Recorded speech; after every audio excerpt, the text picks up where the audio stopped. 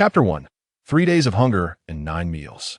Dear viewers, you are now watching the most brutal survival competition show in history, Conquering the Wilderness. From the 500,000 applicants, who among the top 100 contestants will ultimately claim victory? Who will seize the grand prize of 100 million? Let me remind you once more. This is no script, it is a direct confrontation between humanity and nature. The live voting has commenced. Come and cheer for your favorite contestant. Over 8 million viewers are engaging in real-time interaction through live comments. Since its debut 3 days ago, the show has dominated Weibo's hot search for over 72 hours. The Douyin challenge topic has amassed over 5 billion views. It is indeed an extraordinary sensation. At this moment, deep within the rainforest, Jiang Mo lay motionless on a banana leaf. His skin was parched and his breathing faint. He realized he had been transported into another world. 3 days prior, he awoke in this rainforest, having merged memories revealing that he was participating in a survival program titled Conquering the Wilderness. Before his transmigration, he was a technician in an agricultural protection team. While he could handle wild boars, the idea of wilderness survival was utterly foreign to him. As for the original host's meager skills, he had little hope. An insignificant streamer, his initial motive for joining the program was merely to ride the coattails of its popularity and return to monetize his streams. He had absolutely no experience in wilderness survival. The only reason he was selected could only be attributed to the lingering fortunes of his ancestors. The allure of a 100 million prize was tempting. However, the condition was to survive in the wild for 120 days. Could he endure? Given his current state, he doubted he could last even a week. Fortunately, at that moment, he awakened the ultimate jungle system. The good news was that he had gained a golden finger. The bad news was that the golden finger was utterly unhelpful. The system mandated that he must complete a preliminary task to unlock its functions. And that initial task was 3 days of hunger and 9 meals. Not even a drop of water was permitted. For a moment, he could not discern whether this system was a boon or a cruel joke. 3 days without food or drink. By that time, he would likely be lifeless. Initially, he rejected the idea, but the thought of the 100 million prize made him relent. That was a staggering sum. What was 3 days of hunger? Perhaps he could indulge in a morsel instead. Otherwise, he would be uneasy about claiming that money. For the sake of the 100 million prize, he steeled himself and decided to wager it all. 3 days of hunger it would be. He would gamble on whether his willpower would suffice. To successfully complete the task, he devised a plan to lie still for 3 days, maximizing the preservation of his bodily energy. Little did he know, this perplexing behavior would draw considerable criticism. In the Beijing studio, host Yu Jia smiled as he addressed the audience. Dear viewers, our wilderness program has been airing for 3 days now. During these 3 days, many contestants have demonstrated remarkable strength. Of course, there are also contestants whose performances leave much to be desired. I would like to ask Elders Chun and Huang, whom do you think will be the first to be eliminated? As he spoke, the host's gaze shifted towards the 2 guests in the live studio. Chun Lao and Huang Lao are highly esteemed wilderness survival experts in the country, and they also serve as commentators for the program, Conquering the Wilderness. Number 6, Jiang Mo. Chun Lao exclaimed almost instinctively, with even the typically reticent Huang Lao nodding in agreement. Upon hearing this name, netizens could hardly contain their opinions. Jiang Mo? Is he the one who said he would lie down for 3 days at the start? He's not even dead yet. I must say, that fool really did lie there for 3 full days without a drop to drink. He is quite the character. I saw him vomiting bile during the live stream yesterday, due to severe dehydration, and he looked utterly unwell. Could he really be on the verge of death? Even if he's still alive, do you think he can last in the wild after starving for 3 days? The main issue is that this fool is incredibly stubborn despite the production team advising him to withdraw. He refuses to budge. If he quits, where will I find my entertainment? Such a clown, though I don't particularly like him. I still enjoy watching him, just waiting for the moment I can feast. Wow, turns out everyone is here for the laughs. Ha ha ha. Noticing the numerous comments about Jiang Mo on the screen, Chun Lao remarked, Jiang Mo's actions are exceedingly inadvisable. Lying down for 3 days without food or water is merely an act for attention. I've reviewed his background. He was originally just a minor streamer. and his motivations for participating in this program are far from pure. This is a wilderness survival show, where one must confront nature with a sense of reverence.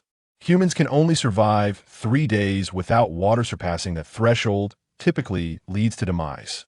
Even if one were fortunate enough to endure, irreversible damage to bodily organs would ensue. Thus, I can confidently assert that he will not last through today. Another guest, Huang Lao, interjected, Jiang Mo appears to be quite the amateur. Let's not even discuss water and food. His shelter consists of merely 2 banana leaves. Is such a contestant truly here for wilderness survival? So, let us not dwell on such a contestant. Do not grant him any attention. We should not focus on those with misguided intentions. The host, Yu Jia, wore a subtle expression, refraining from expressing an opinion. From the perspective of the production team, as long as there is buzz, that suffices. Regardless of survival skills, capturing the audience's attention equates to success. There can only be one champion. Why, then, do so many apply? It is simply because of the program's popularity. Even if one does not secure the championship, gaining a following can lead to profitable opportunities. Conversely, the production team operates similarly. As long as a contestant generates buzz, they will fervently capture the footage. After the 2 guests concluded their discussion, the director adeptly shifted the camera to Jiang Mo. Since Jiang Mo had been lying down and exhibited serious conditions the previous day, the production team, after unsuccessful attempts to persuade him to withdraw, decisively adjusted the drone's camera to a close-up. This was to monitor Jiang Mo's condition closely, ensuring that if he faltered, timely intervention could be executed. At that moment, Jiang Mo's breathing was nearly imperceptible upon closer inspection. One could hardly detect the faint rise and fall of his chest.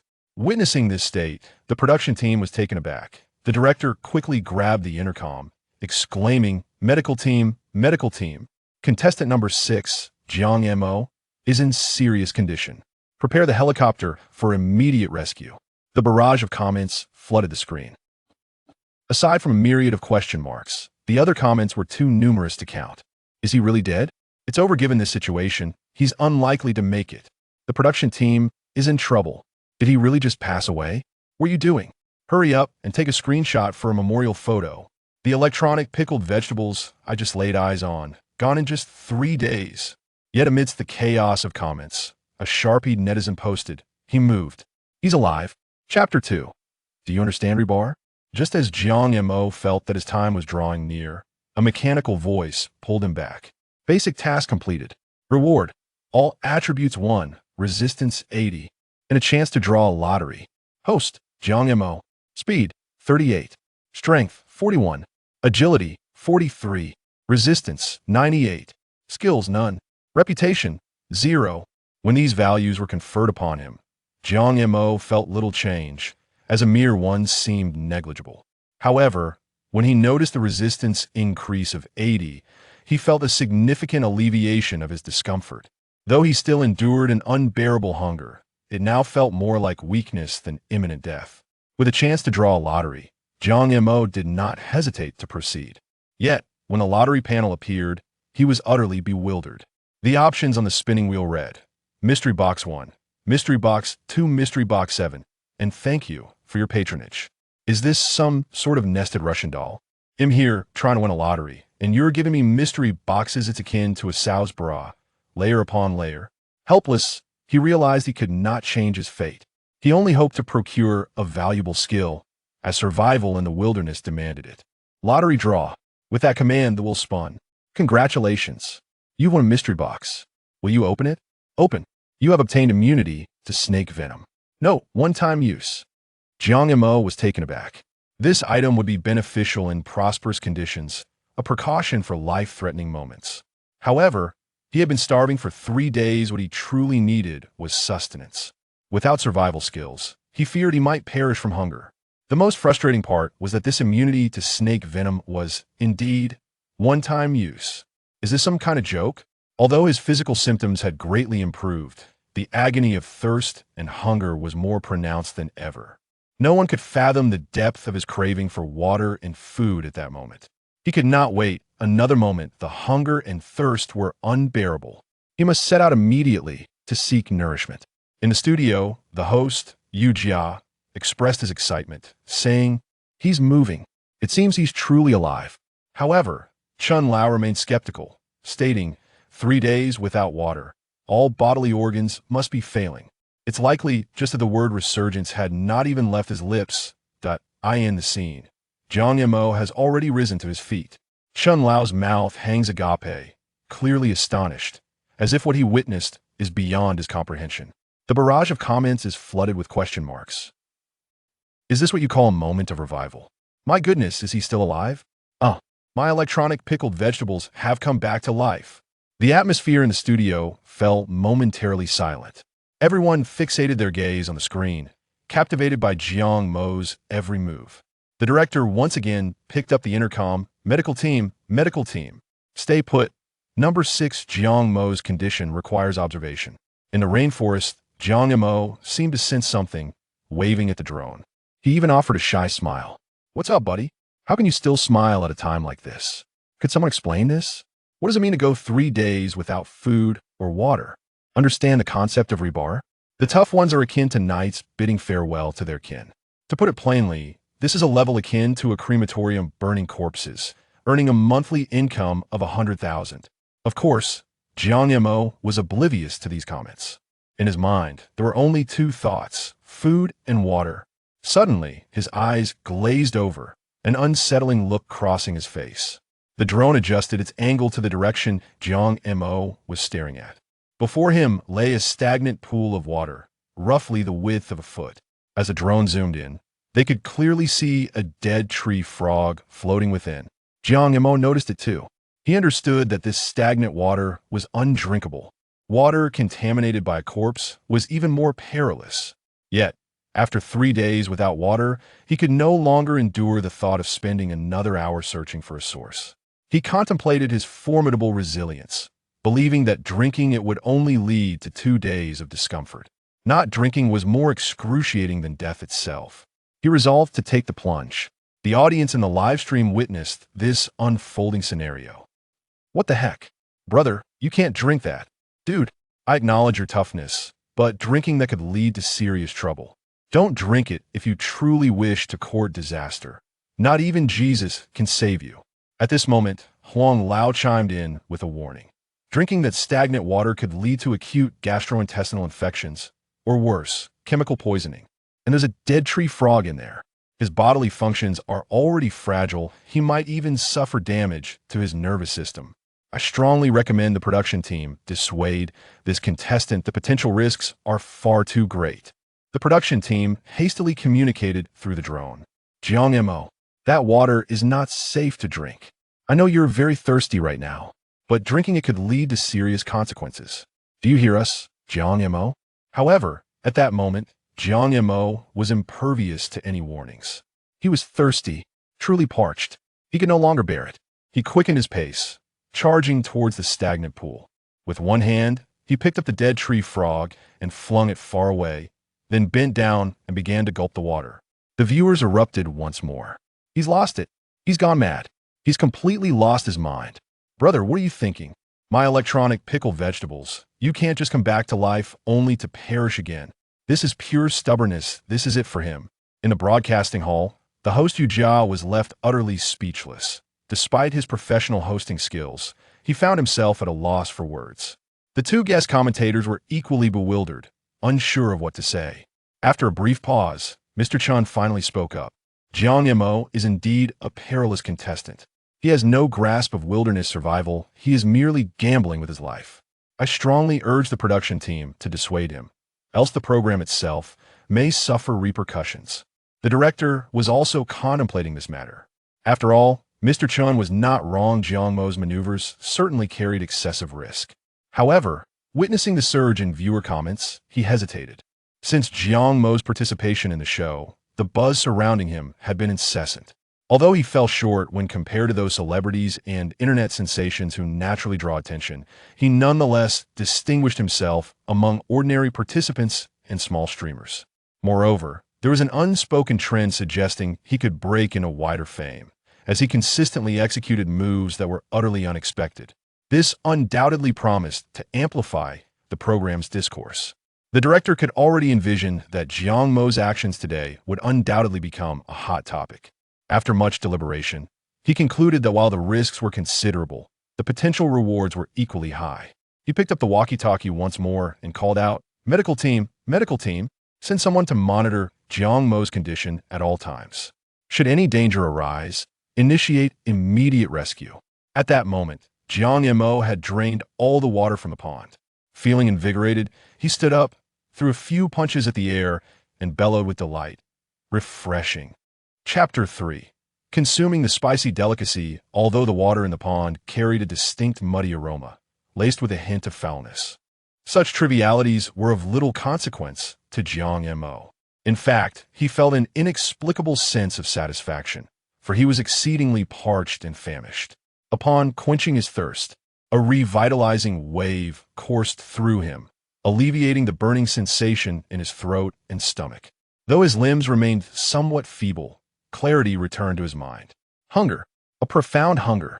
As awareness sharpened, the pangs of emptiness became increasingly pronounced.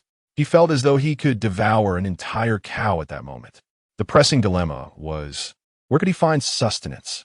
Surviving in the wilderness? Lacking any skills rendered him utterly helpless. In that instant, he yearned to scoop the earth beneath him and consume it. In a live broadcast, host Yu Jia observed Jiang Mo finishing the stagnant water, feeling a tingle of unease at the nape of his neck. He genuinely did not anticipate that Jiang Mo would actually drink it. The added presence of a dead tree frog made the situation even more shocking. Despite his astonishment and discomfort, he maintained his composure and spoke in a measured tone. It seems that contestant Jiang Mo is exceedingly thirsty. He has not had water for 3 consecutive days, which is the physiological limit for humans. One can see that his physical condition is rather commendable. However, the upcoming challenges may prove to be quite formidable. Old Chun, as an expert in this area, what are your thoughts on Jiang Mo's actions and the challenges that lie ahead? Old Chun maintained a stern expression, his opinion of Jiang Mo unwavering. Nevertheless, he was obliged to respond to the host's inquiry, as it was his duty. As for Jiang Mo, I have never held high hopes for him. I stand by my belief that he is not here for survival. He is merely here to put on a show. Drinking that stagnant water, even if he is fortunate enough to avoid poisoning, he will undoubtedly face numerous adverse reactions. Old Huang nodded in agreement, picking up the thread of the conversation. Indeed, due to the water being contaminated by a corpse, it is teeming with bacteria and parasites. Diarrhea, vomiting, and intestinal cramps are inevitable, and he cannot possibly endure that. Even if his willpower is remarkable and he withstands it, let us not forget that he has gone 3 days without food or water. In a state of such severe energy deprivation and with alarming symptoms, how will he procure food and water? Without a doubt, he is destined to be the first eliminated. Netizens chimed in with their opinions. In the wild, one must avoid stagnant water. Yet he guzzles it like bubble tea? Bro, I admit your bravery, but this sinister act of drinking from a death trap is beyond saving. What a pity. I truly wanted to watch you for a few more days. Ugh. I can smell the stench of decay through the screen. Brother, you must hold on. I still want to witness your spectacular demise. Amidst the barrage of comments, the host unexpectedly lost control of his expression and shouted, "Snake. There's a snake." His exclamation startled everyone. Keen-eyed viewers quickly spotted it as well. Oh my, there really is a snake. Someone hurry and warn Jiang Mo. It is indeed a bamboo viper. This is no jest. Conservatively speaking, it must weigh at least 1 pound or 2. How enormous. Where is it? Where is it? If you no longer need those 2 bulbs, perhaps you could donate them. Right on the bamboo branch above Jiang Mo's head. The directing team should swiftly communicate via drone. Jiang Mo, beware above. There is a bamboo viper. Retreat cautiously and avoid startling it. A snake? Where did the snake come from? Jiang Mo looked up to see a bamboo viper, approximately 2 meters away, fixating on him while flicking its forked tongue. It seems I possess immunity to snake venom. Surely, that must extend beyond merely preventing bites. It could be edible too.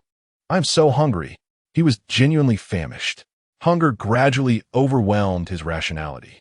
He He was seen gulping down saliva feverishly, his eyes glinting green, and his feet uncontrollably inching forward. This behavior did not go unnoticed by the viewers in the live stream. No way, brother. Dude, that look in your eyes is perilous. This is not permissible. I only know that a gambling addict can do anything. Can a starving ghost behave similarly? The production team quickly cautioned, Jiang Mo, it's dangerous. You must not approach any closer. That is a bamboo viper, highly venomous. Venom? After 3 days of hunger, how much more poisonous could it be? At that moment, in Jiang Mo's eyes, this was not a venomous snake. It resembled nothing more than a delectable treat. No one understood how he had endured the past 3 days. No one comprehended the depth of his hunger at this instant. As Jiang Mo drew near, the viper's tongue flicked longer, seemingly poised for attack. Yet, Jiang Mo's movements were swifter. He swiftly grabbed a stick from the ground and struck down fiercely. The bamboo branch shook violently, and the bamboo viper fell to the ground. Jiang Mo lunged forward like a ravenous dog.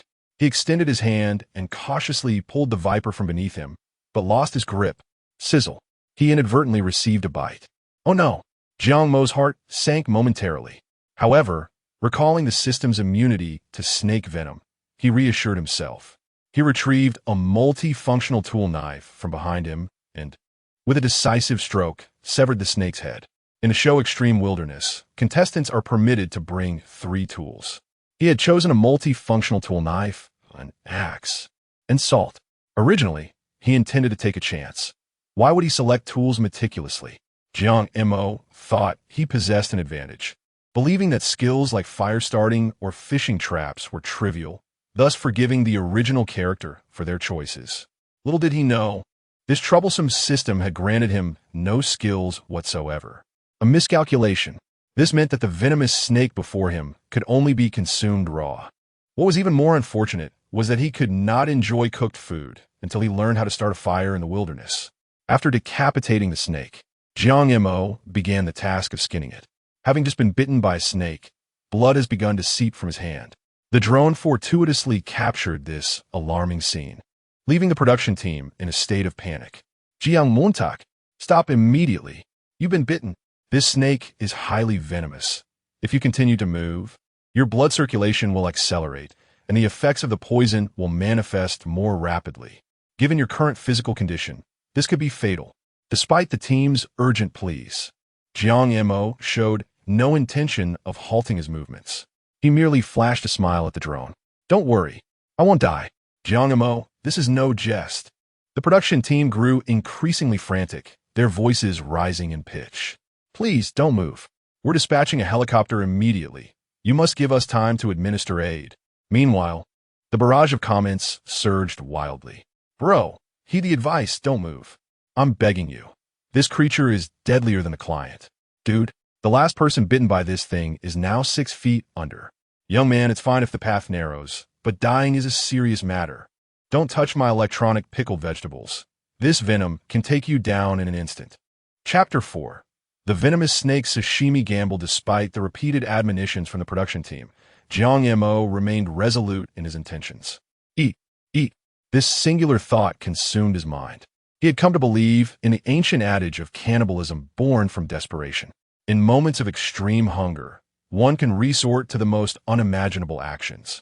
With swift efficiency, he prepared the bamboo viper, showing no inclination to rinse it, and directly sliced a piece to consume. How to describe the flavor? Quite tender. Though there lingered a faint fishiness, it was not intolerable. Seemingly unsatisfied with such a modest morsel, he embraced the snake, devouring it as one might a savory snack. Observers online were collectively bewildered. What? Raw consumption? This individual, having endured 3 days of hunger, was already in a precarious state, and now, after being bitten by the bamboo viper, his situation had become perilous. Yet here he was, consuming the snake meat raw, without delving into the potential for parasitic threats associated with wild venomous delicacies. The ramifications of his reckless actions were undoubtedly severe. Given his prior absurdities, this would surely be his undoing. Even divine intervention would be futile. Consequently, viewers flooded the comment section with urgent pleas. Remove him. Remove him. Remove him. Remove him. Is this really a gamble with the venomous snake sashimi? Snake venom as a side dish? While others struggle for survival in the wilderness, he seems intent on courting death, maximizing the show's dramatic effect at the cost of his life. A premature conclusion. Farewell, brother. The bamboo viper seemed to mockingly retort. Who would have thought that after my demise, I would still have the chance to retaliate? What a pity. This brother truly embodied the spirit of the fearless, but alas, it may be too late for any fanfare. In the broadcasting studio, the host and two guests stared, dumbfounded, at the screen as Jiang Mo voraciously consumed the snake, momentarily rendered speechless in shared astonishment. Meanwhile, chaos reigned within the production team. The director could scarcely fathom that not only had Jiang Mo refused to cease, but he had audaciously consumed the venomous snake raw. He had never encountered someone so reckless. Logistics team, prepare the helicopter and immediately locate Jiang Mo's position for urgent medical assistance. Now, at once. The director was genuinely panicked. This was an officially sanctioned program. Any misstep could have catastrophic consequences. The broadcast director hesitantly inquired, "Director, should we continue airing this footage of Jiang Mo?" Observing the surging viewer count and the overwhelming barrage of comments, the director clenched his jaw. Air it. If Jiang Mo were to face dire consequences, switching the feed would serve no purpose. However, should he miraculously survive, this moment would undoubtedly cement his legacy. With the attention Jiang Mo had garnered, the show's popularity was assured. Truth be told, no one wished for Jiang Mo's safety more than he did. To outsiders, Jiang Mo may have appeared reckless, but to him, Jiang Mo was a coveted asset. Unbeknownst to Jiang Mo, his reckless act of devouring the venomous snake had thrown the production team into disarray. His current sentiment can be encapsulated in a single word: contentment. Though he has not tasted a morsel of warmth, he feels an overwhelming sense of happiness. Upon hearing the notification indicating the activation of the venom elimination process, Jiang Mo found solace. Yet, something felt amiss. Why did he suddenly feel dizzy? The voice informed him that the process of detoxification might induce some mild discomfort, a normal occurrence. However, why was he seeing his great-grandmother again? Is this what one calls mild discomfort? Sleepy. He yearned for slumber. Jiang Mo trudged heavily towards the two broad banana leaves, collapsing onto them and instantly drifting into a deep sleep. This scene was witnessed by the viewers in the live stream, igniting a flurry of excitement. Goodness, did he succumb so swiftly? Is the next step foaming at the mouth and convulsing? If only he had heeded the warnings, he would not be in such a predicament. Young as he has squandered his life. Brothers, if he survives this, I shall surely support him. In a live stream, the three commentators were at a loss for words, but eventually, Old Chun spoke first. He brought this upon himself. Had Jiang Mo not been so reckless, had he possessed even a modicum of wilderness survival knowledge, he would not have reached this juncture. This is the consequence of disrespecting nature. Even though Jiang Mo's situation was perilous, Old Chen's words were devoid of compassion. Old Huang chimed in. I anticipated this outcome from the very beginning. His irresponsibility, both towards himself and the production team, is glaring. The host, Yu Jia, felt somewhat helpless, uncertain of the program's direction moving forward. If a life were truly lost, it would be no trivial matter. After a moment of adjustment, he composed himself and stated, Contestant Jiang Mo has encountered unforeseen circumstances. Let us unite in prayer for him. I firmly believe that with our collective blessings, contestant Jiang Mo will emerge unscathed. The comments section ceased its playful banter, focusing on the solemn act of prayer. Suddenly, a curious remark interrupted the solemnity. Wait, is that Jiang Mo snoring? This revelation abruptly disrupted the viewer's focus. Zzz. Jiang Mo's snores grew louder, audible to all with functioning ears. Goodness, he truly is snoring. Is this even possible? The comments exploded in astonishment. This fellow possesses an incredible resilience. How is he unaffected? Not to mention, are you truly the chosen one, Jiang Mo? It is suggested that he have his fortune read. Even the king of hell would be compelled to offer him a cigarette. A medical miracle? The three commentators were left dumbfounded. Even old Chun, who frequently criticized Jiang Mo, fell silent. Is this truly happening? Is this reasonable? The director remained apprehensive. After all, he had been bitten by a bamboo viper. Moreover, this individual had the audacity to consume the corpse raw. He did not rescind his orders to the medical team. Rather, he urged the medical team, do not pause. Proceed immediately to the location of Jiang Mo, conduct a thorough examination to ensure all is well. 20 minutes later, the medical team arrived at Jiang Mo's position. The attending physician first checked Jiang Mo's breathing with his hand, followed by a careful examination with a stethoscope. His respiration was normal. His heartbeat was steady. Then, he opened Jiang Mo's mouth and shone a flashlight inside. The oral cavity appeared normal, with no signs of poisoning. Finally, he drew a vial of blood and analyzed it with an instrument. 5 minutes later, the results indicated a slight presence of toxins in the patient's bloodstream. It was nearly at a normal level. The diagnostic outcome showed no abnormalities. It was estimated that after a good rest, the patient would recover. Following the physician's report, question marks began to appear on the screen. Is this a joke? The diagnosis is normal? I can't believe it. After being bitten by a bamboo leaf viper, not only is he unharmed, but his body has also been consumed, and yet he is fine? A corpse soaked in water, a venomous snake's bite, and you tell me he isn't scathed? I suggest an autopsy and tissue analysis. Come on, we are all human. Why should you possess such purification? If you continue this way, I might truly become your fan. The director of the show, with a clenched fist, shouted a resounding yes. At that moment, no one was happier than he. The crisis had been averted, and Jiang Mo's well-being was a tremendous relief. Furthermore, he had foreseen that today's events, once they took to the internet, would generate an overwhelming amount of discussion and excitement for the program. This time, he had placed a successful bet.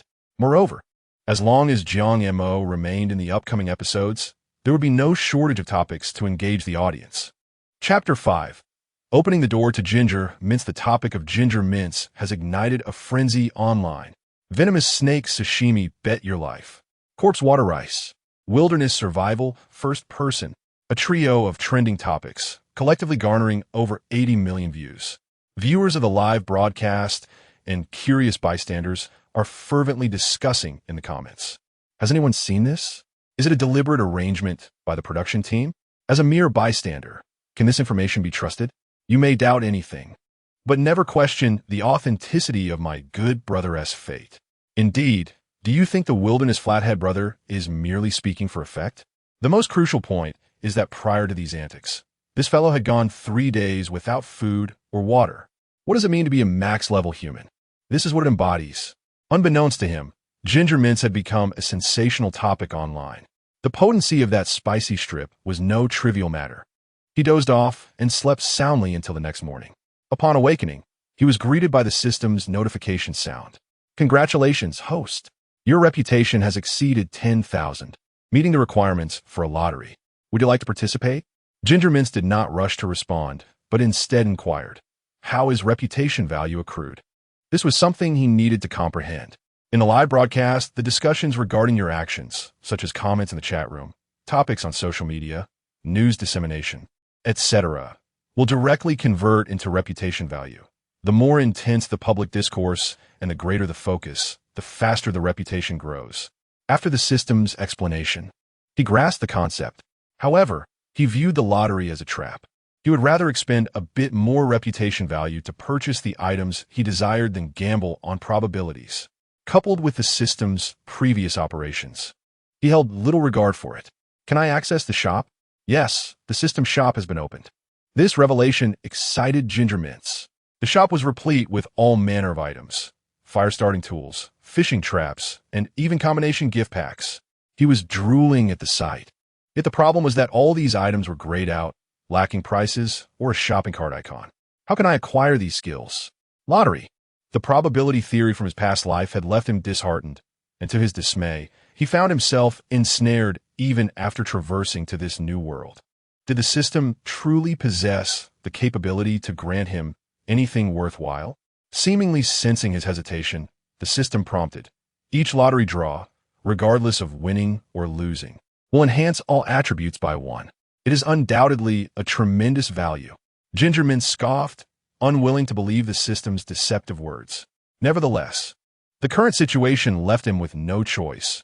Even aware of the system's dubious nature, he had to steel himself and draw. Yet from another perspective, it could seize from him, yet still bestow attribute enhancements for the lottery. That was indeed quite benevolent. Let's draw. Ginger Mince glanced at his reputation value, which stood at over 30,000, allowing him 3 draws. He refused to believe he was so unfortunate as to draw nothing worthwhile. With a decisive command, the wheel began to spin. As was to be expected, an unexpected outcome emerged. Thank you for your patronage. Bonus. All attributes increased by 1. Continue. Thank you for your patronage.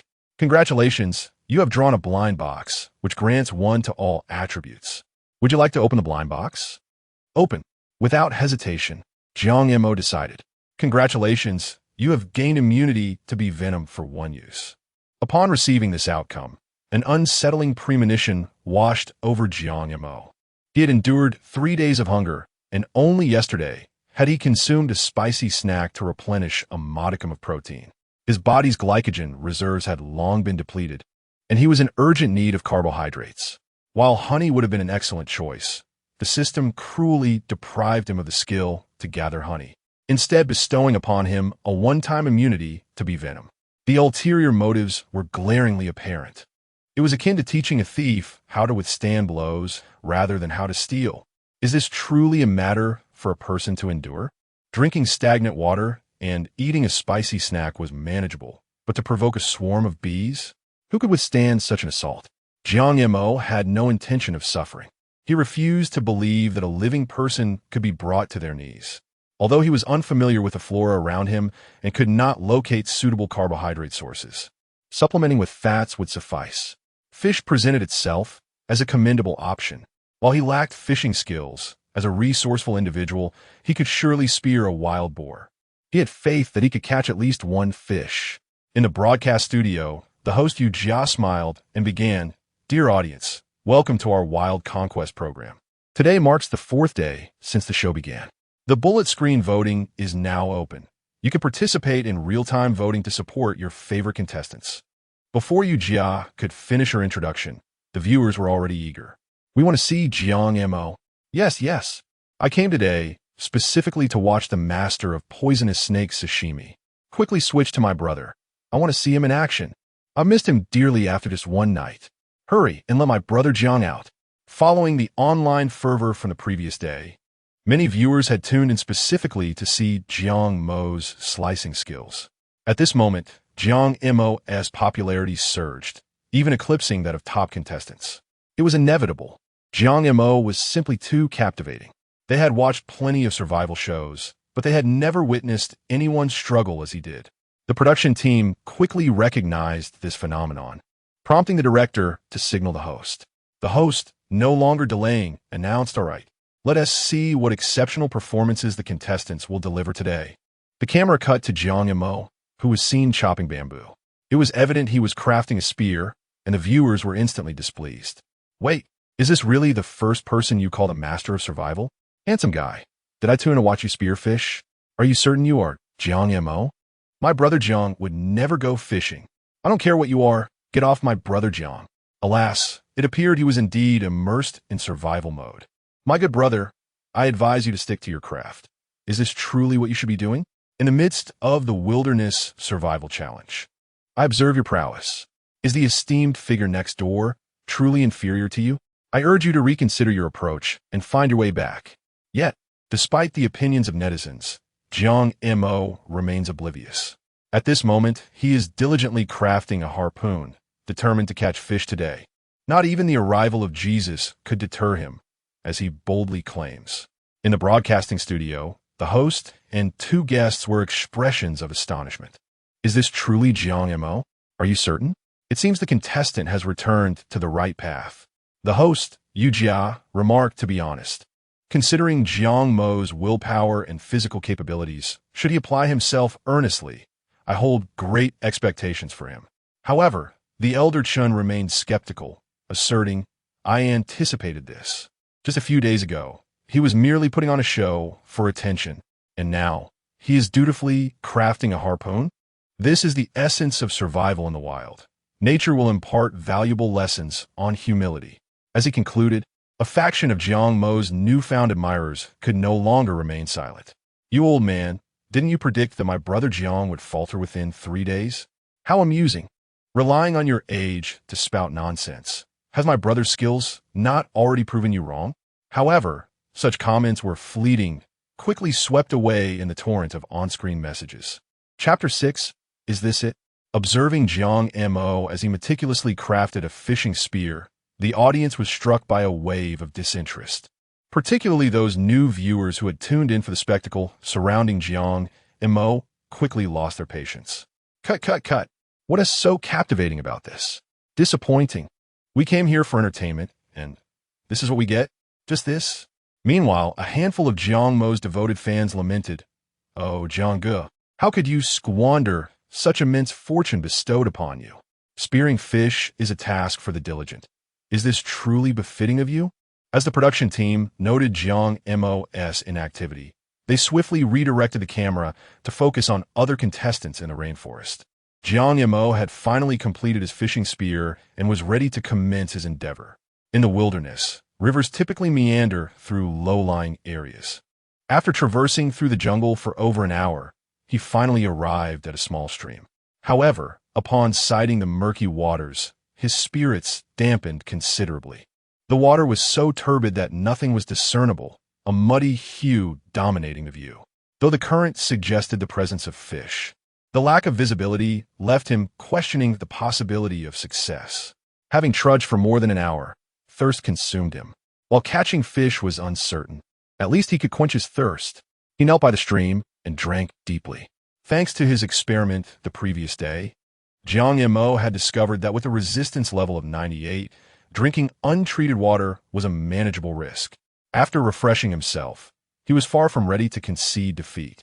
He resolved to test his luck. Blind spearing. Yes, he would plunge his spear into the water without foresight, relying solely on fortune.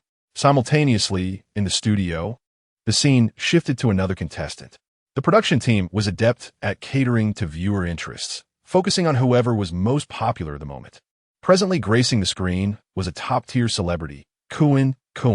As a striking figure filled the frame, a chorus of enthusiastic female fans erupted in cheers. "Oh, Kun is so handsome. It was high time they switched to my brother. What could possibly be captivating about that Jiang Mo? Right? Jiang Mo is merely a reckless fool. Our brother is far more appealing, enduring, and enjoyable to watch." At this moment, host Yu Jia interjected, "Dear viewers, what you are witnessing is our entertainment industry's leading star, Kun. It has long been rumored in the entertainment circle that Kun has a deep passion for outdoor activities, making his participation in our program quite anticipated. His performance over the past few days has been evident to all. What do our two guests have to say?" With that, he turned his gaze toward Elder Chun and Elder Huang. Their demeanor towards Jiang Mo was starkly different.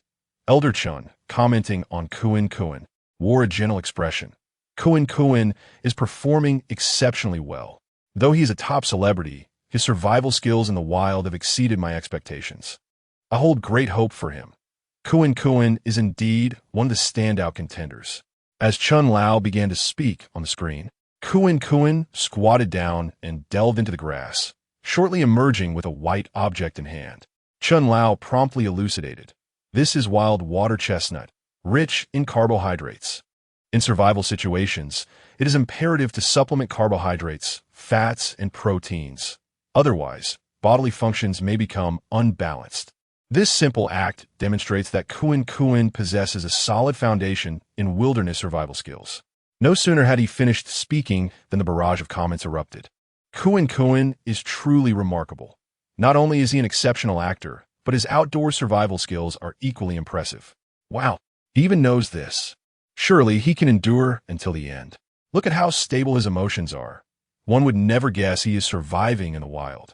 What is that Jiang Mo doing next door, daring to compete for screen time with our brother?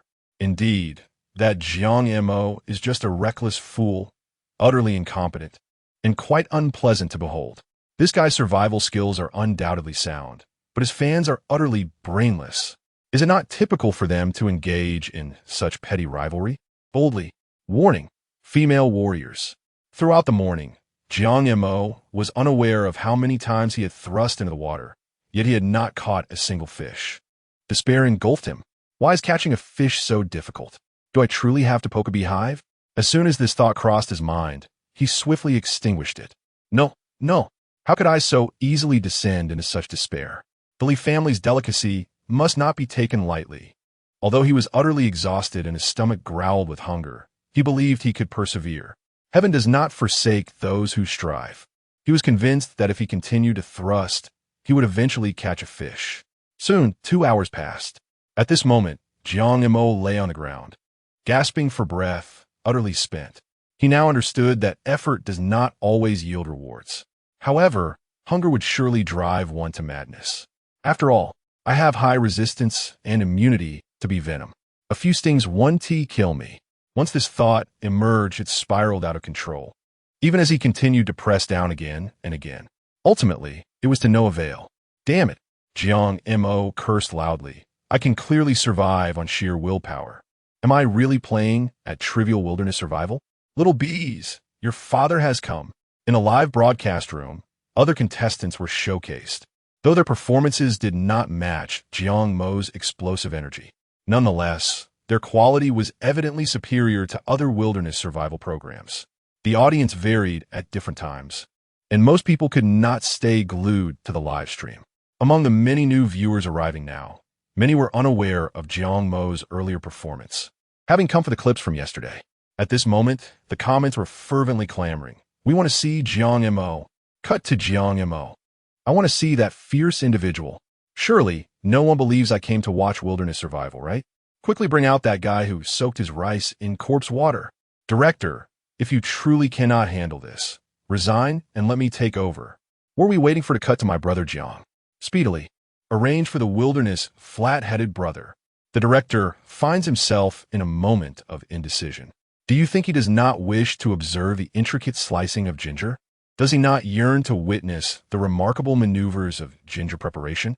For heaven's sake, we are all human. Who does not relish a spectacle?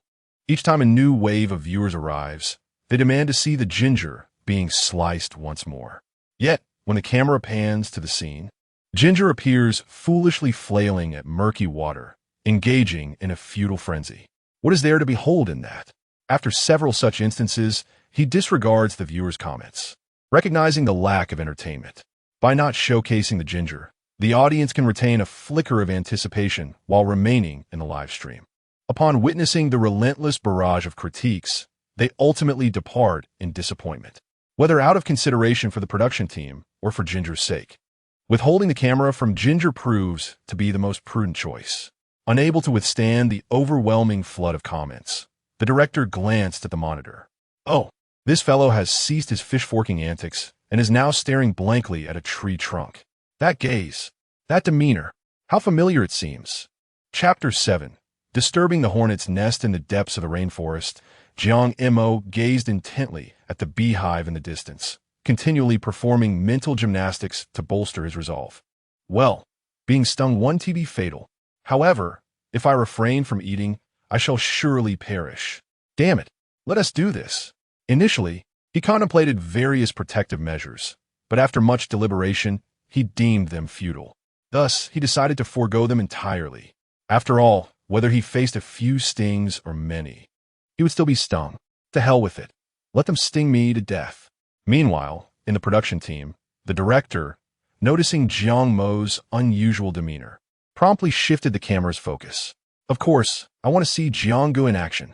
When the audience finally laid eyes on the long-awaited Jiang Mo, discussions erupted among them. What on earth is he doing, standing there motionless? If your only contribution is to remain still, then I must say, brother, you've run out of ideas. Weren't you supposed to be struggling in the wilderness? The viewers upstairs were clearly new. Typically, when Jiang Gu has that look in his eyes, he is gearing up for something big. At this moment, the director also directed the drone's camera towards the spot Jiang Mo was fixated on. Upon seeing the massive hornet's nest perched on a tree branch, a deluge of question marks flooded the screen. Brother, Please don't tell me you intend to mess with that thing. This kid has always been this bold. Goodness, how many bees must be in there? Just the thought sends shivers down my spine. This is far too perilous. If you truly go and poke it, I fear for your life. No wonder he has consumed venomous snake sashimi. Initially, I was skeptical, but today I am convinced. In contrast to the new viewers, the seasoned fans of Jiang Mo filled the comment section with a different tone. Handsome, you've finally returned to form. This is your true calling. Exactly. Only in your area of expertise can you truly shine, you know? My good brother, you've got this down. You've even mastered the art of foreshadowing. This morning was merely a performance for us, and this afternoon you're treating us to a plot twist, right? This live broadcast is truly under your control. Nonsense. My good brother knows how to pamper his fans, you see? This morning he indulged the haters, and now he is spoiling the true fans. I'm moved to tears. My Jiang is simply the best. In the studio, host Jia had grown somewhat numb to the unfolding events. Jiang Mo's actions, regardless of their nature, ceased to surprise him. If he behaved as conventionally as he did that morning, it would have felt quite odd. However, as a host, he sought to maintain a calm and objective demeanor. I suspect that Jiang Mo is merely observing and has no intention of taking action. In the wilderness, honey is indeed a precious source of carbohydrates, but the risk factor here is excessively high. Huang Lao had learned his lesson. When it came to Jiang Mo, he refrained from commenting. After previous events, he realized that one could not approach Jiang Mo with the rationale of an ordinary person, nor could his physical capabilities be measured by standard human standards. However, Chen Lao felt differently. He was currently quite displeased with Jiang Mo. Previously, my disdain for Jiang Mo stemmed from his outrageous antics, compounded by the numerous instances in which I was publicly embarrassed. My discontent with him has now reached an unprecedented level. The swarm of grass bees ahead appears to be quite substantial, conservatively estimated to number in the hundreds. While the venom of these bees is not particularly potent, facing such a multitude would certainly overwhelm anyone. I maintain my stance that his behavior is largely performative. Furthermore, I firmly believe he is destined to be the first to be eliminated. Upon expressing this, the reactions from various parties were decidedly mixed. Firstly, the host, Jia, wore an expression that was quite revealing. Seriously, when has your prediction about Jiang Mo ever been accurate? You continue to hold onto your opinion. Were it not for your slight credentials, would you even have the opportunity to voice your thoughts? Can you not see how immensely popular Jiang Mo has become?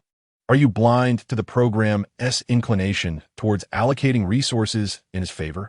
Yet, you persistently sing a different tune, merely because a young man has thwarted your predictions a few times. At your age, you should possess greater perspective.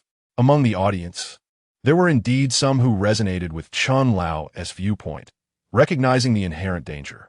While I too find it exceedingly risky, dear friend, though I wish to see you in action, I earnestly hope you reconsider. Hundreds of bees swarming towards you is no jest. Should you truly dare to disturb the beehive, I shall undoubtedly support you. Handsome, as long as you merely approach and touch it, you shall have my admiration. You do not know my brother. He is not merely seeking spectacle. He is driven by hunger. Yes, indeed. My dear friend, this endeavor is either a no-go or it necessitates indulging in honey, even if it means being stung into a swollen mess. Some audience members are familiar with Jiang Mo. If it weren't for his unbearable hunger, who in their right mind would take such a perilous risk? Despite countless mental preparations, when it came down to the moment, Jiang Mo's heart was still racing with anxiety. It wasn't just one or two bees, it was hundreds. Can you imagine the sensation of being stung? Even if 1,000 thoughts of retreat crossed his mind, the pangs of hunger bestowed upon him a multitude of reasons to charge forward. Now, he was so famished that his stomach pressed against his back, his vision blurred. He knew he could not afford to wait any longer. Gritting his teeth, he shouted, "Let us do this." With that, he charged ahead. The audience erupted in exhilaration as they witnessed Jiang Mo's resolute advance. Unbelievable. Inconceivable. Is he truly playing for real while others merely joke? They never anticipated such determination from him as he approached the beehive with unwavering intent. The audience finally believed that Jiang Mo was genuinely risking it all. Insanity. Madness. The branch he reached for was not particularly high, barely a meter off the ground. Jiang Mo dashed forward, using his bare hands to push aside the dense swarm of bees, revealing a substantial section of the honeycomb. Due to the overwhelming presence of bees, it was momentarily impossible to discern how many layers there were, but certainly there were numerous. When the swarm felt threatened, these bees launched a frenzied counterattack against the unwelcome intruder, Jiang Mo. The sharp, needle-like pain surged through various parts of his body, prompting him to emit a cacophony of sounds. Goodness, please do not sting my mouth. My eyes. At that moment, hundreds of bees were relentlessly assaulting Jiang Mo in a suicidal frenzy. Despite his desperate attempts to swat them away from his face, the sheer number was utterly futile. The viewers in the live stream could not help but shudder at the sight. Ouch! Just watching it was painful. How ruthless! How ruthless! How ruthless! How ruthless! Chapter 8. The Wild's know no class, and the brave do not visit hospitals. The bees are abundant. Despite Jiang Mo's earnest attempts to shield his head from the relentless swarm of bees, his efforts proved futile. He decided to abandon the struggle. Prolonging it would only lead to further torment. With determination, he withdrew a knife from his possession and sliced at the honeycomb. As the blade struck the hive, a burst of honey erupted forth, revealing the rich bounty within. Once 2 or 3 pieces of the honeycomb tumbled to the ground, Jiang Mo ceased his actions, unable to endure any longer. He quickly sheathed his knife, bent down to gather the fallen honeycomb, and fled. However, the bees had no intention of letting him escape. Dozens pursued him relentlessly. Viewers in the live stream were thoroughly entertained by the spectacle. He ran, they chased, and he felt as if he had wings. Brother, where's the wild bolt? Running so fast. How could he not? Would you fare any better? Just imagine a pack of ferocious dogs on your heels. You'd run even faster. The bees' great pursuit order was no laughing matter. Dude, are you playing Temple Run the Wild? I swear, even from behind the screen, I felt a chill run down my spine. How excruciating that must be. Thankfully, Jiang Mo was not afflicted by trypophobia. Otherwise, he would have perished on the spot amidst such a swarm of bees. Jiang Mo lost track of time as he ran, only halting once he confirmed that the swarm had ceased its chase.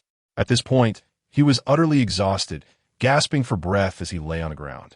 Indeed, the potential of humankind is boundless. He had never realized he could run so swiftly, nor had he acknowledged the endurance he possessed. Aside from fatigue, his entire body throbbed with pain, a sensation both exquisite and torturous. Fortunately, at that moment, the system's voice chimed in. Detection of host being attacked by bee venom. Immunity to bee venom has been activated. Though the immunity skill had been triggered, the pain remained unabated, leaving Jiang Mo feeling somewhat numb from the agony. After resting for approximately 5 minutes, his breathing finally steadied. He sat up, clutching the nearby honeycomb, saliva pooling uncontrollably. After enduring such hardships, he had at last secured his prize. With fervor, he began to suckle the honeycomb, and as the sweet nectar filled his mouth, the pain seemed to diminish. At that moment, the viewers began to jest, Jiang, this honey is harder to obtain than Tang Seng's flesh. Just say whether he succeeded or not. After yearning for honey all day, he had finally tasted it, albeit at a significant cost. Hilarious. The production team certainly deserved commendation.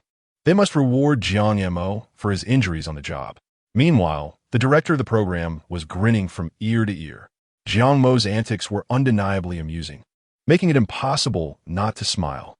Furthermore, he felt validated in his decision to keep Jiang Mo on the show, as the excitement he brought had undoubtedly elevated its popularity.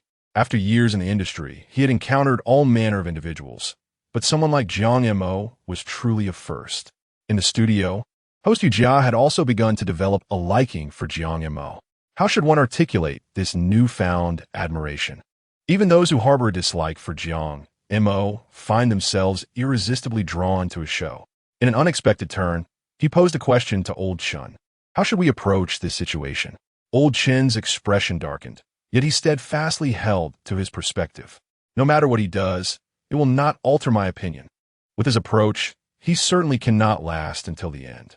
Being stung by so many bees is no laughing matter. The consequences could range from temporary incapacitation to severe poisoning, leading to his withdrawal from the competition. Either scenario would deliver a devastating blow to his challenge. Furthermore, Jiang Mo possesses no wilderness survival skills. What grounds does he have to persevere? Yu Jia couldn't help but chuckle at the absurdity. What grounds? Of course, it's sheer tenacity. We are not blind. We can all see that Jiang Mo lacks the skills for survival in the wild. The question is, wilderness survival doesn't necessarily require skills. A strong will is sufficient. When this thought crossed Yu Jia's mind, he was taken aback. He had been completely swayed by Jiang Mo. How could wilderness survival not require skills? Jiang Mo had entirely upended his perceptions of this domain. In the heart of the rainforest, Jiang Mo, with a fervor reminiscent of a tempest, devoured the honeycombs with gusto. The sensation of satiety was profoundly gratifying, though the sweetness was somewhat overwhelming. It was a minor flaw in an otherwise splendid experience. However, the swelling on his face intensified, and he knew without a doubt that he now resembled a bloated pig. The online community was thoroughly amused. Bro, are you cosplaying Zhu Beiji? Director, quick, save this moment. It's far more realistic than the pig effects in domestic dramas. Haha, this is hilarious. The first idol of the pig genre? My brother has such a handsome face, and now it's utterly ruined. In contrast to the netizens' jests, the production team felt a twinge of concern upon seeing Jiang Mo's condition. They quickly communicated via drone. Jiang Mo, your swelling is quite severe. This poses a serious risk. While it would be regrettable for you to withdraw now, I strongly advise you to seek medical attention. Although the director felt reluctant to see Jiang Mo exit, the gravity of his condition was undeniable. Life is the utmost treasure, and everything else must take a back seat. Moreover, he was likely aware that Jiang Mo would not quit. By issuing this warning, he felt he had fulfilled his duty should any unfortunate incident arise. Not necessary. Jiang Mo did not even lift his head. The director hesitated before speaking again. Jiang Mo, I urge you to consider this carefully. After all, you are aware of your own survival skills. Your current situation is perilous, and coupled with your subsequent actions, it will undoubtedly become even more dangerous. Your performance thus far has been commendable. While withdrawing may mean forfeiting the grand prize, you would undoubtedly gain a multitude of fans. The director's words elicited a frown from Jiang Mo. He discerned the underlying implication. They deemed him unworthy. Do you perceive my actions as perilous, questioning my ability to survive in the wilderness? What does that imply? Is it a form of professional prejudice? Your judgment of my methods matters not. My sole objective is to endure. Though he recognizes the director's intentions are benevolent, he seizes this opportunity to convey a message to all. Regardless of the circumstances, he is determined to persevere until the very end. No matter his approach, let us not indulge in professional discrimination. With a piercing gaze fixed upon the drone, he declares, the pursuit of survival knows no hierarchy. True warriors do not find solace in hospitals. Your opinions on my survival tactics are irrelevant. Simply state whether I have survived. I shall undoubtedly be the last one standing. It is preposterous. Without the chance to claim a grand prize of 100 million, would all this suffering be in vain? Before the director could respond, the viewers in the live stream were left bewildered by Jiang Mo's unexpected proclamation, flooding the screen with a flurry of comments. Chapter 9. Intense rainfall. Wild gaming knows no distinction between the noble and the humble. A rugged man doesn't seek solace in a hospital. Brother Jiang, are you trying to make me die from laughter? My good friend, aside from your unwavering character, your linguistic artistry is also at its peak. Hand me a cigarette, Jiang. Can we truly enjoy such flamboyant banter for free? The director, taken aback, chuckled and remarked, that was not my intention, Jiang Mo. I genuinely care about your well-being. Please do not overthink it. Contemplating his impressive resistance rating of 98, combined with his immunity to bee venom, he reassured, I'm fine, no need to worry about me. After a moment's thought, Jiang Mo added, brothers, one must not take such matters lightly. Do not emulate me. My actions in the wild were driven by necessity. In return, Jiang Mo kindly offered a reminder to spare the production team from unnecessary troubles. The director nodded in satisfaction, recognizing the young man's thoughtfulness. In this age of rampant online connectivity, it is inevitable that there will be many thoughtless imitators.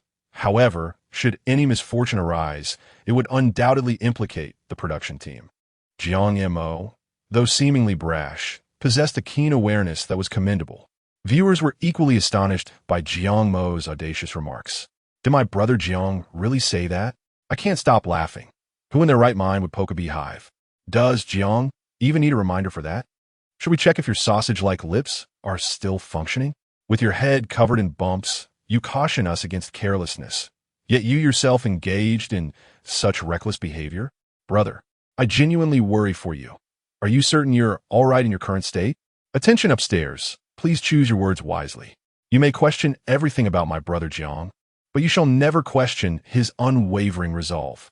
Meanwhile, Jiang Mo, feeling satiated, casually laid down a banana leaf on the ground and reclined upon it. He intended to rest for a while. After a day of fishing and being chased by bees, he was utterly exhausted. Open the panel, he silently commanded, eager to check if his reputation had increased. After all, this meal was secured, but the next one remained uncertain. Host, Jiang Mo. Speed, 41. Strength, 44. Agility, 46.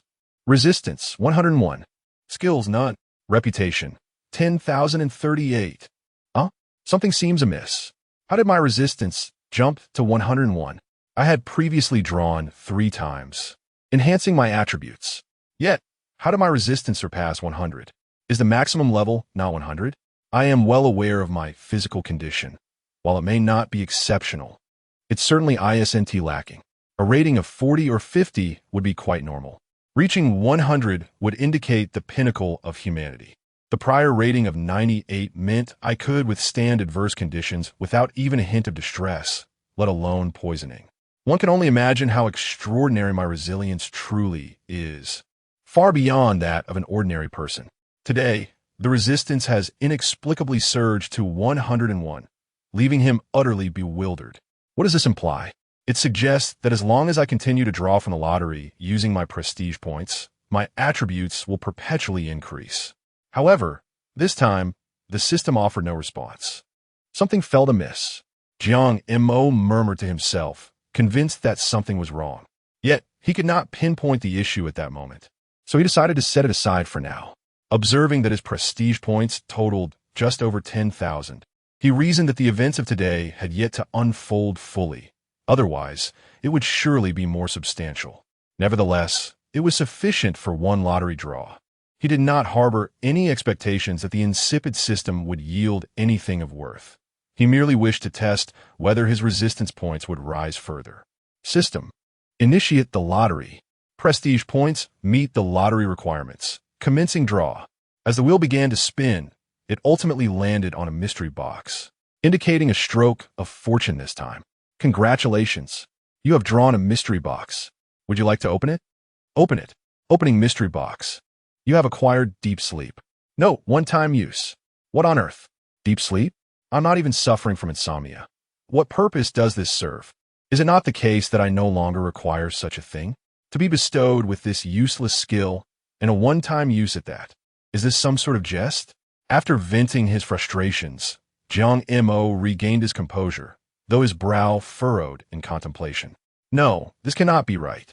According to the system's nature, it would not act without reason. The provision of deep sleep likely indicates that he will soon experience poor sleep quality. The question is, under what circumstances might his sleep be disturbed? Imagining a scenario where, without the system's assistance, he could sleep soundly for 3 days. One could easily discern the quality of his rest. Now, with the addition of deep sleep, just how dreadful would the sleeping conditions have to be? Excessive anxiety about the future is the very poison that erodes the present self. Unable to fathom it further, he resolved to set aside his worries for now and lie down on the banana leaves to catch some rest and alleviate his nerves. In the broadcasting studio, upon seeing Jiang Mo lay down to sleep, the production team shifted their focus to other contestants. Host Yu Jia was just about to introduce the next participant when a short message came through his earpiece. He promptly addressed the audience. We interrupt this program to announce that, according to the latest meteorological report, the rainforest area where the contestants are located will experience a sustained heavy rainfall tonight. The rainfall is expected to exceed 90 millimeters over the next 12 hours, presenting a significant challenge for the competitors. Upon hearing this news, Jiang Mo could hardly contain his excitement. Finally, he had seized the opportunity. Hope was on the horizon. He was skeptical that Jiang Mo could endure this time around. Without waiting for the host to call him, he eagerly interjected, "I cannot speak for the other contestants, but Jiang Mo is in for a tough time. Firstly, he is the only participant who did not bring a waterproof cover. With such torrential rain, I shudder to think how he will manage. Furthermore, he has not constructed any shelter. If he were to seek out a cave now, it would be too late. For this region offers no suitable refuge. In addition to contending with the dampness of the environment, he must also guard against various natural perils. I truly cannot fathom how he will endure this time. Thus, I am convinced that Jiang Mo will inevitably face elimination." After his analysis, the viewers in the comments began to express their concerns. Although I harbor a strong dislike for this old fellow, he has made a valid point this time. Indeed, while it is summer, the wilderness can still feel quite frigid during rainfall, without shelter or a source of fire. The challenge of persevering through the relentless downpour is exceedingly daunting. Even with extraordinary luck, I suspect my brother Jiang would find himself utterly at a loss in such extreme conditions. It's perplexing, dear brother. Why on earth did you not bring even a waterproof tarp? Do you think it is possible that despite all this, Jiang could still endure? Are you dreaming? What does he possess to withstand it? Chapter 10. Jiang Mo's certain demise in light of this unforeseen circumstance. The production team convened an urgent meeting. The safety advisor stated, "This prolonged heavy rainfall is quite rare and poses significant risks. The terrain of the rainforest is intricate, and coupled with this extreme weather, timely rescue efforts will be exceedingly challenging. Therefore, my recommendation is to inform the contestants in advance, allowing them to assess their own situations and consider exiting early if necessary." Upon hearing the safety advisor's words, the producer nodded and said, "Very well. Director, please relay this information and persuade a number of participants to withdraw as deemed appropriate. Above all, safety is paramount." "Understood." The director responded promptly, "I shall make the necessary arrangements right away." After the meeting concluded, the director returned to his post and, grasping the walkie-talkie, spoke, "Operations team, open up the drone communications channel for the entire network." Received. The drone communications channel is now open. The director paused momentarily before addressing the contestants. "Attention, all participants. I have an important announcement to make.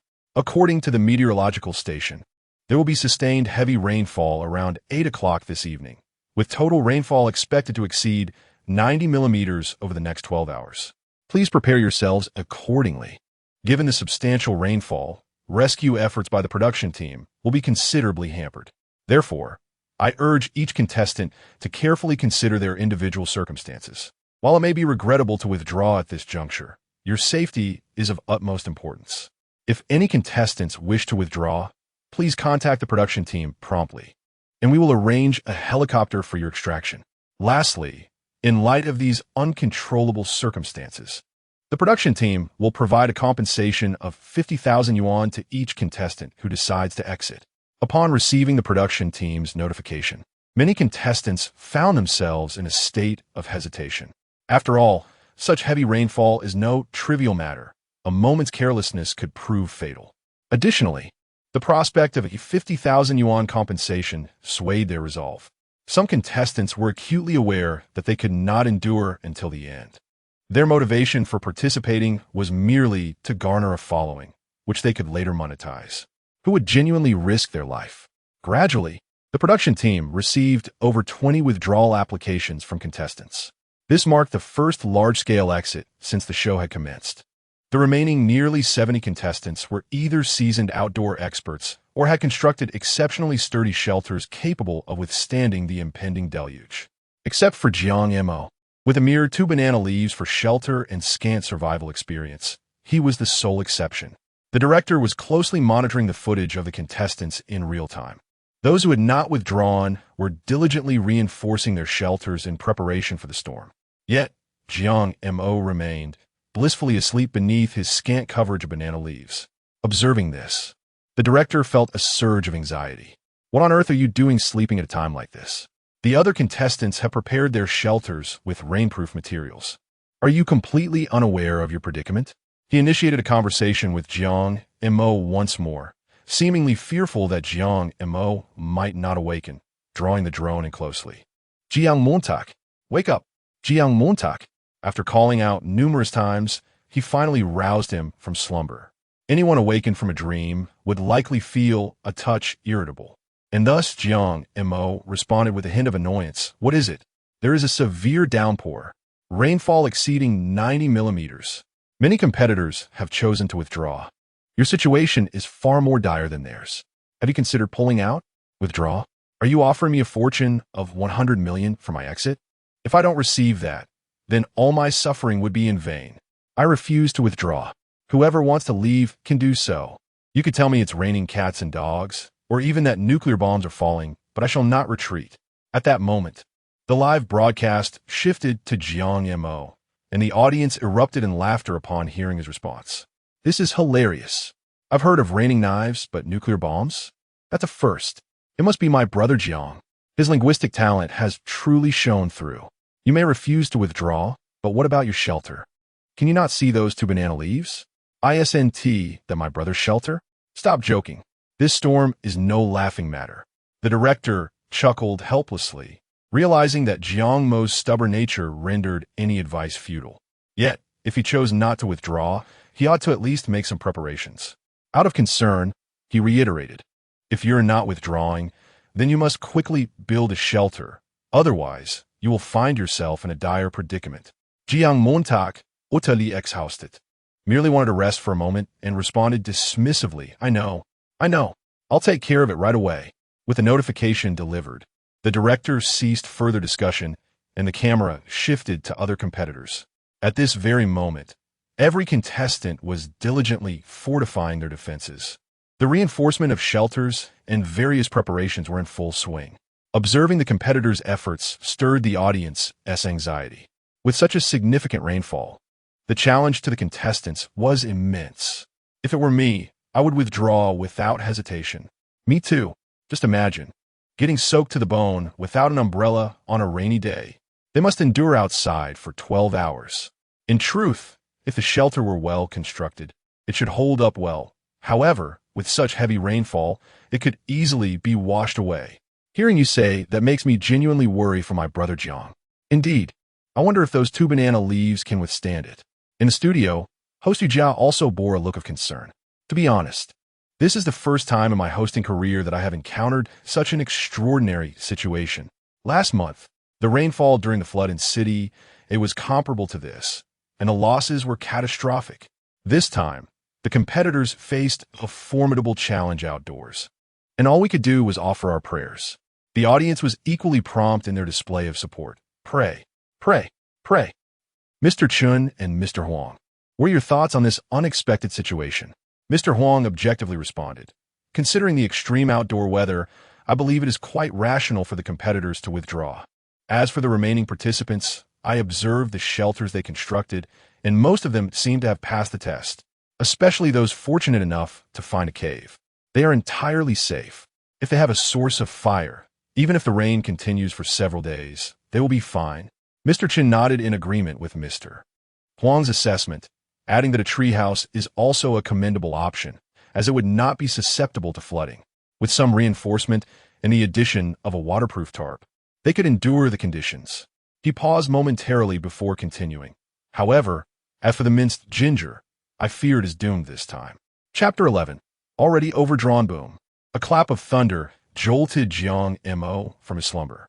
Upon opening his eyes, he was greeted by a sky heavy with ominous clouds and branches thrashing violently in the gusty winds. It suddenly dawned on him that the production team had informed him about the impending rain earlier, but in his drowsy state, he had paid little heed to it. Now, with the wind howling and occasional flashes of lightning illuminating the darkened sky, he pondered the magnitude of the rain that was about to descend. At that moment, Jiang Mo comprehended the true meaning of the deep sleep the dog system had promised him. In such inclement weather, devoid of a tarp or any form of shelter, how could one possibly sleep? The torrential downpour would relentlessly lash against his face. Even the notion of deep sleep seemed ludicrous. He admitted to possessing a hint of bravado. Yet he was not foolish. Contemplating the extreme conditions that lay ahead, Jiang Mo realized he could no longer afford to procrastinate. He had to construct a shelter, or else he would be subjected to considerable suffering that night. Although he lacked waterproof materials, he did have an axe among his tools, which now proved invaluable. He began by chopping down several branches and gathering a few bamboo poles, ensuring he included banana leaves as well. Sleeping on the ground during the rain was out of the question. He needed to build a tree house. However, he harbored a slight fear of heights and lacked the know-how to construct such a dwelling. Consequently, he sought out 2 adjacent tree forks, approximately a meter above the ground. He fashioned a rudimentary bed frame by binding the cut branches to the forks with vines, then laid a layer of leaves atop, topped with banana leaves. All that remained was a roof to shield him from the rain. He propped several bamboo poles into the ground, placing banana leaves on top to create a makeshift canopy. Such was his efficiency. Any passerby would surely offer a thumbs up, albeit sarcastically dubbing it a shoddy construction. As time was of the essence and dusk was quickly approaching, the first drops of rain began to fall. Jiang Mo recognized that his shelter was merely a fade, yet it was certainly better than nothing. Whether it would withstand the storm was left to fate. Suddenly, a torrential downpour erupted. Streams of rain cascaded in a relentless assault against the banana leaves, quickly distorting the makeshift shelter. Just as Jiang Mo breathed a sigh of relief, a drop of water plummeted onto his face. Looking up, he noticed that, unbeknownst to him, a hole had formed in the banana leaves, allowing a deluge of rainwater to pour through. Indeed, he was in for a rough time. Damn it, Jiang Mo exclaimed, cursing the heavens. Although his impressive immunity to colds rendered him nearly invulnerable, the dampness was undeniably uncomfortable. Coupled with the occasional gust of wind that sent chills down his spine, he found himself shivering in torment. In that moment, he finally grasped the purpose of the system's deep sleep feature. For being awake was an ordeal beyond compare. Yet, the same question lingered. Could he dare to sleep? In this dire environment, any slight misstep could cost him his life. As the rain intensified, the torment endured by Jiang Mo grew increasingly severe. At this moment, the banana leaves, once his only shelter, were nearly torn apart, and the torrential rain cascaded down upon him. Even with the leaves providing a modicum of respite, they could hardly withstand the deluge. The discomfort was unbearable. It was far more excruciating than the sting of a bee. Earlier that morning, the areas stung by bees were beginning to heal, but now, the relentless raindrops pelted him mercilessly, causing him to grimace in pain. The most terrifying aspect was the wind. Already soaked to the bone, a gust would chill him to the core. Damn it! Jiang Mo felt he could hardly endure any longer. This conscious torment was a burden only those willing to face could bear. Falling asleep was perilous, yet it also represented a danger within the realm of dreams. A risk he could not perceive. At worst, he could slip away into slumber, a peaceful departure. Enough of this. He wrapped the remaining vines around himself, securing them tightly to the branches beneath him, binding himself to the bedboard with the utmost care, fearful of falling should he succumb to sleep. After completing this, he spoke, "System, activate deep sleep. Request acknowledged. Deep sleep initiated. Please prepare. In 5 seconds you will enter deep sleep." 5, 4, 3, 2, 1. Jiang Mo closed his eyes, feeling nothing at all. He fell into a slumber as still as a dead pig. In the studio, the host Jia was conversing with 2 guests regarding the contestant situations, though their expressions bore signs of tension. Even through the screen, one could sense the contestants' hardships in such weather. We could see them huddled in their shelters, hoping for a stroke of good fortune to safely navigate the night. Upon finishing her statement, Elder Chen interjected. Although the rain is heavy, the production team notified us in advance that the contestants' shelters have been reinforced to varying degrees. They should withstand tonight as torrential downpour without much trouble. However, I wonder how Jiang Mo is faring." As he spoke, there was no trace of concern in Elder Chin's tone. Rather, it carried a hint of sarcasm. His words ignited a flurry of discussions among the netizens. "Indeed, my brother Jiang Mo, lacking even a waterproof tarp, how on earth will he manage tonight? The rain was heavier than the day Yipping sought money from her father. How can my good brother endure? Prolonged exposure to the rain would lead to significant hypothermia. Yes, there have been far too many cases of hypothermia previously. All we can do now is pray that my good brother's resilience shines through once more. Quick, switch the camera. I want to see Jiang Mo. Cut to him. Cut to Jiang Mo." The viewers fervently typed commands to switch the camera, and the director adeptly complied, shifting the focus to Jiang Mo. Upon viewing, it was evident that Jiang Mo's makeshift rain shelter had long been destroyed. A piece of torn banana leaf stuck to his face. Yet, none of this seemed to disturb his deep, serene slumber. Upon witnessing the ginger sprout lying motionless upon the tree branch, a flurry of question marks flooded the online community. Is it over? Is it truly over? It is hardly surprising that netizens harbor such thoughts. What rational individual could possibly slumber in such an environment? The sight of the ginger sprout, utterly still, inevitably evokes unsettling notions. Dear friend, I've only been away for a few hours. How could it come to this? It appears that this time, the situation has taken a grave turn. Oh, my beloved electronic pickled vegetables, I've begun to grow fond of you, and your demise brings me great sorrow. Logically speaking, within such a brief span of hours, even amidst torrential rain, one would not expect such a fate to befall you. Yet, one must consider the harrowing activities undertaken in recent days, consuming spoiled rice soaked in stagnant water, feasting upon venomous snakes, and daringly confronting a wasp nest. Coupled with the fact of having gone 3 days without sustenance, one can only surmise that the body's reserves have been thoroughly depleted. Chapter 12. Jiang Mo's misfortune on a stormy night. The wind howled fiercely, uprooting trees and scattering branches across the ground. Jiang Mo's rickety bed frame was violently toppled, sending him crashing to the floor. Yet, one could not help but marvel at the efficacy of the system as provisions. Despite the tumult, he remained oblivious to the chaos around him. The torrent of floodwaters swept him downstream toward a nearby creek.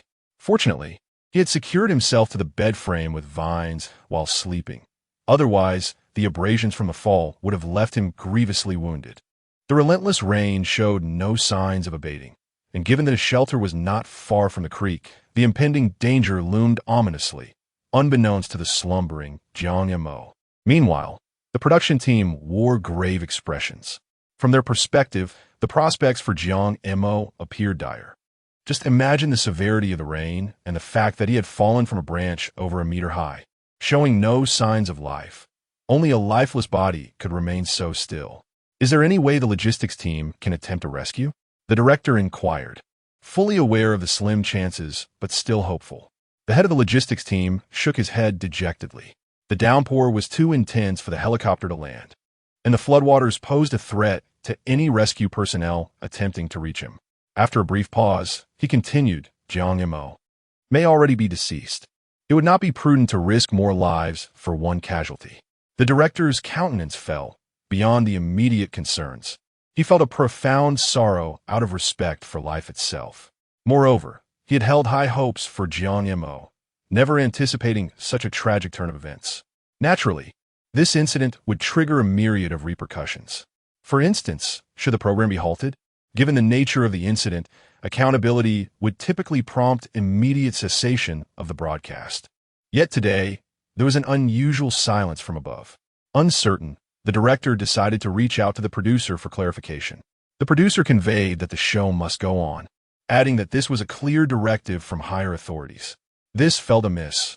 Under normal circumstances, such an incident would result in an immediate suspension of the program. But this time, there was no such action. Why? Furthermore, the director had harbored doubts about the legitimacy of the show from the outset. Typically, official entities would not sponsor survival-themed reality shows, and even if they did, tens of thousands would not be involved in the selection process. The scale of this operation was far beyond that of a mere entertainment program. Yet, he remained perplexed. unable to pinpoint the source of his unease. Since there was no order to halt the broadcast, the show continued to air. In the studio, Yujia's voice trembled as he spoke, clearly predicting the unfortunate fate that awaited Jiang Mo. Dear viewers, Jiang Mo's current predicament is grave. Regrettably, due to the severe weather, the production team is unable to mount a timely rescue. Nevertheless, I still believe that a miracle may occur. Although the host's words were delicately phrased, the viewers were acutely aware of the dire situation displayed on screen. In such circumstances, the likelihood of Jiang Mo's survival is exceedingly slim. Let's pray, pray, pray, pray. It saddens me. Although I have only known Brother Jiang for a mere few days, my heart is heavy at this moment. I feel the same. Enough already. I am on the verge of tears. The situation was meant to be entertaining, yet I never imagined it would culminate in this. Alas, had he been a tad more cautious, he would not have found himself in such perilous straits. I believe in Brother Jiang. Surely a miracle will unfold, for he is the most resilient person I have ever encountered. Are you blind? In the midst of a torrential downpour, he remained still, and even when he fell from a branch, he showed no reaction. Could a living person behave in such a manner? Coupled with the flood, he was swept away. Though reluctant to admit it, I fear my dear brother may have met his end. Meanwhile, a young man responsible for the footage hurried over. Stuttering as he began, "Director." He hesitated, struggling to articulate his words. "What is the matter?" the director inquired, noticing his distress. The cameraman nodded. "The drone that was filming Jiang Mo has lost track of him." "What?" The director's voice escalated in alarm. "How could this happen?" The rain was too heavy. Visibility was compromised. When Jiang Mo was swept away, a fallen tree obstructed the drone's path. By the time the drone maneuvered around the obstacle to resume its focus, he had vanished. The director rubbed his forehead in frustration. He understood that such extreme weather could not be blamed on the crew. However, this also signified the severance of Jiang Mo's sole glimmer of hope. He had been optimistic, waiting for the rain to subside to devise a means for the rescue team to reach him in time, hoping for a miracle. Now, even that faintest flicker of hope was extinguished. Regardless of how unwilling he was to accept it, the truth remained undeniable. Due to the absence of scrutiny from above, the director had no intention of concealing the reality. He promptly relayed this news to the entire production team. When host Yujia received the information, he was momentarily stunned. It took him a while to regain his composure, and with a quivering voice, he addressed the audience. "Dear viewers, we interrupt this broadcast with a significant announcement. Although I am loath to accept its truth, it is with great sorrow that I report. Our contestant, Jiang Mo, has met with tragedy. Upon delivering the news, a single tear fell, unable to be held back. The comments section erupted in chaos. While some had anticipated this outcome, the actual confirmation still resulted in overwhelming sorrow. I refuse to believe it. He is Jiang Mo, the most resilient person in the world. How could this be? He was just enjoying honey this afternoon. He is the most intriguing and courageous outdoor survivalist I have ever known. Alas, fate is cruel to the gifted. I am aware that this program is real, without a script, yet this time, I would rather it be a performance. Tell me this is false, right? This is merely for show. Isn't it? Such an immense body of water. It seems that ultimately, even the corpses may remain unfound. A wave of sorrow envelopes the hearts of all present. In a tribute to Jiang Mo, the production team has altered the visuals to black and white. Ordinarily, contestants do not receive such treatment. Yet he was Jiang Mo, beloved by the director, cherished by the host, and adored by every member of the production staff. Yet, the whims of fate are unpredictable. When the audience beheld the monochromatic screen, a profound tremor gripped their hearts, for they understood.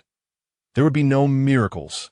The young man who braved the treacherous waters, consumed by the depths, and faced venomous serpents, has, at this very moment, departed from them forever. In this poignant moment, they spontaneously began to flood the screen with messages. Candle, safe travels. Candle, safe travels. Candle, safe travels. Candle, safe travels. Chapter 13. A chilling revelation in the stillness of the night. The tragic news of Jiang Mo's untimely demise surged across various social media platforms, trending with fervor. Heartbreaking. Wilderness contestant Jiang Mo has tragically passed away at the tender age of 24. Shocking. An unforeseen incident during conquering the wilderness claims a contestant's life.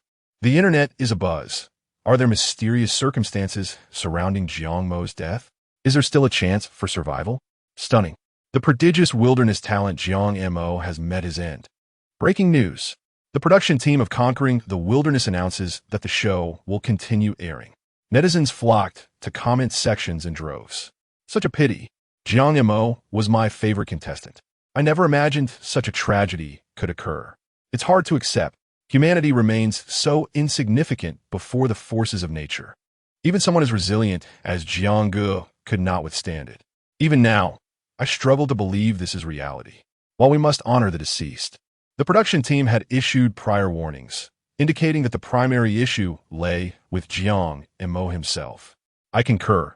From the outset of the program, he engaged in reckless behavior, and this outcome seemed inevitable.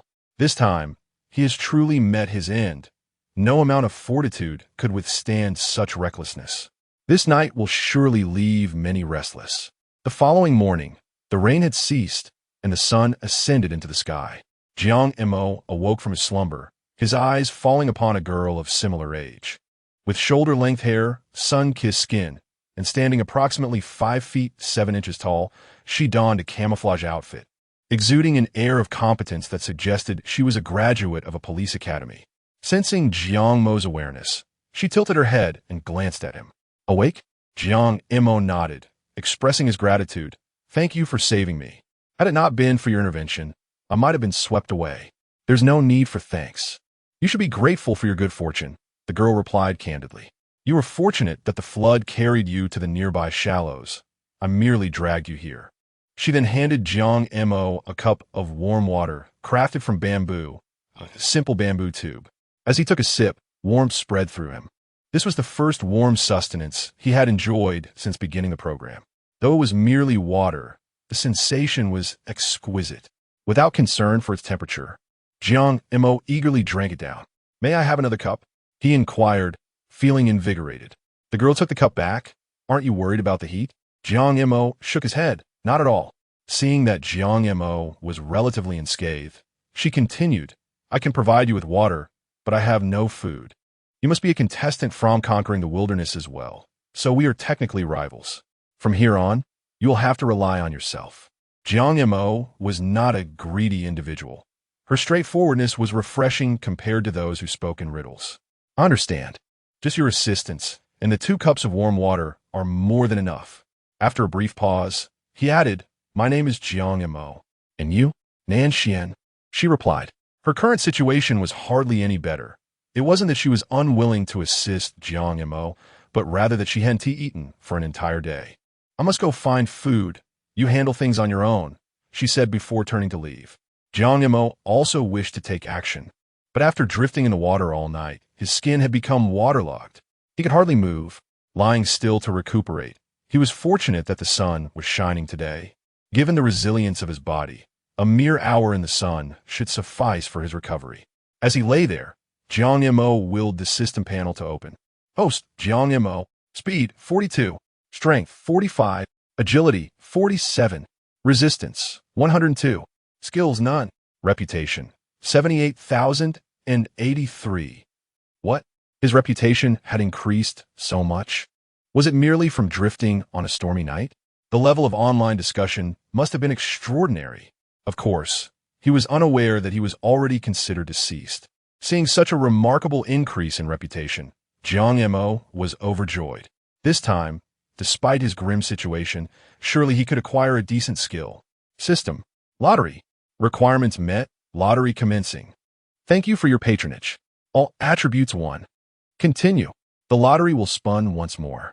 Thank you for your patronage. All attributes 1. Continue. Thank you for your patronage. All attributes 1. What? Was this some kind of joke? 3 consecutive failures? If that wretched system were standing before him, he would have given it a solid thrashing. Yet under the eaves, one must bow their head. Ultimately, he had no choice but to endure whatever the system decided for him. Continue the lottery. Thank you for your patronage. All attributes 1. After 6 consecutive thank you for your patronage, Jiang Mo was on the verge of exploding. Seriously? Is this how you intend to play? Are you even human? Capitalists are not this ruthless. You're nothing but a despicable creature. However, no matter how much he cursed, the system remained utterly unresponsive. How to describe this sensation? It was as if he had unleashed all his might in a punch that landed on a cotton ball. You have one last chance at the lottery. Please, grant me a skill. Otherwise, I might truly starve. Gazing at the remaining reputation points, just over 10,000, Jiang Mo gritted his teeth and went all in. Congratulations. You have drawn a mystery box. Would you like to open it? At this moment, Jiang Mo's face broke into an ecstatic grin. Finally, it was not just another thank you for your patronage. After so many setbacks, this had to be something worthwhile. The system was finally playing its cards right. Perhaps saving a grand surprise for him? The thought of possibly obtaining a wilderness survival package sent a thrill through him. Could he outshine the other contenders in mere moments? Jiang Mo could hardly contain his excitement. Was he finally about to reap the rewards of his trials? Open the mystery box, Jiang Mo exclaimed, his voice brimming with enthusiasm. Mystery box opening, congratulations. You have obtained the ability to become immune to corpse poison, one-time use. The vicissitudes of life can transpire in an instant. Just a moment ago, he harbored hopes of soaring into the skies, and now, in a cruel twist of fate, the system has cast him into the depths of despair. It is utterly disheartening. Jiang Mo has reached the limits of his endurance. At this juncture, he finds himself devoid of even the desire to curse. In this very moment, enlightenment dawns upon him. This wretched system is incapable of bestowing upon him any fortuitous gifts. A putrid corpse? Who would dare consume such a revolting thing? The mere sight of it is enough to induce nausea. Is the system truly treating him like some hapless fool? Why not grant him the skills of a proctologist instead? If it were to bestow such a skill, the first course of action would be to extract the system's very essence, to obliterate this monstrosity. Glancing at the interface, he notes that his attributes have all increased by 7 points, with his resistance now soaring to 109. He refuses to believe that, armed with such extraordinary attributes, he cannot survive. As for that putrid corpse, let those who desire it partake. Jiang Mo would rather perish from hunger, leaping into the abyss, than take a single bite of that decaying flesh. Chapter 14. Is Jiang Mo still alive? The production team was enveloped in a somber atmosphere following the unfortunate incident involving Jiang Mo. While the director shared in the collective sorrow, the show must go on, and such a bleak mood was untenable. He addressed the team, saying, "I understand your feelings. We all dislike tales of fallen geniuses. But Jiang Mo's fate is sealed and cannot be reversed. However, our program continues to air. Many contestants are striving to survive, and thousands of viewers are tuning in to watch us. Therefore, I urge everyone to lift their spirits." Upon his conclusion, the other staff members responded in unison, received, understood, acknowledged. All right, everyone, let's get back to work. In the studio, Yujia's mood was not much brighter. Yet, as a host, he had to maintain composure and professionalism. Dear viewers, welcome to our program. Today marks the 5th day since the show's inception, and over 33 contestants have already opted to withdraw. Among them, we deeply regret the unfortunate demise of contestant Jiang Mo. The show must continue. What challenges will the remaining 60 contestants face next? We shall stay tuned. The scene shifted to the popular contestant, Kuan, who is currently reinforcing his shelter after it sustained considerable damage from last night's torrential rain. He appeared to be managing the situation with remarkable poise. Meanwhile, the comments section exploded with admiration, praising his prowess. Indeed, our brother is impressive. Everything is under control. This is true survival in the wilderness, unlike Jiang Mo, who only sought to attract attention. Exactly, compared to our brother, Jiang Mo is nothing. Thank goodness he was eliminated early. Otherwise, he might have felt ashamed in our brother's presence.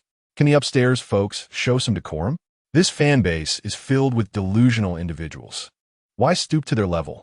As time progressed, the director shifted the camera to several high-profile contestants, particularly one named Xiao Tianmei, whose popularity was soaring. True to her name, May was remarkably sweet in appearance. A super influencer on Douyin with 20 million followers. She gained fame due to her exceptional voice and striking looks. Her participation in this show had taken many by surprise. The contrast between her delicate demeanor and her impressive practical skills was striking. At that moment, she was boiling water to prepare a fragrant pot of fish, faring better than most contestants.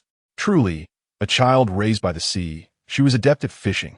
Indeed, May was the idol of all fishing enthusiasts, never coming back empty-handed. Given her extraordinary fishing skills, it was not impossible for her to persevere until the end. A conservative estimate suggests that her participation in this program could garner her an additional 1 million followers. The atmosphere has diminished on such a grand platform. One would expect at least 500,000 followers as a baseline. The director has been gradually switching between contestants, and amidst the discussions, it seems that everyone has forgotten about Jiang Mo's unfortunate incident. Yet, a portion of Jiang Mo's loyal fans still feel quite unsettled. They cannot shake the feeling that something is amiss, and thus they flood the comments with their sentiments. How should one articulate this? The other contestants are indeed remarkable, and in the past, I would have watched them with great enthusiasm.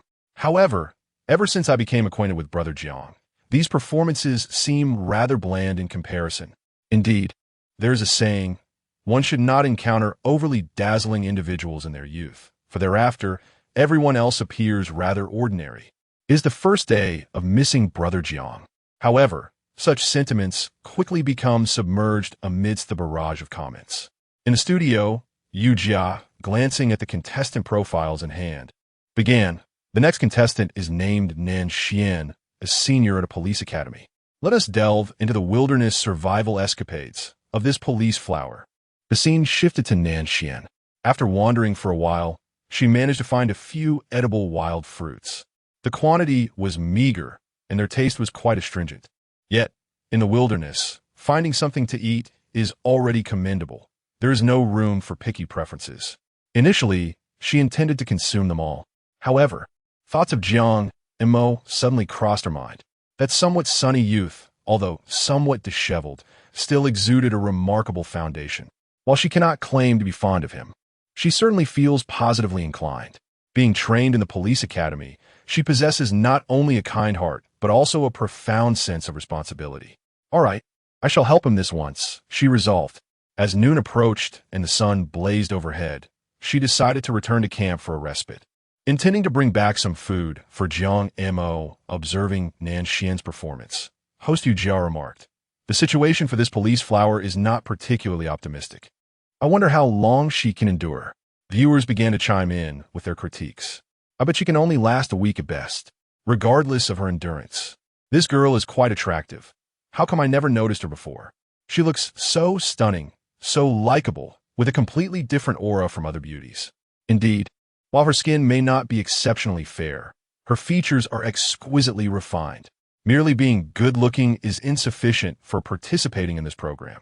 One must also demonstrate capability." The camera lingered on her for several minutes, and the director must be commended. Were it not for the excessive barrage of lewd comments on screen, contestants of such caliber would likely have been switched away within mere seconds. Satisfied, the viewers commenced their moment of wisdom. Cut, cut, cut. It appears rather dull now.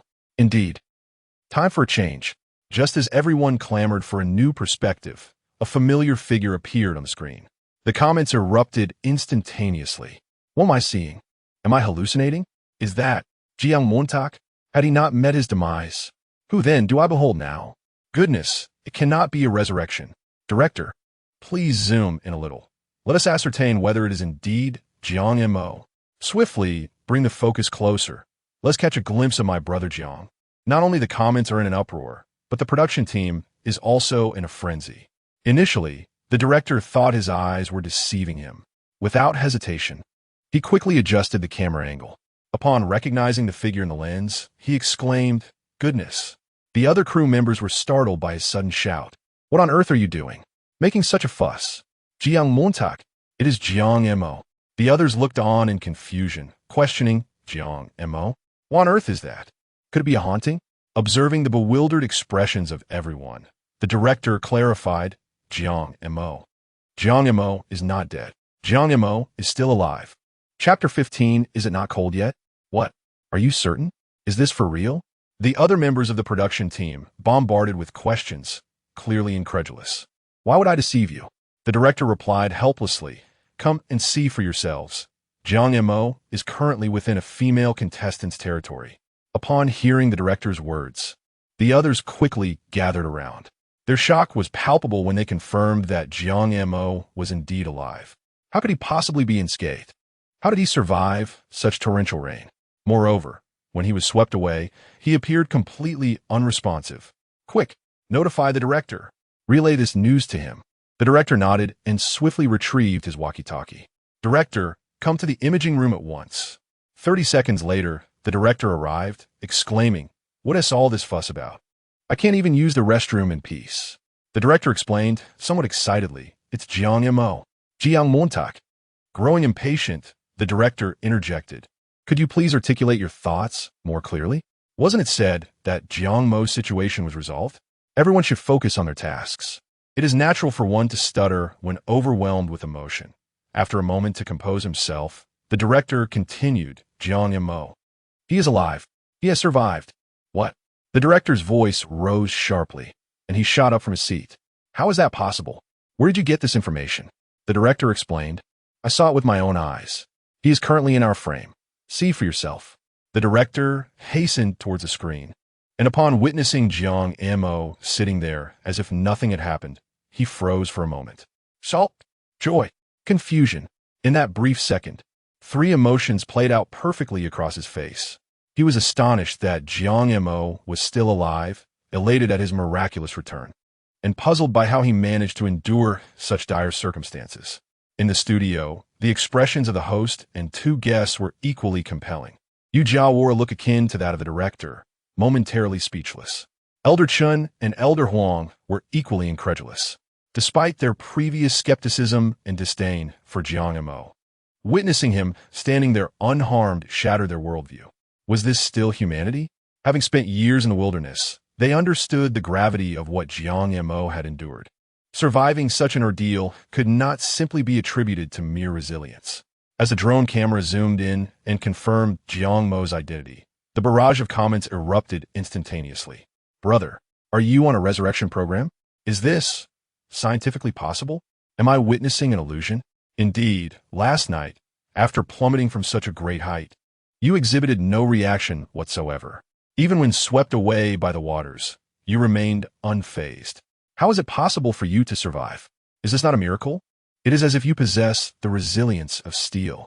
Even Robinson Crusoe would address you as Master Jiang upon witnessing your extraordinary circumstances. The floods have carried you into uncharted territories. My dear brother, truly my mind is bewildered. Under normal circumstances, one's body would have already succumbed to the waters. Yet you emerge from the flood more spirited than before. What sorcery is this? Truly, you are remarkable, Jiang. This is an escape from death in the truest sense. I must extend my blessings, wishing you eternal life. Meanwhile, on the production team's side, upon seeing Jiang safe, the director hastily activated the drone channel to communicate with him. Jiang, is that you? At that moment, Jiang, who had nearly recovered, was leaning against a large tree, seeking respite from the heat. The sudden voice startled him. What kind of question is this? If I am not Jiang, then who am I? This is utterly perplexing. I am not Jiang. Jiang has perished, he exclaimed, recalling a classic line from a film in his past life and uttering it without thought. That voice, who else could have belonged to but Jiang? The director, disregarding Jiang's jumbled response, joyfully shouted, You are alive. This is wonderful, Jiang. Jiang, wearing an expression of utter confusion, thought to himself, Am I not alive? Have I not been thriving this entire time? When did I die? Director, is that your idea of politeness? The director then realized that Jiang had no inkling of the belief that he had perished. Hence, he patiently recounted the events of the previous night. So, you all presumed I had met my end? Though the director felt a twinge of guilt, he answered truthfully, yes, given the circumstances of last night. No one could have survived. This response did not sit well with Jiang. You may doubt everything about me, but do not question my vitality. Do you not comprehend the significance of my resilience? Furthermore, the reason I exhibited no response after falling from the tree is not that I was dead, but rather that I was in a deep slumber. Upon realizing Jiang was still alive, the director was overjoyed. He intended to refrain from further discussion with Jiang and concluded with a caution. You should exercise more caution in the future. Not every stroke of fortune can be so favorable. By the way, the drone following you has been destroyed. We will arrange for a new one to film you. The audience listened intently to the exchange between the director and Jiang, and laughter erupted all around. Who understands? I merely awoke from slumber to find out about my own demise. You are the one to blame. Ha ha ha. I simply slept deeply, not departed from this world. To be honest, I might just burst with laughter. No, let me ask you, are you polite? Brother Jiang, your recent actions might elicit laughter, yet it seems that such laughter is unlikely to occur. Why is the ceiling above so pointed? In a rainforest, Nanxian seems somewhat bewildered by the situation. What does that mean? Will the drones engage in private conversations, or will the production team converse separately with the contestants? Why has she never received any? Moreover, it appears that the director and Jiang Mo share a rather familiar rapport with an inexplicable undertone in their exchanges. It seems as though Jiang Mo's outrageous actions are deemed entirely justified. Besides, other than the exaggerated notion of being swept away by a flood, have you done anything else? Jiang Mo innocently replied, No. They're slandering me. My dear friend. Nanxian rolled her eyes. Do I look like a fool to you? Not at all. Jiang Montak replied firmly. Then who are you performing your poor acting for? Quickly, tell me what other absurd things you have done. At this moment, Nanxian's curiosity was thoroughly piqued. Chapter 16.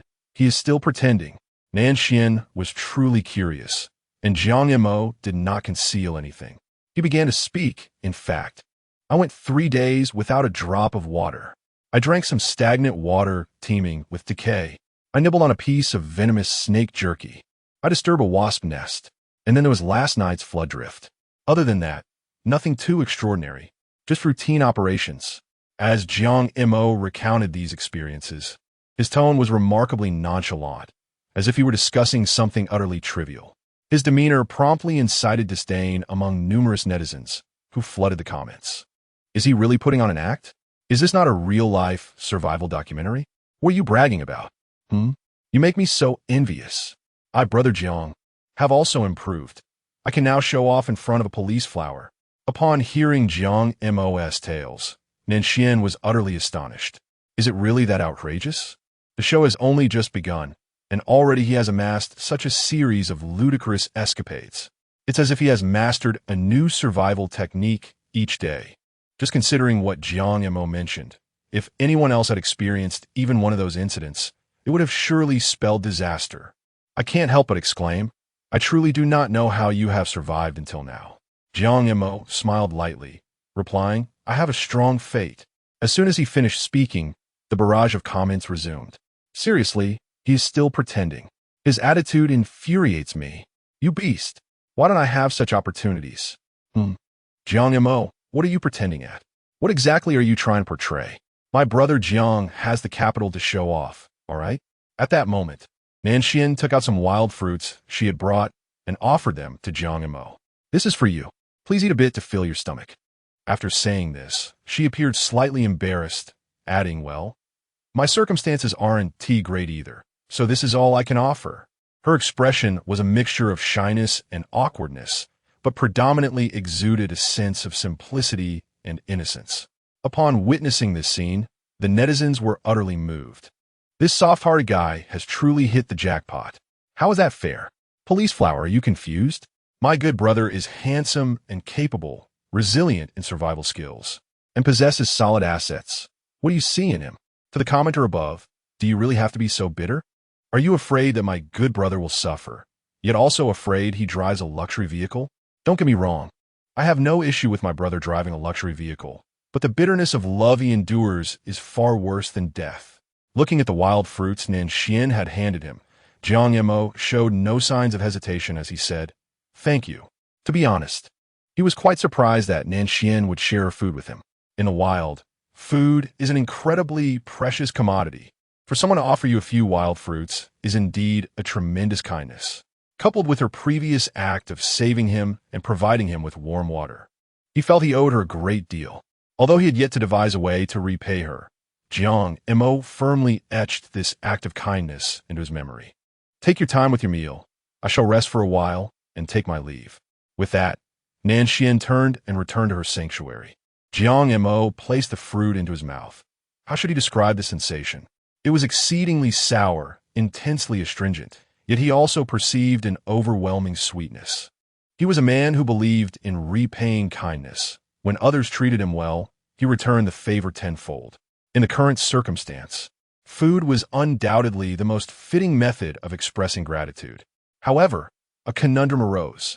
He subsisted daily on meager fare, and it was inconceivable to offer something as grotesque as carrion in return.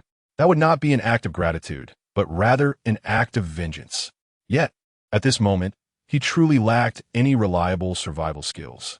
Eventually, he thought of the system and thus opened the panel, only to feel disheartened upon seeing that his reputation points amounted to merely a few thousand. It seemed he would have to rely solely on himself. He then rose and ventured toward the woods, uncertain of how long he walked, but he had not encountered anything edible along the way. Determined, he decided to delve deeper in hopes of discovering something to satiate his hunger. At long last, he beheld a vast expanse of colorful mushrooms. By the heavens, fortune indeed favors the diligent. Did the system see that, even without its assistance, he could survive in the wilderness? Gazing at the abundance of mushrooms, he eagerly crouched down to begin foraging. Quite a substantial amount, enough to last him for quite some time. Observing his actions, the online spectators were left astonished. No, my brother, surely you do not believe that the stranger the color, the quicker the demise? As a native of Nan province, not a single one of these mushrooms is edible. Could he truly think he had stumbled upon a treasure? Did you not see how his smile was about to split his face? It was clear he held that belief. Goodness, brother, are you attempting to unlock a new method of self-destruction? This is no laughing matter. I know of a case where someone departed this world entirely due to toxic mushrooms. My good brother, I advise you against such reckless experimentation. Initially, Jiang Mo intended to harvest all of them. However, he soon realized that he could not consume such a large quantity at once. Without a refrigerator or any means of preservation, it would be a waste if they spoiled. Thus, he only gathered a small portion, tucking it into his chest, and set off joyfully to return. Suddenly, he froze in place. Oh no, he could no longer find his way back. Jiang Mo was not severely directionally challenged, yet he had wandered too far without making any marks, and in this dense thicket, he truly had no idea how to retrace his steps. Never mind, he resolved to rely on instinct. He wandered eastward for a time, only to realize something was amiss. Speaking to himself, he declared, "This way must be wrong." He then switched directions, taking a few steps only to find himself mistaken once more. Thus, he oscillated back and forth several times, nearly returning to the starting point. The audience, witnessing this spectacle, was thoroughly entertained. Surely my good brother has not lost his way? Ha ha ha! I thought he was a jack of all trades, but it seems he is merely directionally challenged. What is my good brother up to now? Is it the jungle maze? No. How does he have so much energy for this? I'm truly on the verge of dying from laughter. Brother Jiang, could you perhaps act like a normal person? What benefit do you gain from making me laugh to death? Oh no, Jiang Mo has realized that he truly cannot find his way back. For him, it matters little where he stays. Whether he returns or not is of no consequence. The issue is, he still wishes to bring these mushrooms back to share with Nonsensical. What if Nonsensical thinks he has abandoned him when he cannot find him? Jiang Mo is feeling somewhat dramatic. Well, if he cannot find his way out, then so be it. He will deal with the matters that follow later. Jiang Mo has decided to take it easy. However, fortune is on his side this time, as there is a source of water not far from the pile of mushrooms, and it is not stagnant water, which is a stroke of luck amidst his misfortunes. Chapter 17.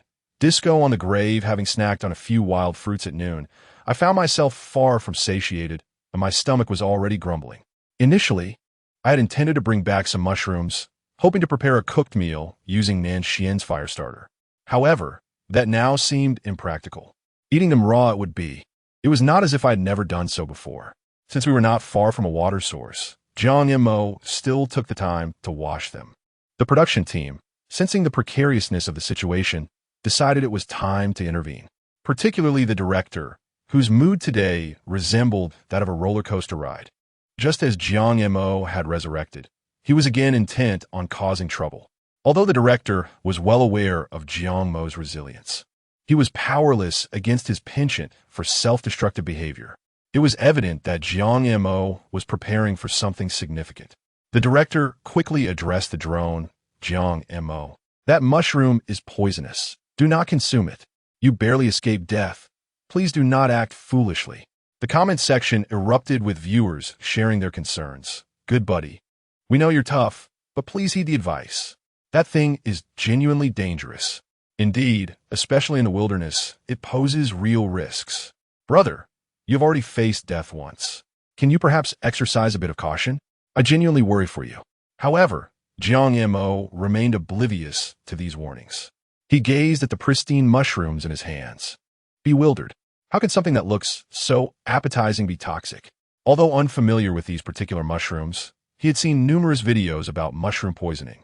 As long as luck was not exceptionally bad, one would not typically die from it. There was a chance of entering a hallucination where one could visualize whatever they imagined. Unable to contain his excitement at his burgeoning resilience, Jiang Mo pondered. Poisonous? That sounds exhilarating.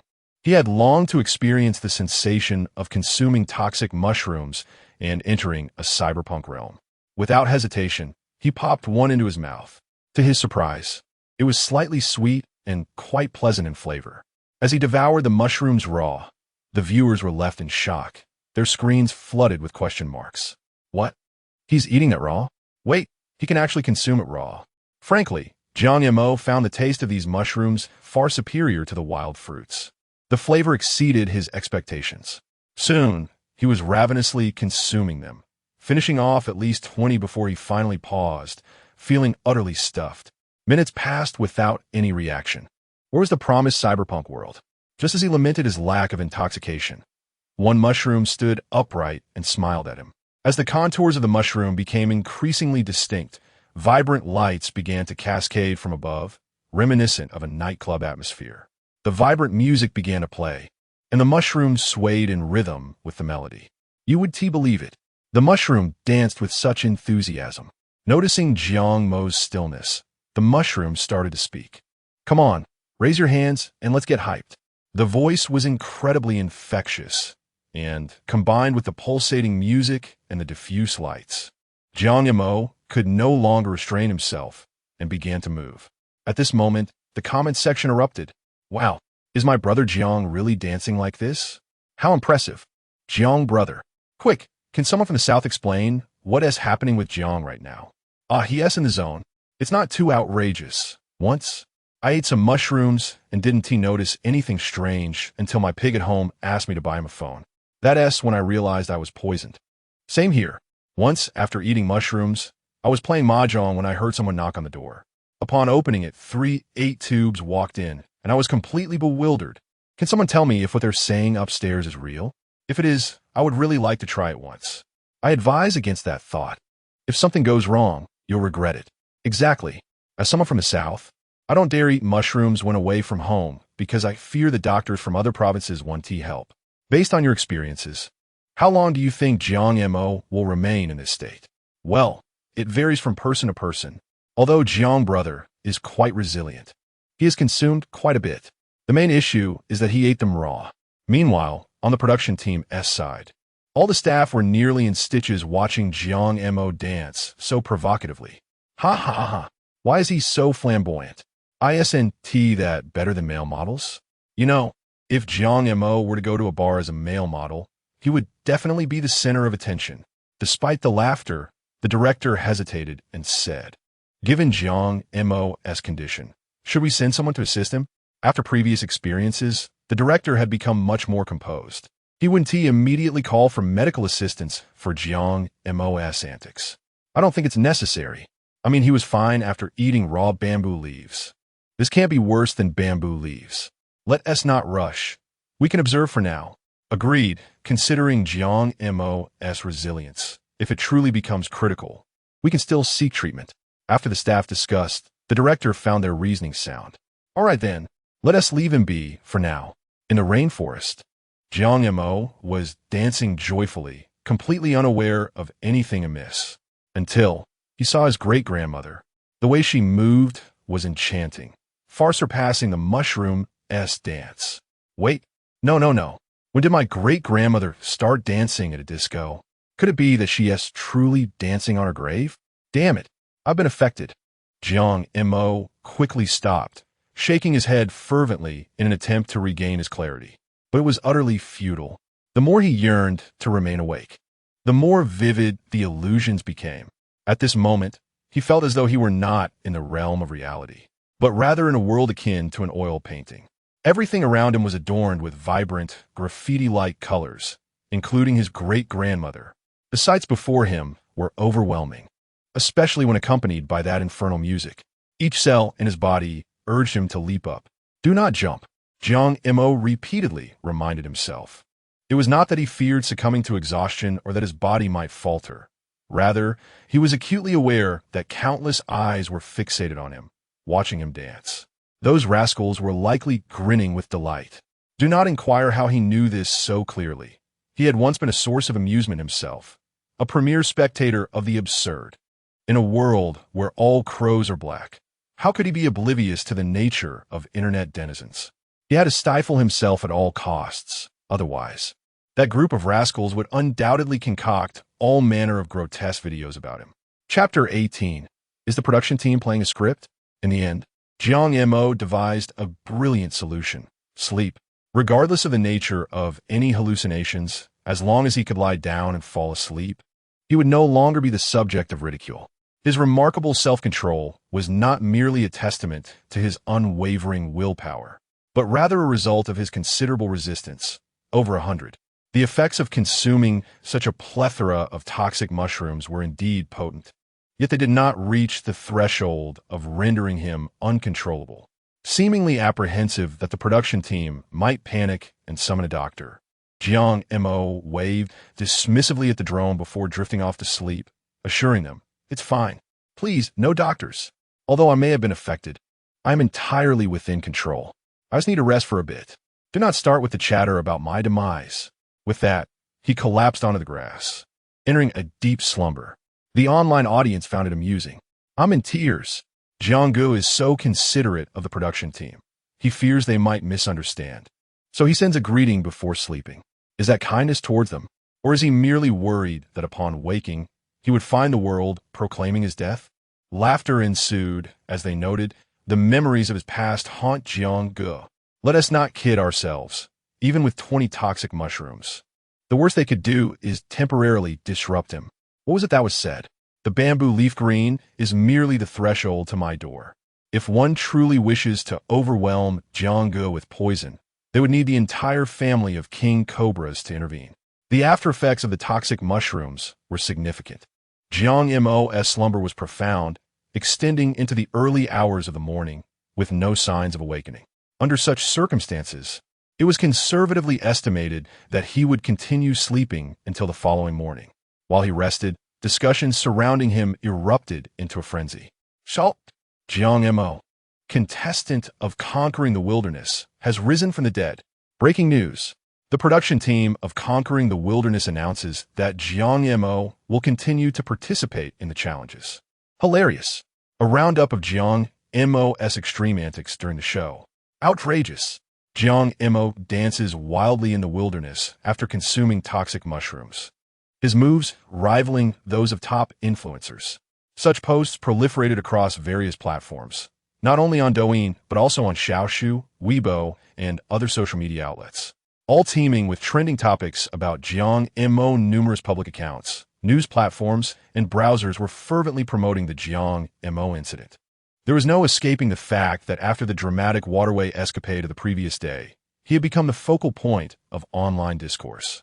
Media outlets were certainly not going to let such an opportunity slip by. Thus, with their instigation, the discussions surrounding Jiang Mo were propelled to an entirely new dimension, transforming him into a phenomenon. With fame comes controversy. Various doubts, fact-checking claims, and criticisms began to circulate widely. Heartbreaking. The production team of Conquering the Wilderness is suspected of fabricating events. Jiang Mo's reckless actions were all scripted. This topic was initiated by a renowned influencer, whose video can be seen upon clicking the subject. His greasy, plump face filled the camera lens as he spoke with fervor. Recently, a contestant named Jiang Mo from Extreme Wilderness has gained significant popularity. Today, let's delve into his rather outrageous antics since joining the show. First, lying down for 3 days without a drop of water. Second, soaking rice in corpse water. Third, consuming spicy strips raw. Fourth, provoking a hornet's nest. Fifth, drifting through floodwaters. Sixth, eating toxic mushrooms raw. Each of these actions, if undertaken by a reasonable person, would surely lead to dire consequences. Yet astonishingly, Jiang Mo has managed to escape unscathed from such absurdities, thereby establishing a robust persona. Friends, do you not find this peculiar? We must learn to think independently and not take everything at face value. 4. This is an elaborate ruse, a meticulously crafted script by the production team. It is all designed to generate heightened interest in the show. Now, do not rush to dismiss my claims. Allow me to present a few points for your consideration. First, the production team did not continuously film Jiang Mo. The switching of angles provided ample opportunity for manipulation. Second, the items Jiang Mo consumed, be it spicy strips or toxic mushrooms, had been prearranged by the production team. Third, and perhaps most astonishingly, the production team even altered the live broadcast to black and white, deliberately creating a certain atmosphere and generating buzz, culminating in Jiang Mo's shocking twists. I can only say that the production team has sacrificed their integrity for the sake of popularity, treating us, the audience, as mere pawns. And as for that fellow Jiang Mo, he is hardly worthy of admiration. He is merely a puppet of the production team. I shall conclude my remarks here. I urge you all to ponder the validity of my assertions. Many viewers who encounter this video may reflect deeply afterward, only to realize something feels amiss. Indeed, how could a normal person possibly engage in such a series of outrageous acts? Those exploits are beyond what any carbon-based life form could endure. Consequently, the comments section is flooded with reactions. Goodness, this is terrifying upon closer inspection. Yes, I'm merely a casual observer, and just days ago, I was swept along by the narrative, entirely convinced. The performances were so convincing, coupled with the production team's grand presentation, that I never questioned the authenticity of the events. Hearing Professor Gao's analysis made me feel rather foolish. You might argue that it seems fabricated, yet it appeared all too real. Although I have enjoyed watching these past few days, learning that it was all a carefully orchestrated script leaves me feeling quite unsettled. Who can deny it?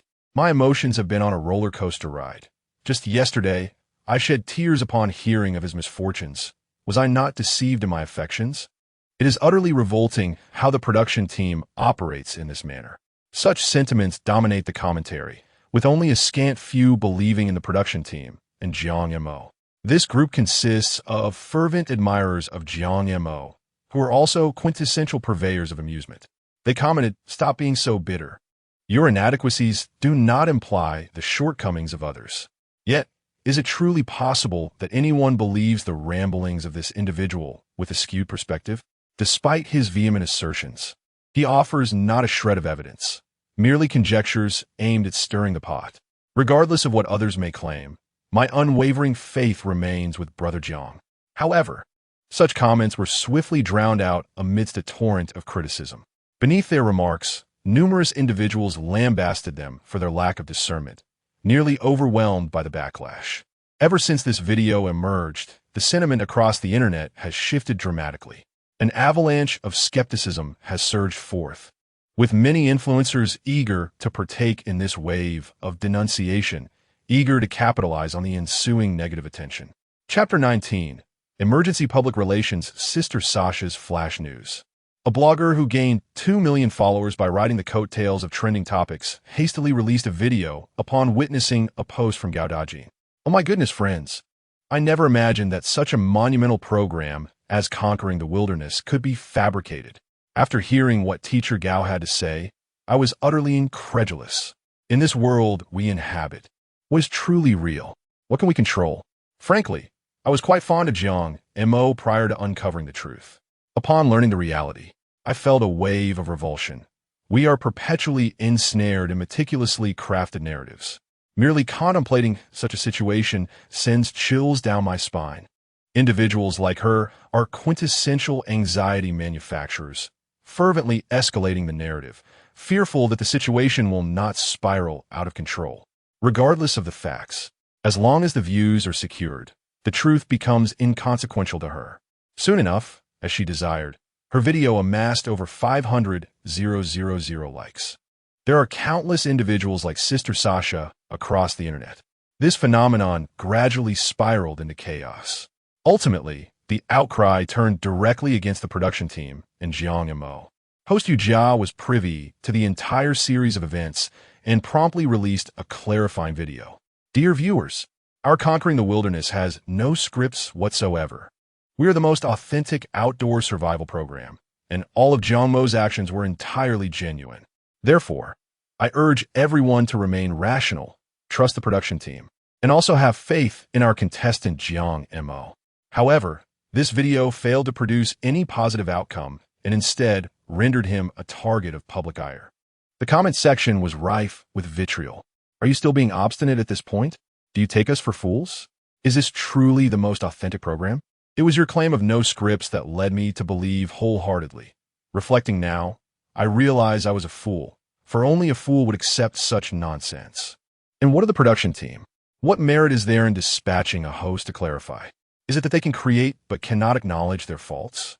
Beyond these, numerous inquisitive netizens tagged Gao and Sister Sasha in the comments.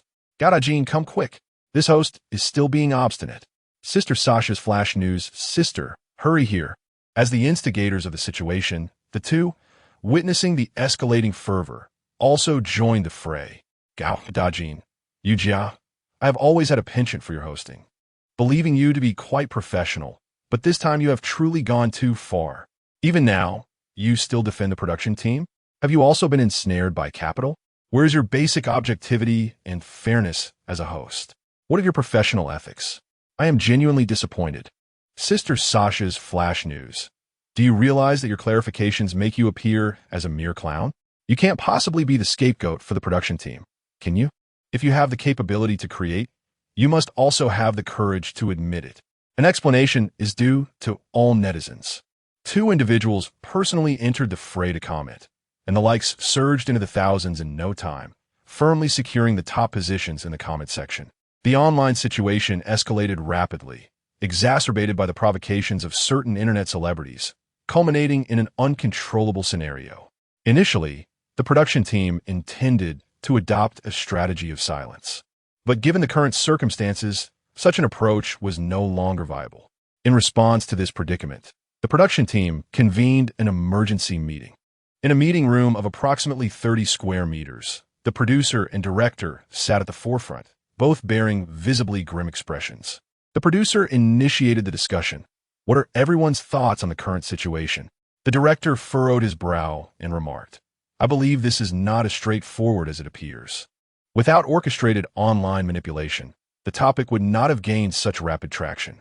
The public relations officer nodded in agreement and added, It is evident that this is a coordinated and premeditated attack, targeting not only the production team, but also Jiang Mo. The producer twirled a pen in his fingers, visibly displeased, reflecting on Gao Dajian, the corpulent figure who had remained insufferable over the years. Seeing him disgust me, he must be desperate now, resorting to such underhanded tactics. Those who had navigated the industry for years were well acquainted with Gao Dajian, and none harbored any fondness for him. Who could possibly admire such a self-righteous figure? The director sighed and interjected. Discussing this is futile. The pressing issue at hand is how to manage this crisis. How can we clarify matters to regain the trust of the netizens? At that moment, the videographer raised a hand. I have a straightforward solution. we should publicly release the footage. Although our live broadcast did not include it, the drone has been recording continuously. By making the footage available, all rumors will be dispelled. Upon hearing this, everyone nodded in agreement, recognizing the merit of the proposal. Enjoy spreading rumors, do you? I shall present you with the evidence, and let us see how you continue your fabrications. At this juncture, the public relations officer spoke up. However, if that is all we do, it may not suffice. The purpose behind this wave of public opinion is highly targeted. If we fail to address it comprehensively, they will undoubtedly find alternative angles for their attacks. The producer regarded him thoughtfully, acknowledging the validity of his points, and urged, "Please elaborate on your complete thoughts." Affirmed. The public relations officer continued. Firstly, the production team clearly stated at the outset that teams were not permitted. However, due to the flooding, Jiang Mo indeed received assistance from Nonsensical. If we do not address this issue, they will accuse the production team of bias and unfairness, treating the rules of the game as trifles. The nature of this attack is conspicuous, aimed squarely at both the production team and Jiang Mo. With his words, a collective realization dawned upon everyone present. It is no wonder that he excels in public relations. His instincts for danger are remarkably acute. The producer gently tapped the table and declared, "Now, let us deliberate on how to tackle this situation. We hereby clarify our stance with utmost comprehensiveness, leaving no stone unturned. To prevent the recurrence of such incidents in the future, we shall afford this group of nuisances no opportunity whatsoever." At this juncture, an operator raised a hand and spoke. "I have a set of ideas, though I am uncertain of their feasibility. Firstly, since it has become a fact that Nonsensical has assisted Jiang Mo, the production team might as well grant permission for team formation, with a maximum of 3 participants. Nonetheless, ultimately only one individual can emerge as the champion, thus preserving the competitive nature among them. Secondly, we shall open all contestants' live streaming rooms. Viewers will have the freedom to enter the rooms of the contestants they wish to observe at any time, with 24-hour accessibility, thereby circumventing any allegations of scripted events by the production team. Chapter 20. A 2-tier reversal after extensive deliberation within the production team. It was ultimately decided to adopt the operational suggestions, further refining them in the process. In the dead of night, the Conquering the Wilderness production team issued a comprehensive announcement across all platforms. Good evening, esteemed viewers. In response to the online skepticism regarding the authenticity of our script, we hereby present the following statement. Firstly, the production team will release a complete 24-hour video recording of contestant Jiang Mo, making the absence of a scripted narrative abundantly clear. Furthermore, we shall pursue legal action against any purveyors of falsehoods, holding them accountable for their actions. Secondly, to ensure objectivity and transparency, the production team will open all contestants' live streaming rooms. This means that while you watch our program, a contestant bar will appear on the right side of the screen, allowing you to click on any participant you wish to observe throughout the entirety of the event.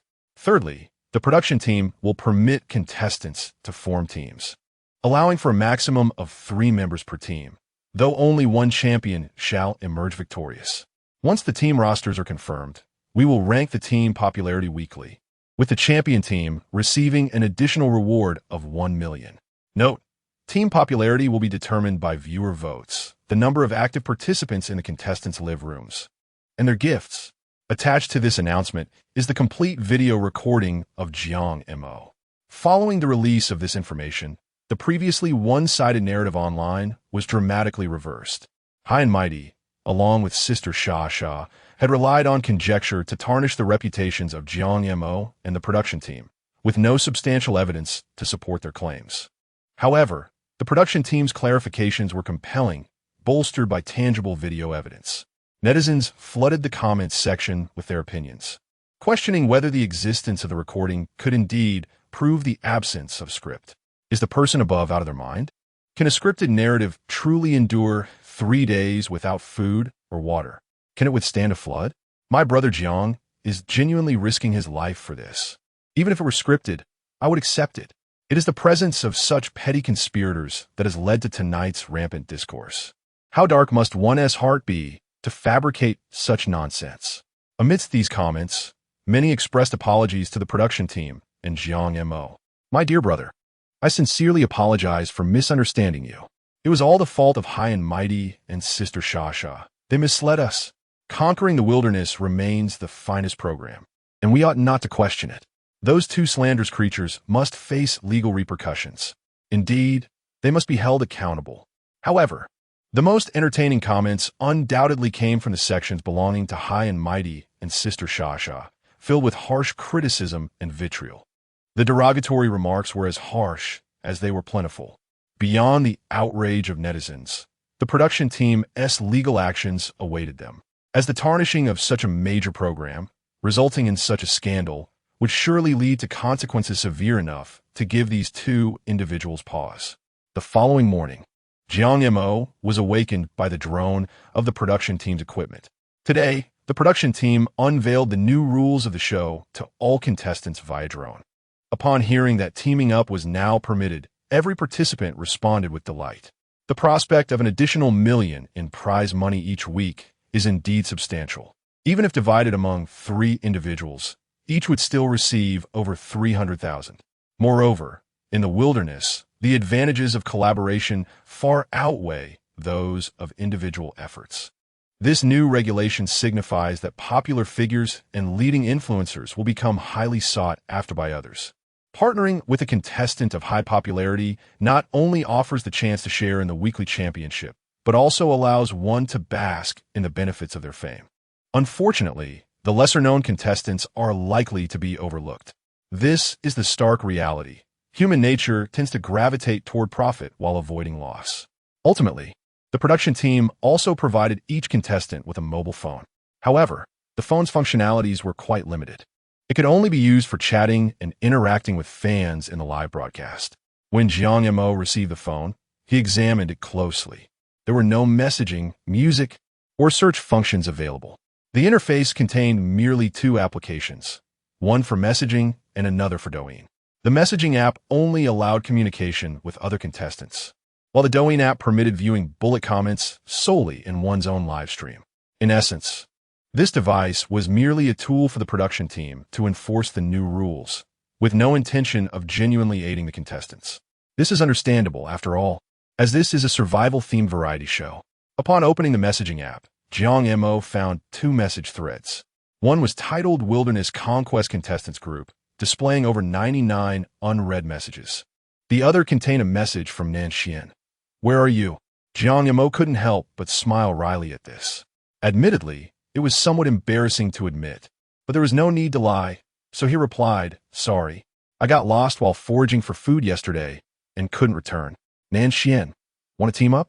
Jiang Mo hesitated for a moment upon reading this message. To be honest, he was still pondering the implications of the production team's new rule. The allure of the weekly $1 million prize was enticing, yet he was acutely aware of his own lack of competitiveness. The high-profile contestants likely had no idea who he was. Why would they want to team up with him? He was not one to shamelessly seek out others' assistance. However, regarding Nanxian, the person who had previously aided him, he was more than willing to form a team with her. Jiang Mo, sure. Nanxian, great. I'll find another person as well. After all, the production team mentioned a maximum of 3 members in a team. More hands mean more strength. It was evident that Nanxian had no illusions about securing the team championship. Her words hinted at a focus on survival. Jiang Montak, okay. Closing the messaging app, he opened Douyin and entered his live stream. To his astonishment, the viewer count exceeded 4,000.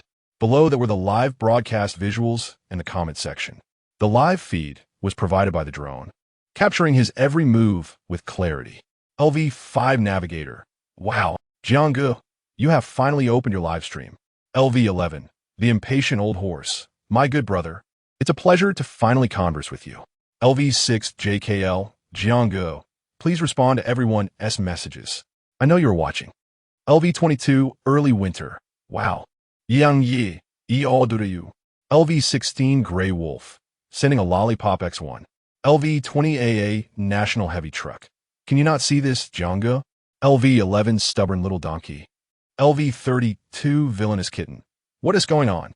As he gazed upon the incessant barrage of comments, Jiang Mo felt somewhat bewildered. When did his popularity soar to such heights? It appeared that these viewers were quite familiar with him. Just then, the livestream was overwhelmed by a spectacular gift. LV60 Jiangnan 007. Sending Carnival X2, Jiang Mo was once again taken aback. This gift was worth 6,000 yuan. Casually given? His previous live streams had never surpassed 10 viewers, and he had no fan base to speak of. How could there suddenly be so many people in the stream, showering him with such lavish gifts? It was no wonder Jiang Mo was confused. During his time on the show, information had been rather restricted. Although he had become a sensation outside, he remained blissfully unaware of it. Chapter 21. No response means rejection. After a while, Jiang Mo began to comprehend the situation. It was likely that the fans he had garnered over the past few days, coinciding with the broadcast of the program, had contributed to his system's reputation points as evidence. Given the generous gift from his elder brother, it was only fitting that he express his gratitude for the carnival bestowed upon him. LV11 Grumpy Old Horse, LV6 JKL, LV22 Early Winter, LV16 Gray Wolf. Is a mere thank you sufficient for 2 carnivals from the elder brother? One cannot fault the viewers when grand gifts appear in the live stream. Even if Jiang Mo refrains from performing, he ought to utter a few flattering words. Surely, he must provide his elder brother with a modicum of emotional value. No? LV60 Jiangnan 007. Here's your chance to rephrase your words. Smirking emoji. Once the elder brother spoke, Jiang Mo had to respond with at least a couple of lines. Having previously been a small streamer, he had a sense of the online atmosphere. As for the content of his gratitude, in his past life, he had encountered countless live streams, so he was well versed in what to say. Thus, he opened his mouth and declared, "Thank you, elder brother Jiangnan, for the carnival. Wishing you, dear brother, a life free from worries in both food and clothing. May you reside in lofty towers instead of humble abodes. Day after day, may you live elegantly. Night after night, may you find tranquility. LV16 Lonely, LV20 AA Salva, LV11 A Dong, LV32 Villainous Kitten. You really know how to do it. LV24 A Nan. You really know how to do it. LV24 Mini Clown, Brother Jiang. Is it really this sophisticated? This is my first time hearing such a gratitude." The live streaming platforms in this world were far less vibrant than those of his previous existence. They had never encountered such flamboyant expressions. Jiang Mo's impromptu rhyme exhilarated them. Consequently, the ensuing live stream became even more captivating. LV11 Grumpy Old Horse. Send a Lollipop X1. Good brother. Quickly express your thanks to me. LV6 JKL. Sent Sunglasses X1. Good brother. Quickly express your thanks to me. LV22 Early Winter. Send a Heart X1. Good brother. Quickly express your thanks to me. LV16 Gray Wolf. Sent Beer X1. Good brother. Quickly express your thanks to me. LV16 Lonely. Sent Flowers X10. Good brother. Quickly express your thanks to me. Seeing the flood of messages, Jiang Mo couldn't help but chuckle. Was this a private custom order? If he were to express gratitude for a single star or a small beer, when would it ever end? Moreover, if he truly did that, where would the elder brother's prestige be placed? He understood these good brothers too well. They were all merely seeking amusement. After all, he had been one of them in his previous life. However, today he had other matters to attend to. Otherwise, he would have to thank each one of them. But for now, well, apologies, my friends. I must unleash some venom. And he proclaimed, "Thank you to all my good brothers for your trifling gifts." LV11 Grumpy Old Horse. LV6 JKL. As he observed the various comments from his viewers, Jiang Mo found them quite amusing. However, he needed to swiftly locate Nanxian to discuss matters regarding their team formation. Although managing the live stream could yield a substantial amount of donations, the prize for the program's champion was a staggering 100 million. When weighing the significance of such a monumental prize against the meager earnings from the live stream, the choice was clear. Furthermore, he felt no guilt in exploiting the program's resources, yet he genuinely could not bear to let down his fellow brothers. As for the coveted 1 million awarded to the most popular stream each week, he must admit, he yearned for it. The issue was that he could not compete. The top influencers and leading streamers were currently garnering at least 100,000 viewers. What could he possibly offer in comparison? Thus, for him, the priority was to persist until the end and secure that 100 million prize from the program. Brothers, we shall converse again when time permits. I must attend to the matter of forming a team. With that, he exited the livestream. He intended to find Nan. However, he encountered a dilemma. He could not retrace his steps. In the past, seeking assistance from the program when lost was out of the question. Yet now, with everyone forming teams, the program was bound to provide support. After all, how could those who had agreed to team up possibly come together otherwise? Consequently, he frantically waved to the drone, which the camera crew noticed. Through the drone, they responded, "What is up, Jiang? Help me find Nan. I'm teaming up with her." Sure thing. Normally, such assistance would not be granted, but today was an exception due to the team formations. After all, each contestant was dispersed differently, and since they had established rules, it was essential for the contestants to convene. Thus, Jiang Mo made his request, and the camera crew promptly acquiesced. This could be considered a clever loophole in the rules. The drone flew ahead while he followed behind. With time on his hands, Jiang Mo decided to open the system panel. System panel is now open. Host, Jiang Mo. Speed, 49. Strength, 52. Agility, 54. Resistance, 109. Skills, none. Available, corpse poison immunity, one-time use. Reputation points, 88,083. Seeing that he had over 88,000 reputation points, Jiang Mo did not hesitate to opt for a lottery draw. He was fervently hoping that the system would grant him a useful skill. His circumstances had changed dramatically. Previously, he acted without thought, unencumbered by any concerns. But now, as part of a team, he felt compelled to contribute to the group. The dilemma was, he possessed no skills. Would he truly allow his teammates to succumb to consuming rotting corpses or toxic mushrooms? Was that truly the way of humanity? However, this time he was met with disappointment, as not a single blind box yielded results, resulting in a string of 8 thank you for your patronage. 8 consecutive failures. The total attributes merely increased by 8 points. But the dilemma was, there wasn't a single skill to be found. How was one to play? It was evident that the system was being deliberately cruel. The rotting corpse he had neglected to consume for a day had indeed deprived him of any skills. Was it truly necessary to consume this putrid carcass? With a heavy heart and a sigh, Jiang Mo soon returned to his original location. Saucy, upon seeing him, teased, "You truly are remarkable to venture out without marking your path. If you don't get lost, who will?" Jiang Mo felt helpless. He had indeed been careless. Embarrassed to retort, he shifted the topic, asking, "By the way, how did you fare in selecting our other teammate?"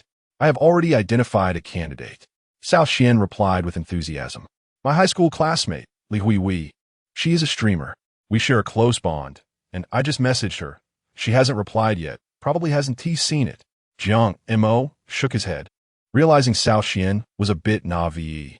Not receiving a reply was a clear sign of rejection. Among the competitors, they lacked any real appeal. As a streamer, she would undoubtedly seek out a teammate with a higher popularity. You needn't wait any longer. Find someone else. Your classmate will not team up with you. Saucy protested. How can you be so sure she hasn't replied yet? Jiang Mo scratched his head, bemused by her stubbornness. Have you forgotten that the weekly champion team boasts a prize of 1 million? What chance do we stand? Your classmate will certainly seek out a more popular partner. So do not hold on to false hopes. I refuse to believe that. Saucy pouted. We have a good relationship, and not everyone is so superficial. Please do not make assumptions about others. Jiang Mo shook his head in resignation. If you refuse to believe me, why not simply call her and find out? Defiantly, Saucy picked up her phone and opened the chat with Hui, sending a voice message. After a brief ringing, the call was answered. Hey Hui, would you like to team up with me? I've reserved a spot for you. You're asking too late. I've already teamed up with Brother Nyo. Sorry, Saucy. Upon hearing this, Saucy's expression soured. Well, the program group had announced the rules. She had immediately messaged Li Hui, even before Jiang Mo. Yet now, Hui's words clearly indicated her unwillingness to team up with her, placing the blame squarely on South Xian. Jiang Mo had warned her of Hui's disinterest, yet she had not believed him. Now, it was painfully evident that she resembled a fool. Since the matter had reached this point, despite her simmering anger, she chose not to dwell on it any longer, merely saying, "No worries, I'll hang up now." Chapter 22, New Teammate Xianxian. It was evident that Nanxian was in a state of deep despondency. However, Jiang Mo was not surprised. Everyone had come to participate in this program, primarily for monetary gain. Ultimately, there could be only one champion, and most were acutely aware that reaching the end was improbable. With the formation of teams now permissible, it was only natural that participants would prioritize teaming up with those of higher popularity. If one could benefit from this, why not? Jiang Mo offered a word of comfort. "It's all right. If necessary, we can find another teammate." Despite her encouraging words, Nanxian struggled to reconcile the situation. After all, Li Hui was her close friend, and she had never anticipated this outcome. "You decide on the next teammate. I'll take a moment to rest." Jiang Mo scratched his head. Who was he to team up with? The truth was, he didn't know anyone at all. Ultimately, he resorted to opening the player chat group, where a flurry of messages greeted him. Most discussions revolved around forming teams, with popular contestants receiving the most mentions. Jiang Mo recognized that, in comparison to other participants, he lacked competitiveness. His only option was to seek out those who had yet to be approached, those who had not formed a team. After perusing the messages several times, he finally stumbled upon an ID named Village Guardian Xianxian. Without hesitation, he clicked on her profile and sent a private message. "Hello, would you like to team up?" Meanwhile, on the other side of the rainforest, a somewhat slender girl named Xianxian was anxiously holding her phone. Hailing from the mountainous regions of southwest China, her humble upbringing had endowed her with a remarkable set of skills. After graduating from high school, she could not afford to attend university due to her family's financial constraints. Over the years, as the internet flourished, she had attempted to share glimpses of her rural life online, but her efforts had only just begun, yielding little in terms of popularity or followers. By chance, she had come across the announcement for Conquering the Wilderness, and the generous prize money captivated her. Mustering her courage, she signed up, ultimately making it through the rigorous selection process to be among the 100 contestants.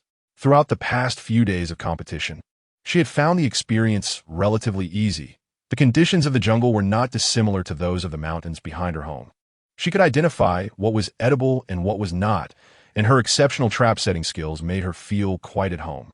Today, however, the program team suddenly announced the opening of team formations, and she felt a wave of anxiety wash over her, even more intense than when she first entered the rainforest. Due to her upbringing, she had always been shy and self-conscious. Watching the lively discussions among the contestants in the group, she yearned to participate but found herself unable to type a single word, her fingers hovering over the keyboard. She knew all too well that with the added incentive of prize money, contestants would be selective in choosing their teammates. The fear of being overlooked, the dread of rejection, and the anxiety of embarrassment overwhelmed her. Consequently, she ended up without a team. Now, she felt a twinge of regret. If only she had been a little braver, perhaps someone would have chosen her as a teammate. However, even if given another chance, she might still lack the courage to send a message in the group. Just then, a notification chimed, revealing a team invitation from a player named Jiang Mo. Upon seeing it, she was nearly overwhelmed with joy. Could it be that fate was so kind to her? Someone had actually taken the initiative to team up with her. Although she was an introverted individual, she yearned to connect with others. Yet her insecurities often held her back. When someone extended a branch of friendship, she grasped it with all her might. Consequently, she hurriedly replied, "I would love to team up with you." Fearing that the invitation might be revoked, she quickly added several more messages. "I can set traps. I can also identify plants. I am quite useful." When Jiang Mo read her messages, he was momentarily taken aback. How profoundly insecure must this girl be? To be honest, her messages evoked a rather uncomfortable feeling within him. Therefore, he softened his tone. "All right, from now on, we shall be teammates. Qian, please gather your belongings. I will arrange for someone to pick you up." We will meet shortly. By the way, we have another female teammate. I believe you two will get along splendidly." Upon receiving Jiang Mo's reply, Qian's face flushed with excitement. Jiang Mo seemed quite amiable and polite, and the prospect of having a female teammate was even better. She quickly responded, "Okay, I will pack my things right away." Jiang Mo set down his phone and waved to the drone. A voice came from the camera. "What's up, brother Jiang? I found a teammate named Qian. Can you arrange a helicopter to pick her up? I'm not sure of her location." "Sure, I'll take care of that immediately." Half an hour later, Qian had gathered all her belongings. A helicopter hovered above her for a moment before slowly descending. A staff member approached, saying, "Are you Qian?" "I am. Follow me. I will take you to Brother Jiang's territory." "Brother Jiang?" Qian was astonished. Was Jiang Mo really that impressive? He could send a helicopter to fetch her, and the staff referred to him as Brother Jiang. It seemed her teammate was indeed remarkable, and she resolved to strive diligently to prove herself worthy, ensuring she would not be looked down upon.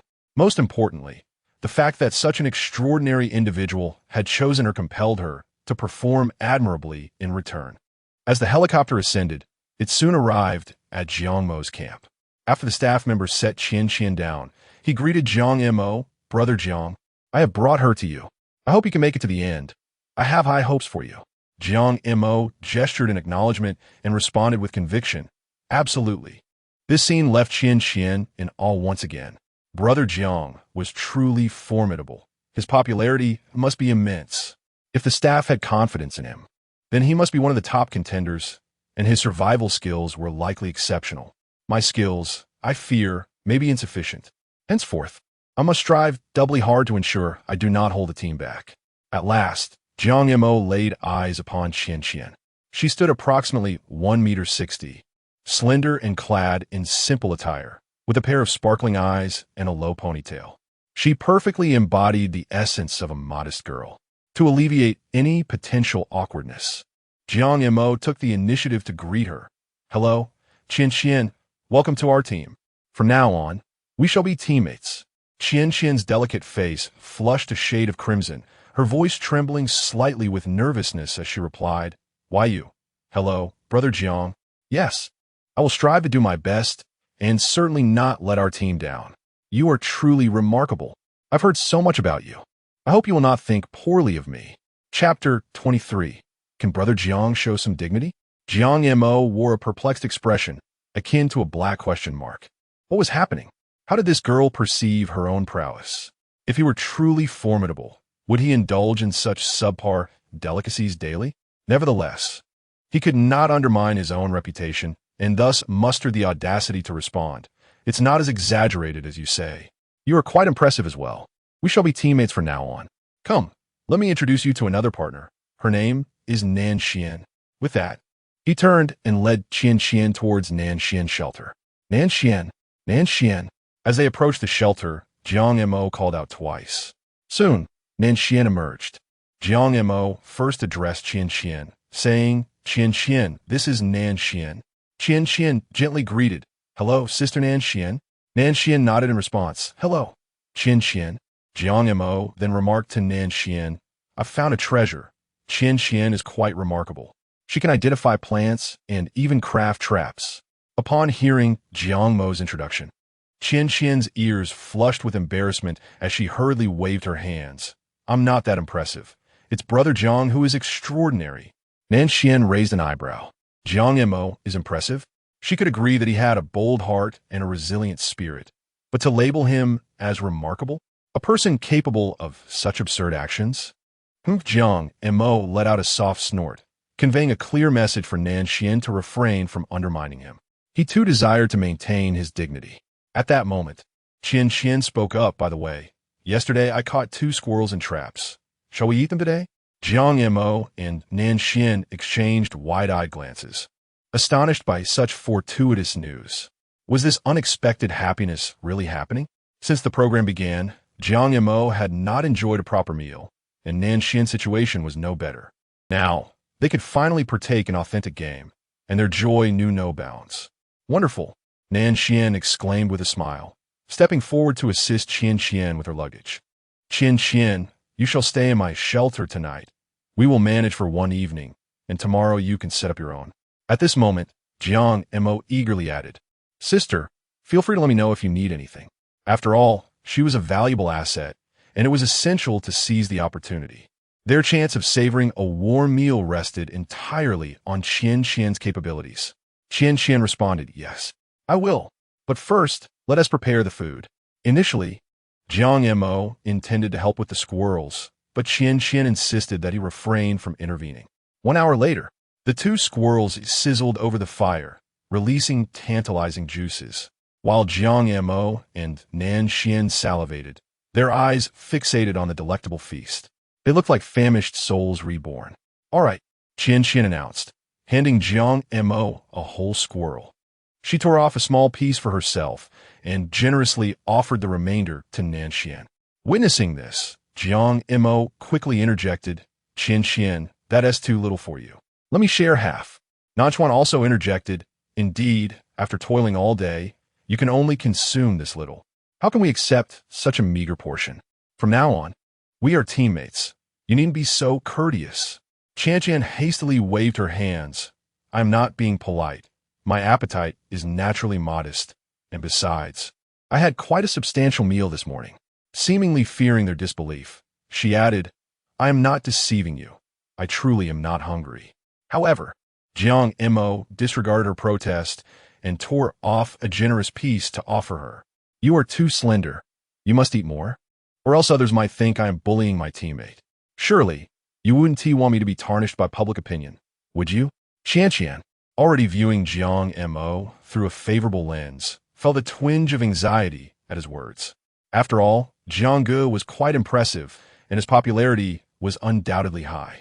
She was acutely aware of online discourse, and the thought of bringing him negative attention weighed heavily on her conscience. Although she claimed not to be particularly hungry, she nodded eagerly, "I will eat. Is that not acceptable? Now that's more like it." Jiang Mo finally tore a piece for himself and exclaimed, "Wow, delicious." He genuinely praised, "Qian Qian, your culinary skills are extraordinary." Nanchuan nodded vigorously in agreement. "Qian Qian, you are a lucky star. Following you will surely bring us fortune." Seeing Jiang Mo and Nanchuan relish the food so heartily, Qian Qian smiled with joy, thinking to herself that she was indeed useful, and with her teammates praising her. She resolved to strive even harder in the future. Soon enough, Nanchuan and Jiang Mo devoured their meal with great enthusiasm, leaving only Qian Qian under Jiang Mo's watchful gaze. She dutifully finished everything. By this time, it was completely dark outside. Nanchuan took Qian Qian's hand and said, "Come on, Qian Qian, let us return and rest." Qian Qian obediently nodded, though a hint of confusion lingered. She had not seen Jiang Mo's shelter that day, so she curiously asked, "Jiang Ge, where is your shelter?" Jiang Mo was momentarily taken aback. "Are you trying to catch me off guard?" Though he understood Qian Qian did not mean it that way, her question left him speechless. How should he respond? Should he say something like, "The sky serves as my canopy and the ground as my bed"? Perhaps with a few banana leaves for comfort when I'm joyful? Qian Qian's earlier compliments had him flustered, and he felt a burgeoning sense of idle duty.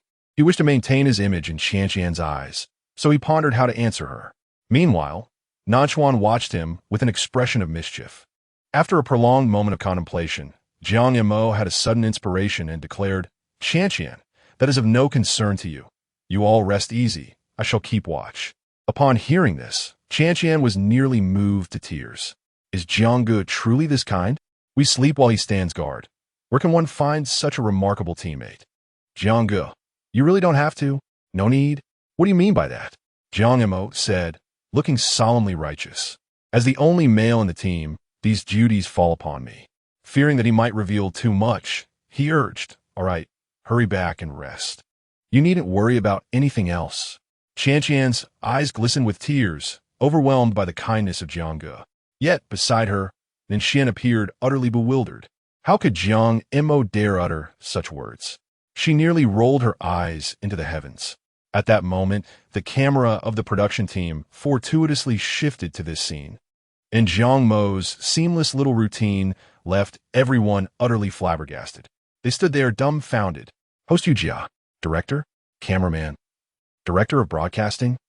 After a brief moment of shock, the barrage of comments exploded. Jiang Mo, can you not have a shred of dignity? This is pure deception. Someone call the police. Qian, dear sister, how could you be so naive? Is it possible you believe this?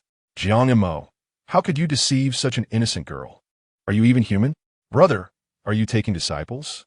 If only I possessed half of your skills, I wouldn't be perpetually single. Even the head of the courtyard would feel inferior in your presence. Chapter 24. The strategist. After the two women returned to the sanctuary, Jiang Mo sat before the fire, lost in thought. Oh dear, today has been merely a distraction. What shall tomorrow bring?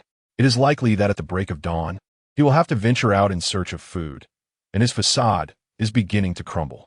Jiang Mo felt overwhelmed, utterly exasperated, with Qian elevating him to such heights. He found himself in an awkward position. Thus, he opened his live streaming channel, hoping to glean some wisdom from his viewers. After all, there is strength in numbers. Perhaps his audience could furnish him with a brilliant idea. However, upon opening the stream, he was met with a cacophony of criticism. LV16 Lonely, you beast. LV20 Salva, how could you deceive someone as adorable as Qian? LV11 Dong, can you not have a shred of dignity? LV32 Villainous Kitten. The crux is that Qian genuinely believes in you. LV24 Nan, jealousy distorts my perception. Why does Jiang Mo have such a way with women? LV23 Mini Clown. Bro, your words only make me appear more foolish. Seeing these comments, Jiang Mo couldn't help but chuckle. His viewers were certainly entertaining, so he decided to retort. Stop the curses. Do you think I desire this? I'm nearly at my wit's end. LV11 Irritated Old Horse. LV6 JKL. LV22 Early Winter. What troubles you? Are you enjoying the benefits while pretending to be virtuous? LV16 Gray Wolf. Are you putting on a show? LV16 Lonely. Indeed, you're playing both sides. Jiang Mo, you've changed. Jiang Mo was at a loss for words, feeling defensive. I'm not putting on a show. I simply ask, what am I to do tomorrow? My cover will be blown. Am I not of a certain caliber? Don't my brothers know this? To venture out in search of food tomorrow, how can I not be anxious? Brothers, please, think of a way to assist me. LV16 Lonely. Are you serious? LV20 Salva. Are you serious? LV24 Nan. Are you serious? LV11 Dong. I can't help but laugh. Do you genuinely believe we will help you brainstorm ideas? LV32 Villainous Kitten. While you are basking in affection, you still expect your brothers to strategize for you. What are you thinking? LV24 Nan. Dude, your daily antics amuse me. But if you were to fare better than I, it would be more painful than death. So forget it. Is it truly impossible for them to see him thrive? Nevertheless, he found himself genuinely seeking assistance from these good brothers, and thus humbly implored, I am not jesting. I beseech you to help me devise a plan. Otherwise, the fragile image I have painstakingly built will shatter. LV16 Lonely? LV11 Irritated Old Horse. You possess a positive image? LV6 JKL. Are you not aware of your own standing? LV22 Early Winter. Are you not just a bespectacled Jew Beiji pretending to be cultured? LV16 Gray Wolf. The question is, do you truly believe you resemble one? Jiang Mo found himself at a loss, exasperated by the endless chatter. Thus, he spoke up. Can anyone offer a suggestion? If not, I shall take my leave. He feigned an intention to exit the live stream. And indeed, this tactic of feigned withdrawal proved effective. The viewers quickly changed their tune. LV20 Salva. Help. LV11 Dong. We must assist. LV32 Villainous Kitten. What concerns my brother Jiang is my concern. LV24 Nan. Exactly. Jiang Mo sighed. Could you kindly specify how you intend to help? A bit of concrete advice would be appreciated, dear brothers. LV16 Solitude. LV20 Salva. Well, you could pretend to be ill. Just say you've been feeling unwell these past few days, and that would justify your desire to rest. LV24 Nan. Salva. That's a good idea. LV11 Dong. Salva. Indeed, that's good. LV32 Villainous Kitten. A8 Salva, excellent suggestion. LV24 Anan, A8 Salva, very good. Could we not have something more reliable? LV11 Irritable Old Horse, my good brother, I have a plan. Just claim that your ancestors were fortune tellers, and that you possess some skill yourself. Say you've consulted the stars, and it's unwise to venture out for the next few days. This method is foolproof. LV6 JKL, Irritable Old Horse, brilliant. I shall refer to you as my strategist. LV22 Early Winter, Irritable Old Horse, strategist. LV16 Gray Wolf, Irritable Old Horse, strategist. LV16 Solitude, Irritable Old Horse, strategist. LV39 Nearly Handsome Guy, Irritable Old Horse, strategist. Jiang Mo realized that none of them genuinely wished to provide assistance. They were merely eager to witness his embarrassment. He sighed in resignation. Exhausted, he thought, let it all come to ruin. Consequently, he exited the live stream and reclined upon a banana leaf, soon falling into a deep slumber. Later, around 10 o'clock, the production team unveiled the team roster. There were a total of 21 teams, arranged according to audience voting predictions. 1. Kuin team, Kuin, sweet girl. Alale. 2. Little Bull Brother team, Little Bull Brother, Li Hui Wei, Little Fong Fong. 3. Old Horse team, Old Horse, Kuin. Tian. 4. Lu Tong Tong team, Lu Tong Tong, Li Dakue He Xiaosheng. 15. Jiang Montak team, Jiang Montak, Nan Xuan, Qian. Evidently, in the audience's estimation, Kuin team was undoubtedly the frontrunner for the championship, boasting a top-tier male star and 2 female internet celebrities with millions of followers. Every contestant in the top 5 teams had a solid fan base. The high-profile contestants banded together for mutual support, leaving little to no chance for the other teams to compete. Though Jiang Mo had recently garnered a fair amount of popularity, the lackluster performance of his 2 teammates resulted in a less than favorable ranking for their team. Upon viewing this list, numerous netizens began to express their opinions in the comment section.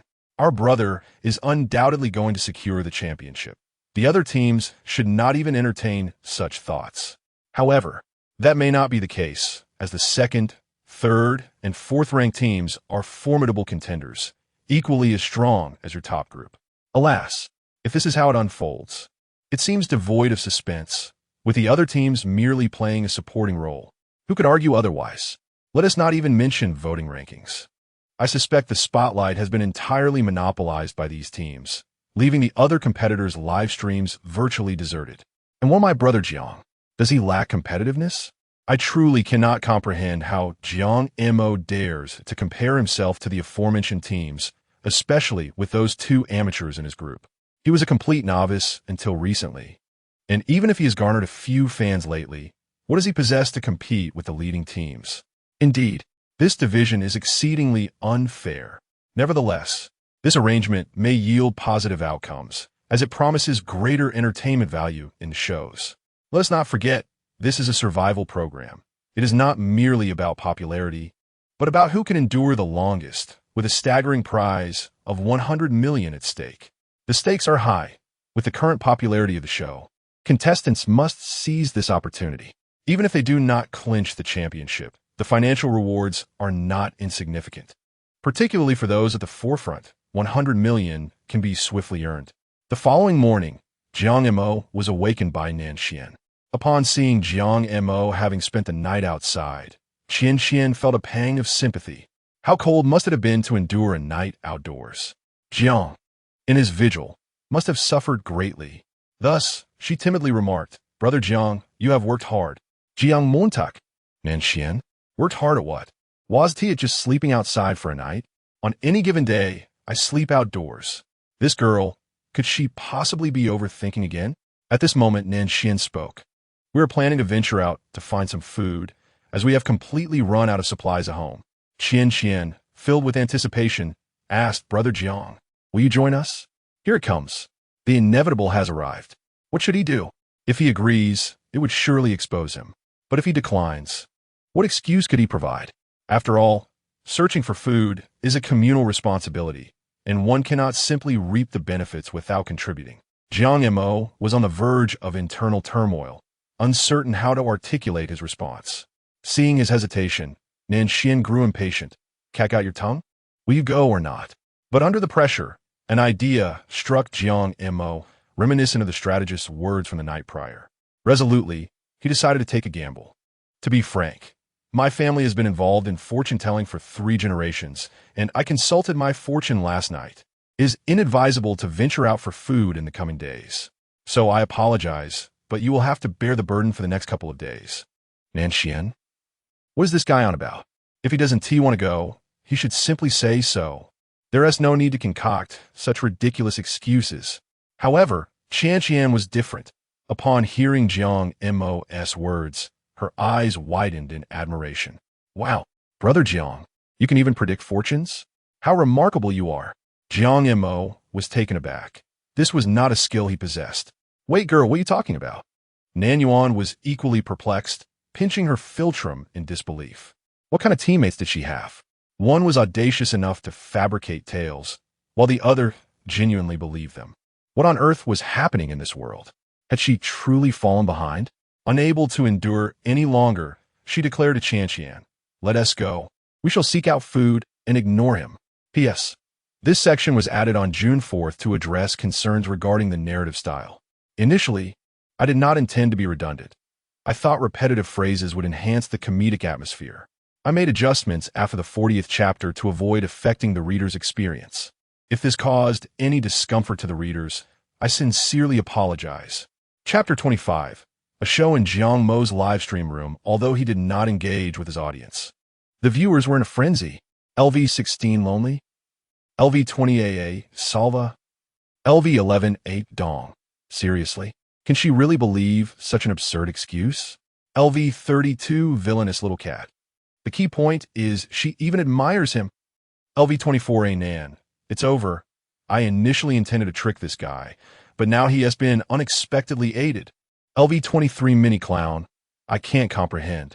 It simply defies understanding. LV6 JKL. Why does such a wonderful girl have to encounter this mountain cannon? LV22 early winter. I'll never meet a girl like that. If I can't have her, neither shall my good brother. Strategist, we need a plan. Irate old horse. LV16 gray wolf. Irate old horse. Strategist. Another brilliant scheme, please. LV16 lonely. Irate old horse. Strategist. Another brilliant scheme, please. LV39 almost handsome. Irate old horse. Strategist. Another brilliant scheme, please. LV33 a dog from the northwest. Irate old horse. Strategist. Another brilliant scheme, please. LV11 irate old horse. Brothers, don't rush me. Let me think. At Jiang Mo's side, after Nanxian and Qian departed, he could no longer remain seated. One must always be prepared for potential dangers. He had managed to deceive everyone for a few days, but what would he do next? Continue to deceive? What excuse could he possibly concoct this time? Such nonsense. Desperate, he considered the system. Though it was a troublesome entity, it at least offered a glimmer of hope. The real question was, did he truly have to consume a rotting corpse? Jiang Mo refused to succumb to despair. After a series of dismal lottery draws, he believed it was merely a stroke of bad luck, not a decree from the system demanding he feast on decay. What if this time, the lottery could yield something extraordinary? Gazing at the 766 reputation points he had amassed recently, he resolved to give it another try. With a thought, system, commence the lottery. Lottery initiated. Thank you for your patronage. Reward. All attributes 1. Again, thank you for your patronage. Reward. All attributes 1. Is this truly it? Is it truly over? Watching his dwindling reputation points, Jiang Mo gritted his teeth. He must continue. Thank you for your patronage. Reward. All attributes 1. 3 consecutive draws, all failures. The weight in his chest finally plummeted. Damn it. Jiang Mo felt a surge of frustration. Was he truly destined to consume a rotting corpse? After much internal struggle, he capitulated. Regardless of Qian's perspective, did he not desire that grand prize of 100 million? That was his ultimate goal, with thoughts of 100 million swirling in his mind. Jiang Mo found the notion of a rotting corpse less abhorrent. For the sake of 100 million, he could endure anything. even the taste of excrement. The question remained, where could he find a rotting corpse? After pondering for a moment, he decided to head to the stream's edge. Given the recent flooding, the likelihood of encountering a corpse there should be considerably high. He was not far from the stream, so he decided to take action. After 10 minutes, Jiang Mo reached his destination. He searched along the stream for quite some time, but found no decaying corpse. What was going on? How could he not find a single corpse? Was he truly this unfortunate? After walking for a while, he grew weary and lay down by the stream to rest. Bored, he opened his live streaming channel, and to his astonishment, the number of online viewers skyrocketed to over 20,000. He was taken aback. The first time he opened the stream, there were only 4,000 viewers. Yesterday, feeling somewhat irritable, he and T paid attention to the viewer count, and now it had surged to 20,000. Confused, he decided to inquire with his audience, "What is going on, everyone? Why are there so many people in my live stream? I remember there were only over 4,000 on the first day. LV16 lonely? LV20AA salva? Huh, are you scared by 20,000? LV11 dong. Did you know that there were times when the viewer count exceeded 50,000? LV32 villain cat. My good friend seems a bit out of the loop. On the first day when the rules were announced, all participants had low viewer counts. Be content with 4,000. LV24 Anan. To be fair, although your popularity isn't at the top, you should easily rank in the top 10. LV23 Mini Clown. Exactly. LV6 JKL. Come on, my friend. Put in some effort. I believe in you. Upon reading the comments from his viewers, Jiang Mo began to understand. It seemed his popularity was accumulating quite rapidly, something he had previously underestimated, which had made him hesitant to even consider winning the team championship. But now, he felt that with a little effort, he might just grasp that elusive chance, especially since it was a staggering prize of 1 million every week. Although it paled in comparison to the grand prize of a smaller target, it was an immense temptation for someone like him, who had grown up in poverty. Just then, a dazzling gift effect flooded the live stream screen. LV60 Jiangnan 007. Gifting Carnival X3. The viewers in the stream began to flood the chat with excitement. LV16 Lonely. Jiangnan 007. You're amazing. LV20AA Salva. Jiangnan 007. You're incredible. LV11A Dong. Jiangnan 007. You're phenomenal. LV32 Villain Cat. Jiangnan 007. You're impressive. LV24A Nan. Jiangnan 007. You're remarkable. Seeing two gifts, Jiang Mo couldn't help but smile broadly and quickly said, "Thank you, 007, for the 3 carnivals. You're amazing. Wishing you all the best. May you earn tons of dollars. May everything prosper, and may you earn pounds galore. May all your wishes come true, and may you earn renminbi extravagantly." With this little rhyme, the viewers were once again swept away in excitement. LV16 Lonely? LV20AA Salva. You're quite the wordsmith. LV32 Villain Cat. Though I'm a bit envious, you deserve this money. LV16 Loneliness. My good brother, I present you with a pair of sunglasses. Could you not extend your gratitude towards me? LV11A Dong. Do not harbor such thoughts. This is exclusively for the elder brother. LV60 Jiangnan 007. Facepalm emoji, could you perhaps perform a little show? If it brings me joy, I might reward you with a few tokens. I can't believe it. Is money so easily earned? Jiang Mo felt as if he had stumbled upon a new world. No wonder the original self was eager to participate in such events. Elder brother, what would you like to see? Today, I must devise a way to procure those 2 coins from your pocket. No. I got carried away. My tongue slipped. LV60 Jiangnan 007. Facepalm emoji, it matters not. If you possess the skill, deceive as you wish. The prominent figure has spoken, and the viewers in the live stream hastily joined in the excitement. Naturally, when a big shot pays for you to enjoy a free show, one must seize the opportunity. LV23 Mini Clown. The big shot has spoken. Seize the moment, brother. LV6 JKL. What are you waiting for? Quickly showcase your best skills. LV22 Early Winter. The feast is laid before you. Whether you partake depends on your abilities. LV16 Gray Wolf. Brother Jiang, I believe in your prowess. LV16 Loneliness. Brother, I expect nothing else from you. Simply demonstrate your Rebar 8-character technique. Chapter 26. Brothers, let's get to work, as Jiang Mo gazed at the barrage of comments. His mind was racing. He was not particularly adept at performing conventional shows, but when it came to the realm of the abstract, he indeed had a trick up his sleeve. After all, wasn't he here to unearth the remains? And perhaps make a little money along the way? What could be better than that? All right then, today, I shall present you with something extraordinary. LV16 Lonely. How extraordinary can it be, my good brother? LV20 AA Salva. If Jianggu has declared it to be extraordinary, it must be a grand affair. LV11 A Dong. You've certainly piqued my anticipation to great heights. LV32 Villainous Kitten. Just don't mess it up. LV60 Jiangnan 007. Eagerly awaiting your splendid performance. Jiang Mo decided against prolonging the chatter, even if he was to perform an act involving the remains. He first needed to locate them. If he couldn't find them, what was the point? Brothers, I must take my leave momentarily to gather my props. With that, he exited the live stream at lightning speed, leaving his viewers in a state of bewilderment. What kind of performance was this? Preparing props? Could it be that Jianggu, who was typically so haphazard, was genuinely preparing for something elaborate? The anticipation was palpable.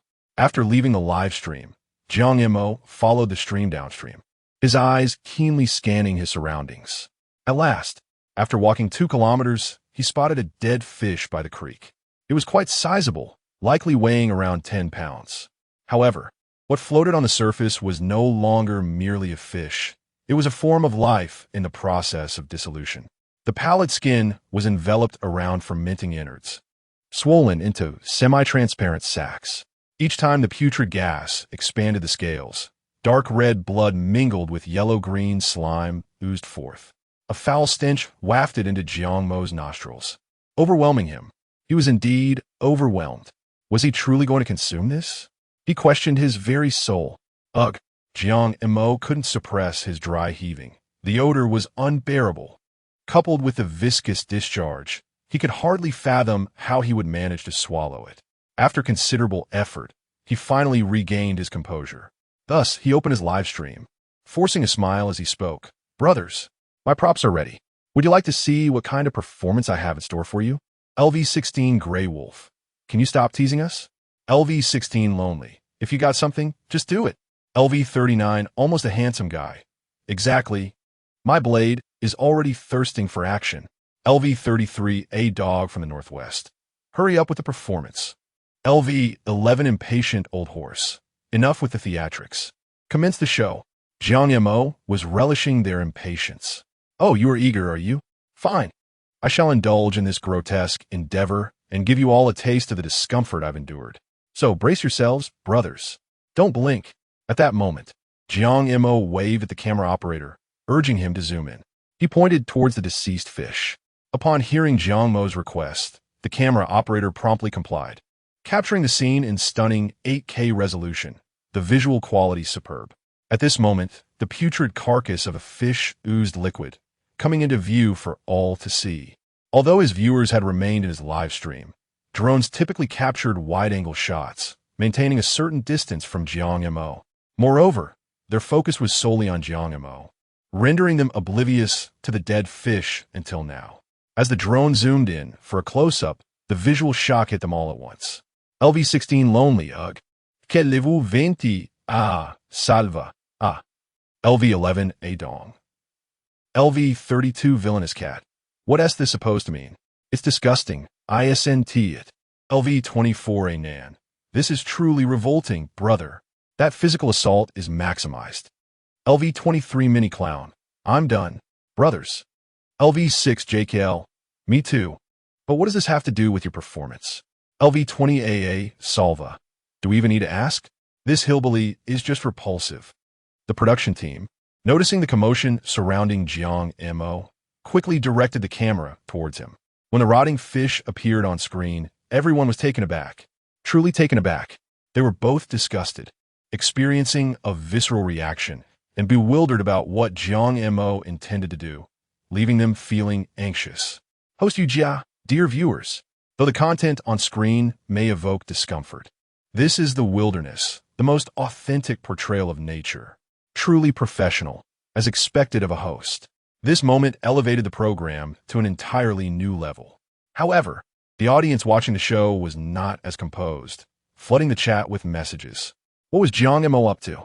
Was he just intent on self-destruction, or merely seeking to disgust others? Did he think himself a vulture, intrigued by carrion? They could hardly comprehend why the production team would grant him camera time. What was there to see? Wasn't this brother still around? I hadn't T-tuned in for a couple of days, thinking he had already met his end. Was this fellow about to unleash something grand? Most likely, but would he truly dare to eat it? Compared to Jiang Mo's private live stream, the atmosphere on the public channel was decidedly less amicable. After all, those who were enamored with him had long migrated to his private stream. Yet, some still wished to see what antics he might conjure. Jiang Mo, at this point, decided not to keep them in suspense, stating, "Brother Jiang Nan, if I take a bite of this fish, would that count as a daring feat?" Before his brother could respond, the viewers erupted. LV16 Lonely. Que levu 20 a salva. LV11 a dong. LV32 Villainous Cat. Are you really going to eat it? LV6 JKL. No way, are you joking? LV20 AA Salva. They say you have a tough life, and you're still breathing, huh? LV24 A Nan. This isn't something you should eat, brother. Consuming it could lead to trouble. LV23 Mini Clown. Exactly, good brother. While playing with jokes is fine, your life comes first. Just as the viewers debated, the elder brother finally spoke up. Upon encountering the message, Jiang Mo felt an unwavering resolve within. It was not merely a matter of finances. He would not stoop so low for a few carnival rewards. The root of the dilemma lay in the vexatious system, which he was compelled to navigate successfully. Failing this challenge would render him incapable of surmounting the subsequent trials. He harbored a fervent hope that, after this ordeal, the system would bestow upon him a worthy skill. Despite the intense aversion he felt, there was no escaping this moment. Whether he consumed it now or later, the act remained inevitable. With this thought in mind, he ceased hesitating. "Here goes, brothers," he exclaimed, stepping forward. He grasped the putrid corpse from the water, closed his eyes, and held his breath. In one swift motion, he bit down, refusing to chew, and swallowed a whole. In the live stream, LV16 Lonely. Que levu 20 a salva. LV11 a dong. LV32 Villainous Kitten. Is Jianggu really eating? LV24 A Nan. What a bold person. LV23 Mini Clown. What a bold person. LV6 JKL. What a bold person. LV22 Early Winter. What a bold person. Chapter 27. A fine job. As a reward, Jiang Mo believed that as long as he refrained from chewing, he could manage to swallow it. However, the overpowering flavor surged straight to the crown of his head. Even after he had swallowed, the foul odor of rotten meat lingered stubbornly in his mouth and nasal passages. His facial features contorted in a desperate effort to suppress his discomfort. Ugh! At last, he could no longer contain his physiological reaction and began to retch. Ugh! Ugh! Ultimately, he expelled even the bitter bile, his face paling considerably. The viewers in the live stream could hardly contain their laughter at this spectacle. LV16 Lonely. Huh?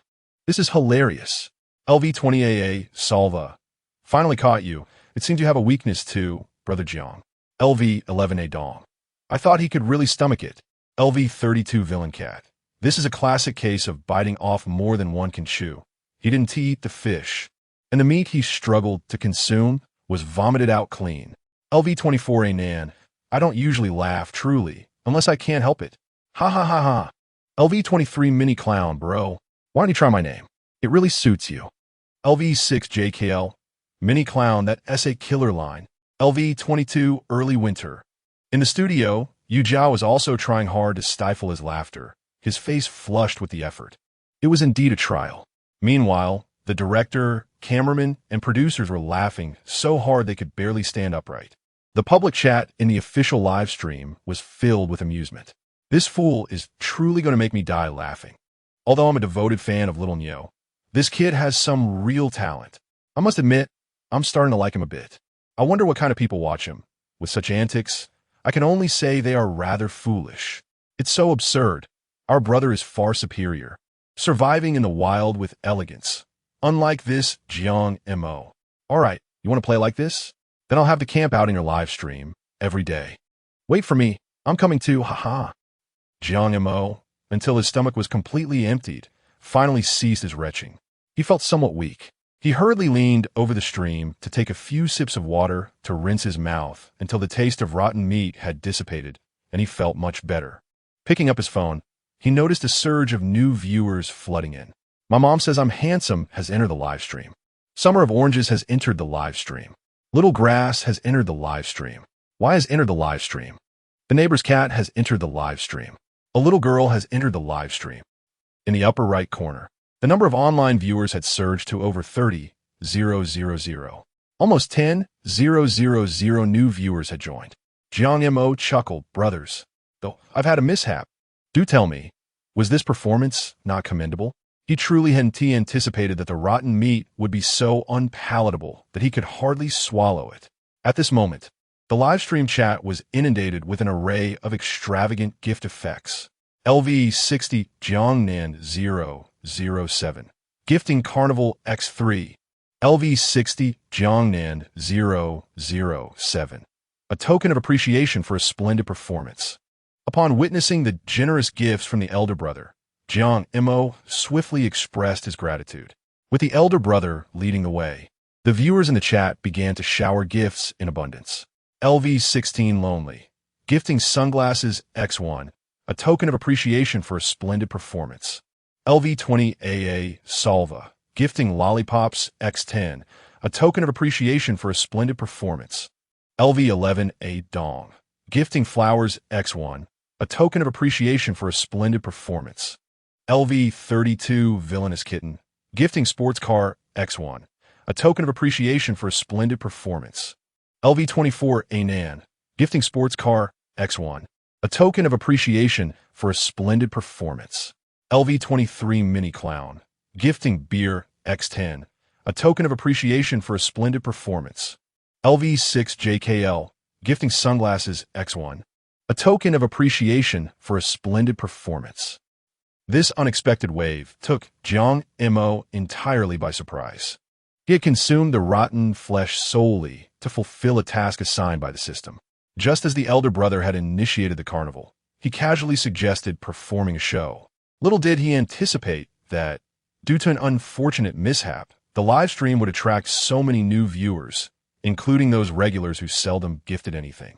In addition to his loyal viewers, many newcomers also contributed generously. Observing the influx of gifts, the viewers flooded the chat with excitement.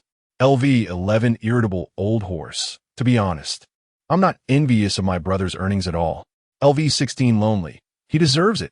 LV20 AA Salva. He deserves it. LV11 A Dong. He deserves it. LV32 Villainous Kitten. He deserves it. LV24 Anan. He deserves it. Having received such a bounty of gifts, Jiang Mo ultimately exited the live stream with a sense of fulfillment. His immediate priority was to conduct a lottery, although he had consumed the rotten flesh only to regurgitate it. One could argue whether he had indeed eaten it. Surely, the system would not turn against him this time. After so many consecutive failures, he was due for a prize. With a mere thought, he summoned the system panel. Host Jiang Mo, speed 57, strength 63, agility 65, resistance 122, skills none, reputation points 19,265. Earlier in the morning, he had just over 9,000 reputation points, and now it had surged by 10,000. He speculated that as time passed, this trend would continue to rise. However, this amount was already sufficient for a single lottery attempt, and Jiang Mo was eager to see if he could win something. Without a moment's hesitation, he commanded the system, lottery now, satisfying lottery requirements, commencing draw. The wheel began to spin, and Jiang Mo clenched his hands tightly. Too anxious to look. He fervently hoped win. Win. Congratulations, you have won a mystery box. Would you like to open it? Yes. Jiang Mo exclaimed, finally. After 11 consecutive failures, he had finally struck gold. Open. The box is being opened. Attaining masterful woodworking skills. What is this? Jiang Montag was bewildert. 11 consecutive failures. And in the end, this is what you present to me? System. Are you serious? Although this time I didn't receive any bizarre rewards like the ability to consume corpses. How is this master woodworking skill of any significance for my survival in the wilderness? Jiang Mo began to realize. It seems this skill is not without merit. It would indeed prove invaluable for constructing a shelter. After all, those ancient builders were carpenters, and possessing master-level skills in this area is quite advantageous when creating a refuge in the wild. While it may seem trivial given my maximum resistance, having a comfortable place to rest is certainly preferable to sleeping on banana leaves every night. Furthermore, with this skill, I can also fashion some small tools. Upon reflection, this skill is rather impressive. Although it does not provide any direct assistance for my survival in the wilderness, it undeniably holds its value. Well done, dog system. Keep it up next time. With this practical skill acquired, Jiang Mo whistled cheerfully as he made his way back to the campsite. Chapter 28, Strategist. Think of a solution upon returning to the camp. It was already past 1 in the afternoon. Qianqian and Nanxian had been waiting for quite some time. As soon as she saw him, Qianqian greeted him with excitement. Brother Jiang, you have finally returned. We had quite a stroke of luck this morning, catching several tree frogs and even finding some cassava. It's all prepared. With that, Qianqian pointed to a small fire nearby. Jiang Mo glanced over, and indeed, there were several tree frogs sizzling and oozing with juice alongside boiled cassava. How fortunate this was. He was immensely grateful to the production team. Had it not been for the restriction on team formations, he would never have had the chance to enjoy such delicacies. Qianqian, you are truly amazing, Jiang Mo praised sincerely. Qianqian's cheeks flushed a delicate shade of red. Her hands clasped behind her back as she swayed gently, clearly delighted by his compliment. Akin to a child in kindergarten receiving a gold star. Witnessing this scene, the viewers in Jiang Mo's live stream collectively erupted with envy. LV16 lonely, damn. Qu'allez-vous 20? Salva, dumb. LV11 a dong, damn. LV32 villainous kitten, damn. LV60 Jiangnan 007, damn. This time, even the usually composed brother Jiangnan was thrown off balance. LV16 Grey Wolf. Is this wilderness survival or a royal feast? LV16 lonely. What gives? LV39 almost handsome. How is it fair that he returned from a stroll to find fragrant food waiting for him? Who can we complain to? LV33 Northwest Dog. The main point is that the girl is so proactive, she doesn't feel the slightest bit disadvantaged. LV11 Grumpy Old Horse. The key is that she admires him so much. I can't take this. LV32 Villainous Kitten. This is more painful than death. LV24 Anan. That girl is gentle, virtuous, capable, beautiful. Why can't I meet someone like her? LV23 Mini Clown. My heart can't take it. Why does Jiang Mo deserve this? The viewers were genuinely consumed with jealousy.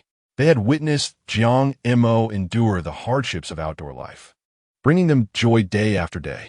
Yet now, he had suddenly stepped into a life of luxury, even being surrounded by admirers. Most notably, Qianqian was simply enchanting. Any man would surely be drawn to her. While her looks might be an 8 out of 10, her character and that gentle demeanor were lethal charms for any man. The reason Jiang Mo was under siege was that the viewers perceived him as a rival in love. LV20 AA Salva. Grumpy Old Horse, Strategist, think of a solution. LV11A Dong. Grumpy Old Horse, Strategist, think of a solution. LV32 Villainous Kitten.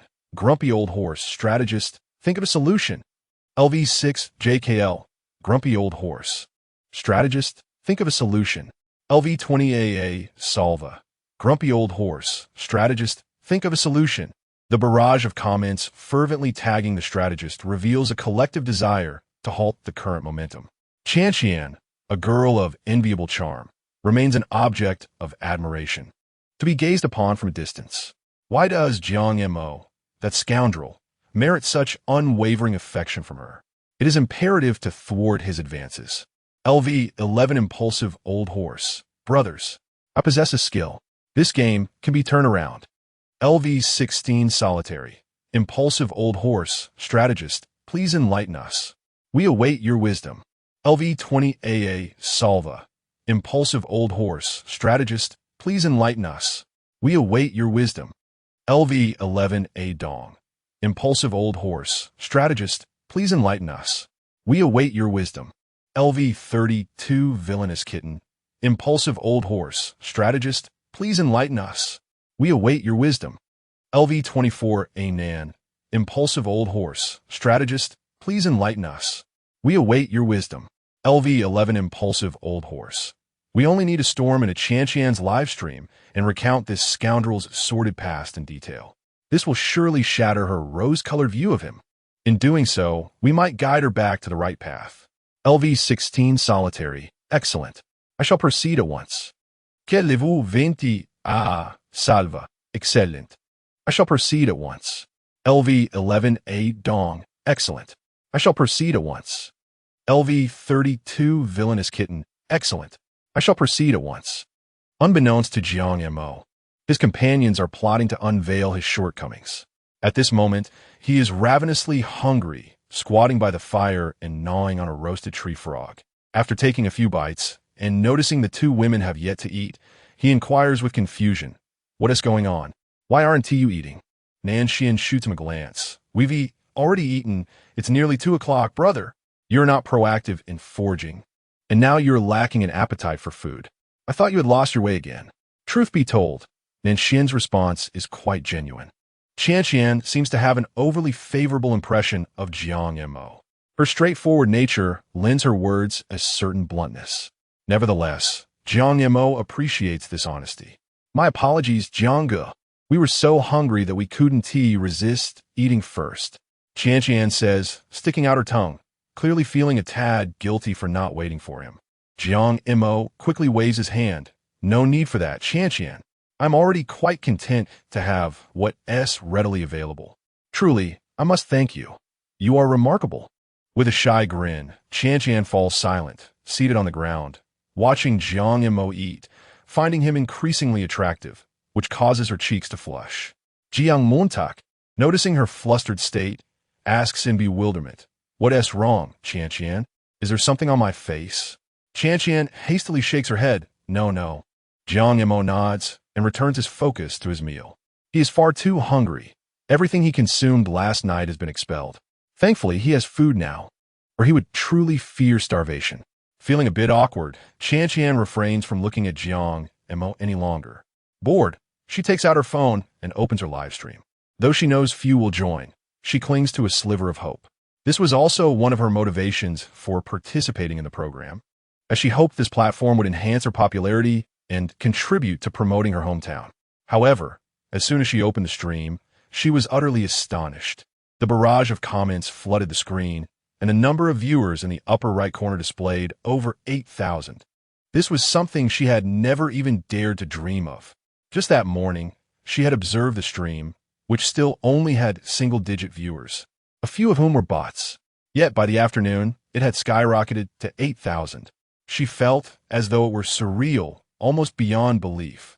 Now, she was immensely nervous, but managed to suppress her overwhelming emotions as she greeted her viewers.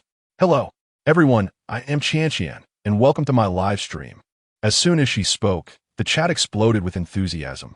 LV11 Furious Old Horse. Damn, I can't take it. Her voice is too sweet. LV16 Solitude. A celestial voice. A celestial voice indeed. LV20 AA Salva. How come we never discovered such a treasure of a girl before? LV11 A Dong. I'm heartbroken that this rascal Jiang Mo got so lucky. LV32 Villainous Kitten. I'm dying, brothers. How could she be so gentle? Chapter 29. Brother Jiang. You were so cool as the viewers became enthralled by Qian's angelic voice. The strategist, Old Ma, quickly typed a reminder. LV16 Impulsive Old Ma. Brothers, Let us not forget our mission. Upon seeing the strategist's reminder, the audience suddenly awakened, hastily typing their responses. LV16 Grey Wolf, Qian.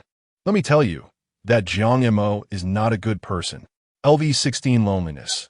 Listen to my advice, girl. Keep your distance from that Jiang Mo. LV39 Almost Handsome. You are such a wonderful girl. Don't let that fool lead you astray. LV33 A Dog from the Northwest. Jiang Mo is truly unworthy. If you seek a partner, any of us would surpass him. LV11 Impulsive Old Ma. Jiang Mo used to deal arms in Southeast Asia. His heart is as black as coal. LV32 Villainous Kitten. Have you heard about Mexico? Even the major drug lords call him Godfather. You cannot afford to be with someone like him. LV24 Anan. Just trust your brothers. Stay as far away from that guy as possible. Upon reading these exaggerated comments, Qian began to comprehend why her live stream had attracted so many viewers. It was all because of Jiang Mo. Although these individuals were disparaging Jiang Mo, it felt as though they were only expressing half of their sentiments. The other half did not seem entirely negative. It was quite peculiar. Previously, her live stream had been devoid of viewers, and within less than 2 days of teaming up with Brother Jiang, her audience had swelled to 8,000. She could hardly believe the extent of Jiang Mo's popularity. Surely, his live stream had to boast 1 million viewers. Though she was somewhat introverted, she was not naive. She had witnessed numerous live streams and understood a certain method known as linking viewers. It involved larger streamers directing viewers to smaller streamers, thereby boosting their popularity. These viewers must have been sent by Brother Jiang. With this realization, her heart raced a little faster. Brother Jiang was truly kind. To be able to team up with him made her feel incredibly fortunate. I understand that you all were sent by Brother Jiang to help me gain popularity. Rest assured, I will strive to improve my live stream. After expressing her gratitude with a determined glance towards Jiang Mo, her face radiated resolve. The message was clear. She would not squander Jiang Mo's goodwill and would endeavor to elevate her live stream. Although the goal of securing the team championship seemed distant, she at least aimed not to lag too far behind. Jiang Mo, meanwhile, was perplexed as he munched on his food. Hearing Qian's words left him utterly bewildered. What did I arrange? I haven't done anything. The viewers in the live stream were equally confused. Wait a minute. Weren't they here to tarnish Jiang Mo's reputation? How did it turn into a supportive role? Could it be that the reasons they just stated were a bit exaggerated? Since Qian was skeptical, the only recourse was to reveal the absurdity of Jiang Mo's actions. And do not blame the brothers for their harshness. It was you who first disregarded the rules of gentlemanly conduct. Such a wonderful girl. And Jiang Mo wants to monopolize her? No chance. LV20 AA Salva. My dear, for the sake of your beautiful life, let me speak the truth. Jiang Mo is utterly incapable of surviving in the wild. You are the one at a disadvantage by teaming up with him. Indeed, you thought you had the upper hand, but truth be told, had it not been for your partnership, he wouldn't even have had a warm meal. He went 3 days without food or water at the start, nearly starving to death. He drank stagnant water, and it was even tainted with corpses. In his desperation, he resorted to eating venomous snakes, a bamboo viper, no less. He even dared to poke a beehive for honey, ending up with a face swollen like a pig's head. I have the screenshot to prove it. He couldn't even bring a waterproof tarp for shelter. He relied solely on banana leaves. This wretched fellow cannot even distinguish between poisonous mushrooms. He ingested 20 of them. 20. He doesn't spare even rotten fish. He devoured a putrid one covered in pus. Sister, he is truly a dangerously reckless individual. He is not impressive at all. So please do not idolize him. Upon reading these comments, Qian was utterly astonished. These reasons seemed too credible to be fabricated, unlike the absurd tales of arms dealers. Moreover, she had seen the evidence. Thus, she curiously addressed Jiang Mo, Brother Jiang. May I ask you a few questions? While eating, Jiang Mo nodded, mumbling indistinctly, "Go ahead." Coughing slightly, Qian felt somewhat shy, but was overwhelmed by her curiosity. Is it true that you've eaten venomous snakes? And that you were stung by bees? Your shelter is made of banana leaves. She meticulously inquired about each outrageous incident Jiang Mo had committed. Jiang Mo was dumbfounded. Wasn't this tantamount to sentencing him? It was over. The persona he had painstakingly constructed was on the verge of collapse. Instinctively, he felt the urge to defend himself. He truly did not wish to leave a negative impression in Qian's mind. To be honest, he somewhat relished her admiration. The more one lacks, the more they tend to cherish what they have. That was Jiang Mo. He possessed no survival skills whatsoever, yet Qian mistakenly regarded him as a formidable figure. And that feeling was exhilarating and addictive. However, before he could speak, Nonsensical interjected, answering on his behalf.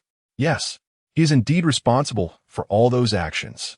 Turning to Qian with a serious gaze, he continued, So, Qian, this is the true Jiang Mo. Do not think of him as a deity, nor should you idolize him blindly. Only with a clearer understanding of one another can our teamwork proceed more smoothly. I found a right moment to inform you before, but since you've asked as teammates, you have the right to know the whole truth. It was over. Over. Jiang Mo realized he could no longer fabricate an escape. He bore no resentment towards Nonsensical, for deep down, he sensed that Nonsensical was indeed acting rightly. In a team where everyone is forthright with one another, it undoubtedly fosters the best environment. The dilemma lies in the fact that he felt a tinge of disappointment. Alas, his facade of expertise was swiftly dismantled. It was scarcely gratifying. And now he was left with a hint of awkwardness. With a touch of insecurity, he attempted to clarify. Qian, I didn't mean to. However, before he could finish his sentence, Qian interrupted him with excitement. Wow, Brother Jiang, are you truly that formidable? Have you really consumed bamboo leaf green and toxic fungi? I am aware of those. People I knew in my childhood had encountered them. They are all gone. How did you accomplish that? You must tell me. You are simply remarkable. Truly. Chapter 30. The Convergence of Three Flowers. Nonsensical. She felt utterly unwell. She had initially believed that by revealing the true situation to Qian, the younger sister would remove her rose-tinted glasses and interact normally. To her surprise, after hearing about Jiang Mo's outrageous experiences, Qian seemed to idolize him even more. Is this reasonable? Jiang Mo was equally bewildered. Qian. I actually lack survival skills. I cannot do any of those things you can. I was merely pretending. Once again, Jiang Mo's words were interrupted by Qian. No. Brother Jiang, having such skills is insignificant compared to your actions. My abilities pale in comparison. You are truly impressive. Please tell me how you think and how you accomplished all this. This admiration was not difficult to comprehend. Due to her upbringing, Qian had always been obedient and sensible, leading her to deeply admire those who dared to break the rules. These are the very things she had longed to do since childhood, but had never dared to attempt. Where she once held mere admiration for Jiang Mo, it had now transformed into full-fledged adoration. In contrast to Jiang Mo and Nonsensical, the most devastated were the viewers in the live stream. LV20AA Salva. Is this right? LV11A Dong. What is going on with you, girl? LV32 Villain Cat. Oh no. It seems I've inadvertently assisted this guy again. LV6JKL. This is outrageous. I'm going to lose my mind. LV20AA Anan. Jiang Mo. I can't believe your luck. LV16 Grey Wolf. Good. So your fortune is reflected in your birth chart. Huh? Is your destiny as robust as Rebar? LV16 Solitude. This is absurd. I genuinely cannot find a reason to criticize this guy. LV39 Almost Handsome. What gives him the right to earn the admiration of a girl? LV33 Northwest Dog. I just can't understand. It's utterly baffling. LV11 Irritable Old Horse. Brothers, I assure you, I'm not to blame for this. This girl is anything but conventional. How is this even happening? Seeing Qian genuinely curious about him, Jiang Mo decided to be forthright. In essence, he admitted that he possessed no skills but had participated in the show, driven by a strong desire to win that 100 million prize. He felt compelled to succeed and, out of hunger during the survival process, had resorted to those outrageous actions. Why was he still alive?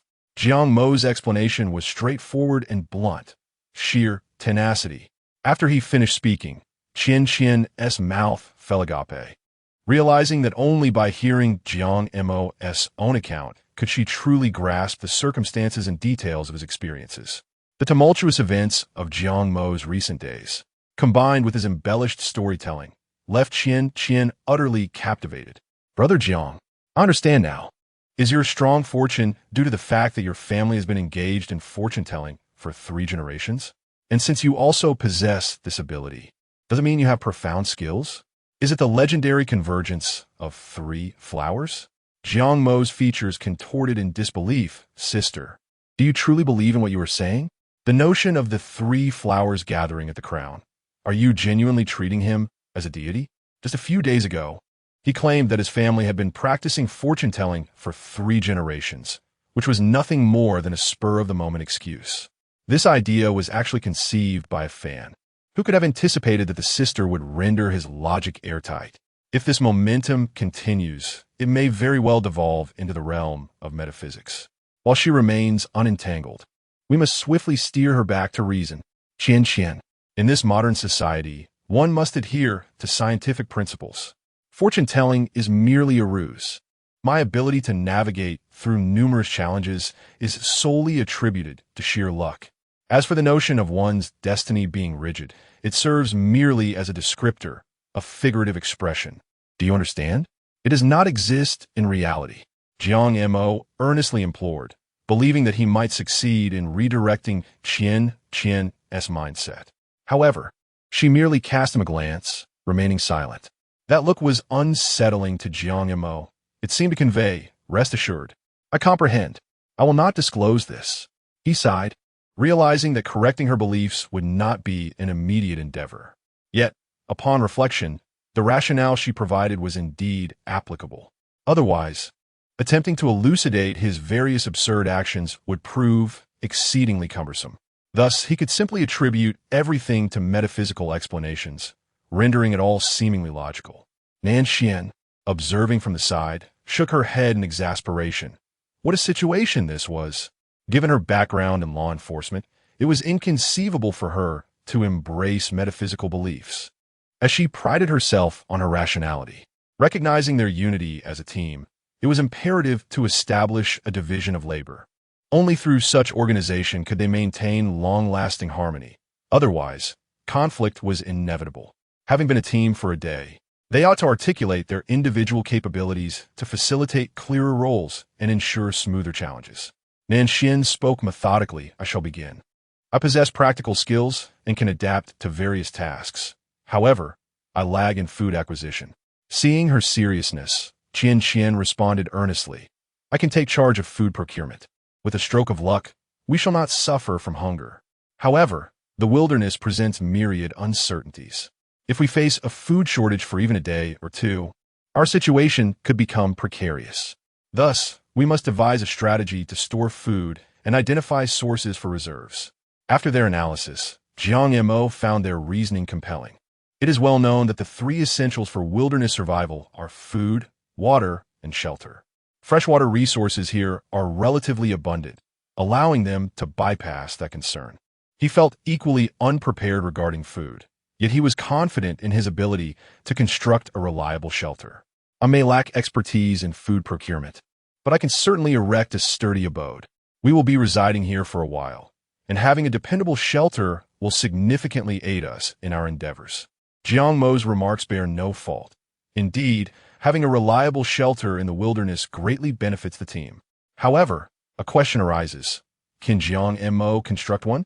Moreover, he is not referring to a mere temporary refuge, but rather a long-term dwelling.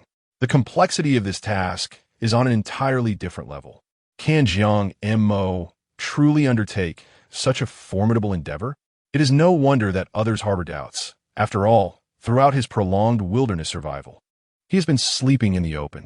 That fateful night of torrential rain saw him swept away by the deluge. If he possessed the skills to erect a shelter, could such incidents have occurred? Qian expressed her skepticism. Are you certain you possess this ability? Qian, standing nearby, voiced her concerns as well. Brother Jiang, if you genuinely cannot manage it, that is perfectly fine. As long as you join us daily in our ventures, I assure you will not go hungry. Furthermore, regarding the shelter, should you find yourself at a loss, we are more than willing to assist you. Chapter 31. This pure white gift. Jiang Mo understood the reactions of the two individuals, given his earlier reckless behavior. It was indeed difficult for anyone to believe he could construct a shelter. Originally, he had no intention of doing so.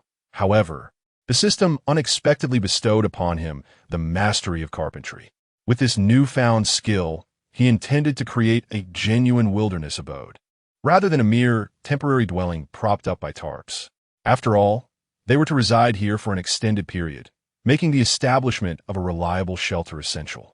There's no need for assistance, Jiang Mo declared. Just wait a while, and you shall witness my craftsmanship.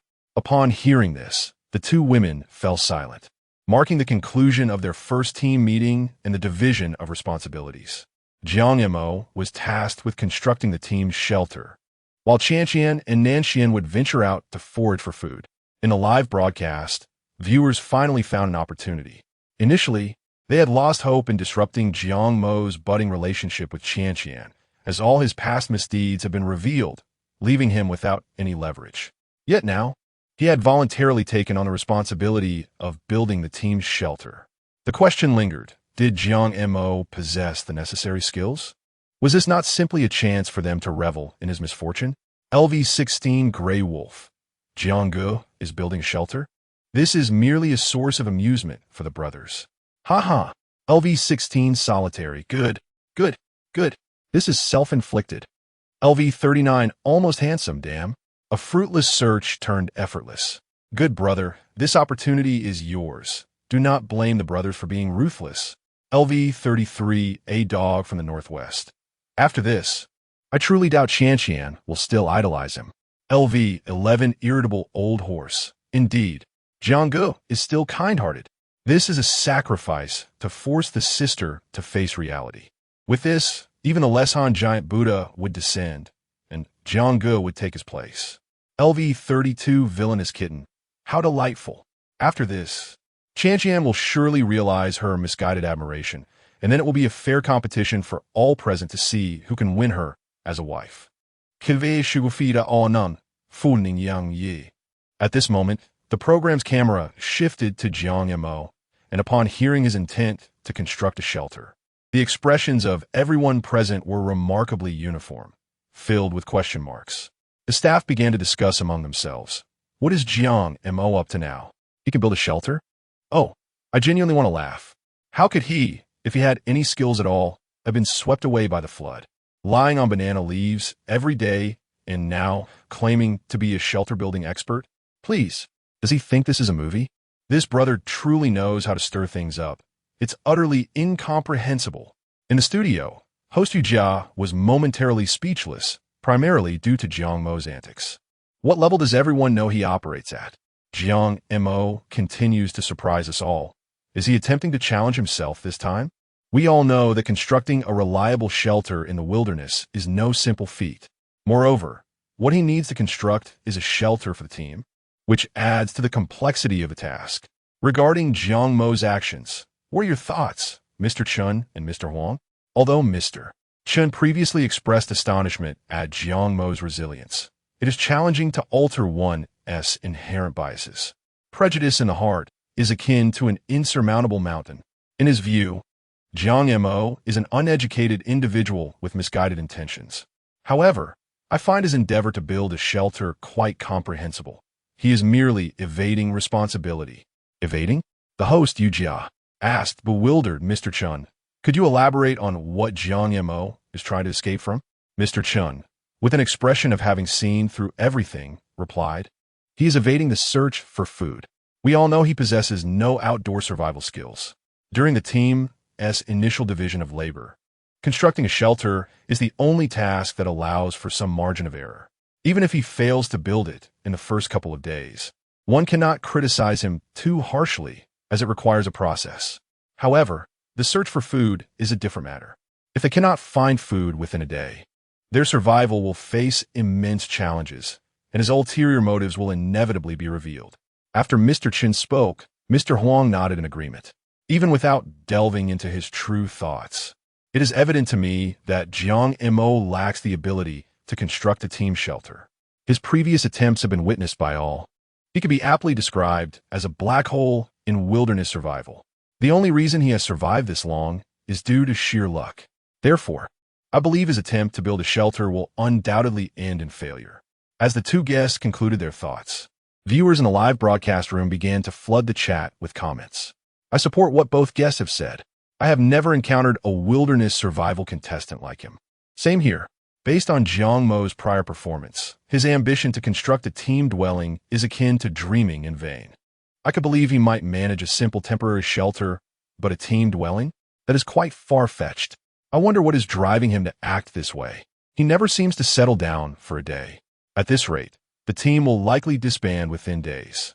With his antics, who will want to partner with him? Absolutely correct. In the wild, what is charmingly referred to as teamwork can more accurately be described as mutual exploitation. If you offer no value to the team and merely take advantage of others, who will continue to support you? If he truly separate from the team with his skills, he would likely be eliminated within days. I cannot fathom why so many people enjoy watching him. It is truly beyond me. How much longer can his luck hold out? They are expected to endure 120 days in the wilderness. As for the widespread skepticism regarding his abilities, Jiang Mo is well aware of it.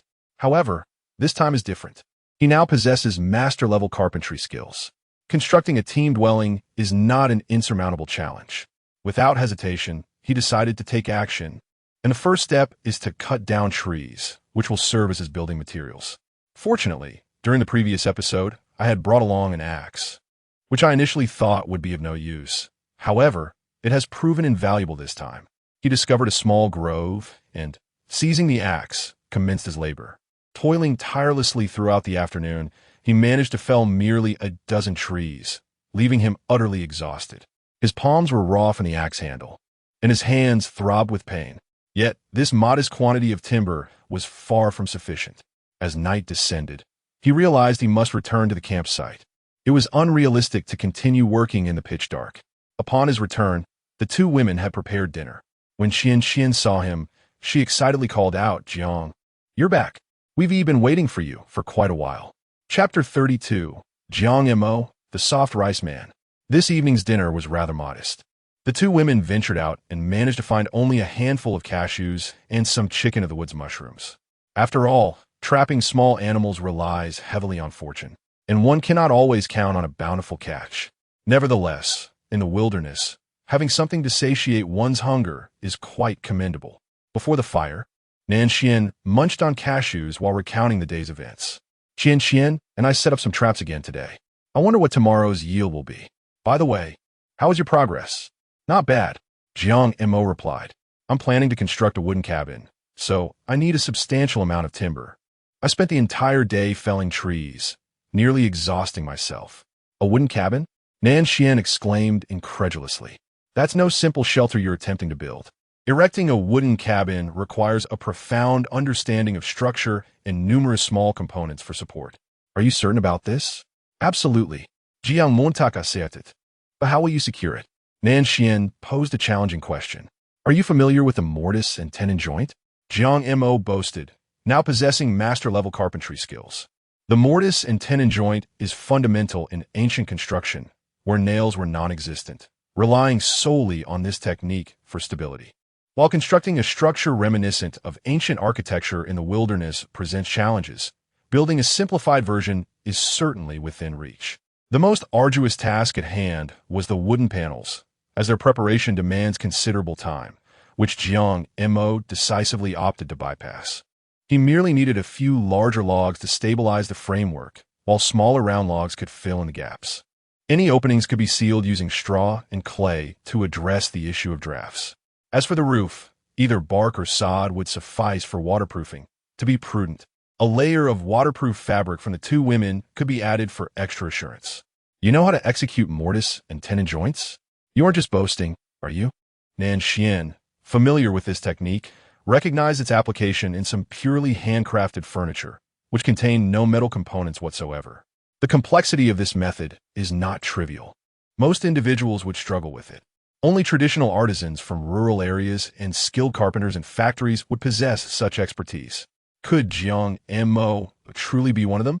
Given his usual demeanor, Nanxian found it difficult to reconcile such craftsmanship with him. Understanding Nanxian's skepticism, Jiang Mo replied, "There's no point in saying much now. Once I accomplish it, you'll see for yourself whether I was boasting or not." Humph. Nanxian scoffed at Jiang Mo's confident demeanor, rolling her eyes. "If it turns out to be too challenging, you need not overexert yourself. We won't hold it against you."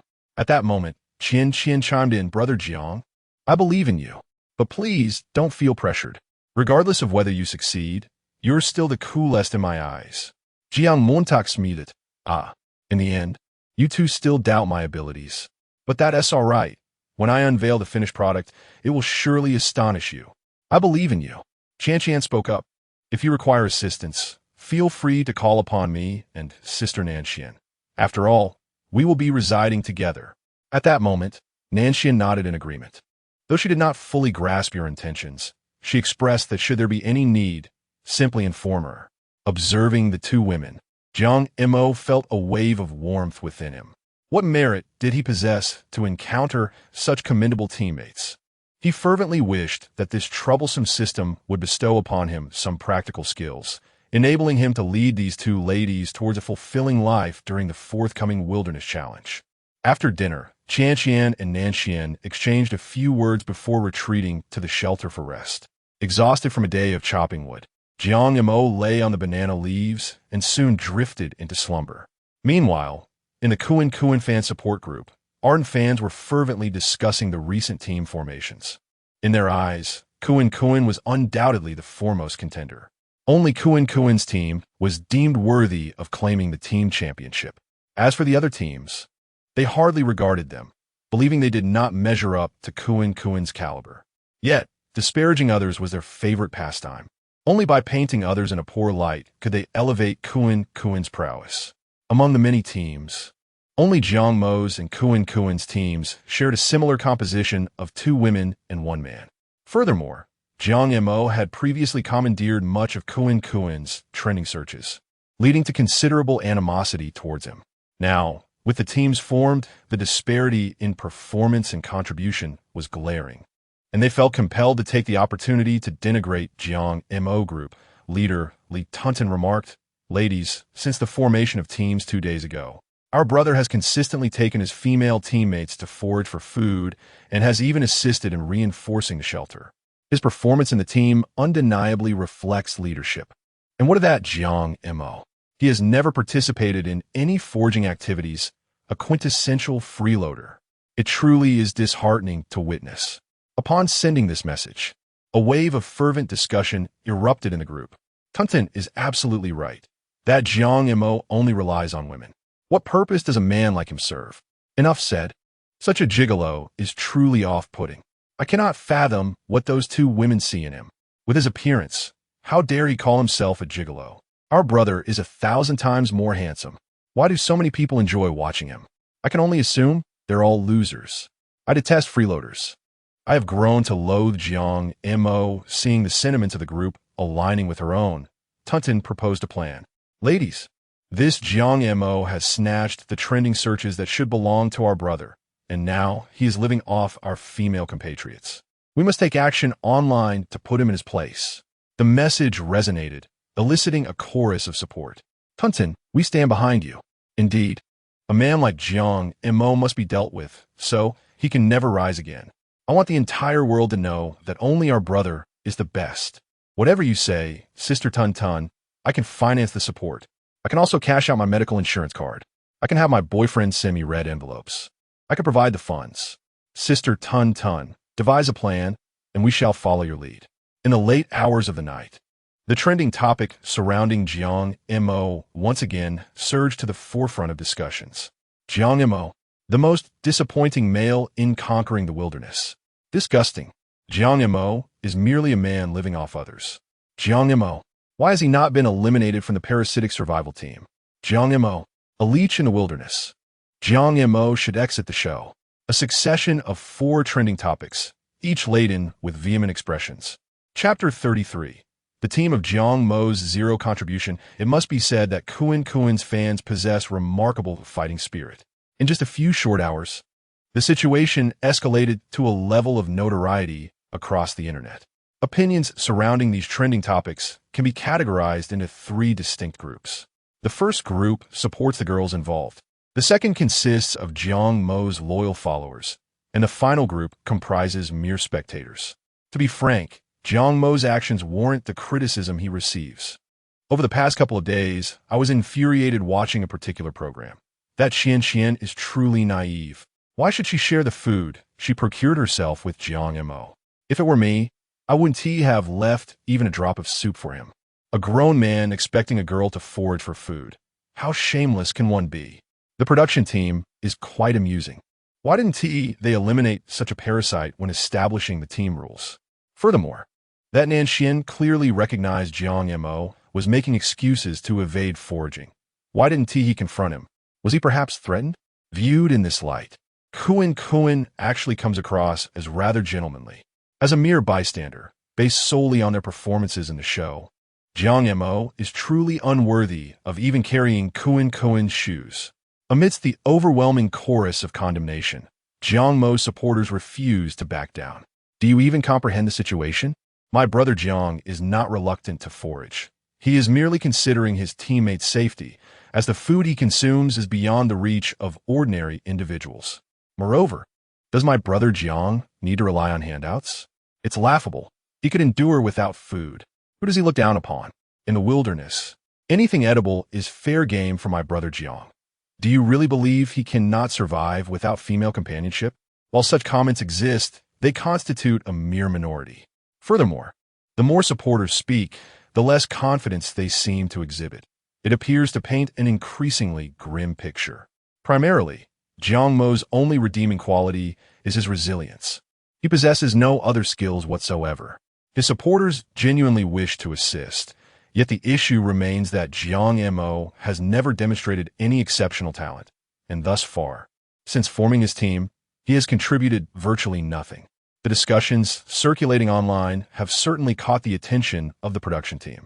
However, they typically refrain from intervening in such comments, allowing the situation to unfold based on how the contestants manage it. While they may not interfere with these topics, it does not imply that they refrain from discussion. They shared links to these trending subjects within the production group and expressed their viewpoints. Operator, for those still awake, take a look. Jiang Mo is trending again. Director, I noticed as well. I must admire my brother Jiang. He has a firm grip on the traffic, whether it is positive or negative. Stage manager, to be honest, while some of the netizens' comments are rather extreme, they do articulate the truth.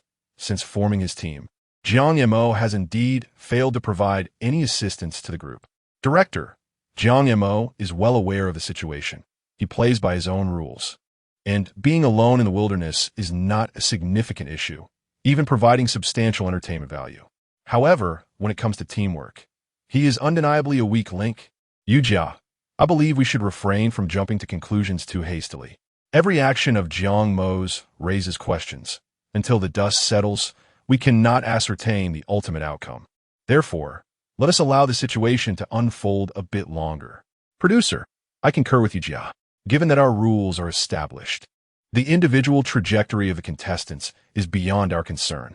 If Jiang Mo fails to demonstrate his contribution to the team, then attracting criticism will be inevitable.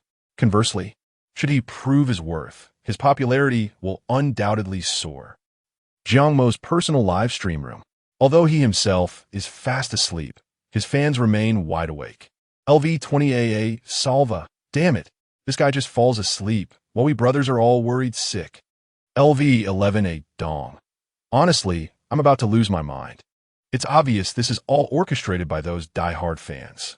LV32 Villain Cat. Primarily, I wanted to refute, but in the end, I found myself becoming an accomplice. Jianggu certainly brings entertainment value, but in terms of survival skills, he is lacking. LV6JKL, good brothers, wilderness survival relies on sheer luck. Forcing him to play a technical role is pure nonsense. ISNT it? LV20AA Anan, I think so too. This is genuinely putting Jianggu in a tough spot. LV16 Grey Wolf. frustrating my brothers. Really, Jiang Mo is disappointing. I can't even find a point to argue against. LV-16 lonely.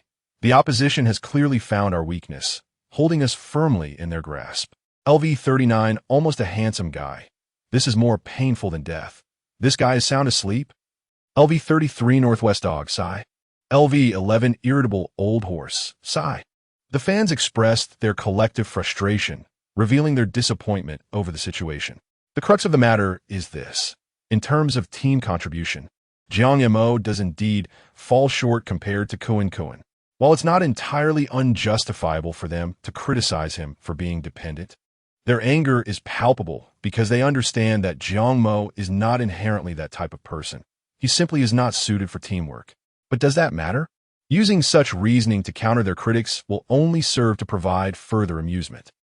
As dawn broke, Jiang Mo awakened from his slumber, entirely oblivious to the online criticisms he faced the previous night.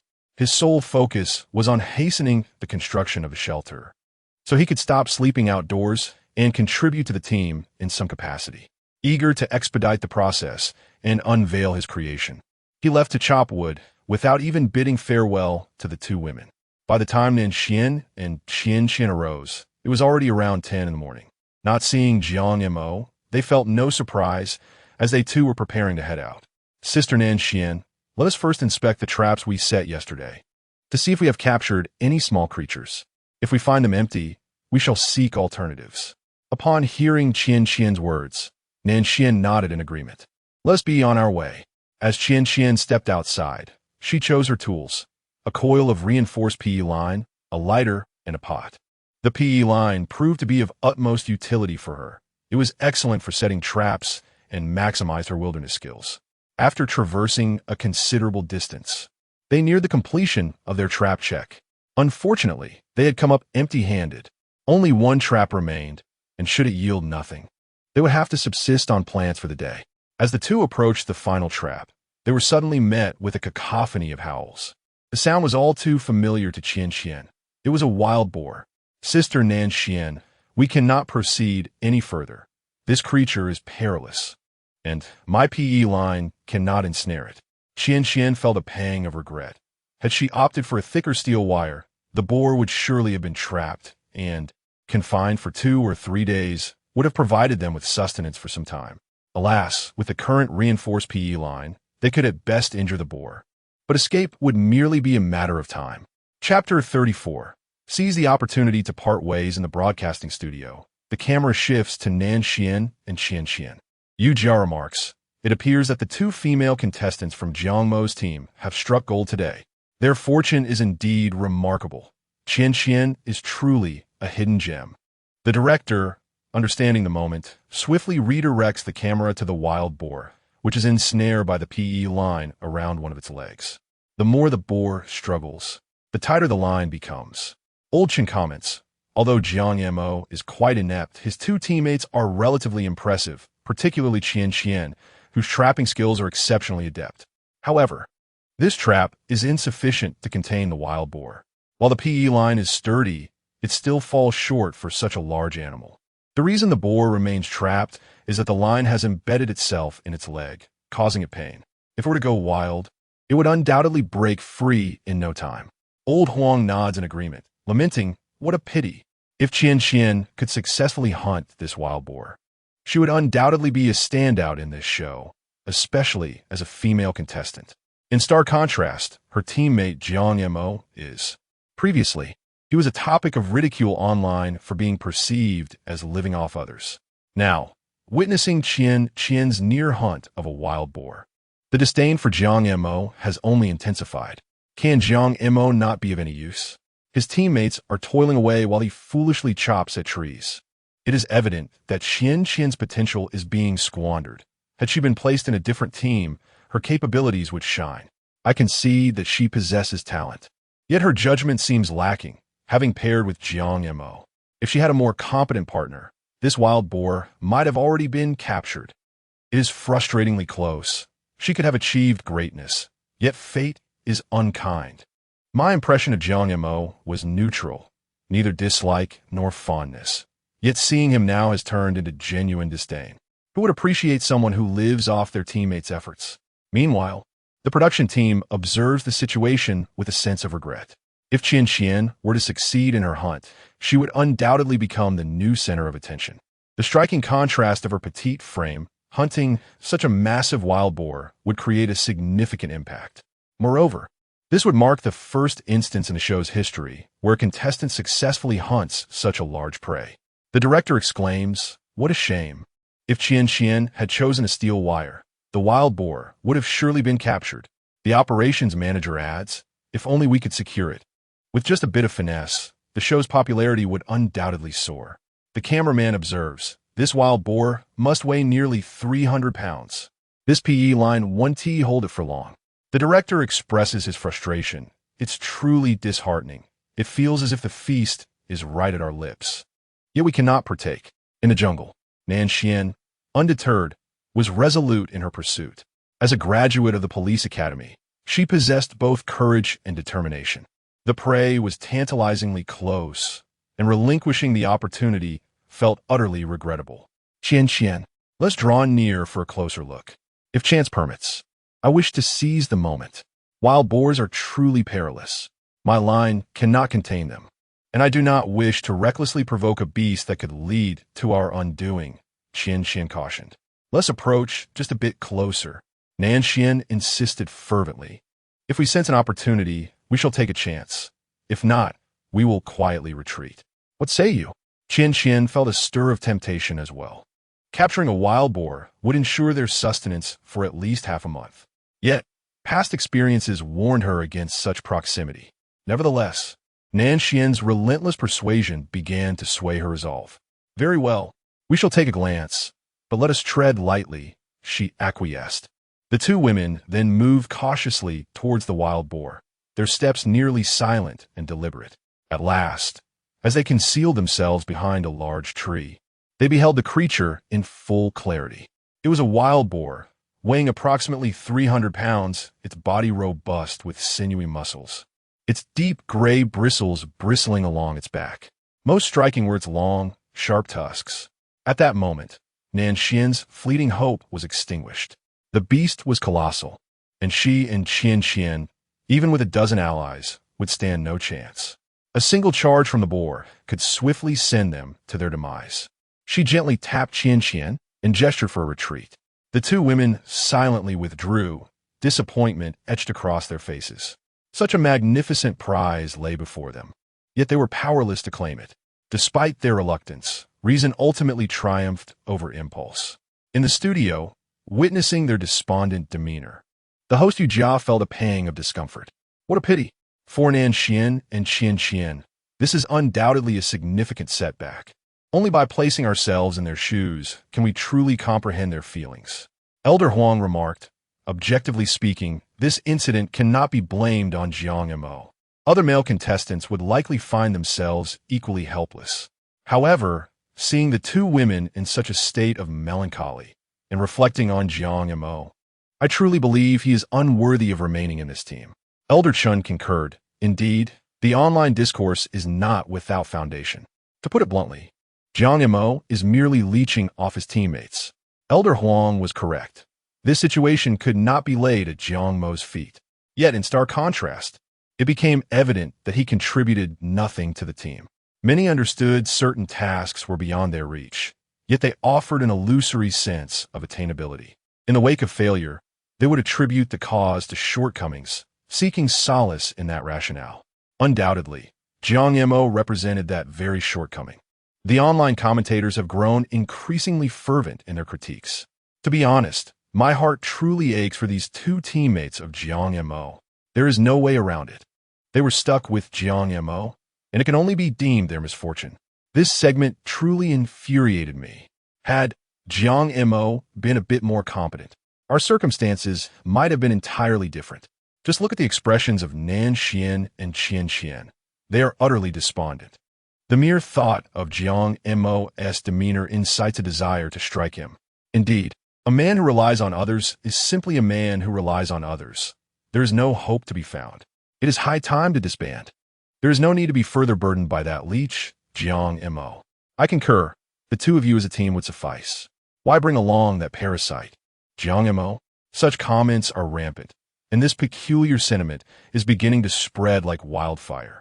Even Jiang Mo's supporters are, at this moment, somewhat swayed by this emotion, momentarily silenced in their rebuttals. Chapter 35. Another show? Jiang Mo had been tirelessly chopping wood all morning, and now he felt both exhausted and famished. As the sun reached its zenith, signaling lunchtime, he set aside his work and made his way back to camp. His mind wandered to thoughts of what he might eat, for his hunger had grown insatiable, and he had expended considerable energy. Upon returning to the campsite, he discovered two women leaning against a large tree, seeking respite from the heat, although they appeared rather disheartened. "What are we having for lunch?" "I'm quite hungry," he remarked. "We have nothing to eat," Nonsensical replied, her tone lacking enthusiasm. "We couldn't find any food and didn't feel like eating." "I am sorry, Yang Ye. It seems you'll have to endure hunger for lunch," Nonsensical added, her voice tinged with guilt. Witnessing this, the online viewers erupted in outrage. Seriously? He has the audacity to demand food upon returning. Is Qian out of her mind to apologize to him? Someone like Jiang Mo deserves to starve. These two girls have such good temperaments. How can they not lash out? How can he shamelessly inquire about lunch? He should eat dirt. Even the dogs would shake their heads at Jiang Mo. He truly was a burden. As the barrage of comments unfolded, even those who had previously supported Jiang Mo fell silent. Indeed, given the current circumstances, it was difficult to defend him. Chun Lao remarked, "Jiang Mo has overstepped. Although the team had delineated roles earlier, he cannot so presumptuously demand food from his teammates, especially when they have nothing to eat themselves." Huang Lao added, "Sigh. This team may not last 2 days before it disbands." Unbeknownst to Jiang Mo, he was oblivious to the events of the morning. While the two women had faced some discouraging experiences, Jiang Mo had exerted far more effort than they could imagine. Observing their demeanor, he momentarily set aside his hunger and inquired with genuine concern, "Have you encountered some trouble?" "Ah." Nonsensical sighed deeply, remaining silent, clearly still affected by her emotions. I caught a wild boar with a PE line," Nonsensical patiently explained to Jiang Mo. "But the boar was too large. We could only trap it momentarily. Nonsensical and I intended to give it a try, but it proved utterly impossible." After Nonsensical spoke, she lowered her head, feeling a sense of defeat as she struggled to regain her composure. "What? A wild boar? Where?" Jiang Mo asked in rapid succession, his voice rising with each question, his excitement barely contained. This was a stroke of luck for him. Ever since the show began, he had never felt as confident as he did now. As a seasoned hunter, he finally had the opportunity to showcase his skills. The two women were taken aback by Jiang Mo's reaction, bewildered by his sudden enthusiasm. Nonsensical questioned, "Where is it? What is the matter? Do you really have a plan for a 300-pound wild boar?" "How do you know I don't?" he retorted. "Come on, this isn't the time for jokes." Upon hearing this response, Jiang Mo could comprehend the situation. After all, a 300-pound wild boar was indeed quite intimidating. Who would believe he could subdue it? Even he himself harbored no absolute confidence. However, with such an opportunity laid before him, he felt compelled to give it a try. "I'm not jesting with you," Jiang Mo stated earnestly. "Quickly tell me where it is. If we delay any longer, the wild boar might flee, and we will miss our chance." Noticing his serious demeanor, Nonsensical hastily advised, "What are you planning to do? That creature is not like the usual challenges you tackle. It can genuinely endanger your life. Do not act impulsively." Nonsensical understood Jiang Mo's stubbornness. If he became overly enthusiastic, he might not recognize the peril until it was too late. "Rest assured, I am confident. Jiang Montak Wugit. Hurry up, don't dawdle. Soon it will be too late. I'll guide you." Although she was aware of the improbability of this undertaking, Nonsensical viewed Jiang Mo through a lens of unwavering belief, subconsciously convinced that he could accomplish it. "Wait a moment. I need to prepare something." Jiang Mo could not approach empty-handed. A wild boar of that size was no trifling matter, and even a slight miscalculation could lead to dire consequences. He quickly cut down a tree branch the size of his wrist, sharpened one end, and fashioned it into a rudimentary spear. After ensuring its sturdiness by testing it in the ground, he declared, "Lead the way." In addition to the spear, Jiang Mo also took a knife, as it would be essential when the time came to apply the oil. Although Nanxian felt Jiang Mo was somewhat unreliable, she ultimately decided to follow along. Throughout the journey, she repeatedly cautioned, "Do not act rashly. Assess the situation and do not rush in without certainty. Safety first. Safety first. Safety first." She emphasized this crucial point thrice. Jiang Mo nodded, recognizing that Nanxian was expressing her concern for him. All right. However, he had already devised a plan in his mind and was not inclined to give up easily. If he could successfully capture this wild boar, it would significantly improve their living conditions for a considerable time, thereby contributing to the team's efforts. In the production team, witnessing the situation with Jiang Mo's group, several individuals could not help but engage in discussion. The director remarked, "Do you think Jiang Mo will truly confront the wild boar?" The operator replied, "I certainly do not believe so. You all saw that boar. It weighs close to 300 pounds. This is no joke." The cameraman commented, "It's precarious. When Jiang Mo sees it, he will probably reconsider. Battling a wild boar in the wild requires immense courage. I would certainly not dare." The director of broadcasting added, "It is difficult to draw conclusions at this moment. From my understanding of Jiang Mo, he is not one to seek attention. He likely harbors a genuine desire to engage. However, whether he can succeed is an entirely different matter." The director responded, "Though it seems improbable, if he manages to capture it, this situation will undoubtedly generate considerable buzz."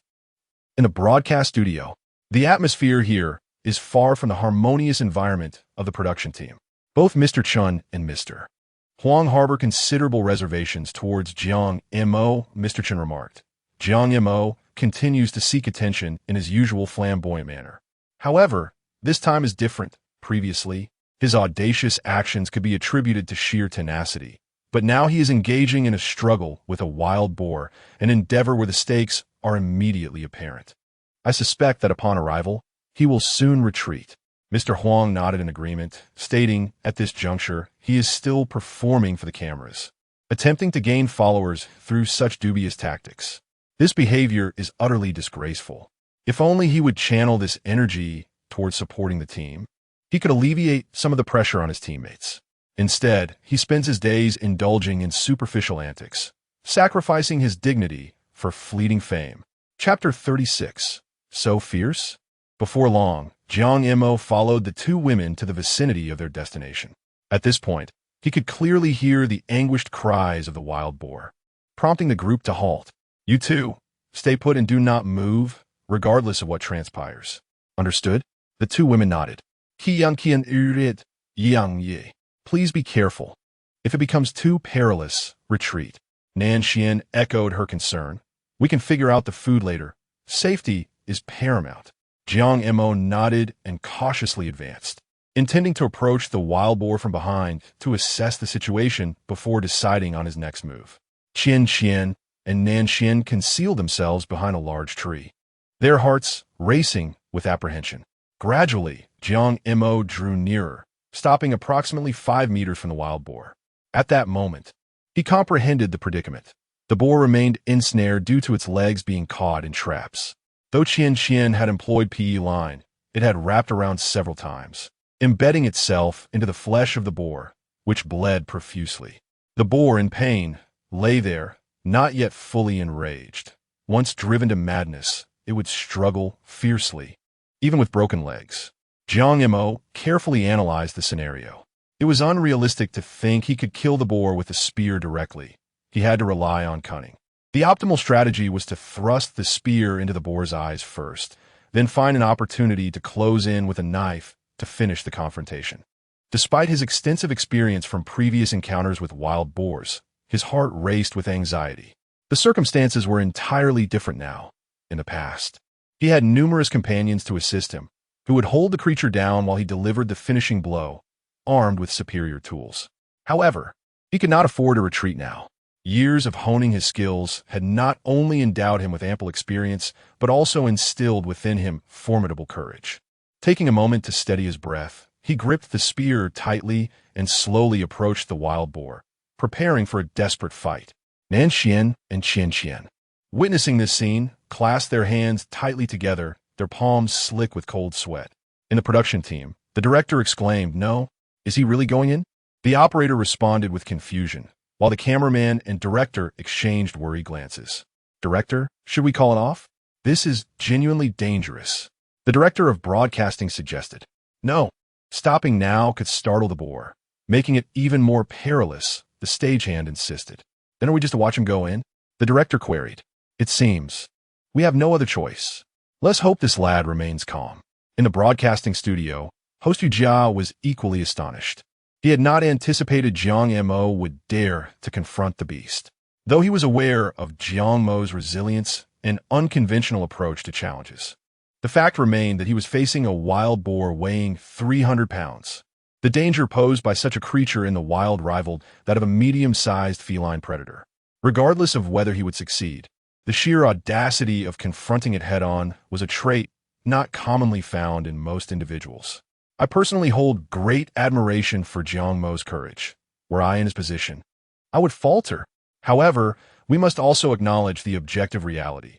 Evidently, his choice is ill-considered. My sole hope now is that Jiang Mo can swiftly awaken to reason and abandon this endeavor. After Yu Jia spoke, old Chun shook his head beside him, still convinced that Jiang Mo would not follow through. At this juncture, what is the point of such antics? I cannot believe he truly dares to proceed. The bravado he displays now will surely lead to a harsh reckoning later. Upon hearing this, netizens echoed their agreement. I too find it hard to believe that this pampered individual possesses such audacity. I wager he will not go through with it. It is truly nauseating to witness. Even now, he is merely putting on a show, taking us for fools. Does he genuinely believe that a few gestures will lead to boasting about his ability to confront a wild boar? How shameless! Let be known, if he truly dares to act, I shall become his fan. Likewise, if he follows through today, regardless of success, I will acknowledge my previous misjudgment and apologize. I wish to apologize to him, yet I fear he lacks the capability. Alas, you all should cease your wild imaginations. Does that spineless fellow truly dare to proceed? Who does he think he is fooling? In Jiang Mo's personal live stream, the sentiments of his viewers contrasted starkly. LV16 Lonely, brother, please do not act impulsively. LV20 AA Salva, this is not something to be taken lightly. It's not a mere bee sting. If it strikes you, it could be fatal. LV11A Dong, good brother, stay calm. LV32 Villainous Kitten, let us take it slow. There's no need for such extremes. LV24A Nan, brother, I would prefer if you were merely putting on a show. A little theatrics is enough. Please don't actually proceed. LV23 Mini Clown, I know you have guts, but could you perhaps use your brain, brother Jiang? LV6JKL, I implore you, please don't go through with it. LV22 Early Winter, don't be foolish. Okay, brother Jiang. In the jungle, Jiang Mo closed his eyes and took a deep breath. When he opened them again, his face was set with determination and resolve. Seizing the moment, he lifted his spear and charged towards the wild boar. This time, fortune favored him. Thrust. The spear found its mark, piercing the wild boar's eye, which responded with a furious outburst. Its howls echoed throughout the surroundings. The wild boar thrashed violently, attempting to free itself from the traps on the ground, its frantic movements sending dirt and foliage flying everywhere. Jiang Mo quickly retreated, maintaining a safe distance. Upon witnessing this scene, everyone lost their composure. Director, what the hell? Operator, what the hell? Cameraman, what the hell? Broadcast director, what the hell? Stagehand, what the hell? In a live stream, host Yu Jia, constrained by his professional duties, could not express such astonishment, yet his widened pupils clearly indicated he was taken aback. Even Elder Chun and Elder Huang were utterly astonished, their faces a portrait of disbelief as they beheld the unfolding spectacle. The barrage of comments surged wildly. Incredible, truly astonishing, astonishing, astonishing, astonishing. In Jiang Mo's personal livestream, LV16 Solitude, LV20AA Salva, LV11A Dong, LV32 Villainous Kitten, impressive, LV24A Nan, impressive, LV23 Mini Clown, impressive, LV6JKL, impressive. LV22 early winter, impressive. LV11 irritable old ma, impressive. The wild boar remained in place for nearly 30 seconds, the trap of the PE line on the verge of collapse. Had it not been for multiple bindings simultaneously restraining it, it would have long since broken free. Jiang Mo understood that waiting any longer was not an option. Seizing the spear once more, he charged forward and unleashed a flurry of thrusts at the wild boar. Chapter 37. A true man, the wild boar was drenched in blood. Yet its most grievous wound was the one inflicted upon its eye.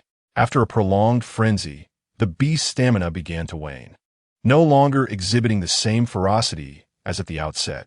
However, one of its legs had completely freed itself from the trap, and several lines of the remaining snare had snapped. Unless unforeseen circumstances arose, it would be entirely liberated in approximately 5 seconds. The sole piece of good news was that the wild boar was currently preoccupied, its attention not entirely fixated on Jiang Mo. Jiang Mo understood that there was no time to linger. He wrestled with a tumult of thoughts, contemplating whether to engage in close combat. The risks of injury loomed large in such proximity, yet to retreat would mean surrendering the fight entirely. Cursed, in a fleeting moment of hesitation, Jiang Mo gritted his teeth and cursed aloud. He resolved to take the plunge. In his previous life, he had admired a particular foreign mechanic, a hefty fellow weighing over 200 pounds, who excelled at pouncing from the side to subdue his prey and then commence the bleeding. Time and again, he had wished for such a glorious highlight in his own life, yet he had never dared to attempt it. Today, the circumstances had thrust him into this moment, leaving no justification for inaction. This body, standing at over 180 centimeters and weighing around 85 kilograms, was quite robust. Coupled with the original owner's passion for bodybuilding and regular training for muscle hypertrophy, his strength was commendable. Although the values provided by the system were somewhat low, they were merely a reference against fully maxed out humans, whose resistances were astonishingly exaggerated. Resolute in his decision, Jiang Mo ceased his rambling. He drew the knife from behind him, swiftly maneuvered to the side of the wild boar, and, seizing the moment, accelerated his footing and lunged forward, crashing both man and beast onto the ground with tremendous force. Thud!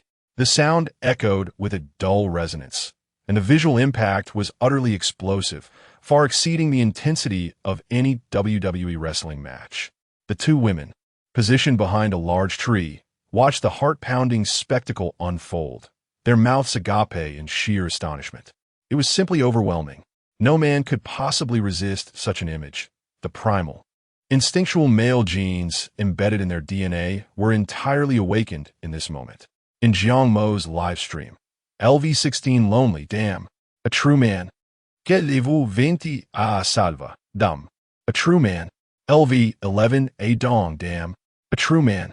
Alivet 13 shidoi vila kat, dam, a true man. LV24 a nan, damn, a true man. LV23 mini clown, damn, a true man. LV6JKL, damn, a true man. LV22 early winter, damn, a true man. Production team. Director. I say operator. I say cameraman. I say broadcast director. I say stage manager. I say studio. Even with his utmost restraint, Yu Jia could not help but exclaim, "My goodness, that's impressive." The online responses from viewers were remarkably unanimous. Wow. Impressive. Wow. Impressive. Wow. Impressive. Wow. Impressive. Wow. Impressive. Wow. Impressive. After successfully bringing down the wild boar, Jiang Mo swiftly drew his knife and plunged it into the creature's flesh. The boar, in agony, thrashed violently, but fortunately, one of its legs was ensnared by a fishing line, preventing it from fully escaping. Despite the boar's considerable strength, Jiang Mo endured significant hardship. He understood that at this moment, he could not relent. Today, it was a matter of survival. Either he or the boar had to perish. He could not recall how many times he struck, but he continued until the boar lay utterly still. Exhausted, he collapsed on the ground, gasping for breath. At that moment, the two women rushed over from behind the trees. "Jiang Ge, are you all right? Jiang Mo, how are you?" Jiang Mo was covered in blood, a majority of which belonged to the boar, but some was his own. During the struggle, his clothing had been torn, leaving his arms scratched and his legs bleeding from cuts made by the fishing line. However, these injuries were of little consequence now. The boar was dead. He had secured more than 2 weeks' worth of sustenance for the team and had achieved one of the highlights of his life. Upon seeing the wounds on Jiang Mo's legs, Nan Xian tore a piece of cloth from her own garment to bind his injuries. Qian Qian meticulously examined his wounds, promptly staunching the bleeding where necessary. Meanwhile, their words flowed unabated. Nan Xian, you mustn't be so reckless next time. It's truly dangerous. If the boar had escaped, we could have sought other food sources. What if something had happened to you? Qian, yang yi. Iragred brinin yu elon, ikitrulido, sab. As they spoke, both women became choked with emotion. Women are inherently sensitive, and Jiang Mo's willingness to risk his life for the team stirred deep feelings within them. In that moment, the team truly bonded together, and both women simultaneously experienced newfound emotions. Jiang Mo stood at that moment like a triumphant general returning from battle or a chieftain returning with a bountiful haul. In essence, his masculine prowess shone brilliantly. In a live stream, those who typically criticize Jiang Mo suddenly changed their tone. LV11 irritable old horse. No more criticism. This round, MVP announcement. LV16 lonely. MVP announcement. Relevou 20 a salva. MVP announcement. LV11A dong. MVP announcement. LV32 villainous kitten. MVP announcement. LV24A nan. MVP announcement. LV23 mini clown. MVP announcement. The production team reacted in awe. Director, Jiang Mo, you are truly remarkable. Operator, I'm in awe. Cameraman, I'm in awe. Director of broadcasting, I'm in awe. Stage crew, I'm in awe. Broadcast studio. As Yu Jia beheld the scene, his face radiated exhilaration, and the linguistic prowess amassed over the years erupted in a fervent flow, his voice akin to molten lava. Behold, this is the totem of the brave. True courage is never a flawless shield. Rather, it is the resolute determination to compose the rhythm of one's heartbeat into a war drum, even in the face of raging flames. This is the battle hymn etched into the very fabric of humanity, not the sharp teeth that rend the shackles. It is the wilderness colliding with a light more fervent than the sun. This beam of illumination pierces through the creases of 1,000,000 years, branding the moment when Homo erectus straightened his spine and split the earth with a flash of lightning. It encapsulates the first explosive spark ignited by Homo sapiens at dawn. This is the eternal fortitude inscribed within the bones of humanity. Yu Jia's impassioned soliloquy propelled the atmosphere of the live stream to its zenith. No further words were needed. Jiang Mo is incredible. No further words were needed. Jiang Mo is incredible. No further words were needed. Jiang Mo is incredible. No further words were needed. Jiang Mo is incredible. No further words were needed. Jiang Mo is incredible. Chapter 38. Competing for the champion?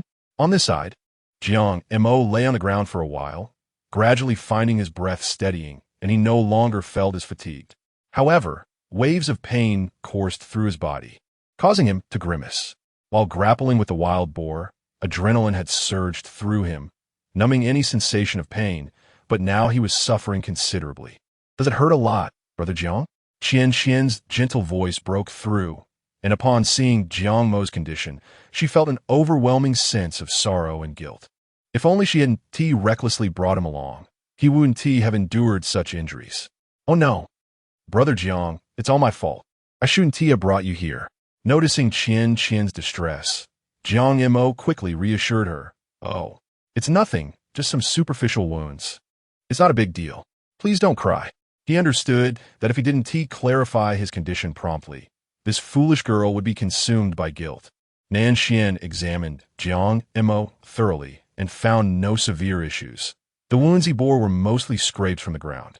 Despite her reassurances, the sight was quite grim, with scratches covering his body, and it seemed he would be in discomfort for several days. Next time, please do not act so impulsively. This time you were fortunate. But can you guarantee that luck will always be on your side? Her words, though sounding somewhat reproachful, were imbued with concern. Jiang Mo felt he had rested sufficiently. Although he was in pain, he believed that with his remarkable resilience, these minor injuries were inconsequential. He needed to handle the wild boar promptly once an animal dies. The enzymes in its intestines initiate a self-digestion process, while putrefactive bacteria and foul gases, such as ammonia, are released, accelerating decomposition. In simpler terms, the sooner he dealt with it, the better. He rose to his feet, declaring, "We must quickly process the wild boar and transport the meat back. The stench of blood will soon attract other predators." "Are you sure your injuries are all right?" Nan Xian inquired with concern. "It's just a minor issue." With that, Jiang Mo began to process the wild boar. In the studio, Yu Jia's excitement had slightly subsided, as the events that had just transpired were exceedingly thrilling. The director had fixed the camera on Jiang Mo. The remarkable achievements of Jiang Mo's team were undoubtedly attributed primarily to him, and he had showcased the essence of masculine charm. Nonetheless, let us not forget that without the strategic traps laid by his teammates, Jiang Mo's bravery would have been futile. Thus, we must extend our applause and respect to his two teammates as well. After Yu Jia spoke, viewers flooded the comments with enthusiasm. "Qian Qian is incredible. Nan Xian is incredible. These two ladies are quite impressive, but Brother Jiang is even more remarkable. 1-1. I won't keep you any longer. I'm heading to Brother Jiang's livestream. I can't stay here any longer. I declare that from this day forth, I am a fan of Jiang Mo. That Qian Qian is quite adorable. She is my type. Isn't the policewoman charming? Nan Xian is both beautiful and rational. I'm off now, brothers." At this moment, a multitude of viewers flooded the personal live broadcast room of the three individuals, with Jiang Mo experiencing the most exaggerated surge, as the number of attendees soared to over 70,000. Suddenly, a wave of new visitors arrived, and Jiang Mo had yet to turn on his stream. The loyal fans, previously present, spontaneously began to extend their warm welcomes. Over time, this space had transformed from a mere live streaming room into a stronghold for the community. As the loyal viewers greeted the newcomers, a new patron disrupted their flow with a shower of gifts. The screen was instantaneously filled with dazzling effects as a bronze-armored warrior riding a green dragon broke through, accompanied by the sound of fluttering battle flags and booming drums, echoing a ferocious dragon's roar that sent vibrations through the phones. This was the spectacle of a wealthy benefactor making his presence known. The spirited Old Ma, the strategist of Jiang Mo's livestream, was a logistics supervisor in real life, often finding himself with ample free time at work, spending most of it idly browsing live streams. Among the myriad of streamers he had followed, Jiang Mo was the one he found to be the most engaging and entertaining. During this period, he had practically immersed himself in Jiang Mo's broadcasts daily, even engaging with the other viewers in light-hearted banter when Jiang Mo was absent. Fortuitously, everyone referred to him as the strategist, and since the community had elevated him to this role, he felt compelled to embrace the responsibility. Although Jiang Mo was not present, the generous gifting from the newcomer warranted gratitude. While he lacked Jiang Mo's flair and clever quips, he remembered the words of appreciation Jiang Mo had expressed towards the benefactor. Thus, he began to type on the public screen of the live stream, "Thank you for the... May you enjoy abundant sustenance and comfort. Reside in lofty heights rather than humble abodes, and live each day with grace and each night with tenderness."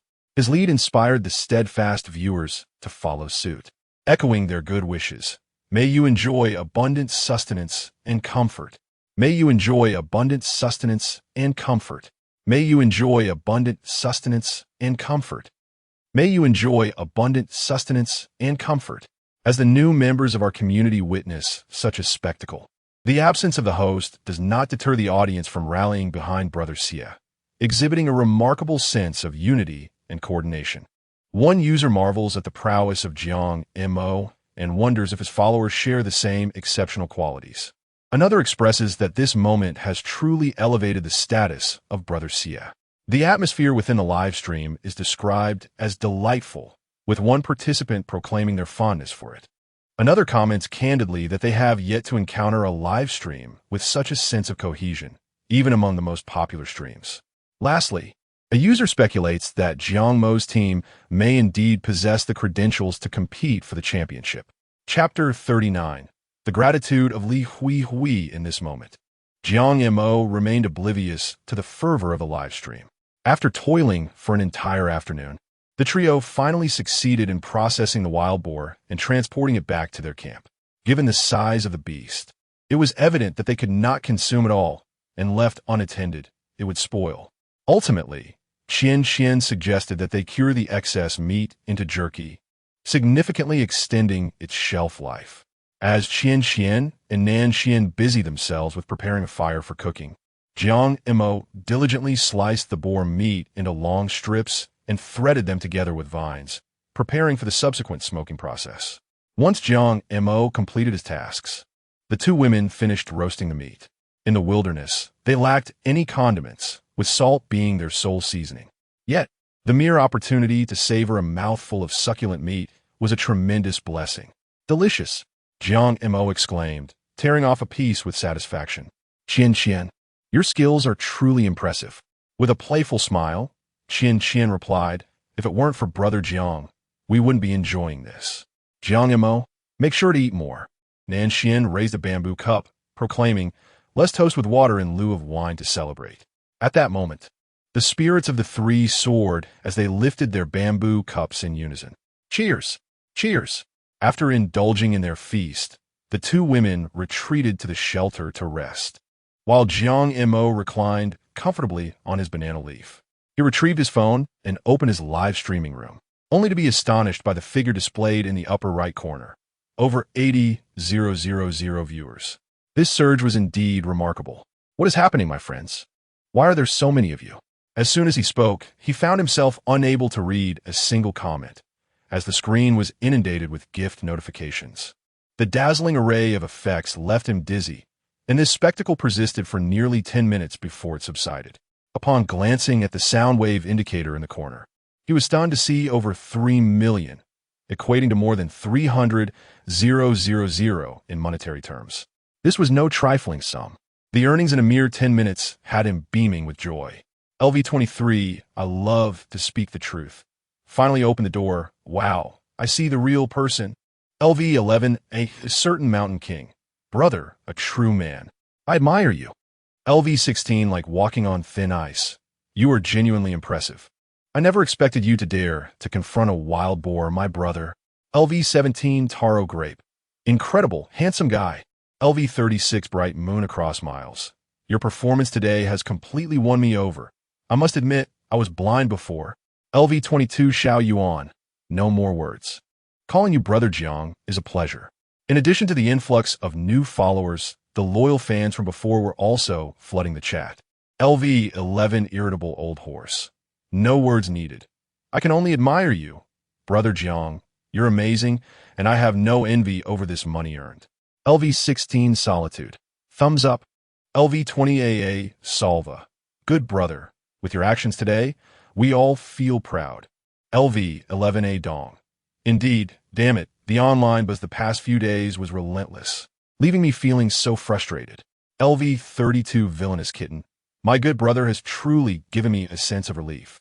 LV24, Anan, brother. You have no idea how exhilarated we were during the day. You are simply remarkable. Even the usually reticent brother, Jiangnan007, was fervently typing in the live chat. LV60, Jiangnan007. My good brother, do you have any thoughts on vie for the Team S Weekly Championship? I support you. As long as you aspire to compete, I will back you up. Upon reading this comment, it would be disingenuous to claim that Jiang Mo's heart remained untouched. The number of viewers in his live stream had surged to over 80,000, a significant figure, albeit not comparable to the top-tier streamers. Yet could be deemed as part of the first echelon. The issue lies in the fact that those leading teams boast an average of over 100,000 viewers.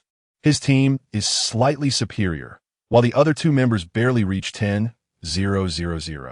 How can they compete? Brother Jiangnan, while I too wish to contend, my current capabilities do not permit it. The disparity with those popular teams is too vast. LV60, Jiang and 007. Brother, maintain a long-term perspective. If you cannot seize victory this week, will there be no opportunities in the weeks to come? LV60 Tiger Power. Brother Jiang Nan speaks wisely. I believe in you. You must have ambition. Oh, another senior has joined? Jiang Mo quickly opened the contribution leaderboard and was taken aback. Tiger Power was at the top of the gift leaderboard, which he had overlooked earlier. This is indeed a true benefactor, having generously supported him. He recalled that a crucial criterion for the weekly championship was the amount of gifts received, and having such a benefactor provides a glimmer of hope. However, if he has a big brother, then Kuan certainly has a big sister, and the number of big sisters is likely to far exceed his. The other top streamers are in a similar situation, yet considering that the program had only just begun, achieving this level of success is already a miracle. Given time, it is entirely plausible for him to reach the pinnacle. All right, with the support of my brothers, the weekly championship will eventually be within my grasp. Observing him, the two brothers and the fans expressed their satisfaction. LV60 Jiang Nan 007. Precisely. LV60 Tiger Power. Exactly. LV23 I love speaking the truth. Indeed. LV11 Some Mountain King. Exactly. Unbeknownst to Jiang Mo, through today's live stream activities, the number of viewers in his two female teammate streams had also seen a considerable increase. Qianshan's stream had long surpassed the threshold of 10,000 viewers. Her charming personality and impressive skills made it hard not to like her. In contrast, Nenshian's stream lagged far behind Qianshan's, yet she still boasted over 3,000 viewers. She is an absolute newcomer. Had it not been for her teaming up with Jiang Mo, the production team would have given her minimal screen time. Now, achieving this number of viewers is quite commendable. It can be said that their team has already begun to take shape in the quest for the weekly championship. Given a bit more time, they are destined to become a formidable force. In the Xiaonyo team, this group is predicted by netizens to be the second contender for the weekly championship, showcasing their potential strength. Li Huihui felt fortunate about her decision. Thankfully, she did not agree to team up with Nenshian, but instead chose Xiaonyo without hesitation. In her previous live streams, she attracted as many as 2,000 viewers at times, though more often the numbers hovered around 700 or 800. Since teaming up with Xiaonyo, the audience for her streams has been steadily increasing, and she has now surpassed the milestone of 10,000 viewers. Had she partnered with Nenshian back then, such remarkable results would have been unattainable. Although she feels a twinge of guilt, it is inconsequential. Financial gain takes precedence. Could her collaboration with Nenshian yield a surge in followers or profits? As for friendship and sisterhood, they must yield to the allure of wealth. At that moment, a viewer in her live stream mentioned an incident involving Jiang Mo. Today, they witnessed a reckless member of the production team brandishing a spear to contend with a wild boar. Truly absurd. I also caught a glimpse of it. I believe the individual was named Jiang Mo. It seems this person lacks common sense. Any misstep could cost him his life. I cannot fathom what he was thinking. It's utterly baffling. Our team, Xiaonyo, is formidable. Each of the three of us possesses unique strengths, and defeating Kuan's team is certainly within reach. Jiang Mo, I recall Li Huihui mentioning him. Isn't he another male teammate that Nenshian spoke of? How foolish, to challenge a wild boar with nothing but a wooden spear. Thankfully, she declined to join him, or she would undoubtedly be regretting it now. Chapter 40. The Rhythm Resumes. In the dead of night, the discussion surrounding Jiang Mo's daring encounter with a wild boar has ignited fervor. The hashtags proclaim, shocking. Contestant Jiang Mo from conquering the wilderness takes on a 300-pound wild boar, and the entire internet is in awe. The wilderness's brave man, Jiang Mo, a totem of human courage. It can't be hidden any longer. Jiang Mo is suspected to be a retired Special Forces soldier. A world first, a real-life grappling with a ferocious beast. And a UFC champion calls for mentorship. 4 consecutive trending topics have amassed over 10 million views, and Jiang Mo's name resonates throughout the digital realm. An array of video clips flood the platform, racking up outrageous view and like counts. while the comment section brims with an overwhelming number of messages. Wow, let us not even mention anything else. How many can compare to this man's courage? My adrenaline is soaring. He's a true man. I must say, I usually don't watch this show, but I have heard Jiang Mo's name so often it's almost worn my ears out. Truly impressive. Even having watched the live stream, the excitement remains palpable. Previously indifferent towards this individual, after viewing the footage, I promptly hit follow. Could this possibly be scripted? Are you blind? Those two bulbs you call eyes could use some donation. How could you not see such an intense combat scene? Ignore such foolishness. It's likely just a deluded fan of some celebrity. Beyond this, another blogger compiled a highlight reel of all Jiang Mo's feats since joining the show, leaving new viewers exclaiming in astonishment. Wow, he truly is a formidable character, drinking stagnant water, consuming venomous snakes, poisonous fungi, tackling a wild boar. Are these feats achievable by an ordinary person? Especially that grappling maneuver. It was incredibly impressive. I hadn't anticipated such talent on this program. I had assumed it was merely a gathering of wilderness survival experts. This brother may appear somewhat simple-minded, yet he possesses an indomitable spirit. Enough said. I must follow him immediately. Jiang Mo seems quite intriguing. Merely watching the highlights has already piqued my interest. Upon witnessing Jiang Mo's skyrocketing popularity and the multitude of trending topics, Kuen's fans have taken issue. Li Tun Tun, the leader of Kuen's supportive fanbase, feels compelled to respond. Previously, she initiated the smear campaign against Jiang Mo, branding him a mere opportunist, and now finds herself infuriated that he has turned the tables with that wild boar tackle. She is now under pressure to act swiftly, ensuring that no one outshines Kuen's popularity on conquering the wilderness. However, how should she go about attacking Jiang Mo? With his current surge in popularity, she must identify a flaw to suppress his momentum. Undermining him is her forte. Thus, she posted a video on her social platform. I cannot fathom why so many are enamored with Jiang Mo. He is merely a brutish oaf. His successful hunt of the wild boar today was purely a stroke of luck. Do not forget, the task assigned by his team was to construct a shelter.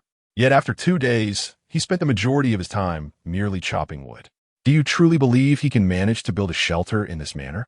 Moreover, consider the logs he has felled. Each must weigh at least 200 pounds. How does he intend to transport them back? Aside from being rather reckless, he appears to lack basic common sense. I cannot fathom what the audience sees in such a person. Li Tun Tun assert today that even if Jiang Mo possesses some talent, it is merely a form of trickery, ultimately unworthy of respect. Regardless of his repeated successes and rising popularity, before our esteemed brother, he amounts to nothing. I can guarantee that the championship title will undoubtedly belong to the Kuen team, and they shall sweep the board from the first week to the last. As for Jiang Mo's team, merely securing a spot in the top 10 would be an accomplishment. Following the release of her video, the fanbase's online army swiftly mobilized, rapidly elevating the video's visibility. Many onlookers eagerly left comments in the section below. Although this young woman expressed herself quite emphatically, there is indeed some merit in her words. It is true that Jiang Mo relies solely on bravado, lacking any real skill. To say the least, just look at the thick trunks he has attempted to handle. Can he truly lift them? Is it reasonable for an ordinary person to undertake such tasks? Let his fans revel in their delusions for now. Such a charmed existence cannot last long. Jiang Mo will soon find himself exposed. Clearly, his endeavor to construct a shelter is destined to fail. I eagerly await Jiang Mo's downfall. In the deep of night, Chen Lao stumbled upon this video. After watching, he felt compelled to view it several more times. One thought consumed his mind. How accurate these statements are. These are words he has long wished to express. Yet as a commentator, he often must restrain his opinions. However, Jiang Mo truly irks him, and he believes that all of Jiang Mo's actions tarnish the essence of wilderness survival. From the inception of the program until now, he has not executed a single proper maneuver.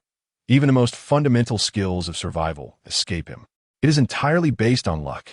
What merit does such a contestant have to garner such popularity? He refrains from commenting on him directly, fearing backlash. Yet, he felt compelled to like the post and even invested 1,000 yuan to promote the video, hoping to reach a wider audience. Jiang Mo's supporters, upon witnessing this video, were incensed. Do these individuals possess any intellect? Why concern themselves with how my brother survives? Just question whether he has survived at all. That moment when he grappled with a wild boar is the ultimate aspiration of every man. How many can summon the courage to confront a wild boar one-on-one? Can someone as effeminate as Kuan compare? Yet, one cannot ignore the sheer number of his fans. A mere post online can generate a wave of fervor, and they engage fiercely with others in the comments, only to be overwhelmed. It is infuriating. The friends of Jiang Mo are consumed by a singular desire. They fervently hope that he can regain his dignity and construct the shelter with utmost proficiency. They aspire for his popularity to soar, aiming to surpass Kuan. At that moment, they would no longer have to endure such indignities. The following morning, Jiang Mo awoke from his slumber with a resolve to take a day of rest. With ample provisions at hand, he deemed the construction of the shelter a gradual endeavor, primarily due to his injuries, which left him disinclined to exert himself. In a fit of boredom, he retrieved his phone and opened his live streaming channel, and to his astonishment, he was greeted by a barrage of comments flooding the screen, revealing the palpable frustration of his supporters. LVL 11 irritable old horse. I am infuriated. Can Jiang not stand up for himself? LVL 16 solitary. Damn. I couldn't sleep a wink last night due to my anger. LVL 20 AA Salva. Enough already. I feel like my heart might give out. LVL 11 A Dong. What a disgrace. Chapter 41. Oh no. It seems he thinks he can do it again. Upon witnessing this, Jiang Mo appeared utterly perplexed. What on earth is happening? Brothers, please enlighten me. If you're anxious, it's of no use if I remain in the dark. LV 11 irritable old horse. Jiang. Last night, Kuan fans launched an attack on you online. The strategist, old horse, recounted the events of the previous night in their entirety without embellishment, merely relaying the exact words used by Li Tunton. As the viewers listened again, the sense of frustration intensified. LV16 lonely. Come on, brother, let us fight back and claim that damned weekly championship. LV20 AA, Salva, exactly. Brothers, we support you. LV11 A Dong. Damn it. Those contemptuous fools, the more I think about it, the angrier I get. LV32 villainous kitten. If you don't fight back, I'll lose all respect for you. Empathizing with the viewers' pent-up frustration, Jiang Mo felt their collective indignation acutely, especially as the direct subject of the turmoil. He had little desire to engage in online disputes. However, Kuan's fans persisted relentlessly in provoking him. Even a clay Buddha possesses a measure of anger. Did they truly believe him to be a pushover? Yet, the challenge of securing the weekly championship loomed large. His streaming audience had stabilized at around 80,000, which was commendable. But what of Nanxian and Qianqian? Though Jiang Mo hesitated to acknowledge it, this was the harsh reality. Popularity can loom over you like a shadow, leaving one feeling powerless. Nevertheless, there is always a way forward. How can one know without attempting? Brothers, let's all calm down. Objectively speaking, there remains a considerable gap between us and others. However, I assure you, I shall strive with all my might to reclaim our dignity. LV11 irritable old horse. With your words, I feel reassured. LV16 lonely. Indeed, good brother. We will support you no matter what. LV20 AA Salva. We must seize that damned weekly championship. Initially, Jiang Mo intended to take a break today, but upon observing the situation, he felt compelled to act. It was imperative. He needed to swiftly establish the shelter and strive to boost his popularity once more. Without further ado, brothers, I'll grab a bite to eat and then get to work, aiming to construct the shelter and dazzle them with our brilliance. The moment he uttered these words, the viewers grew even more anxious. LV11 A Dong, brother, I plead with you, don't go through with it. LV32 villainous kitten. Building that shabby shelter will only give others ammunition against us. We've already lost face. I beg you stay calm. LV23, I love to speak the truth. You're truly unsuited for this. LV11, a certain mountain king. Have some self-awareness. Are you really cut out for this? Upon reading these comments, Jiang Mo was rendered speechless.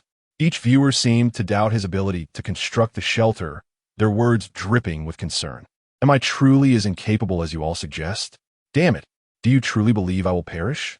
Am I really as inept as you claim? How could I possibly fail to construct a shelter? When the time comes, I shall indeed fashion a refuge that will earn your respect. Had he refrained from uttering such words, it might have been better. However, upon speaking, his audience was thoroughly alarmed. LV16 Loneliness. Are you serious? LV20AA Salva. It's over. LV11A Dong. Oh no. He genuinely seems to believe he can manage this. LV32 Villainous Cat. Oh no. LV24 Anan. Oh no. LV23 Mini Clown. Oh no. Confronted with such a reaction, Jiang Mo anticipated this outcome. Were he to exchange positions with his audience, his sentiments would not differ significantly from theirs. Nevertheless, time will reveal the truth. At this moment, he felt a twinge of hunger and bid farewell to his viewers before exiting the live stream. By this time, the two women had already risen and were preparing breakfast. Upon seeing him approach, Qian Qian spoke, Jiang Ge, please hold on a moment. It will be ready shortly. I will take care of the grilling. Having always been the recipient of their culinary efforts, he too wished to contribute. Although he was no master chef, he could manage grilling meat. This time, Qian Qian did not refuse. All right, I will go prepare the cured meat. I'll assist you. After saying this, Nan Xian followed suit. Their team had successfully hunted a wild boar, alleviating their concerns regarding food for the time being. However, other teams were not as fortunate. In a broadcasting studio, Yu Jia announced, "Good morning, dear viewers. Welcome to our segment Conquering the Wilderness. Today marks the 6th day of our program, and we shall observe the remarkable performances of our contestants." As the camera panned, the first team to appear on screen was Team Kuan. Since its inception, Team Kuan faced its first food crisis, having only eaten once yesterday. Now, several team members were nearly famished. Xiao Tian Mei, a skilled fisher, had set numerous traps yesterday, but was met with misfortune, returning empty-handed this morning. The situation for Team Kuan was equally dire.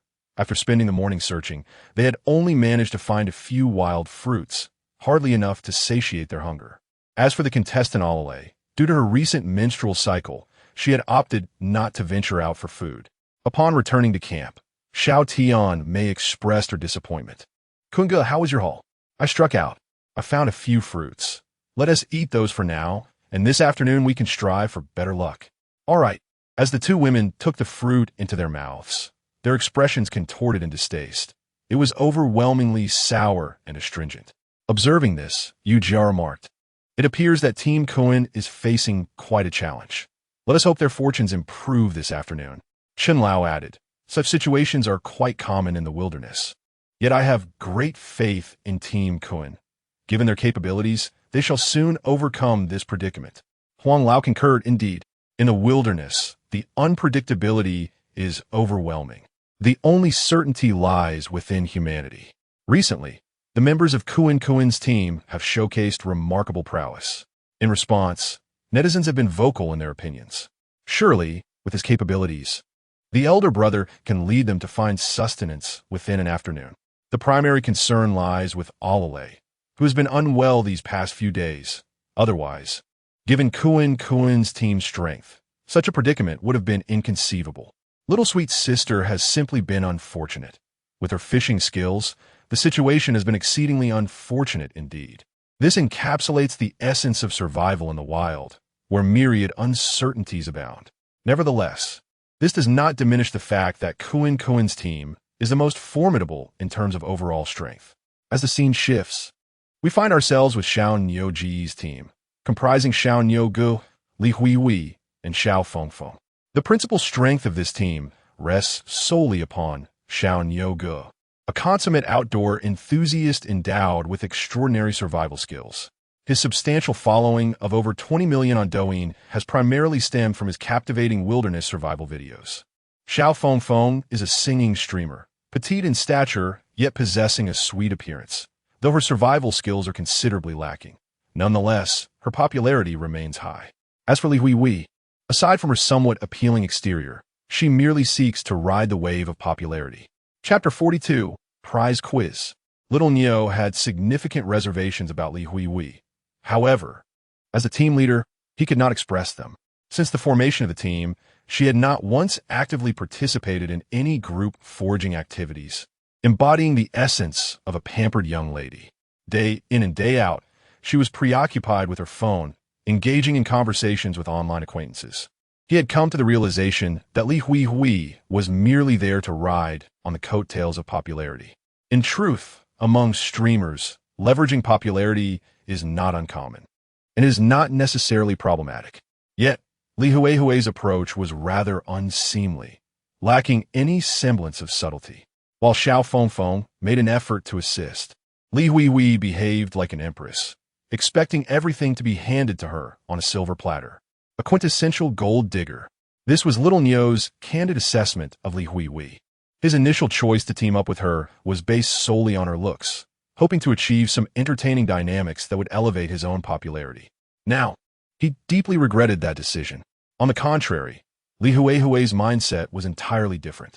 She was thoroughly impressed with her choice to decline teaming up with Nanxian, instead gladly accepting Little Neo's invitation. She had to do nothing throughout the day, as Little Neo would procure food for her. And due to her association with two prominent internet celebrities, her own popularity had been soaring, nearing the monumental threshold of 10,000 followers. Had she teamed up with Nanxian, would she have achieved such success? The combined viewership of Nanxian's team probably did not even reach 5,000. Nanxian was indeed naive. They were no longer students, and friendships were not as abundant. In the adult world, only reality prevails. Nothing but reality. No one could fathom the thoughts of the two individuals.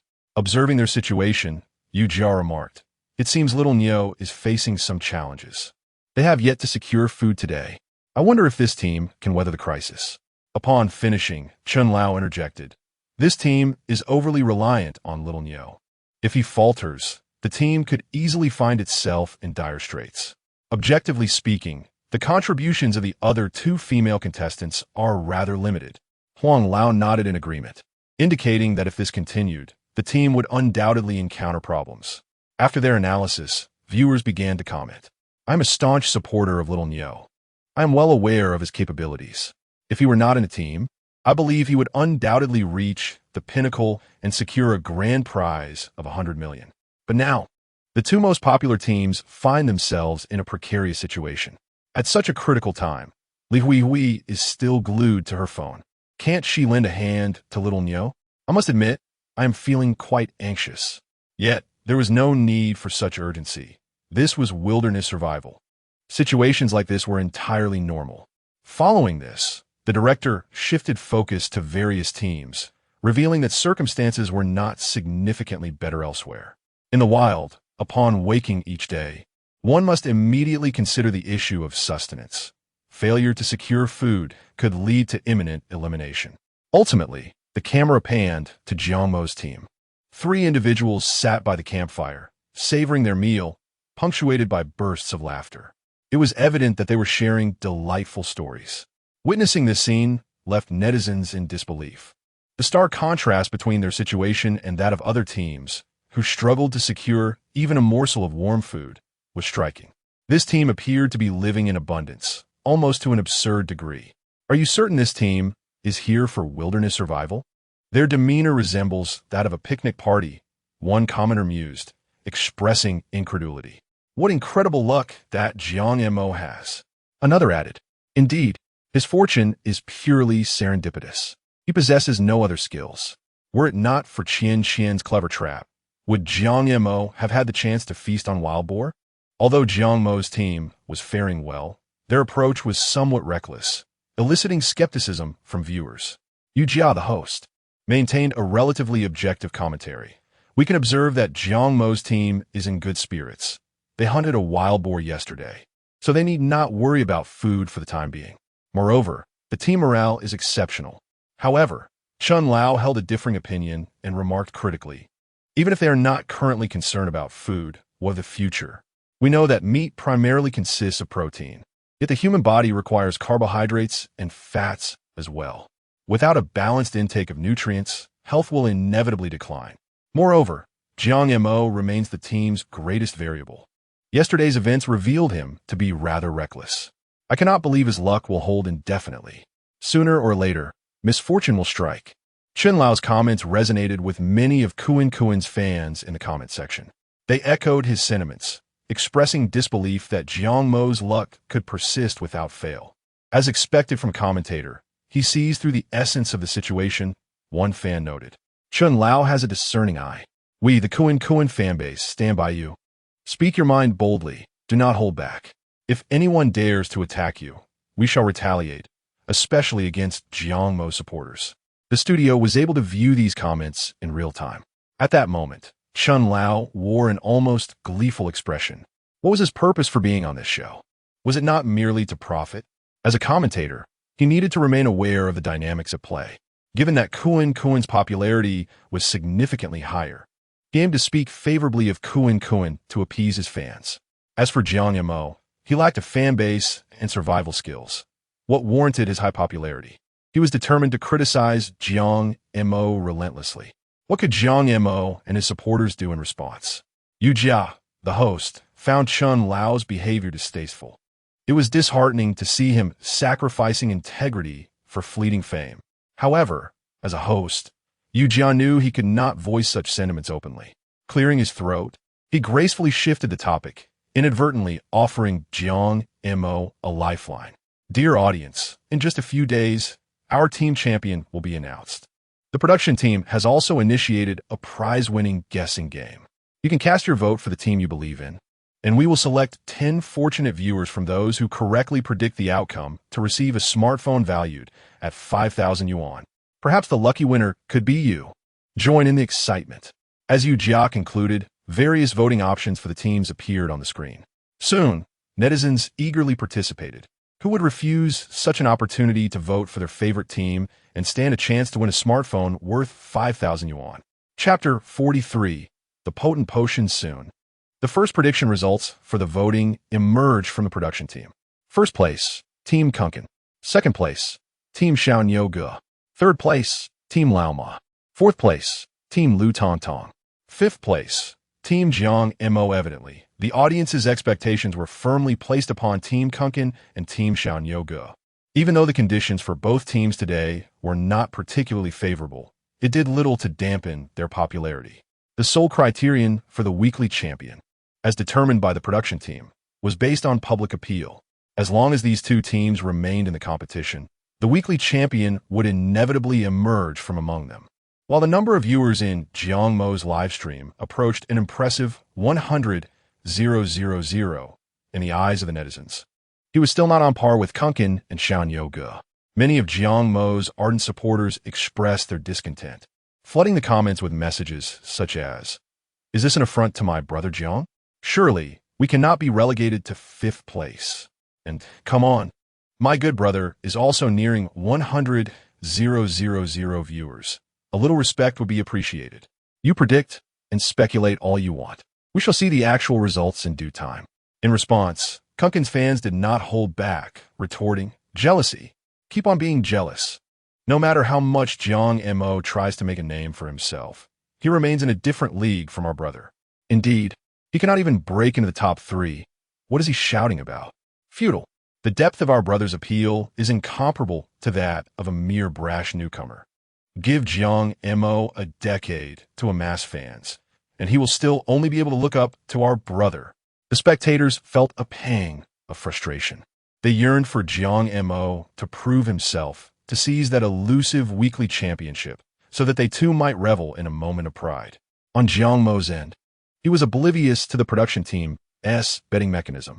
Having not held a lottery for quite some time, he focused his thoughts and activated the system panel. Host, Jiang Mo. Speed, 58. Strength, 64. Agility, 66. Resistance, 123. Skill, Master Level Carpentry. Reputation points, 219, 265. Over 200,000 reputation points?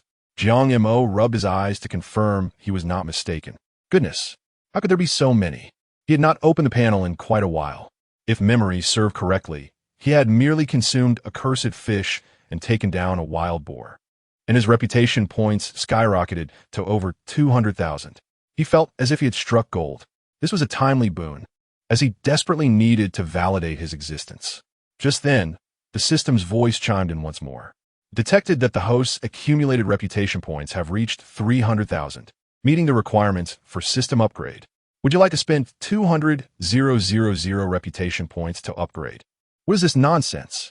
Jiang Mo felt discontentment rising within him. You can upgrade all you want, but why deduct 200,000 reputation point from me?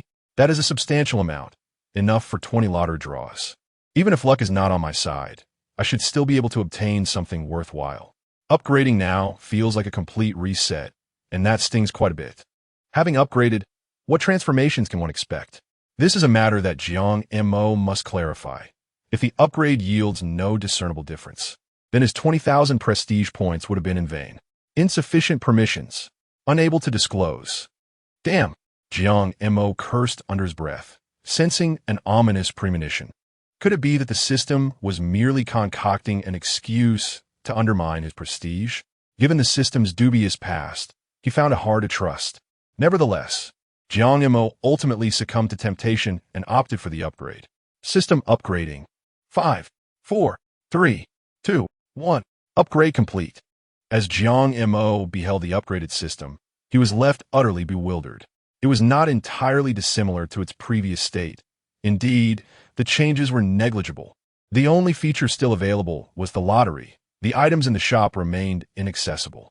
Frustration bubbled within him, but there was little to be done, as he had consented to the upgrade. It was a lapse in vigilance. With over 10,000 experience points still to his name, Jiang Mo resolved to try his luck at the lottery.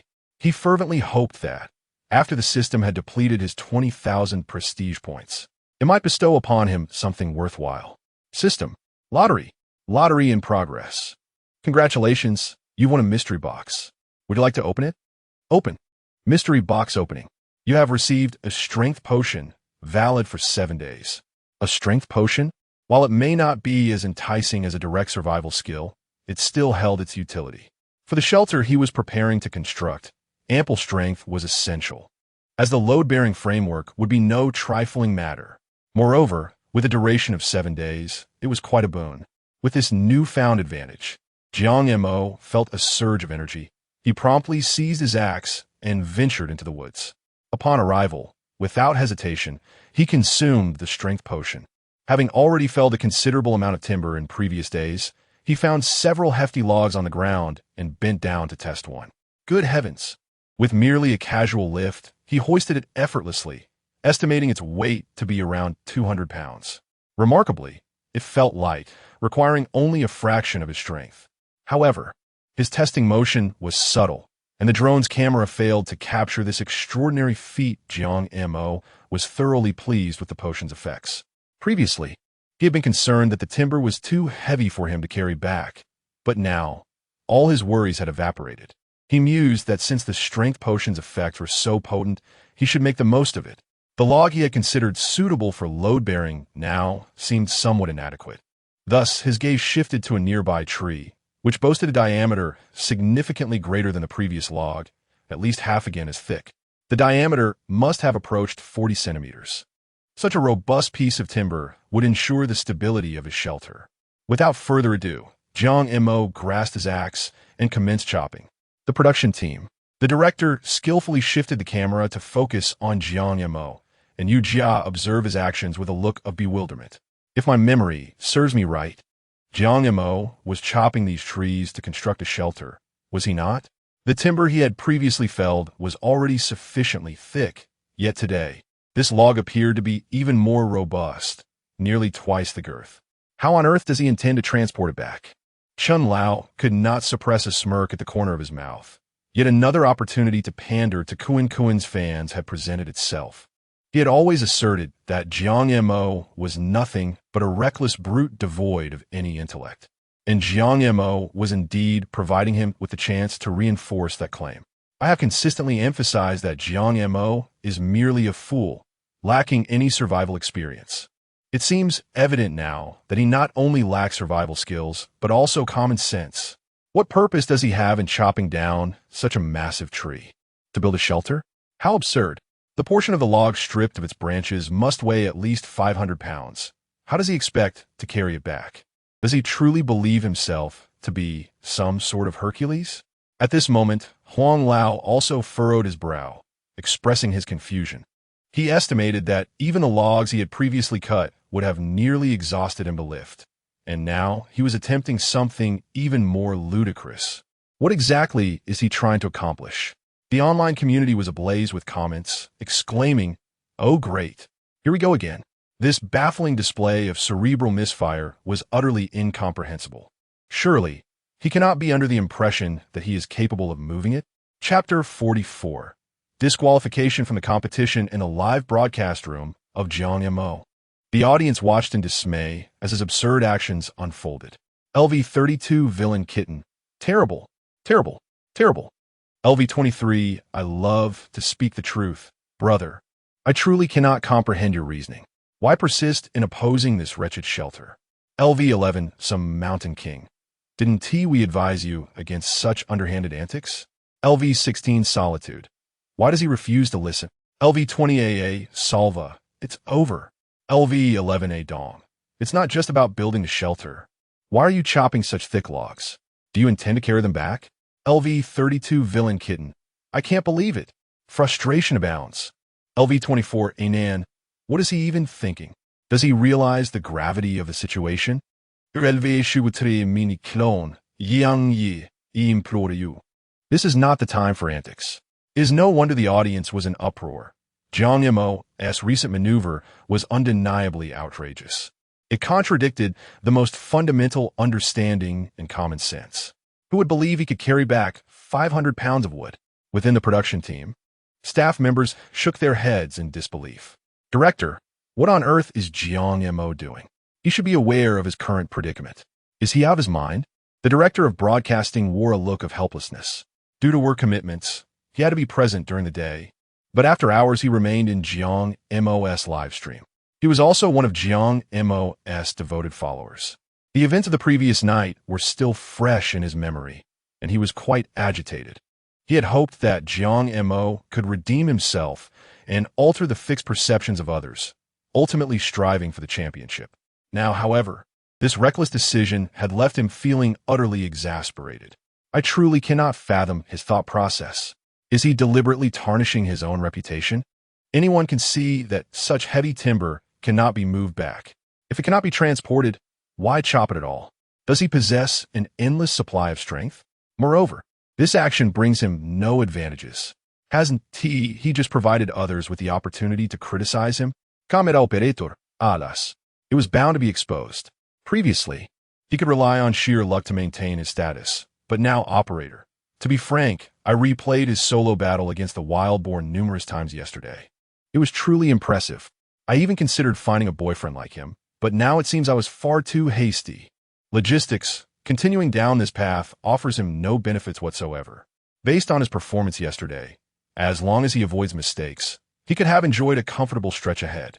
Why engage in such foolishness now? I simply do not understand. The entire team was left in a state of bewilderment. Could it be that the rumors online were accurate? Did Jiang Mo truly lack any common sense?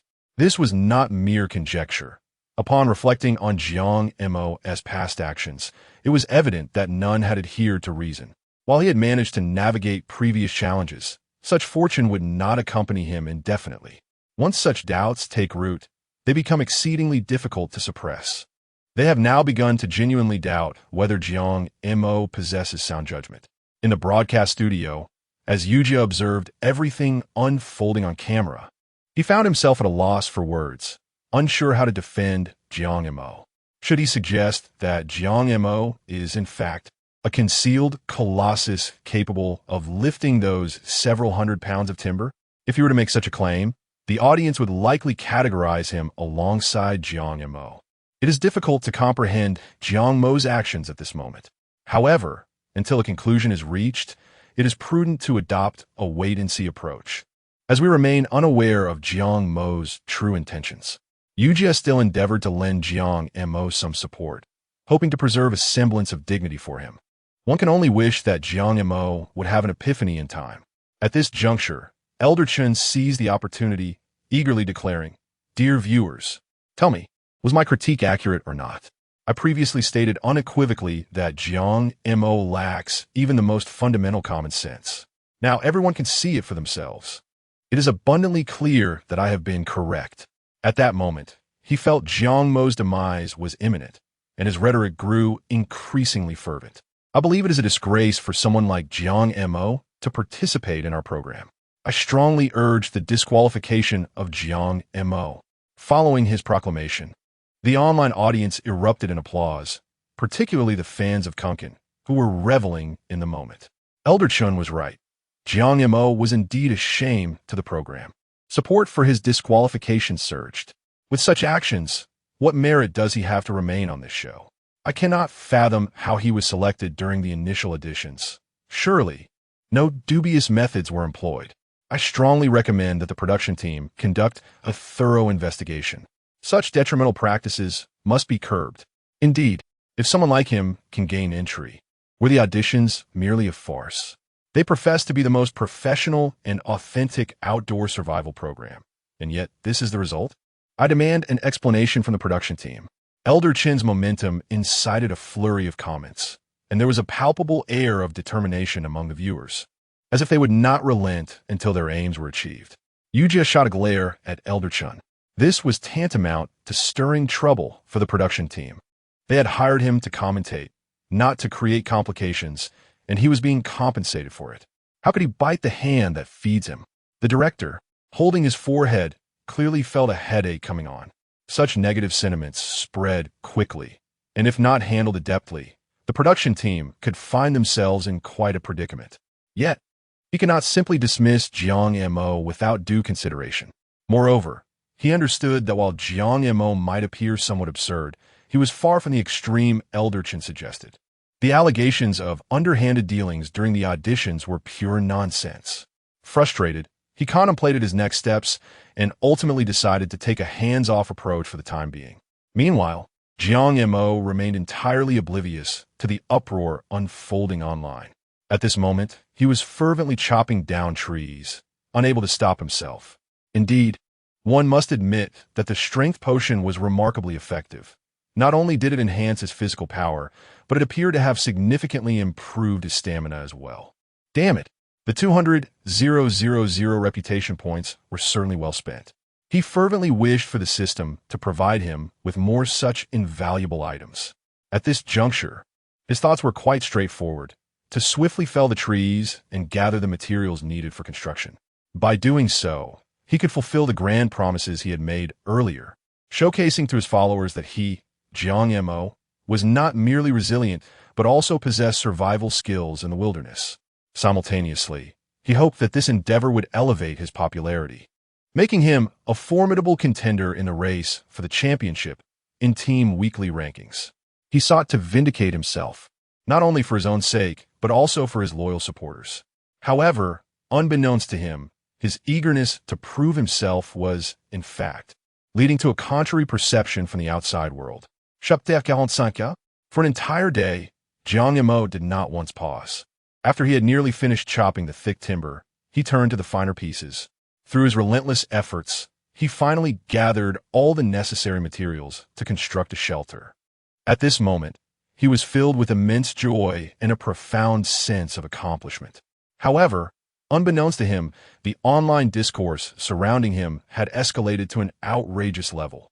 In the broadcasting room, Yujia appeared somewhat fatigued, while Jiang Mo had spent the day felling trees. The netizens had been clamoring incessantly, and the situation had spiraled out of control. Meanwhile, Chun Lao was beaming with delight, utterly pleased.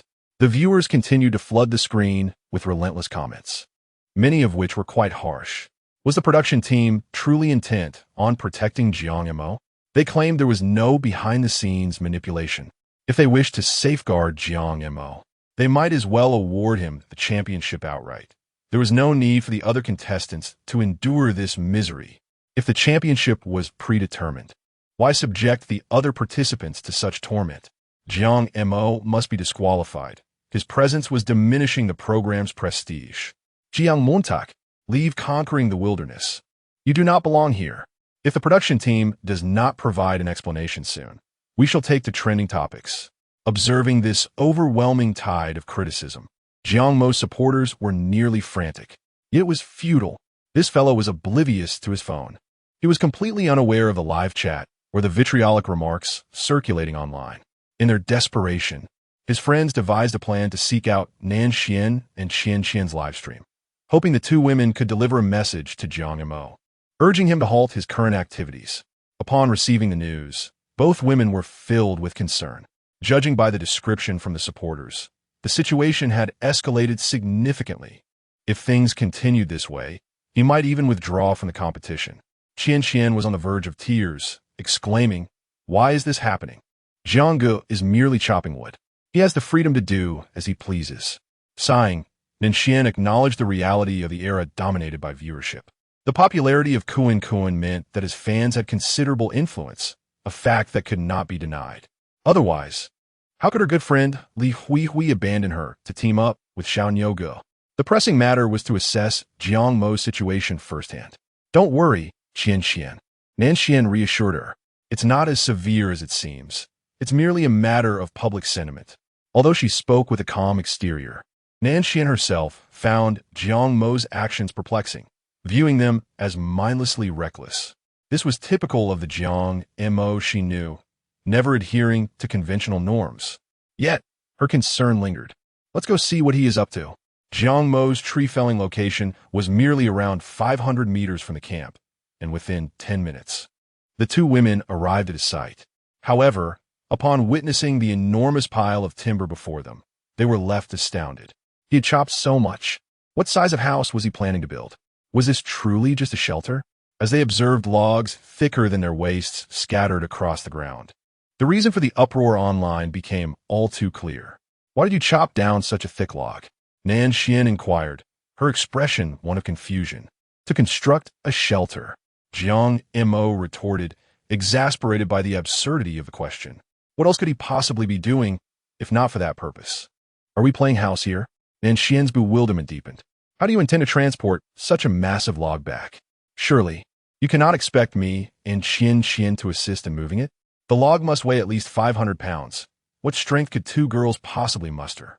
Even Qian Qian, usually quiet, chimed in. "Jiang Ge, we can't move this. We are of no help." Jiang Mo was taken aback. A look of confusion etched across his face. "I never asked you to help." "Huh?" Qian Qian responded, her eyes wide with surprise.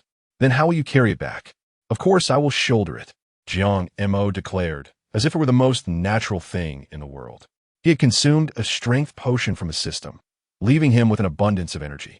For him, lifting a 500-pound log posed no challenge whatsoever. Nan Xian, exasperated, rubbed her forehead. She believed Jiang Mo had lost his senses. After all, this was a 500-pound log. Even if he possessed extraordinary strength, his arms were not long enough to secure the log on his shoulder. "Stop joking. Let us return to the camp. We won't be building this shelter. Another day, Qian Qian and I can help you with it. It may not be perfect, but it's better than sleeping outdoors." Jiang Mo, realizing further discussion would be futile, decided to take action.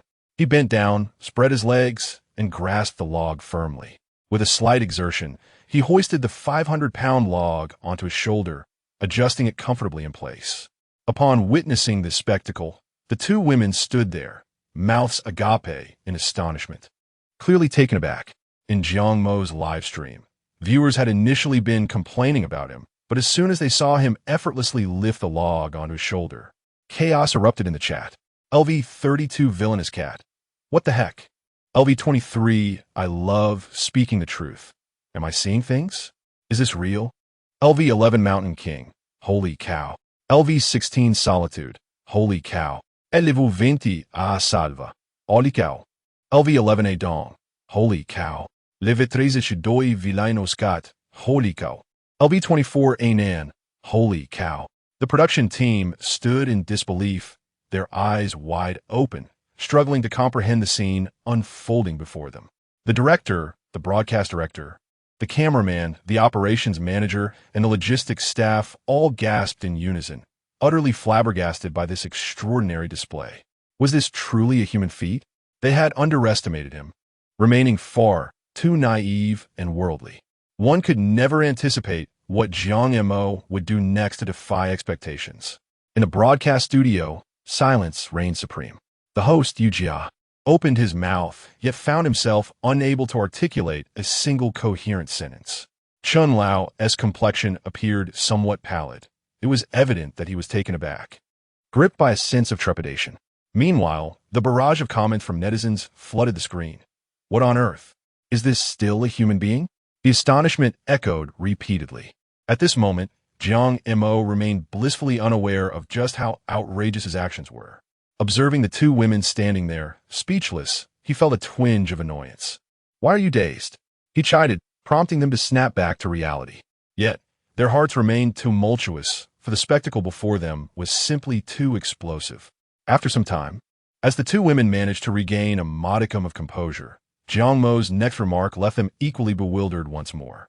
What are you two standing there for? Lend a hand. Bring me another piece of wood. Yes, the 200-pound one. I prefer to carry more at once than make multiple trips. Chapter 46. Truly deserved what? Qianqian was utterly bewildered. Brother Jiang, what are you saying?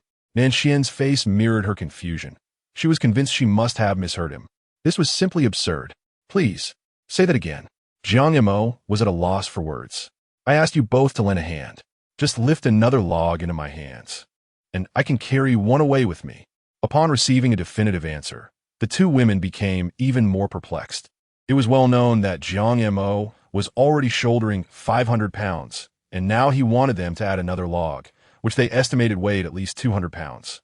That totaled 700 pounds. Together, they would struggle to lift the 200-pound log even a short distance, and Jiang Mo intended to carry it back. Although it was only a few hundred meters, the challenge was evident. Even the strongest men on television would find this task daunting. Jiang Mo, how about we forget it? Nanxian suggested. If it proves too difficult, we can make several trips, and Qianqian and I can help with the lighter ones. This is too dangerous. What if you strain your back? Qianqian echoed her concern. Yes, Brother Jiang. I've heard from the elders that carrying too much weight can cause internal bleeding. I don't want to see you injured. Jiang Mo understood their concern, yet he was acutely aware of his own capabilities. He wouldn't attempt anything beyond his limits. After consuming a powerful strength potion, he conservatively estimated his maximum strength to be over 1,000 pounds. Given that he was only carrying 700 pounds, it was a manageable load for him. Moreover, he needed to transport these items eventually, so carrying more at once would save him from making multiple trips, which was indeed monotonous. It's fine. Put your worries aside. This weight is trivial for me. Stop hesitating and lift it up quickly. I'm getting tired just standing here. Jiang Mo wugit. Despite their reluctance, the two women complied and prepared to lift the log.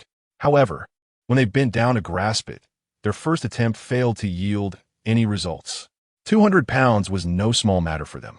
Lifting 100 pounds each proved quite strenuous, especially with the log being an inanimate object, making it even more challenging to exert force. Their faces flushed with effort. They began to comprehend the extent of Jiang Mo's extraordinary strength. Qianqian, on the count of 3, we'll lift together, Nanxian instructed. Qianqian nodded. Okay, Sister Nanxian. 1, 2, 3, lift. The two women strained to hoist the log, but given Jiang Mo's considerable height, positioning it at his waist proved to be quite difficult. After several unsuccessful attempts, Jiang Mo interjected, Just stay like that, don't move. I'll come over. He slowly approached the two women, balancing the 500-pound log, lowered his center of gravity, and with a single-handed motion, effortlessly lifted the log into his arms. The two women felt an unexpected lightness in their bodies, leading them to relax completely. Let us go, Jiang Mo declared, effortlessly shouldering one log and wedging another at his waist, striding confidently toward the camp. The two behind him could scarcely believe their eyes. Moments ago, they had struggled to lift a slender piece of wood, exerting all their strength just to manage it. Yet here was Jiang Mo, carrying an immense burden with apparent ease. It seemed as though if he had more hands to spare, he could carry even more. But was this truly right? Even the strongest of strongmen could hardly achieve such feats.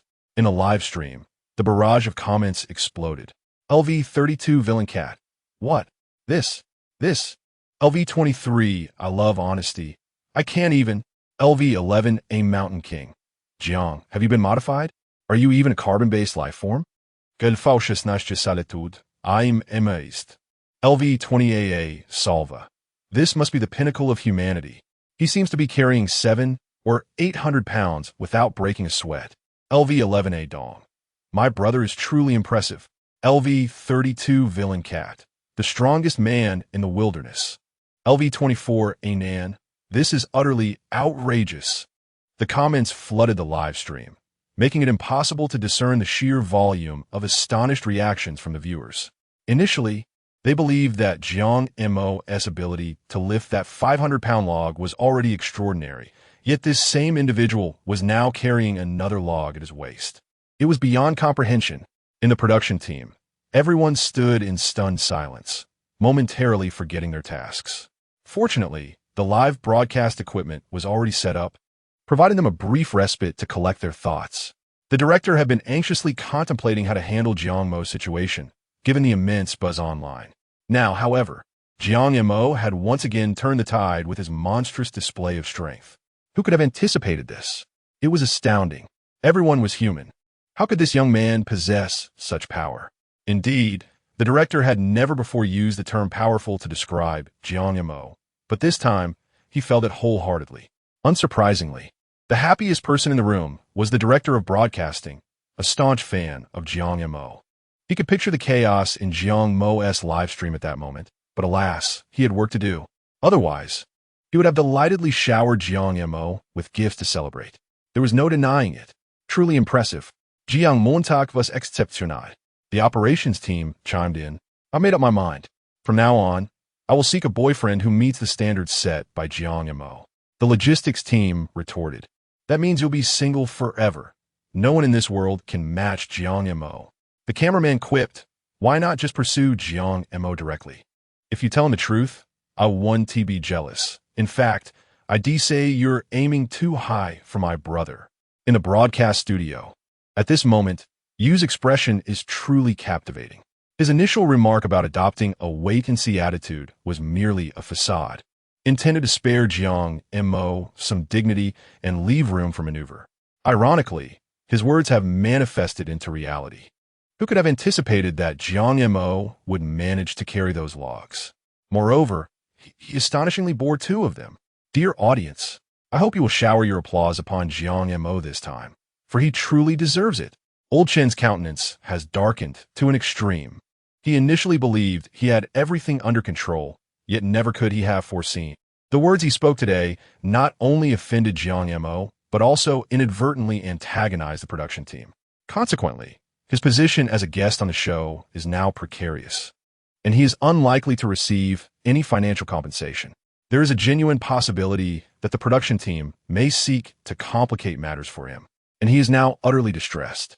Meanwhile, in the barrage of comments, the audience is remarkably supportive, flooding the screen with messages. Jiang Mo, the foremost warrior of the wilderness. A title well-deserved. Jiang Montag, the foremost warrior of the wilderness. A title well-deserved. Jiang Montag, the foremost warrior of the wilderness. A title well-deserved. Jiang Montag, the foremost warrior of the wilderness. A title well-deserved. Chapter 47, a bit more? Upon returning to the camp, dusk had already settled in. Before seeking him out, the 2 women had prepared dinner. After placing the wood down, Jiang Mo joined the flickering flames of the fire. At that moment, his hunger was insatiable. The potent elixir from the system had not only augmented his strength, but increased his appetite as well. He seized a piece of roasted wild boar meat and began to devour it with great fervor, akin to a ravenous beast. Nan Xian and Qian Xian were still processing the earlier spectacle, their minds reeling from the overwhelming impact of what they had witnessed. Could there truly be someone capable of bearing 700 pounds with such ease? What had Jiang Mo consumed to grow so formidable? Their hearts brimmed with countless questions, yet they found themselves at a loss for words. Finally, unable to restrain herself any longer, Qian Qian spoke up. Jiang Ge, how on earth did you manage to carry that 700-pound log back? Jiang Mo was taken aback, his expression a mixture of confusion and disbelief. What sort of question is that? Were you not with me? I simply hoisted it onto my shoulder. Did you think I carried it in my mouth? Qian Qian felt her cheeks flush slightly. Perhaps her inquiry had been a tad misplaced. Nonetheless, she sought to clarify her intent. Well, have you always possessed such remarkable strength? Why not attempt to break a Guinness World Record? This question momentarily rendered Jiang Mo speechless. Indeed, by conventional reasoning, with such prodigious strength, he should have garnered some recognition, or, at the very least, not remain obscure. Yet, one cannot simply claim that strength appears overnight, can they? I never really understood that sort of thing. I always thought I was just average. Average? The two women exchanged incredulous glances.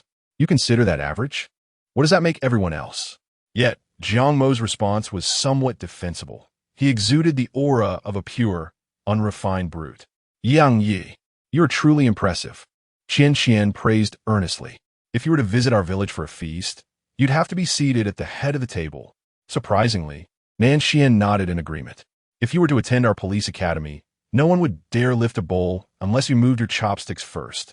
Though their compliments may have been slightly exaggerated, they nevertheless underscored just how formidable Jiang Mo was. With such raw strength, he could easily command any space he occupied. Originally, Qian Qian had prepared dinner for 3, but Jiang Mo felt it insufficient for his appetite. Noticing that only a solitary piece of meat remained on the fire, he suddenly recalled that the two women had yet to eat. My apologies. I was so famished that I didn't even notice you two. Jiang Mo chuckled sheepishly, feeling a touch embarrassed. No worries at all. Qian Qian waved her hands dismissively. We haven't done much today anyway. Jiang Ge, you must eat. Are you still hungry? Nan Xian, having discerned that Jiang Mo had not eaten his fill, added, Wait here. I'll grill you some more. With that, she set about skewering more meat, and Jiang Mo finally felt satiated after consuming several more pounds of food. He finally understood that this strength was not gained without effort. It required a substantial amount of food as sustenance. Fortunately, during this period, they had an abundance of food. Otherwise, starvation would have been a dire concern. After satisfying his hunger, Jiang Mo reclined on his banana leaf. It was time for his customary chat with his online friends. He opened a live stream. To his astonishment, the viewer count displayed over 100,000, a record-breaking moment. This particular platform differed slightly from his previous world. Once the viewership surpassed 100,000, the host could no longer see the exact number of online participants. Thus, whether it was exactly 100,000 or 1,000,000, the display remained the same. Upon seeing him enter the live stream, his friends showered him with gifts before uttering a word. LV60 Tiger sent 5 Dragon Knights. LV60 Jiangnan 007 sent 10 Carnival gifts. LV16 Solitude sent 1 sports car.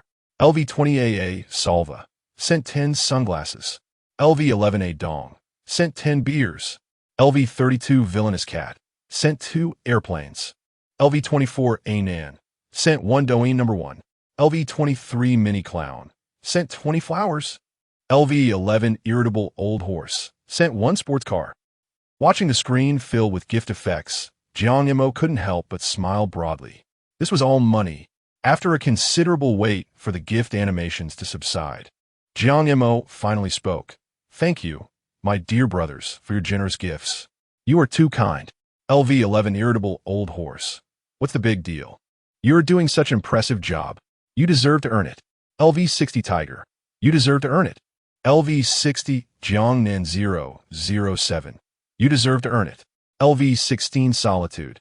You deserve to earn it. LV20AA Salva. You deserve to earn it. LV11A Dong. You deserve to earn it. He placed his phone on a nearby branch and clasped his hands together, expressing his gratitude once more. Thank you all for your support. Reflecting on the stories his friends shared yesterday, he spoke up. With your support, I, Jiang Mo, will strive to secure the team's weekly championship and ensure that you all receive the recognition you deserve. LV16 Solitude. With your performance, I have high hopes for you. LV20AA Salva. The weekly championship is within reach. LV11A Dong. It's just around the corner. LV32 Villainous Cat. It's just around the corner.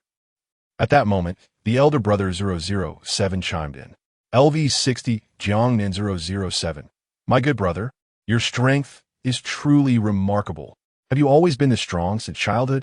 Yet again, this question arose. However, Jiang Mo had already devised a suitable explanation.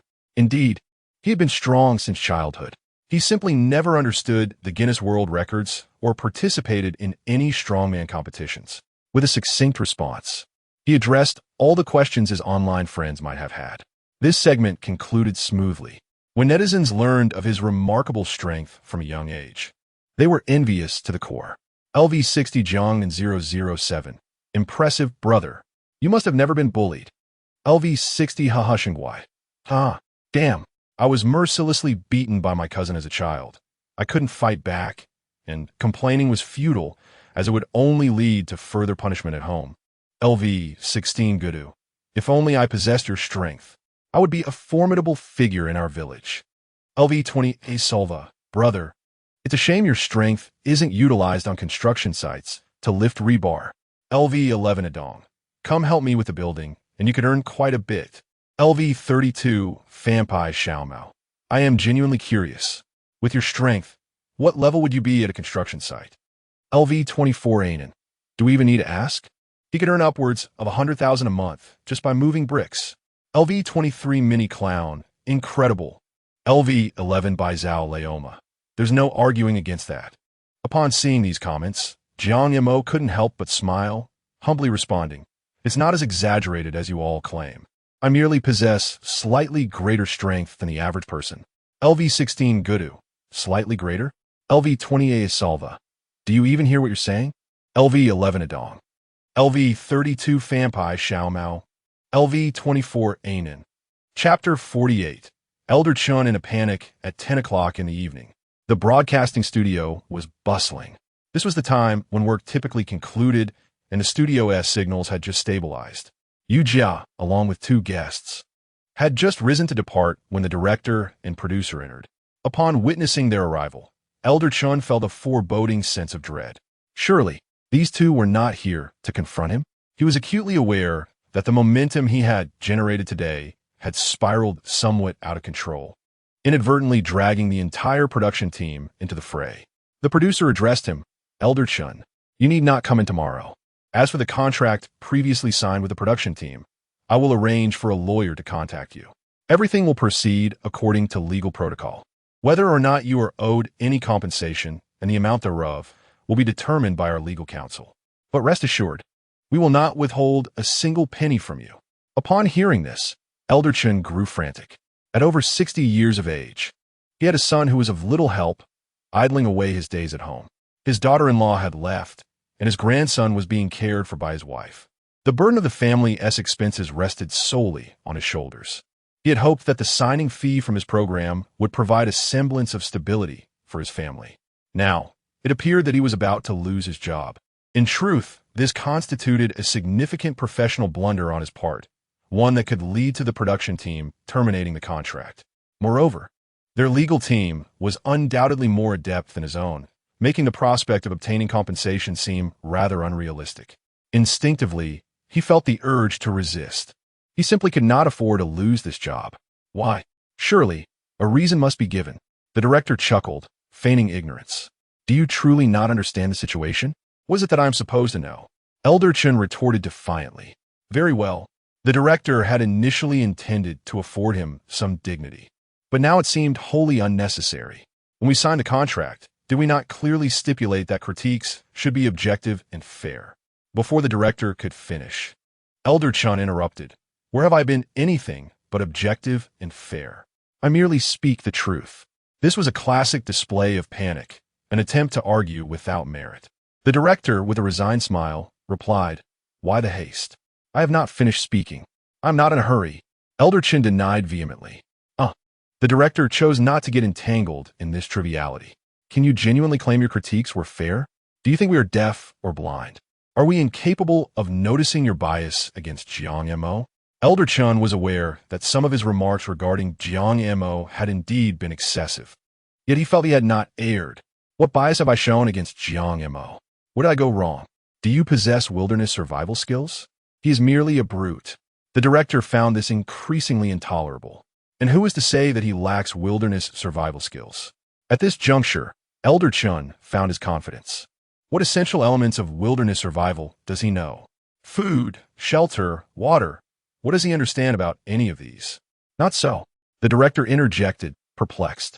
Who decreed that wilderness survival must hinge upon knowledge of these three elements?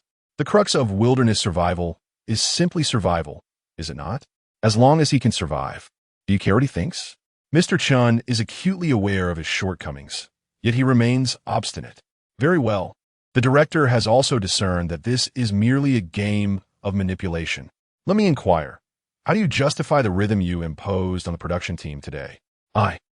Mr. Chun falters, realizing this is indeed his fault, yet he stubbornly insists. I did not malign the production team. I merely spoke in the heat of the moment. In the heat of the moment? The director retorts, incredulous. Does that grant you the license to speak recklessly? Do you comprehend the turmoil the production team would have faced had Jiang Mo not managed to transport those logs today? You receive a salary from the production team, yet choose to slander them. How can we tolerate your presence any longer? At this juncture, Mr. Chun understands the production team is resolute in their decision to address his behavior. However, he genuinely cannot afford to lose this job. His family has numerous financial obligations. Without this position, how would they survive?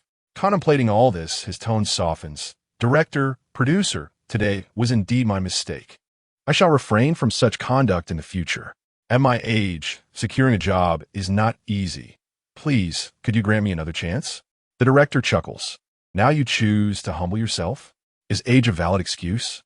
When you criticize others, did you ever consider extending more tolerance to the younger generation?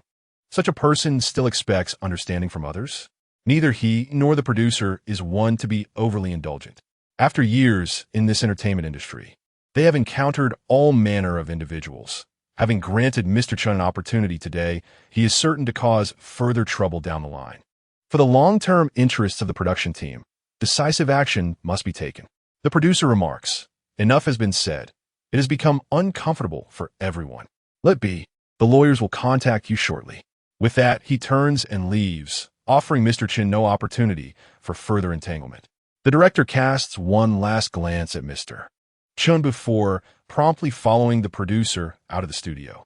In the studio, only Mr. Chun, Mr. Huang, and Yu Jia remain, the atmosphere thick with awkwardness. Yu Jia had anticipated this outcome, and, to be frank, had long harbored a disfavor towards Mr. Chun. At his age, one should know what to say and what to withhold, yet he lacks discernment. Mr. Huang, too, does not hold Jiang Mo in high regard. Although he has made disparaging remarks about Jiang Mo, they have always remained within reasonable bounds. He has never crossed the line. As for himself, he is undoubtedly a consummate professional as a host. While he harbors a distinct dislike for contestants like Kuan, he has never shown a hint of it. One may choose to disapprove, but one must not attack others. Simultaneously, one must respect individual differences and accept the existence of all things. Mr. Chun, at over 60 years of age, fails to grasp this fundamental truth. Thus, today's outcome is inevitable. Given his character, one would expect him to offer some words of consolation at this moment. Yet he feels utterly indifferent towards Mr. Chun and simply gathers his belongings to exit the office. Alas, Huang Lao let out a sigh, at a loss for words. He gently patted Chun Lao's shoulder before taking his leave. In the end, the studio was left with only Chun Lao. At that moment, his heart was in shambles. He was uncertain of what to do and how to face his family upon returning home. His ailing wife, a grandchild in need of care, and a son of little merit weighed heavily on his mind. If he were to lose this job, it would spell disaster. He blamed all his troubles on Jiang Mo. If it weren't for him, he would not have faced such a predicament. Since Jiang Mo was faring poorly, he would not allow him to find solace either. If it came to it, he would rather see them both suffer.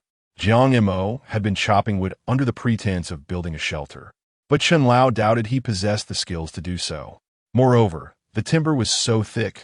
Was he truly attempting to construct a grand wooden abode in the wilderness? After leaving the production team, he felt emboldened to stir the online discourse. Just wait, Jiang Mo. Chapter 49. Truly unfathomable thoughts in the dead of night. Jiang Mo had long succumbed to slumber. However, at this moment, Mr. Chen found himself unable to find rest, harboring an intense animosity towards Jiang Mo that was palpable. It was evident that he attributed the loss of his job entirely to Jiang Mo. If he were to suffer, then let everyone suffer alongside him. Thus, he propped up his phone and commenced recording a video to criticize Jiang Mo. Greetings, friends. I am Mr. Chen. The purpose of this video is to voice my discontent regarding certain contestants. Yes, you guessed it right. I am referring to none other than Jiang Mo. Although he enjoys considerable popularity at present, this cannot obscure the undeniable truth that he lacks the essential skills for survival in the wilderness. From the very first day of the competition, I have made my stance abundantly clear. I have never had faith in him. My opinion remains unchanged. Perhaps many of Jiang Mo's fans will argue otherwise, but the only reason he has managed to persevere thus far is sheer luck. He will soon attempt to construct a shelter, a task that requires technical prowess, not merely good fortune. If Jiang Mo successfully erects a proper shelter, I will live stream myself performing a handstand while consuming excrement. I stand by my assertion. Jiang Mo is nothing but worthless to those who share my sentiments. Feel free to like and share this video. I shall continue to release videos criticizing Jiang Mo daily until he is expelled from the production team. Individuals like him are simply unworthy of wilderness survival. Once this video was released, it swiftly ascended to trending status. The audience has consistently divided into 3 factions. The largest group consists of moderates, casual viewers who merely enjoy the spectacle. The second group comprises those who harbor disdain for Jiang Mo, primarily fans of other contestants, with Kuan's admirers being the most prominent. Lastly, there are Jiang Mo's staunch supporters who, in terms of numbers, hold no significant advantage. After Mr. Chen's video gained traction, the comment section exploded with over 10,000 messages. Support Mr. Chen. Indeed, Jiang Mo is bold and strong, yet he lacks intellect. What use is such a person? I can guarantee that his shelter will turn out to be nothing but a mess. He may not even be able to construct one at all, with his skill level. I cannot fathom why so many are drawn to watch him. Compared to our brother, he is unworthy even to carry his shoes. With such a meager fan base, how dare he contend for the weekly championship? What a delusion. Faced with such vitriolic remarks, Jiang Mo supporters naturally retaliated. Alas, their fighting spirit was no match for the opposition, largely due to the disparity in numbers. Moreover, most of Jiang Mo supporters were adults with ample life experience, who found little merit in engaging in disputes with the less mature critics.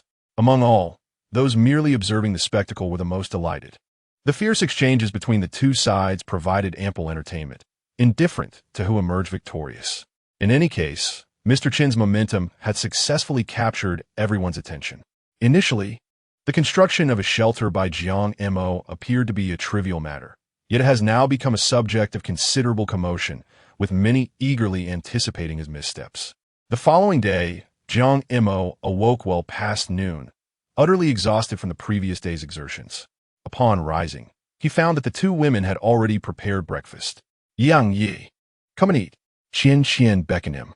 There was a small stream adjacent to their campsite, providing a relatively abundant water source. Jiang Mo hurried to the stream for a quick wash before settling by the fire to enjoy his meal. Are you planning to haul more wood today? Qian inquired. Jiang Mo nodded in affirmation. Indeed, if we can finish the shelter early, we won't have to sleep outdoors every night. The weather is fair now, but it would be a real ordeal if it started to rain. Having already endured such discomfort, Jiang Mo was eager to avoid it again. The slightest drizzle and breeze left one feeling utterly chilled, and even now, the thought sent shivers down his spine. We'll help you after breakfast. Qian volunteered enthusiastically. I'll join as well. After spending some time together, the 2 women had begun to alter their perceptions of Jiang Mo. Although his actions often seemed absurd, he was indeed quite capable. Initially, They had been skeptical about his ability to construct a shelter, but now they believed that if Jiang Mo succeeded, it would not be a monumental feat. Jiang Mo glanced at them and shook his head in refusal. Let's not. If you genuinely wish to assist, gather some grass and bark for me to use for waterproofing. I can manage the heavy lifting on my own. The arduous task of hauling would not significantly benefit from their help. He estimated that while he could transport a substantial load in one trip, they would require 6 or 7 trips to achieve the same. It seemed unnecessary to exhaust them for little gain. Understanding this logic, the two women nodded in agreement. Then, Nan Xian and I will collect the bark and grass. Go for it, Jiang Ge. We believe in you. Qian Qian clenched her fist in encouragement. Nan Xian echoed her sentiments. I have faith in your abilities. Jiang Mo thumped his chest affirmatively. Absolutely. After breakfast, he commenced the laborious task of moving wood, ensuring that the visual impact for the viewers would be as impressive as the previous day. Each trip, he carried at least 500 pounds of timber, and it felt as though he could manage even more if it weren't physically impossible. Remarkably, he made several trips back and forth without displaying any signs of fatigue, and the audience in the live stream began to speculate. LV-60 Tiger, no way. Is he really this strong? Doesn't he get tired? LV-60 Jiang 07. I've been watching for over an hour, and he hasn't taken a single break. LV-16 Solitude. He's like an Iron Man. Even my plowing oxen can't match his vigor. LV-20 AA Salvador. Truly my good brother. LV-11A Dong. It is truly a pity that you do not come to work on the construction site with me. With such strength and endurance, the foreman would be eager to have you. LV-32 Villainous Cat. Although he has been constantly hauling, I remain apprehensive. Will my good brother truly build a shelter? LV-24A Nan. To be frank, I share the same sentiments as you. LV-23 Mini Clown. The issue lies in his inability to see his own limitations. He insists on constructing this wretched thing. LV-11 Irritable Old Horse. Alas. From my understanding of my good brother, he has no need for such a shelter. Wouldn't it be preferable to sleep outdoors? Has the fragrance of banana leaves lost its allure? LV-11 AA National Heavy Truck. The primary concern is that if he fails in this endeavor, he will undoubtedly face a deluge of criticism at night. It is a thankless task, and I cannot fathom his thought process. Chapter 50, alas. He truly seems capable. After transporting all the timber back, he commenced the processing. The first task at hand was to construct the load-bearing columns. Utilizing a slender piece of wood as a measuring tool, he marked the positions and began to carve grooves into the columns. In order to implement a mortise and tenon joint, he needed to create mortises on the columns. With the finesse of a master carpenter, even armed with nothing more than an axe, Jiang Mo meticulously carved the grooves. Once all the grooves were completed, he proceeded to work on the crossbeams, ensuring that tenons were shaped at both ends, allowing them to fit snugly into the mortises. Thus, a complete mortise and tenon structure was crafted. In the studio, with Chen Lao dismissed and a new commentator yet to be found, the program was currently hosted by Yu Jia and Huang Lao. Observing Jiang Mo's operations, Huang Lao interjected, hiss, Jiang Mo actually understands a mortise and tenon structure? Yu Jia, though knowledgeable about this technique, feigned ignorance to accommodate some viewers who were less familiar. He asked Huang Lao, could you enlighten everyone on what a mortise and tenon structure is? The mortise and tenon is akin to assembling building blocks. The protruding part of the wood is called the tenon, while the recessed part is the mortise.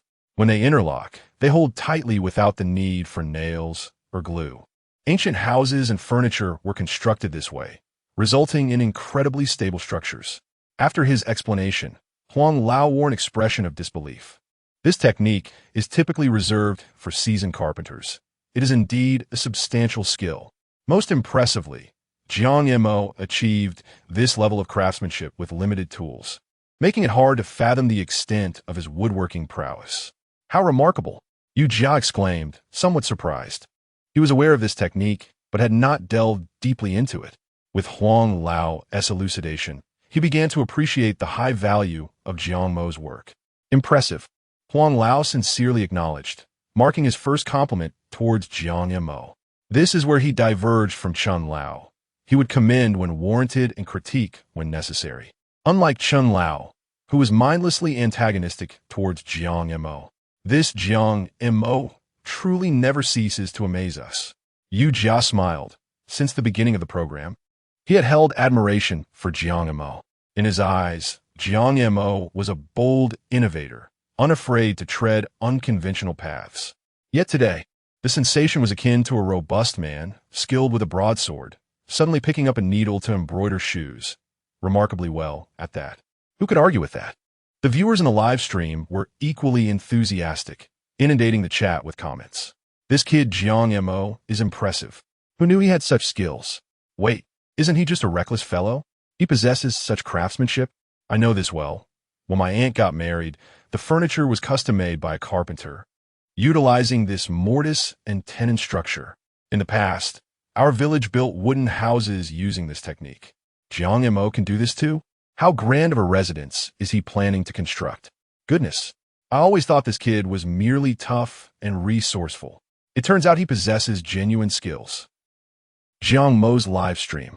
In a small attic, Chen Lao was engrossed in a program when he witnessed Jiang Mo's actions, causing a jolt of apprehension within him. This young man seems remarkably capable. He had already disseminated the video last night.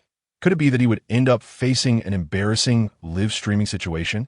Just as anxiety began to consume him, a thought struck. Wasn't this lad merely in the process of carving grooves without having completed the assembly? Jiang Mo lacked any measuring tools in the wilderness, and that small wooden stick was certainly imprecise. It is well known that even a minor error in such structures could lead to a complete mismatch. If Jiang Mo failed to construct it successfully, he would not be at a loss. He scoffed at the notion that Jiang Mo possessed such remarkable skill to accomplish this by hand. Carpentry is indeed a meticulous craft, requiring considerable time investment. Although Jiang Mo worked with impressive efficiency, by the time he finished a few columns, dusk had fallen. At that moment, Qian Xian and Nan Xian returned, with one carrying a bundle of tree bark, both panting heavily from fatigue. Jiang Mo hurried to assist them, exclaiming, "You've worked hard. It's not too tiring." Qian Xian replied, brushing off remnants of debris from her clothing. "Yang Yi, we gathered quite a bit of sod, but unfortunately, we couldn't carry it all back. Nan Xian and I will gradually bring it over." Nan Xian glanced at Jiang Mo's remarkable creations from a distance, her surprise evident. "Wait, you truly know how to do this?" Chuckling, Jiang Mo feigned modesty. "Isn't it just a matter of having hands?" "Cut it out." Nan Xian rolled her eyes, retorting, "You're out of breath despite being chubby." With hands raised in surrender, Jiang Mo replied, "I'm just speaking the truth." All right. Nan Xian, unwilling to linger on the banter, said, "You focus on constructing your framework. We'll take care of the waterproof tree bark and sod." Nangxuan recognitse Jiang Montag is genuine talent. This shelter would eventually serve everyone, and she and Qian Qian could not afford to lag behind at this critical moment. They would handle the smaller tasks diligently, ensuring everything was executed flawlessly. "Exactly, Jiang. We'll manage the waterproof section. You concentrate on your framework. When we're ready to stay in a spacious abode in the wilderness, we'll certainly have something unique." Heh, envisioning a significant enhancement to their future living environment. Qian felt a wave of joy.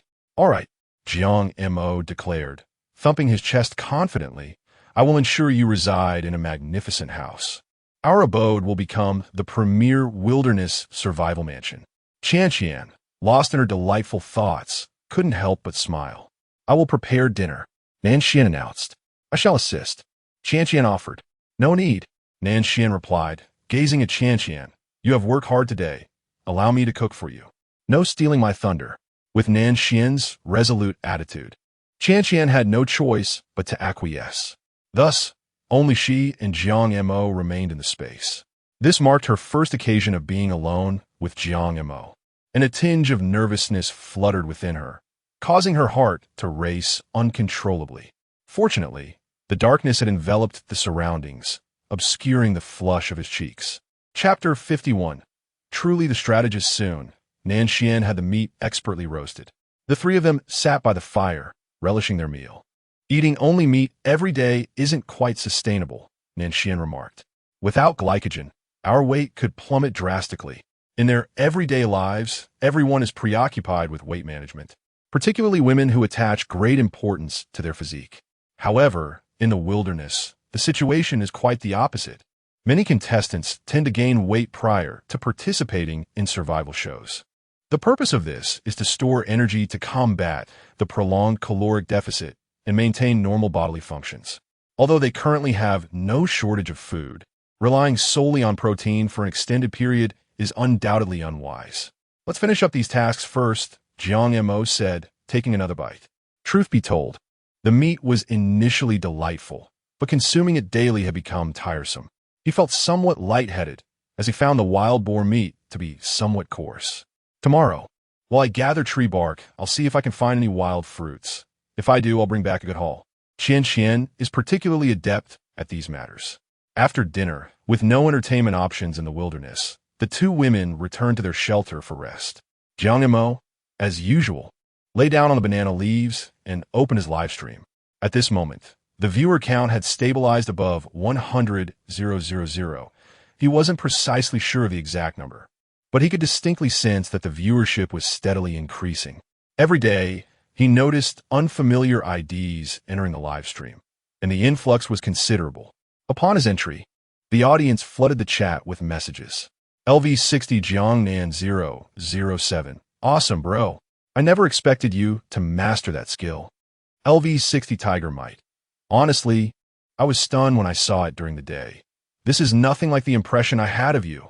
LV16 Solitude. Bro, tell me the truth. What else are you hiding? LV20 AA Salva. Full resistance, immense strength. And now you reveal you possess technical skills. Are you even human? LV11 A Dong. Brother Jiang, you're getting more outrageous by the day. LV32 Villainous Kitten. At this rate, you might truly win the weekly championship. LV24 A Nan. Indeed. I feel like every time you showcase a skill, you gain a considerable following. At this pace, the weekly championship might very well be yours. LV23 Mini Clown. Good brother. I support you becoming the decision maker. As he read through the myriad of comments, Jiang Mo couldn't help but smile. His popularity was on the rise daily, and to claim he was unhappy would be disingenuous. Not to mention, the daily income from gifts far exceeded what he had previously earned. This was undoubtedly more rewarding than working in a factory. Thank you to all my brothers for your support. Without you, I wouldn't have reached this point. He still remembered the various criticisms he faced online before, and he carried that memory with him. Although he had no conflicts with the other competitors, their fans had certainly unleashed a barrage of attacks against him. Securing victory in the team competition would not only be a means of venting his frustrations, but would also silence his detractors. Why not seize the opportunity? LV11 Impatient Old Horse. Good brother. Are you adequately prepared for today's task? Your approach to those criticisms seems quite standard, but will you truly be able to execute it flawlessly? His remarks garnered some agreement from fellow viewers. LV23, I love speaking the truth. Old Horse is right. Without a measuring tape, precision is paramount. A slight miscalculation could lead to significant embarrassment. LV11, a certain mountain king. I must admit, Brother Jiang might indeed pull off such a feat. LV16 walking on eggshells. Good brother, do share your confidence. Otherwise, the embarrassment could be monumental. Upon reading these comments, Jiang Mo smiled. In the past, he might have faltered, but after a brief separation, he had transformed into a master carpenter. It is no exaggeration to claim that his eyes are his measuring tool. A small wooden strip would be superfluous. Errors were simply impossible. You may doubt anyone else, but never me, for I am Jiang Mo, the foremost builder of the wilderness. LV17 Taro Grape. LV36 Bright Moon across thousands of miles. LV22 Lil Yuan. You really managed to set up? LV11 A Dong. Any slip-up will lead to colossal embarrassment. LV32 Villainous Kitten. Eagerly awaiting the blunders. LV24 A Nan. Anticipating the mishaps. LV23 Mini Clown. Can't wait for the mishaps. I'll even give you a name. Jiang Montauk smirked, reveling in the anticipation of his performance. Apologies. You might be disappointed. If there are blunders to be had, they shall be yours. I shall not falter. LV11 impatient old horse. I can't take this anymore. This kid is too pretentious. LV23, I love speaking the truth. What a beast. LV11, a certain mountain king. Truly a beast. After bantering with the viewers for a while, Jiang Mo exited the live stream and quickly fell asleep on a banana leaf. With him now asleep, the viewers found themselves lacking in entertainment. At that moment, the strategist old horse began to take charge. LV11 impatient old horse. Good brothers, let us find some fun. That Chun Lao has been targeting our good brother. And even after being eliminated from a show, he continues to chatter. I recall that just yesterday, he released a video claiming our good brother would return to build a shelter while he live streams eating feces. We must not let this opportunity slip by. He raised his arm triumphantly. The viewers echoed his sentiments. LV17 Taro Grape. The strategist understands me. This is a must-see. LV36 Bright Moon across thousands of miles. Impatient old horse. Truly the strategist. LV22 Little Yuan. Impatient old horse. Truly the strategist. LV11 A Dong. Impatient old horse. Truly the strategist. Soon, a wave of netizens flocked to Chun Lao's comment section, typing furiously. Old Bai, come out and perform your act of eating feces. Hasten, for I am unperturbed by revulsion. As long as you dare to consume, I shall dare to observe. You, the one known as Chun Lao, were the very individual who proclaimed that my good brother would falter in erecting a shelter. Were you not? Pray speak, speak, speak. An overwhelming tide of comments inundated Chun Lao's message board. Furthermore, the participants exhibited a remarkable camaraderie, reciprocating likes to one another, resulting in an impressive accumulation of endorsements for these comments, propelling them to the forefront. Chun Lao's phone incessantly buzzed, inundated with notifications from the Douyin platform. He was elated, contemplating whether the video he had posted yesterday was gaining traction today. It appeared that seizing the opportunity with the ginger powder could indeed amass a considerable following. When the time came to initiate a live broadcast, the profits would undoubtedly rival the rhythm of the previous endeavors. He was convinced that he was on the right path. As these thoughts swirled in his mind, his weathered face, adorned with wrinkles, nearly split with glee. Yet, upon opening Douyin, he was left utterly astounded. There was no platform promotion. Rather, it was an onslaught from the ginger powder enthusiasts. The comment section had descended into chaos, predominantly due to the scathing remarks of those enthusiasts. Chapter 52. Brother Jiang, do you need assistance? Old Chun was quite exasperated. Initially filled with joy, he was now confronted with this disheartening scene. After a considerable pause, realization dawned upon him. Even the darkest shade of red is still red. ISNT black traffic still traffic? Jiang Mo's supporters truly mirrored his lack of wisdom. They were merely offering unwarranted assistance. They inadvertently elevated the popularity of his video. As for the live stream of consuming excrement, forget it. He had not yet faced defeat. Jiang Mo had merely prepared the tenons and mortises. He was far from achieving a complete structure.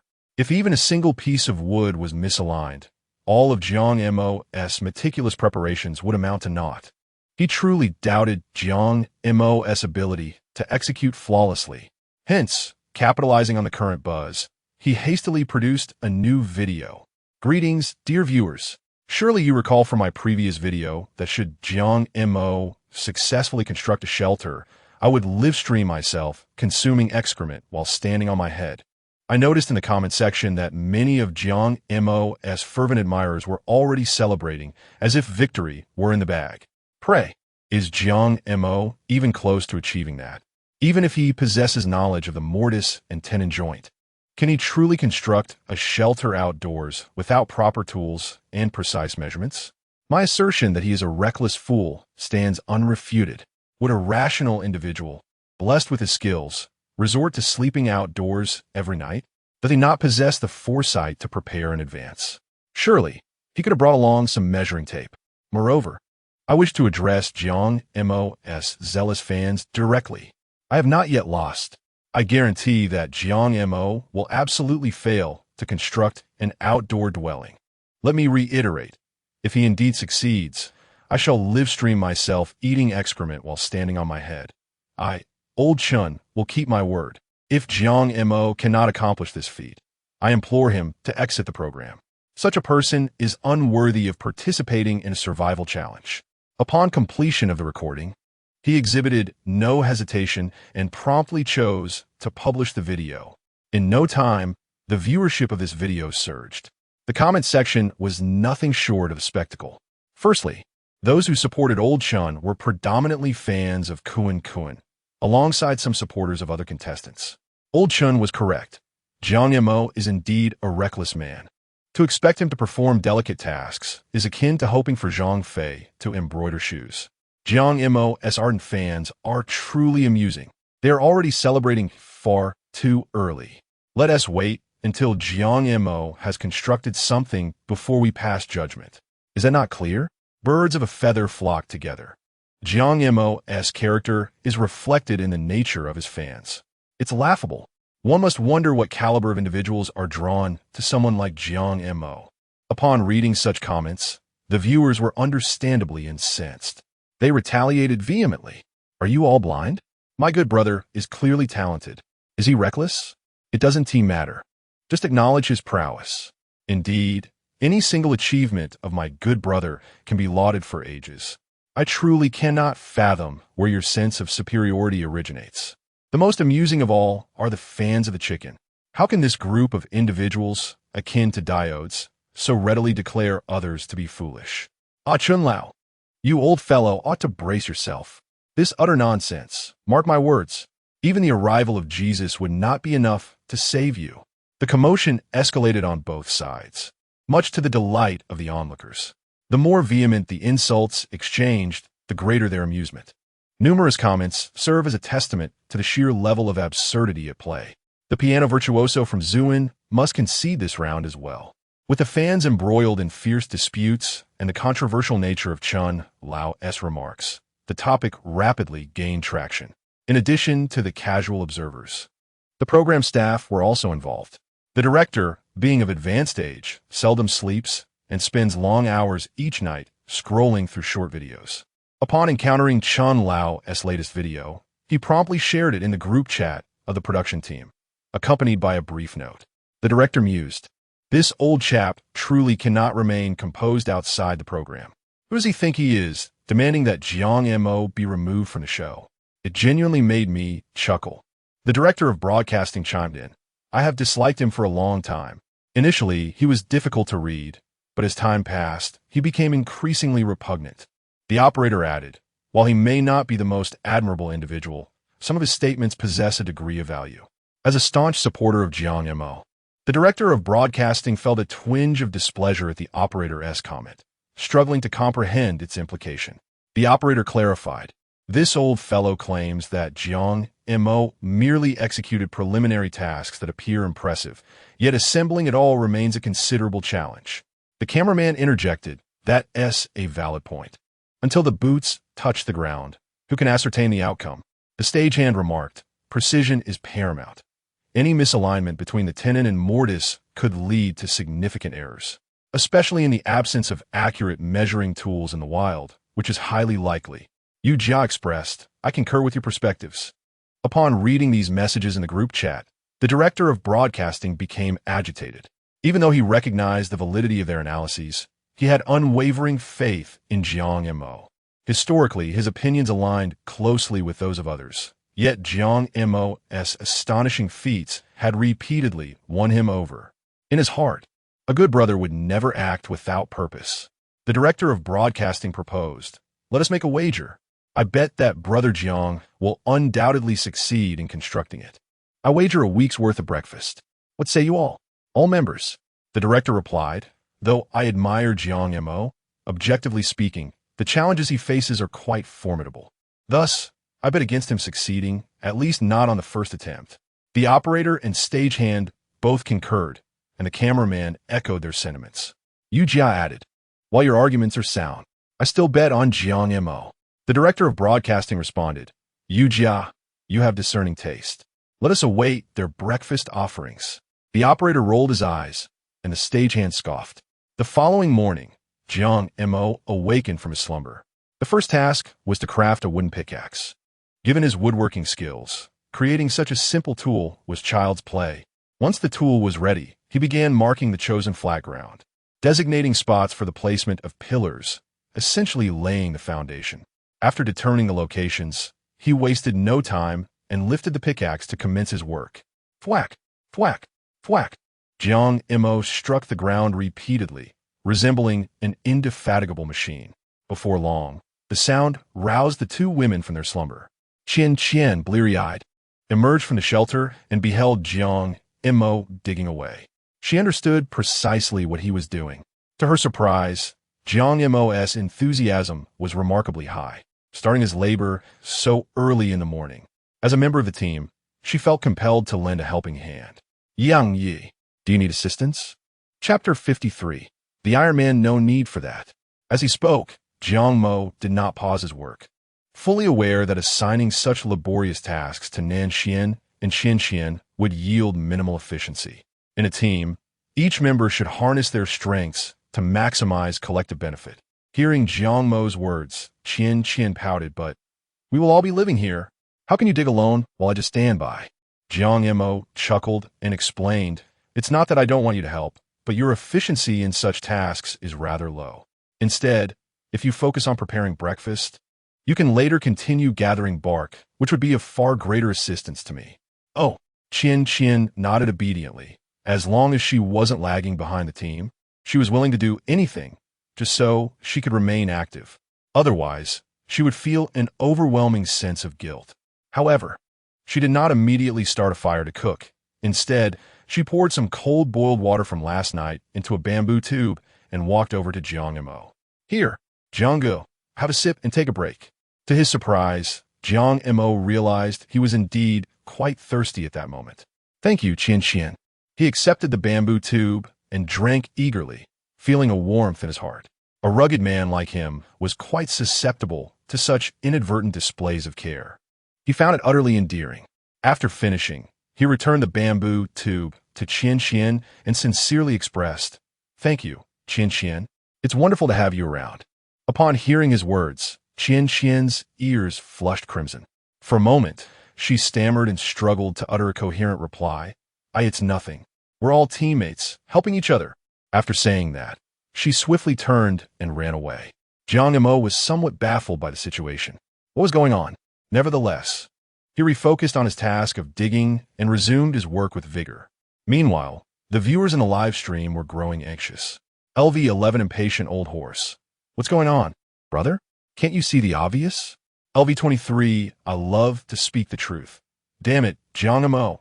How did Qian end up liking this guy? LV17 Taro Ball Grape. I'm heartbroken. Brothers. LV36 Bright Moon across 1,000 miles. Sigh. LV22 Xiao Yuan.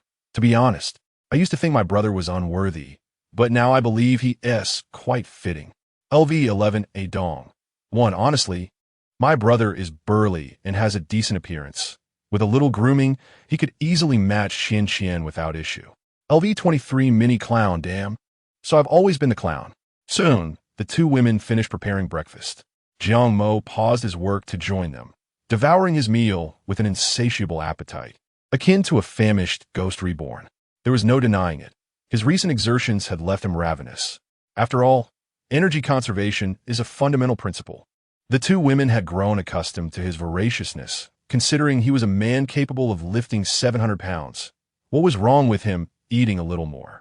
Jiang, if you do not require our assistance, then this afternoon, Sister Nanxian and I shall venture out to gather turf and other materials. We will strive to collect more, ensuring that we do not hinder your progress. Nanxian nodded in agreement. The vision you hold for this dwelling shall guide your actions. Although we may not be able to assist with the heavy labor, we are ready to support you in other capacities. Just give us a signal, and we will wholeheartedly cooperate. Jiang Mo nodded in acknowledgement, expressing his gratitude. Thank you. It is indeed a blessing to team up with you. This sentiment echoed in Jiang Mo's heart. Despite his outrageous decisions from the beginning until now, both women, though they had their doubts, have consistently supported him. As for Qian, her unwavering faith in him speaks volumes. And Nanxian, She is the one who saved his life, the one who offered him the first cup of warm water after drifting in the rain, who shared her meager food supplies with him. Even if the wild fruits were not particularly palatable, every little kindness has been etched in Jiang Mo's memory. Regardless, in the days of challenges that lie ahead, he will exert his utmost effort to contribute to this team. Oh, how sentimental. Nanxian, unable to bear such sentimentality, teased, "Just focus on constructing your shelter. Just don't let us down when the time comes." Jiang Mo thumped his chest, assuring, "Rest assured, it's all under control." After finishing breakfast, Nanxian and Qianqian set out to gather waterproof materials, while Jiang Mo took up his wooden pickaxe to continue digging. Time flew swiftly. By around 3 in the afternoon, Jiang Mo had excavated 8 large pits, each approximately a meter deep. The next task was to insert the load-bearing timber into the holes. Though these logs were quite heavy, to him, they were manageable. He lifted one log and placed it into the pit, then gathered some small stones to secure it, finally filling it with soil and compacting it with his pickaxe. Thus, like a well-oiled machine, he methodically inserted each post into the earth without pausing for rest. It was only when dusk fell that he secured the last post. The broadcast studio. Recently, Jiang Mo's popularity has surged, and with his shelter-building endeavors stirring significant online buzz, the production team has provided him with ample screen time. Yuji's attention has largely been focused on him, as he had wagered with his colleagues on Jiang Mo's success. Although the stakes were merely a few breakfasts, he hoped to emerge victorious. Although Jiang Mo did not connect the framework today, and it remained uncertain whether his mortise and tenon joints would align accurately, everyone has witnessed his remarkable efficiency. To put it plainly, the work he accomplished today would overwhelm an average person. Elder Huang nodded in agreement. He has come to admire Jiang Mo, noting that he has not once rested. Moreover, all his tasks have been laborious. Whether it was burying posts or collecting small stones, each task was arduous. Beyond his physical strength, his resolve is equally steadfast. Elder Huang's observations were quite objective. In life, everyone inevitably encounters laborious tasks. Typically, one works for 10 minutes and rests for another 10, and the duration cannot be prolonged. The primary reason being that the body cannot endure it. However, Jiang Mo seems to thrive, laboring from dawn till dusk, taking no breaks save for breakfast. Moreover, standing up such heavy timber requires considerable effort. Yet this individual accomplished it all single-handedly. In response, netizens have expressed their astonishment. As a mere bystander, I must admit my admiration for Jiang Mo. Indeed, if you're not familiar with him, you might subconsciously believe the narratives circulating online. However, should you take the time to truly understand him, you'll find that the more you learn, the more captivated you become. Not to mention, I genuinely admire his physical prowess. What a remarkable individual. A true Iron Man. An Iron Man. An Iron Man. Chapter 54, A Second Lottery. As dusk descended, Nanxian and Qianqian returned. Upon witnessing the sturdy pillars already erected, the two women were taken aback. What remarkable efficiency. If it were left to them, they would have barely dug a fraction of the holes. The most astounding part was that Jiang Mo accomplished this all on his own. "Jiang, your speed is truly astonishing," Qianqian exclaimed, her face filled with disbelief. Nanxian echoed her sentiment. "Are you some kind of octopus? I simply wish to complete the task sooner. I would prefer not to sleep outdoors every night." Jiang Montak remarked casually. The two women momentarily fell silent, a twinge of guilt stirring within them. Throughout their time together, Jiang Mo had always slept in the open, and they had grown accustomed to it, assuming he was indifferent. At times, they even thought he relished the experience of sleeping under the stars, embracing nature. Now, hearing him express his desire for shelter, they realized that he had been enduring this situation out of necessity, yearning for a place to call home. As teammates, they had never bothered to inquire about his living conditions. "Jiang, why don't you join us tonight?" Qianqian suggested innocently, unaware of the implications of her words. Nanxian cast a surprised glance at Qianqian. Although she, too, cared for Jiang Mo, such a suggestion seemed rather inappropriate. The shelter she had constructed was meant for one person. After Qianqian moved in, it had already become a bit cramped. If Jiang Mo were to join them, it would be akin to a sandwich. Not only Nanxian, but Jiang Mo also wore a perplexed expression. Is that appropriate? His primary concern was his inability to control himself. Qian, I appreciate your kindness, but sharing a shelter is out of the question. Beyond the propriety of mixed company, your shelter is simply too small. Qian faltered, realizing that even if they could fit, 3 individuals crammed together would be quite uncomfortable. Yet, she still felt a pang of regret. Yang Yi, I'm sorry we never considered your need for shelter. Nanxian nodded in agreement, feeling a sense of remorse as well. I acknowledge that it was my oversight. Tomorrow, I will assist you in constructing a simple shelter. It's certainly better than sleeping outdoors. In that moment, Jiang Mo understood that the 2 women had misinterpreted his earlier remark. He had merely spoken in passing. For him, as long as the weather was not severe, he had no particular preference for where he slept. His resilience was more than adequate to endure the elements. Moreover, given his current capabilities, he hardly required assistance to build a modest shelter. Nonetheless, he recognized their good intentions and responded, Please do not overthink it. I was merely speaking casually. Besides, my shelter is nearly complete. After spending so long outdoors, I can manage a couple more days. With that, Jiang Mo deftly curtailed any further discussion on the topic, wary of complicating matters further. Women, after all, tend to be more emotional, and he feared that the conversation could spiral into an unnecessary fuss. After dinner, Jiang Mo habitually reclined on his banana leaf. Today, he refrained from opening the live stream to engage in casual conversation with his viewers. It had been quite some time since he last held a lottery, and he was uncertain how much prestige he had accumulated. With a mere thought, the system panel materialized before him. Host, Jiang Mo. Speed, 59. Strength, 65. Agility, 67. Resistance, 124. Skill, Master Level Carpentry. Temporary item, Strength Potion, in use. Prestige, 88,045. What delight! Over 80,000 prestige points had Jiang Mo grinning from ear to ear. He could make 8 draws. Recently, he had made 2 consecutive lottery draws, one yielding master-level carpentry skills and the other granting a strength potion. Though neither were traditional survival skills, at least he had not received any items that granted immunity to various poisons. Overall, things were progressing positively. Rubbing his hands together, he fervently hoped that the system would bless him with something extraordinary this time. Please spare him the useless scraps and, above all, the subpar skills. System. Lottery. Drawing. Congratulations, you have drawn a blind box. Would you like to open it? A moment of serendipity? Jiang Mo felt somewhat unaccustomed to this turn of events, primarily because he was well aware of how often the system had let him down. It could easily deny him rewards for 100 consecutive attempts. Yet, this time it seemed to be in a better mood. However, noticing that he still had over 70,000 prestige points remaining, Jiang Mo chose not to rush into opening the blind box. Instead, he decided to seize the moment and continue drawing. Such fortune was rare. Continue the lottery. Drawing. Thank you for your patronage. Bonus. All attributes 1. Jiang Mo was indignant. Continue. Thank you for your patronage. Bonus.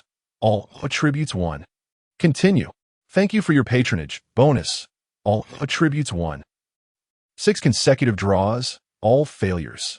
As expected, the system remained unchanged in its nature, showing no signs of improvement. Blast it, Jiang Mo cursed, glancing at the over 10,000 prestige points left. He intended to use them all, as they served little purpose anyway.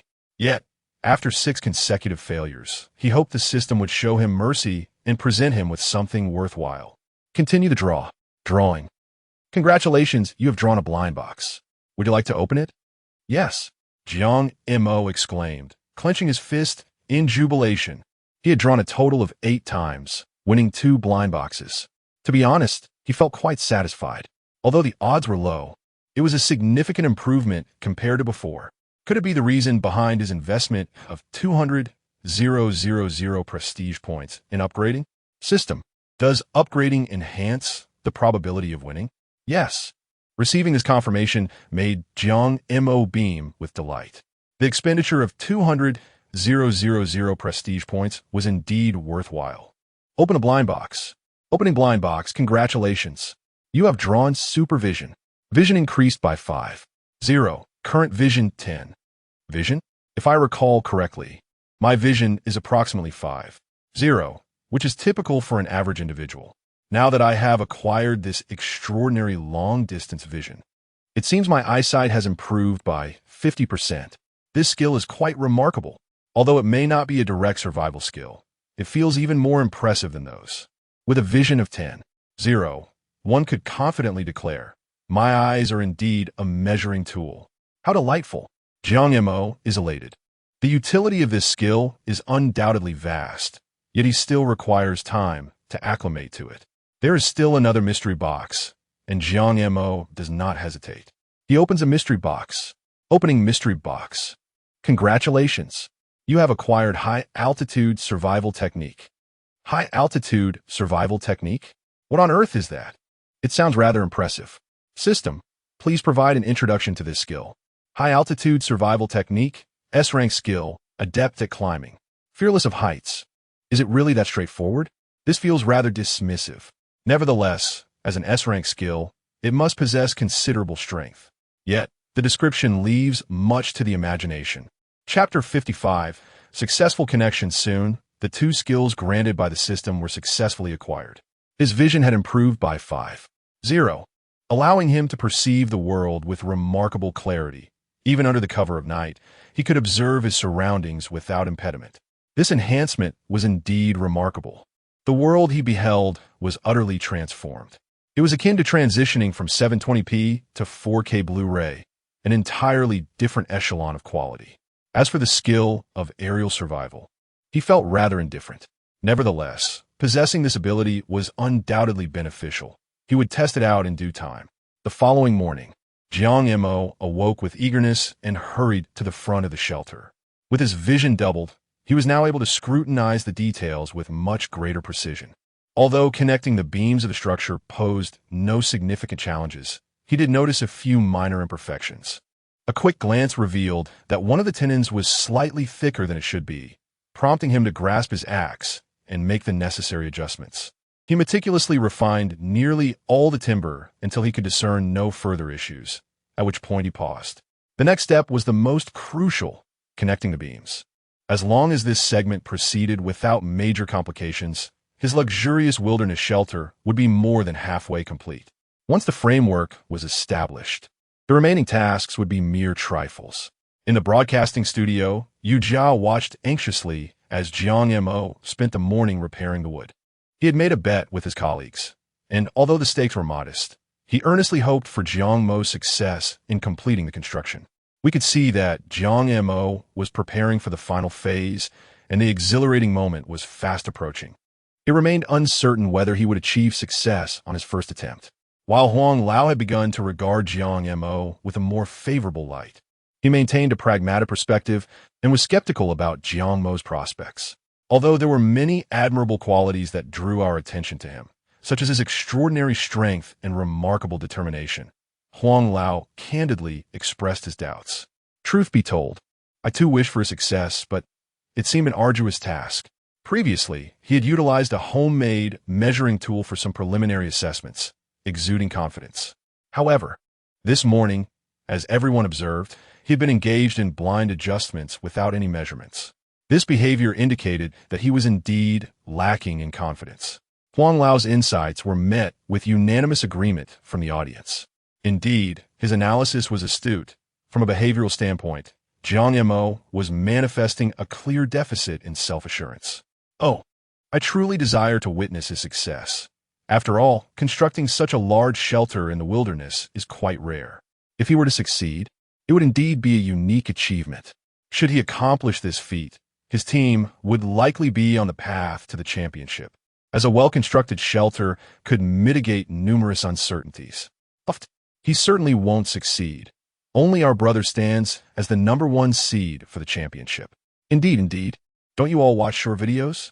Chen Lao has stated that if Jiang Mo succeeds, he will perform a live broadcast while doing a handstand and eating excrement. While I am aware of the reasons behind Chun Lao's departure from the production team, I still have faith in his discerning judgment. One may question Chun Lao's character, but his professionalism remains unquestionable. This morning, seeing Jiang Mo diligently making adjustments, the director couldn't help but smile. It appears that breakfast for the week is secured. He jokingly remarked to the cameraman, "Young man, I've already decided what I want for breakfast next week, so be sure to remember to bring it for me." Upon hearing the director's words and witnessing his smug expression, the cameraman's mood soured. Losing breakfast for a week may seem trivial, yet men often relish the thrill of competition. And sometimes, losing can be quite disheartening. Just ask those who watch sports or gaming competitions. The mood can be dampened for days following a loss. He is currently feeling this way. Although the outcome remains uncertain, Jiang Mo's performance this morning suggests an impending conclusion. However, he would not concede verbally, responding to the director, "Uncle, we have yet to reach the finale. The victor remains uncertain." The cameraman is still putting on a brave front, and the director finds amusement in this youthful stubbornness. At this moment, the two are engaged in light-hearted banter, prompting their colleagues in operations to chime in. The operations team member teased, "Young man, don't be a sore loser. It's just a few breakfasts. Consider it a deduction from your monthly bonus." Another added, "Exactly. Being so petty won't help you find a girlfriend." The cameraman felt irritated. Is this truly about money? He understood that his colleagues were joking, yet he had no grounds to counter their remarks. It was evident he was putting on a brave face, and any further attempts to defend himself would only appear foolish. With a huff, he fell silent, engrossed in his tasks, clearly engaged in a battle of wills with himself. His colleagues, noticing his sulky demeanor, couldn't help but laugh heartily. Meanwhile, on Jiang Mo's side, after adjusting all the beams, he began the assembly process. He inserted one end of the beam into the groove, with the tenon protruding on the other side. However, this posed no challenge for Jiang Mo. With his homemade mallet, he swiftly hammered it down. It fit perfectly. His speed was remarkable, connecting one beam after another with seamless efficiency, and the process unfolded without a hitch. Once the beams were joined, he also completed the roof structure. To enhance drainage, he opted for a hipped roof design, which is admittedly somewhat complex, given the considerable height. Tackling this would have posed difficulties for Jiang Mo prior to yesterday. However, the two skills he won in the lottery last night proved invaluable today. Although he remains unclear about the other applications of the high-altitude survival technique, he has certainly conquered his fear of heights. Previously, he harbored a profound fear of heights. Yet today, standing atop the roof, he felt no trepidation whatsoever. It was as if he were walking on solid ground. How extraordinary! Truly a remarkable tool. These are the authentic thoughts that dwell within him. Potent elixirs, survival techniques in high altitudes, masterful woodworking skills, and exceptional eyesight, all complemented by his commendable agility. This accumulation of buffs is astounding. His efficiency in assembling is remarkably exaggerated. Constructing a shelter is as effortless as piecing together building blocks. The broadcasting studio. Upon witnessing Jiang Mo's fluid and graceful maneuvers, Yu Jia found himself momentarily stunned, unable to regain his composure. Is this truly the case? Has he managed to piece it all together so effortlessly and simply? The reason he placed his bet on Jiang Mo was purely out of admiration for him, as well as a desire to bring a semblance of balance to the wager, preventing it from being overwhelmingly one-sided. After all, it serves as a bit of seasoning among colleagues. Little did he expect, Jiang Mo truly accomplished it, and astonishingly, with such ease. Chapter 56. The framework completed after a moment's pause, Yu Jia regained his composure. Dear viewers, we can now clearly see that contestant Jiang Mo has successfully erected the main framework. It is truly astonishing, although it is not yet fully completed. This does not diminish the greatness of this endeavor. In the annals of wilderness survival history, there has never been a shelter of such vast dimensions and lavish materials. Jiang Mo deserves the applause of all. With that, he began to applaud fervently. Old Huang turned to Yu Jia, having snapped out of his daze, and joined in the applause, exclaiming, "This Jiang Mo has truly shattered my perceptions. In the wild, with inadequate tools and no measuring instruments. He has managed to construct this framework flawlessly. I find myself at a loss for words to express my current emotions. Suffice it to say, Jiang Mo is remarkable. The online audience could no longer contain their excitement, bombarding the screen with comments. Incredible. Unbelievable. Honestly, this has somewhat upended my worldview. Indeed, this is no mere shelter. It is akin to a house. The fact that he crafted this with just an axe is astonishing. This is going to be entertaining. Where are those who doubted Jiang Mo? Come forward and speak. Those naysayers cannot contend with such an impressive comeback, so do not hold your breath. Meanwhile, within the production team, upon witnessing Jiang Mo seamlessly fix the final beam into place, the director leaped up in sheer joy. With an elevated voice, he directed his exuberance towards his colleagues. You old-timers, what say you now? Who's buying breakfast? Speak up. His demeanor exuded a mix of arrogance tempered with restraint. At that moment, he felt an unparalleled thrill. The others around him chuckled at his exuberance, particularly because he now held a certain sway. The director quipped, all right. You're impressive, aren't you? I'll get you breakfast. The operator chimed in, then I'll cover your breakfast for next week. The cameraman added, and I'll take care of the week after that. A week's worth of breakfast was trivial compared to the impact Jiang Mo had on them. How to articulate it? Jiang Mo continually redefined their understanding. You might think he was merely playing for show, yet he was genuinely committed. You might assume he was on the verge of failure, but his resilience was unmatched, as sturdy as a battleship's mooring line. You might believe he was merely tough, but he would demonstrate that he possessed remarkable skills and immense strength. Every action he took seemed absurd, yet in his hands it all made perfect sense. Was this truly right? They were in a wilderness survival challenge, not a superhero selection process. It felt as though Jiang Mo was engaged in an entirely different game than the other contestants. Who could they turn to for reason in this bewildering scenario? Jiang Mo's journey continues. Nanxian and Qian returned early, and aside from bringing back tree bark, Qian had also gathered some wild fruit. Upon seeing that Jiang Mo had already erected the entire framework, the two women were left utterly astonished. How did you accomplish this? Nanxian exclaimed, her features contorted in disbelief. Qian's mouth formed an O, rendering her speechless. Jiang, you this? Observing their bewildered expressions, Jiang Mo couldn't help but chuckle. Yet he explained, I merely set up a beam and constructed a roof. My strength makes it quite effortless, thus I completed it swiftly. He spoke nonchalantly, but the two women held a different perspective. The visual impact was simply overwhelming. When they had left in the morning, there were only a few wooden stakes, and upon their return at noon, a high structure had risen from the ground. As the two women were momentarily stunned, Jiang Mo's gaze fell upon the wild fruit in Qian's hand, and his eyes instantly sparkled with interest.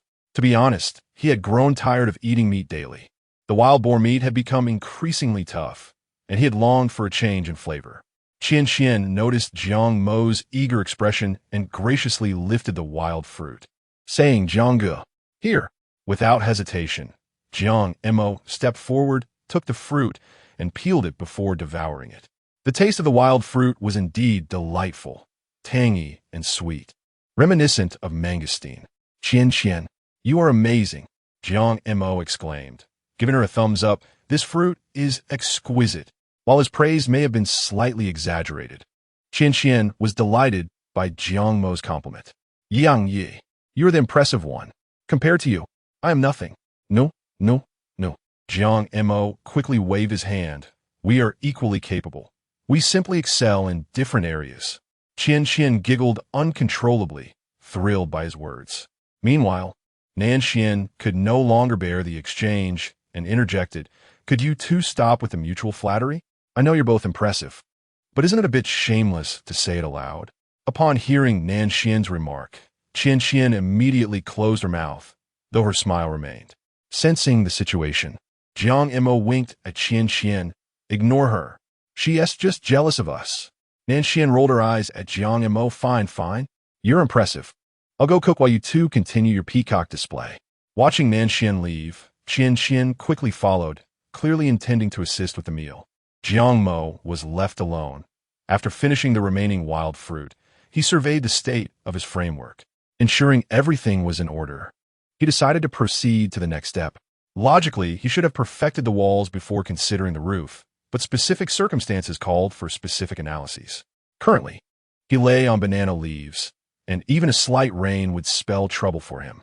Completing the roof would at least provide him a shelter from the rain, preventing him from being swept away during sleep. This was wisdom gained from experience. Certain experiences in life are sufficient to encounter only once. A second encounter is entirely unnecessary. Soon, Qianqian and Nanxian had finished roasting the meat. Jiang Mo sat by the fire, and the three of them began to partake in their meal. The sun blazed down, and they decided to rest for a while. This afternoon, I will join you to fetch the bark and other materials. I intend to seal the roof first. Shouldn't we perfect the foundation first? Nanxian queried, somewhat uncertain. But I must first construct a shelter from the rain, right? That is a valid point. Nanxian nodded in agreement. All right, Brother Jiang. This afternoon, I will take you. Nanxian and I have recently gathered quite a bit, which should suffice for roofing. Currently, I am sharing a shelter with Sister Nanxian, and you may borrow my waterproof tar for now.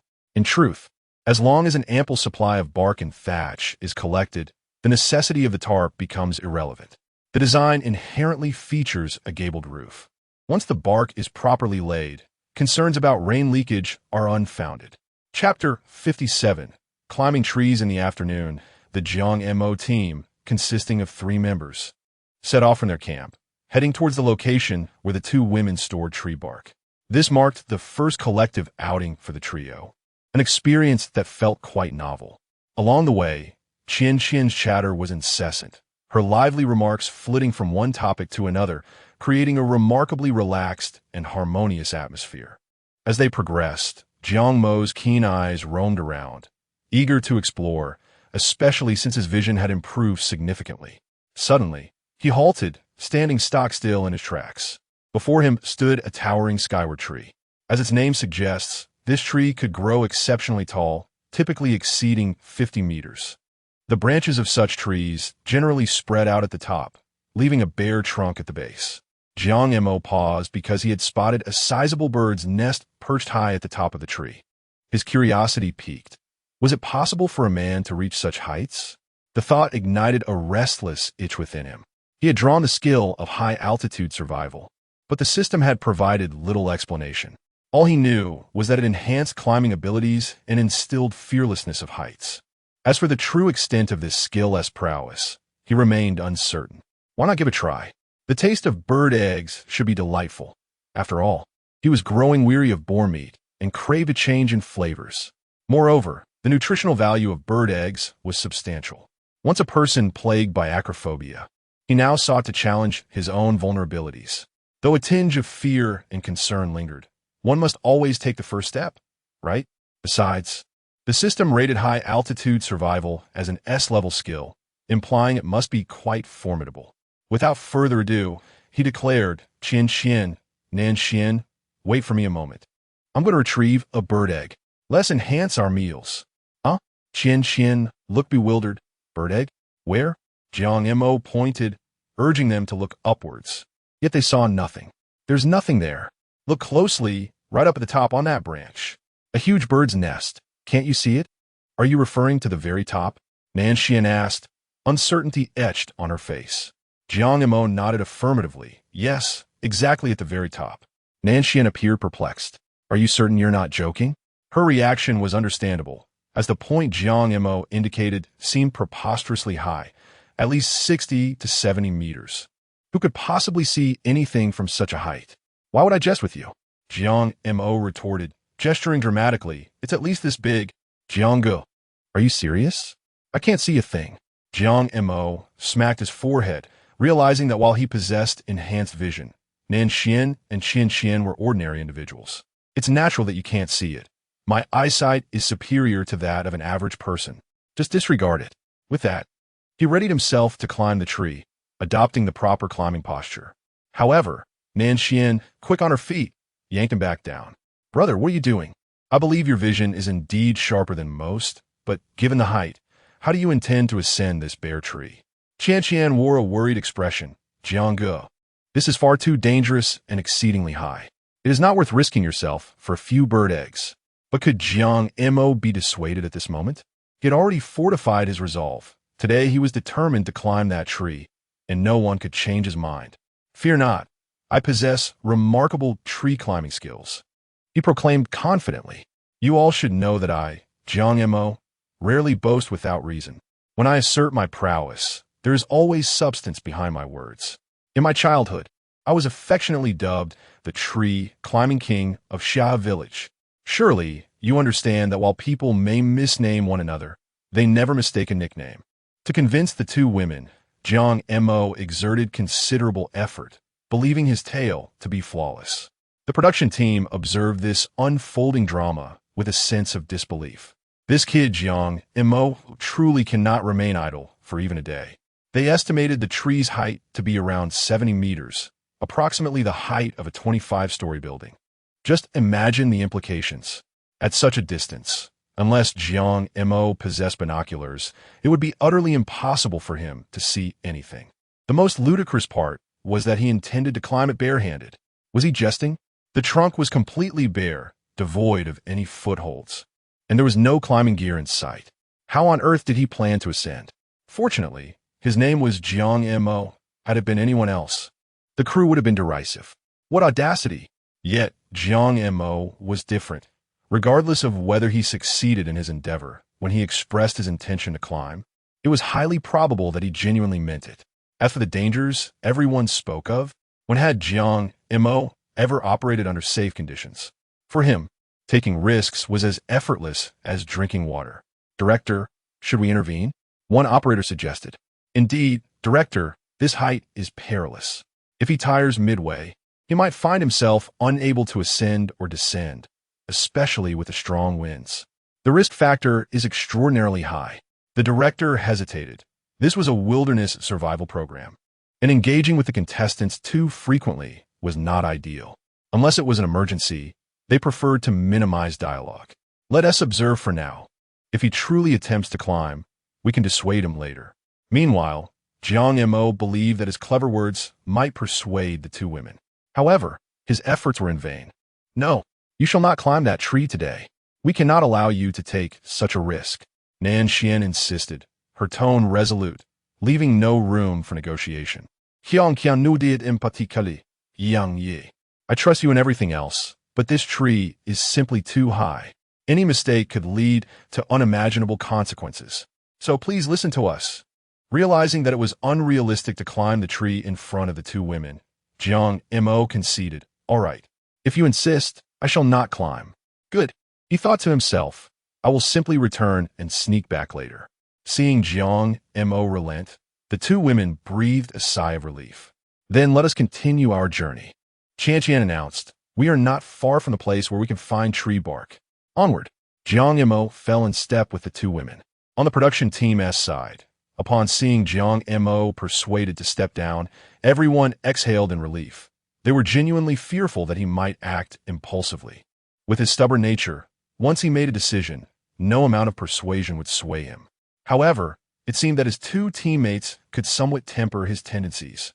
After walking for about 7 or 8 minutes, Jiang Mo ensured that the distance was safe before clutching his stomach and saying, you two go ahead and wait for me.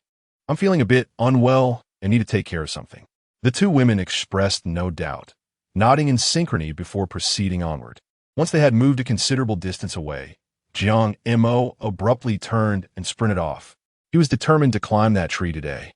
On the production team's end, upon hearing Jiang Mo mention needing to resolve a problem, the cameramen prepared to shut off the cameras.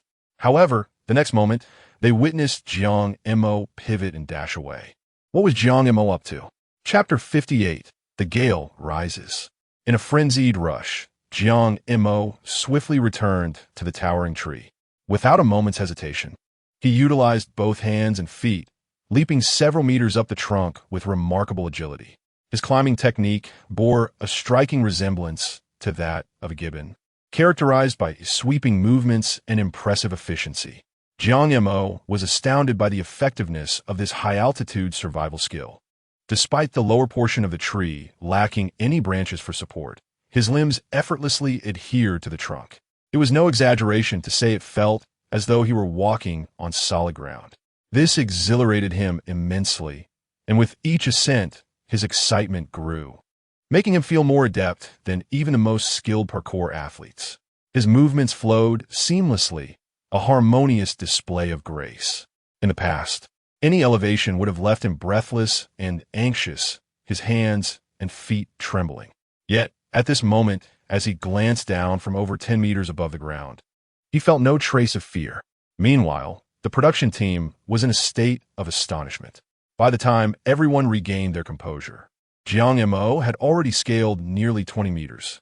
The director, wide-eyed with disbelief, turned to his colleagues, questioning whether his eyes were deceiving him. Did he really just ascend that quickly? The operations team was equally bewildered, affirming that he had indeed climbed with remarkable speed. The director exclaimed, "What on earth? Has he reverted to some ancestral trait? Which human can climb a tree like that?" The cameraman interjected, "Director, should we intervene?" The director, unsure, observed Jiang Mo's ascent, contemplating whether intervention was necessary.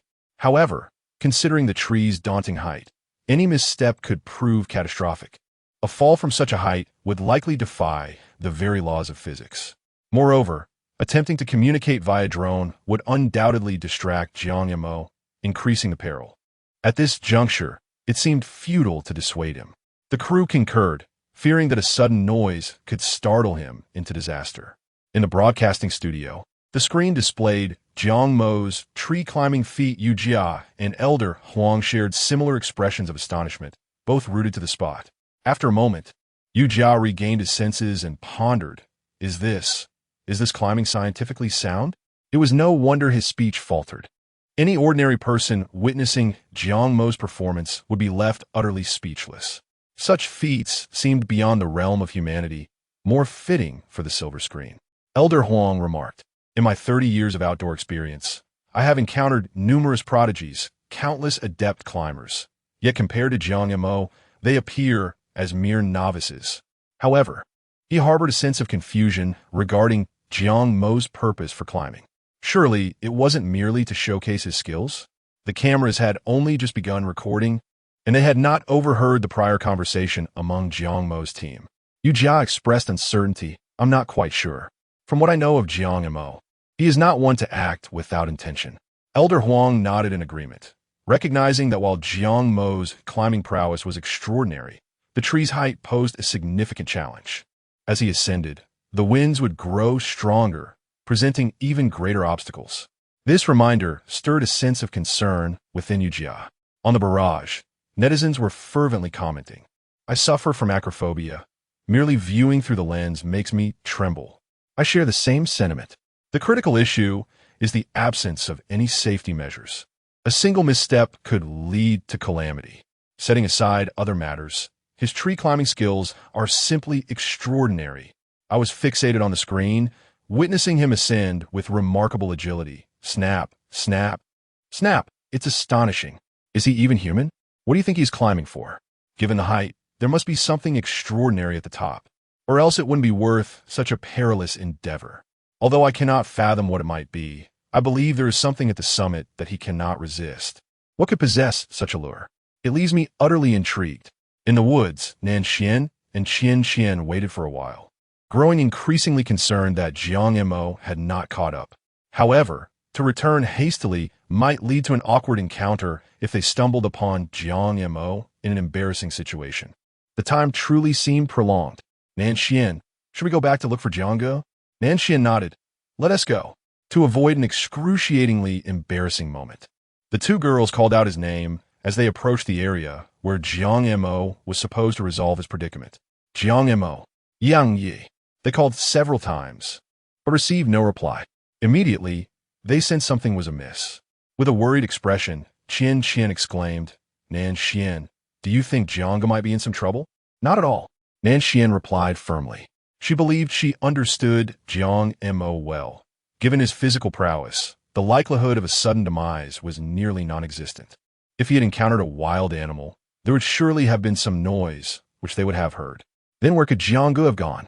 Faced with Qian Qian's question, Nan Xian furrowed her brow. Suddenly, It dawned on her. Could it be that Jiang Mo has gone back to climb that tree? What? Qian found it hard to comprehend. The tree was so tall. Can Jianggu really climb it? Nanxian was merely speculating, but at that moment, the most probable location for Jiang Mo was indeed there. Let us head back and see. All right. A few minutes later, the two returned to the base of the great tree. Looking up, they found, as expected, Jiang Mo was climbing upwards at a speed beyond their comprehension. Seeing the height, Qian instinctively wanted to shout, but Nanxian quickly covered her mouth. Lower your voice. Sudden noise might startle him. Realizing her error, Qian's face was filled with remorse. I'm sorry, I was just too worried and didn't think it through. Qian. Nanxian said earnestly, I'm not blaming you. In the future, don't be so quick to apologize. We are all human and sometimes overlook things. But we are a team, and we must understand each other, all right? Qian nodded obediently. Understood, Nanxian.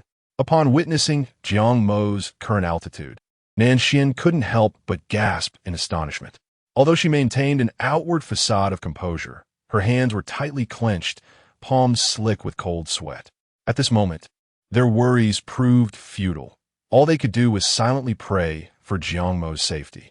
As Jiang Mo ascended to a height of 50 meters, fatigue began to set in, and her hands grew slightly sore, a testament to the considerable exertion she was enduring. One could easily draw a parallel to climbing a building. After ascending just 10 stories, one would be breathless, let alone scaling a tree. Despite her exceptional physical prowess, limitations were inevitable. Just as she took a moment to rest, a fierce gust of wind swept through, causing the leaves to rustle ominously and shaking the trunk violently. Jiang Mo dared not relax, gripping the tree with unwavering determination. However, the wind showed no signs of abating. It intensified with alarming ferocity. Observing this precarious situation, the two women beneath the tree were on the verge of tears. Chapter 59, Jiang Montag. Danger. The wind grew increasingly fierce, causing the top of the towering Wangtian tree to sway dramatically. At this moment, everyone held their breath. Jiang Montag, however, remained remarkably composed, devoid of any panic. Strangely, despite the terrifying height and the violent swaying, which would typically invoke fear in anyone, he felt an unusual tranquility. Although it was his first encounter with such a scene, it was as if he had experienced it 1,000 times before. Was this the power of the high-altitude generation technique? An S-level skill, indeed, it was of considerable worth. While he felt no fear, hanging in such a manner was still quite exhausting. Yet, he could not control the natural elements, and could only hope for divine intervention to quell the winds. While he remained calm, the others were in utter chaos. In Jiang Mo's live broadcast room, LV-11 irritable old horse, bad. LV-23, I love to speak the truth. Oh my, this is giving me chills. LV-17 taro grape. No exaggeration, my hands and feet are ice cold. LV-36 bright, moon 1,000 miles. My good brother is confused. Even if he wants to show off his climbing skills, why go so high? LV-22 Xiao Yuan. I disagree with the comment above. Knowing my brother's nature, there must be something good at the top, or he wouldn't take such a risk. LV-11 A Dong. Shallow-minded. You dare claim to understand Brother Jiang? Given his temperament, it's quite possible he simply seeks to breathe some fresh air up there. Don't try to analyze him with your limited intellect. LV-23 Mini Clown. This is not the time for bravado. My good brother is truly in danger. In the production team, the director was in a frenzy. Jiang Mo had engaged in reckless antics before, but today's situation presented a direct visual impact. Most humans harbor a fear of heights, and witnessing Jiang Mo's perilous position was enough to induce anxiety in them. The thought of falling from such a height was undeniably fatal. Regret washed over him. He should have urged Jiang Mo to reconsider. After all, a 10-meter fall might offer a slim chance of survival, but from 50 meters, survival was a mere fantasy. The director clasped his hands together, fervently bowing, murmuring, Buddha bless. May the good brother have great fortune and a long life. The other staff members looked on, momentarily speechless, their thoughts mirroring his. They could only pray for divine intervention, hoping the strong winds would cease and that Jiang Mo could safely navigate this crisis. In the broadcasting room, he was trembling uncontrollably, his face tense. This was one of the few moments of unprofessionalism in his hosting career, primarily due to the distressing nature of Jiang Mo's situation. Typically, he would say a few words to ease the tense atmosphere. But at this moment, he found himself at a loss for words. Huang Lao took over the task and spoke. Dear audience, we can clearly observe that the situation for contestant Jiang Mo is exceedingly perilous. Let's hope that he can navigate through this crisis safely. The barrage of comments from netizens flooded the screen, indicating that the situation was dire. Indeed, while the nature of the temptation that led him to take such a significant risk remains unclear, one must wonder if he had considered the potential dangers beforehand. It seems rather imprudent. His impulsive character may sometimes ignite a fervor within us, creating an illusion that life should be lived so boldly, yet we are ultimately mere mortals. Jiang Montak, danger. Jiang Montak, danger. Jiang Montak, danger. Sister Nanxian, what should we do? Qian's tears streamed down her face. Her hands clenched tightly over her heart, her entire body trembling uncontrollably. Given the present circumstances, even Nanxian, typically so rational, could not maintain her composure.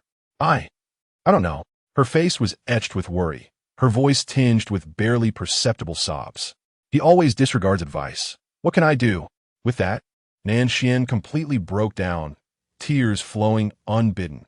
The fierce wind had been blowing for half an hour, making it difficult for Jiang Mo to keep his eyes open.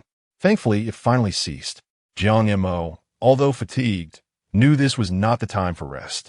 He once again exerted himself, using both hands and feet, and quickly ascended to the top of the tree. At the summit of the towering tree, he found a branch where he could rest. From this vantage point, he could gaze upon the entirety of the rainforest, a sight of unparalleled grandeur. The act of ascending and surveying the distance had now become a tangible experience. After resting for a while, Jiang Mo cautiously moved towards the nest. He extended his hand and counted 5 eggs. Quite few.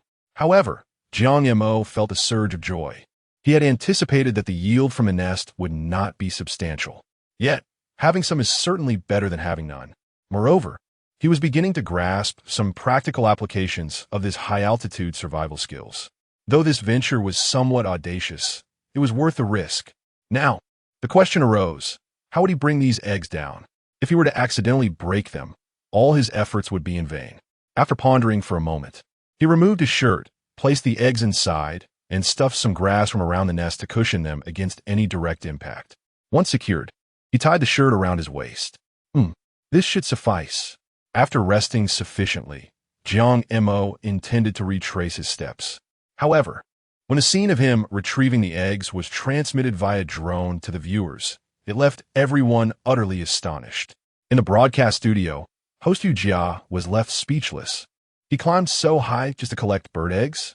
Huang Lao wore a perplexed expression, seemingly in agreement. At that moment, both harbored the unspoken sentiment of MMP. Unsure whether it was appropriate to voice it, they were enveloped in a myriad of speculations, pondering what could possibly be so valuable to warrant such perilous endeavors. By Jiang Mo, curiosity is an innate trait of humanity, aside from their concern for Jiang Mo's safety. They too were eager to discover the nature of the object above. Was this truly the outcome? The online community was collectively baffled. My goodness, he ascended such heights for a mere handful of fragile bird eggs? To risk so much? Is this the rationale of a sane person? I cannot fathom it. Those eggs, combined, hardly equate to 2 chicken eggs. For this trivial matter, he risked his life. Is he mad? Or am I the one losing my mind? Can this truly be the feat of a carbon-based life form? Strangely enough, it does align with his reckless persona, viewing life and death with indifference, ready to confront any challenge. He embodies the essence of a wilderness warrior. One must acknowledge the audacity of my brother Jiang. Chapter 60. The remarkable Jiang Mo. After meticulously gathering the bird eggs, Jiang Mo wasted no time and swiftly descended the tree trunk. His speed in descending far surpassed that of climbing, as the effort required to move downward was minimal. In approximately 3 minutes, he safely reached the ground. Upon seeing the two women, he remained oblivious to the tension in the air, pulling out the bird eggs he had secured with an air of triumph. "Didn't I just tell you there were bird eggs up there? You didn't believe me. I swear, my eyes are like a ruler. If I say there are, then there are." He patted his chest proudly, proclaiming, "I must improve your diet. Although there are only 5, we can still share a delicious egg soup." He anticipated that his words would elicit applause and admiration from the two women. However, that was not the case. "Jiang Mo, are you out of your mind?" Nanxian nearly shrieked in exasperation. "You climbed that high just for these few eggs? Do you think we've been starving? What have I or Qian ever complained about our food? Do you have any idea what could have happened? If anything were to go wrong, what would happen to me?" And Qian, she didn't finish her sentence, but Jiang Mo could clearly sense her growing agitation. This was an emotion he had not expected from Nanxian, who had always seemed rational and composed in his memory. What was going on today? "Wah, brother Jiang." Qian suddenly burst into tears. "I was so worried. That was far too dangerous. When the strong wind blew just now, even Sister Nanxian was crying." "Huh?" Jiang Mo found this hard to believe. "Qian, what nonsense are you talking about?" Nanxian retorted defiantly. "When did I cry?" With his head in the clouds. Jiang Mo thought their worries were unwarranted. The online comments were spot on. He truly was reckless. "You're not just reckless. You're also foolish." Qian's tears did not cease as she sobbed. "Sister Nanxian, you don't need to be like this. I saw everything." She then turned to Jiang Mo with a pitiful look. "Brother Jiang, please don't take such risks again, all right?" Even Jiang Mo, despite his usual navet, began to grasp the gravity of the situation. However, he was not particularly adept at handling emotions and was unsure how to confront his two teammates. After a moment of contemplation, he decided to feign ignorance and said, "Risky? What do you mean by risky? Do you think I earned the title of the tree-climbing king of Xiao Village for nothing? For me, a 90-degree angle is a cliff, while 89 degrees is merely a slope. Besides, the bark has such a high friction coefficient. I can't handle it with ease." After his self-important speech, Nanxian looked at him in disbelief. "You're insane." Without a moment's hesitation, she turned and walked away. Qian felt somewhat lost, unsure of what to do next. Should she stay with Jiang Mo or follow Nanxian? "Brother Jiang, I'm going to leave now. Sister Nanxian is really angry. Please don't do this again." After uttering a soft sigh, he turned around and shouted into the distance, "Sister Nanxian, wait for me." The unfolding scene was crystal clear to the audience before the camera, instantly igniting a fervor. Goodness, so he was indeed aiming for those 5 eggs from the very beginning. Wasn't he? The term brute aptly describes Jiang Mo, which sane individual would risk so much for a few worthless eggs. A 90-degree angle signifies a cliff, while 89 degrees spells disaster. How classic. Did you not notice that both of his teammates seemed to harbor some interest in him? That rascal Jiang Mo was completely oblivious. Do you understand the essence of straight man? Women would merely hinder Jiang Ji's speed in drawing his sword. There are many pure-hearted warriors, yet I have never encountered a pure brute before. At this moment, the expressions of the production team were equally incredulous. The two girls had been so overt in their affections, yet Jiang Mo remained there, proudly flaunting his foolishly reckless behavior, utterly missing the point. Nevertheless, this perfectly aligns with his character. The director chuckled and shook his head, pondering what on earth was occupying Jiang Mo's mind. The operations manager mused that while one might wonder what it feels like to date Jiang Mo, one thing is certain. He would never cheat, for he could hardly manage the attention of 2 women. The director, bewildered, looked at the operations manager, questioning the peculiar reasoning behind such thoughts. However, he deemed himself unworthy of Jiang Gu, a man so perfect it was difficult to conceive which woman would be fortunate enough to win his heart. With a click of his tongue, he evidently believed his understanding was beyond reproach. Yet, others gazed at him as if he were a fool. The director remarked, "This kid is beyond saving." The cameraman chimed in, "I have discovered the reason he remains single." The stagehand quipped, "I have never seen a man so infatuated with another man. Surely, you must have some peculiar inclinations. Get lost." The director retorted, glaring, "While you may say whatever you please, I must emphasize that I am solely interested in women. Initially, he had intended to bring back some grass and similar items to waterproof his shelter. Now, with the two women vanished without a trace, he found himself at a loss for where to hide the tree bark. Moving a feather? He had no choice but to return in despair, occasionally gesturing wildly during the journey. Why? Because he was elated. The high-altitude survival technique provided by the system was astonishing. He felt as if he had merely scratched the surface of its potential. Little did he anticipate such incredible power once he mastered it entirely. Wouldn't it be even more formidable? Contemplating this, he couldn't help but exclaim, "I am truly remarkable, not just pretending to be." Upon returning to the camp, Jiang Mo found no one present, yet he sensed the two women were indeed inside the shelter. Were they truly upset? Anger was not conducive to team harmony. Thus, he stood outside the shelter and began to call out, "Nanxian, Qianqian, Nanxian." He called out several times, but no one responded. If it had been anyone else, they would have had the sense to fall silent. But who was he? He was the formidable Jiang Mo. As long as no one acknowledged him, he would persist in his calls. Eventually, Nanxian's patience wore thin. "Jiang Mo, are you out of your mind?" Even outside the sanctuary, she could sense the palpable aura of menace emanating from her. "I'm merely concerned for your well-being." Jiang Mo, unabashed, retorted, "I knew you would respond." Nanxian was utterly exasperated. How could someone like Jiang Mo exist in this world? With immense strength, astonishing defenses, and an astonishingly thick skin, did his fortitude know no bounds? Although she was not genuinely angry enough to ignore him, she felt the need to maintain some semblance of decorum. Yet, Jiang Mo's shameless antics had effortlessly dismantled her resolve. Chapter 61. Troubling Old Chun for 2 consecutive days, Jiang Mo did not open his live streaming room. His fans were on the verge of despair, eagerly wondering when their beloved brother would return.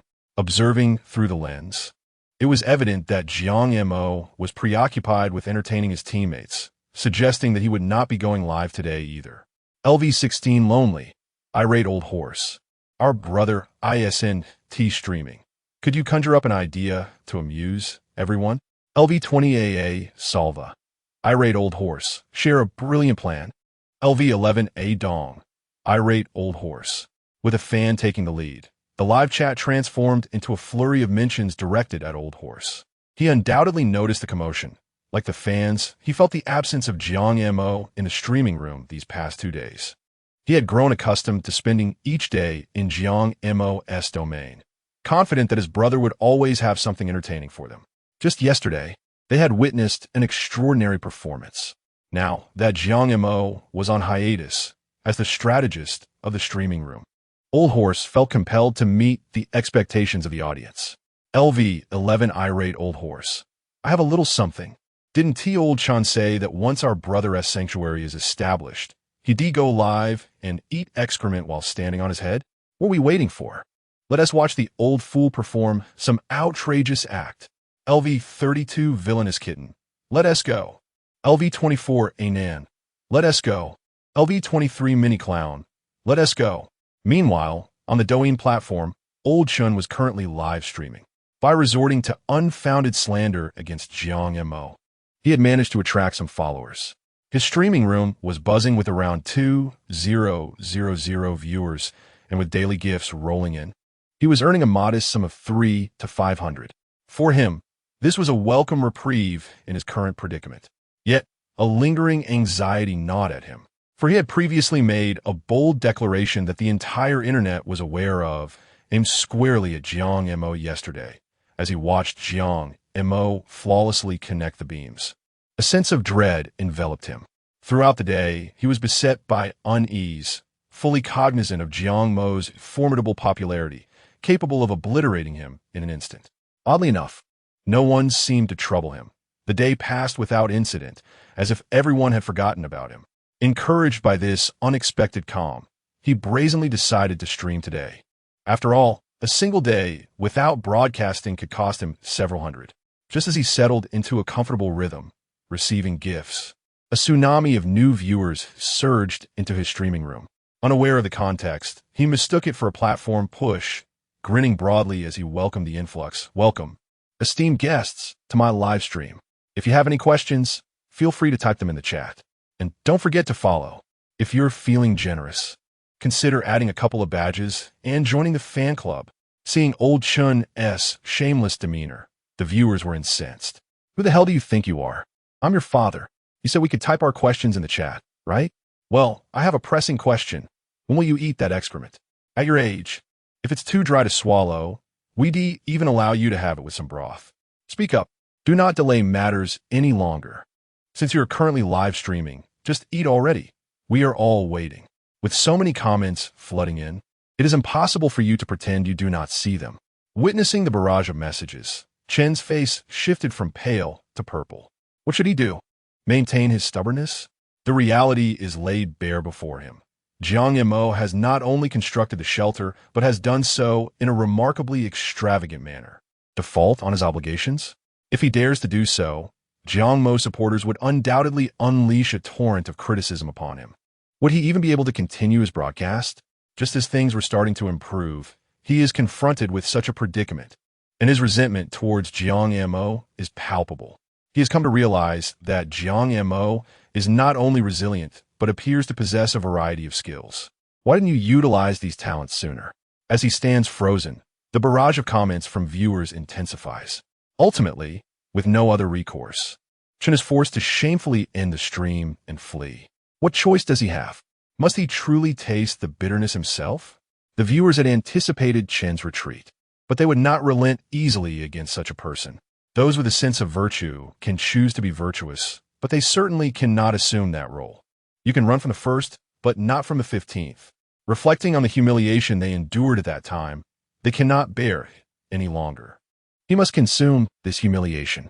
Unless he withdraws from the internet, they will continue to bombard him whenever he appears. Withdraw? Do you think I would let him off if I catch him offline? I certainly wouldn't refrain from teaching him a lesson.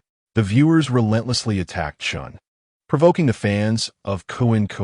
Is it truly entertaining to bully an elderly man? You truly have some nerve. Chun was merely joking. Must you pursue him so relentlessly? There is no sense of decency. Indeed, what decency can one expect from the fans of that reckless individual? They are merely a bunch of mindless folk. Upon reading such comments, the viewers were nearly infuriated. Are they bullying an old man? Are they truly speaking nonsense with their eyes wide open? When they were stirring up trouble for Jiang Mo online, did they not play a significant role in the chaos? Was that merely a joke? They nearly had his good friend expelled from the program. Is that what you call joking? Now that retribution has arrived, they feign pity, do they? What does this have to do with you lot? You never mentioned Jiang Mo's situation before. What now? Is Kuan your cherished brother, while Chun is your beloved father? Spare me your nonsense. I am determined to see him eat his words. Do not attempt to bind me with moral constraints. I possess no morals, and what of it? Having endured previous injustices, the viewers have never forgotten those humiliations. Their animosity towards Chun is profound. He is the quintessential scoundrel who has grown old, and this time, they are resolved to bring him down. Witnessing the viewers' fierce determination, Kuan's fans were enraged. On what grounds? It is typically they who bully others and wreak havoc. How can one allow another group to dominate over them? What a fade! Picking on an elderly man hardly demonstrates prowess. If one possesses true courage, let them confront us directly. Indeed, is Jiang Mo not formidable? Does he not boast a considerable following? Do they dare to measure themselves against my brother? They have merely enjoyed a few days of abundance, and yet they assume such airs? Let me be clear. Chun Laowi, the Kuan fans stand resolute. What can you possibly do about it? In the past, even if the audience wished to counter, they would have found it impossible due to the vast disparity in strength between the two sides. Yet, the situation has changed. My good brother's livestream has maintained a steady audience of over 100,000 for quite some time. Moreover, Jiang Mo continues to produce an array of new content, recently attracting countless new fans. Each day, a multitude of unfamiliar IDs enters the livestream. If we truly measure popularity, the outcome is far from certain. Do they genuinely believe that the championess victory is assured? Chapter 62. Unable to endure a little, it is not the first time that the Water Friends have clashed with the fans of Kuan. In the past, They were generally overwhelmed, as no matter how fierce the water friends fought, they ultimately succumbed to the sheer numbers of their opponents. However, this time seemed different. They were not at a disadvantage. Alas, given that both sides were evenly matched, the water friends held nothing back, hurling the most vulgar insults they could muster. It was not unreasonable for them to seek out Elder Chun to fulfill the wager. Was it? The notion of eating excrement was proposed by Elder Chun himself, not coerced by them. How outrageous he had been previously was evident to any rational individual, and even after being dismissed from the program, he continued his relentless pursuit. As adults, should one be allowed to provoke others without fear of retribution? The fans of Kuan Kuan were indeed overstepping. What business did the water friends have with Elder Chun? And they claimed Elder Chun was protected. This immediately ignited the emotions of the water friends. Previously, many of these second-rate fans have been online. Disparaging Jiang Mo Elder Chun's increasingly audacious behavior was significantly fueled by their provocations. With no fear of defeat, the water friends became increasingly aggressive in their verbal onslaught. When had they ever engaged in such a prosperous battle? The fans of Kuan Kuan, on the other hand, had always enjoyed a favorable tide. This time, facing a slightly tougher opponent, they quickly crumbled. The battleground for this verbal skirmish was Elder Chun's comment section, which boasted over 500,000 comments on his video, showcasing the explosive nature of the situation. Before long, this large-scale quarrel surged into trending topics, drawing bystanders eager to witness the drama. Jiang Mo was impressive. How long had it been since she joined the program? Her fans were already capable of standing up to the Kuan Kuan fans. Remarkable. Regardless of who was confronting the Kuan Kuan fans, my group 358 must support our side. I must say, it felt quite satisfying, as I had been mercilessly criticized by this group previously. Finally, someone was able to put them in their place. But let us not celebrate too soon. Do not underestimate the depth of Kuan Kuan's fan base. Jiang Mo supporters were clearly organized, and if Kuan Kuan were to rally his side, the outcome could be uncertain. I concur, for Jiang Mo has only recently risen to fame. She still lacks substantial backing. The announcement of the weekly champion is just around the corner, and it will soon become evident who holds the upper hand.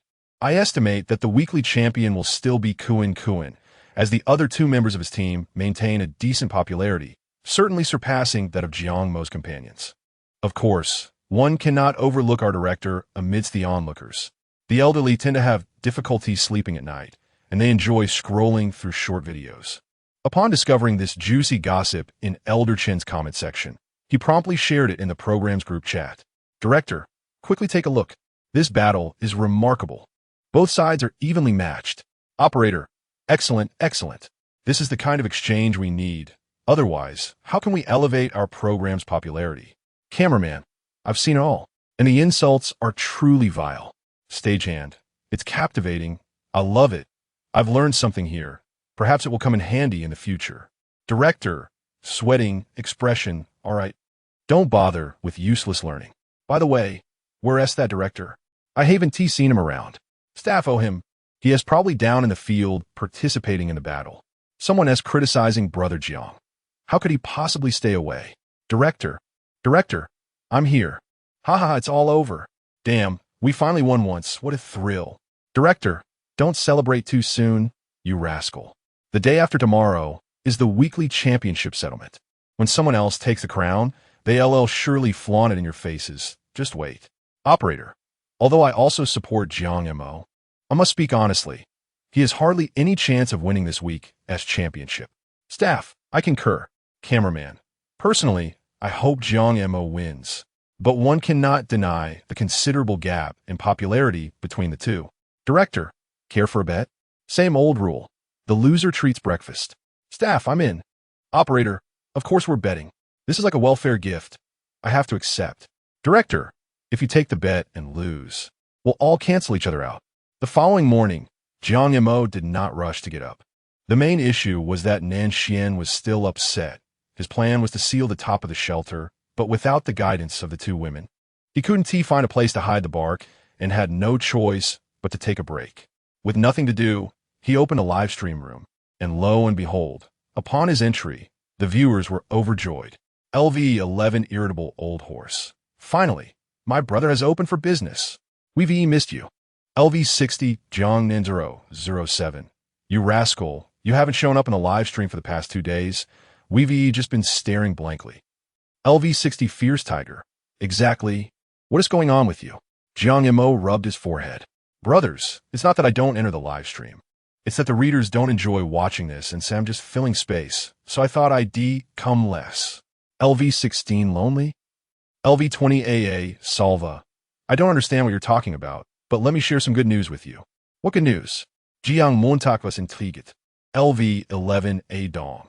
Remember how you're going to find trouble with Chen?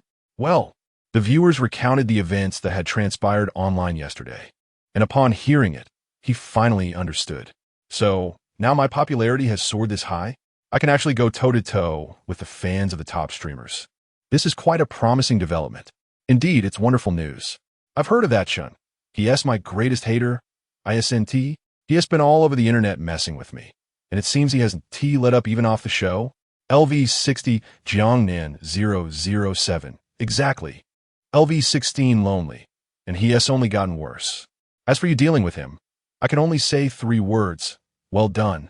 Jiang Mo ISNT the type to engage in endless bickering online, but he's certainly ISNT a saint either. Everything that Chun has today is of his own making.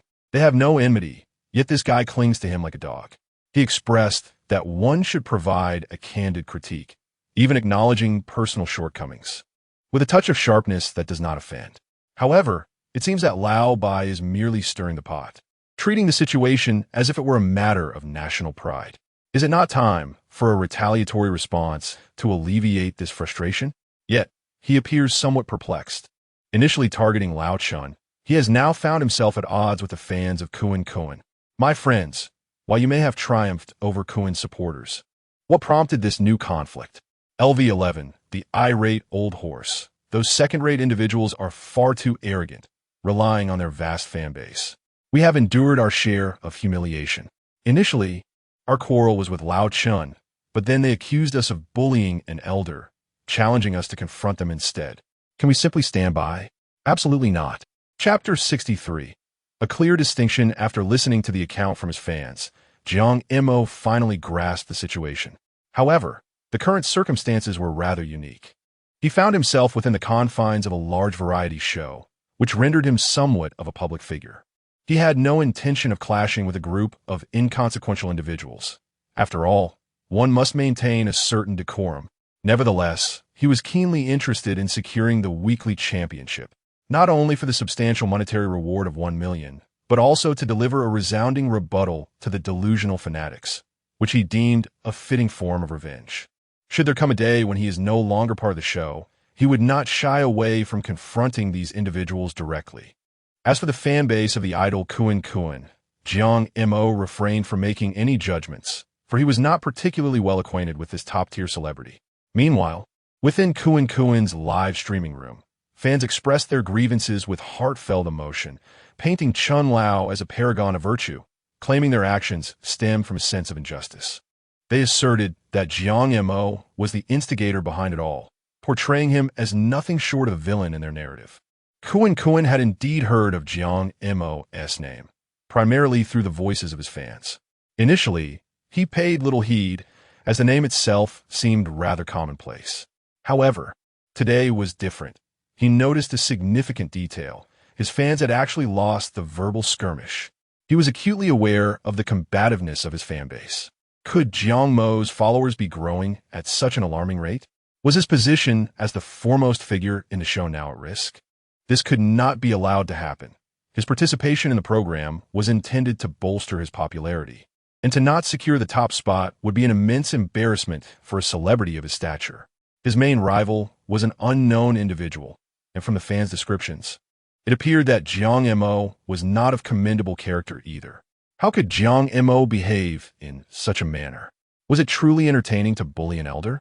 Kuan was perplexed as to why the production team would grant him airtime, and even more so, why anyone would choose to support him. He seemed devoid of any traditional virtues, lacking the most fundamental understanding of respecting the elderly and cherishing the young.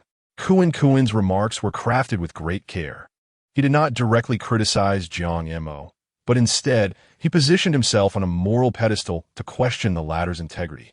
In doing so, he managed to undermine his rival while preserving his own dignity. His fans, witnessing this moment, erupted in applause, chanting praises for their idol. Our brother is simply the best. What is Jiang Mo even? Just a bully of the elderly. Oomph. How dare such a person even attempt to compare themselves to our brother? Despite the fans claiming they had lost today's battle, Kuen felt assured about the weekly championship. Was all his hard work for naught? He was fully aware of the fighting spirit of his loyal supporters when it came to rankings. Jiang Mo was still far from their level. Rest assured, my dear fans, this weekly championship is firmly in my grasp. A person of Jiang Mo's character is utterly unqualified to compete with me. With that declaration, his fans flooded the chat with enthusiastic messages. Our brother is mighty. Our brother is mighty.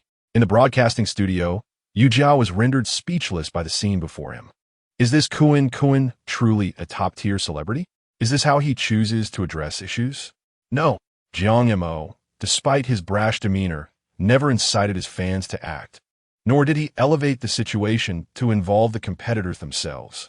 After all, fans are fans and competitors are competitors. Is it appropriate for a leading star to utter such words? Huang Lao's expression was equally perplexed. Logically, it should not be this way. As a celebrity, one would expect their agency to have provided training on conduct. Could it be that he holds Jiang Mo in disdain, leading him to speak without restraint? The netizens flooded the comments, and in comparison, I find Jiang Mo to be surprisingly genteel. Some may appear to be reckless on the surface, yet possess an inner sense of propriety, while others may seem virtuous but are, in reality, nothing of the sort. I stand with Jiang Mo. This marks the first instance I've witnessed a fan dispute with the principal involved, and furthermore, disparaging other competitors. Yet, crucially, he has no evidence whatsoever. Does he truly believe himself to be a top-tier celebrity, free to act as he pleases? Seeing these comments, Yu Jiao deeply resonated with the sentiments expressed. But as a professional host, he refrained from discussing such matters in public. Tomorrow marks the day for the team weekly championship assessment, and according to protocol, he must call for the procedure. Dear viewers, tomorrow is the day we determine our weekly champion. Today is the final day for voting, and after 1800 hours, the voting channel will officially close. Participating in the vote provides an opportunity to win a grand prize. After concluding this segment, the voting methods popped up in the upper right corner of the screen. The viewers also shared their unique insights on the championship's outcome. Although Kuen may not be particularly impressive, I still feel the champion will emerge from their team. Sigh. If predicting votes equates to popularity, I would undoubtedly cast my vote for Jiang Mo, but it's merely a prediction. Only those who guess correctly will win. Reluctantly, I still lean towards Kuen. That makes sense. If Jiang Mo can secure a place in the top 5, that would be commendable. However, his two teammates have gained some popularity in their streaming sessions. Yet they lack a solid foundation, currently attracting only around 20 to 30,000 viewers, which pales in comparison to the leading teams. Not necessarily. While my brother Jiang alone boasts over 100,000 viewers, there are still disparities among the 100,000 streaming rooms. Who knows how many viewers brother Jiang truly has? Indeed, my good friend streaming rooms generally possess spending power.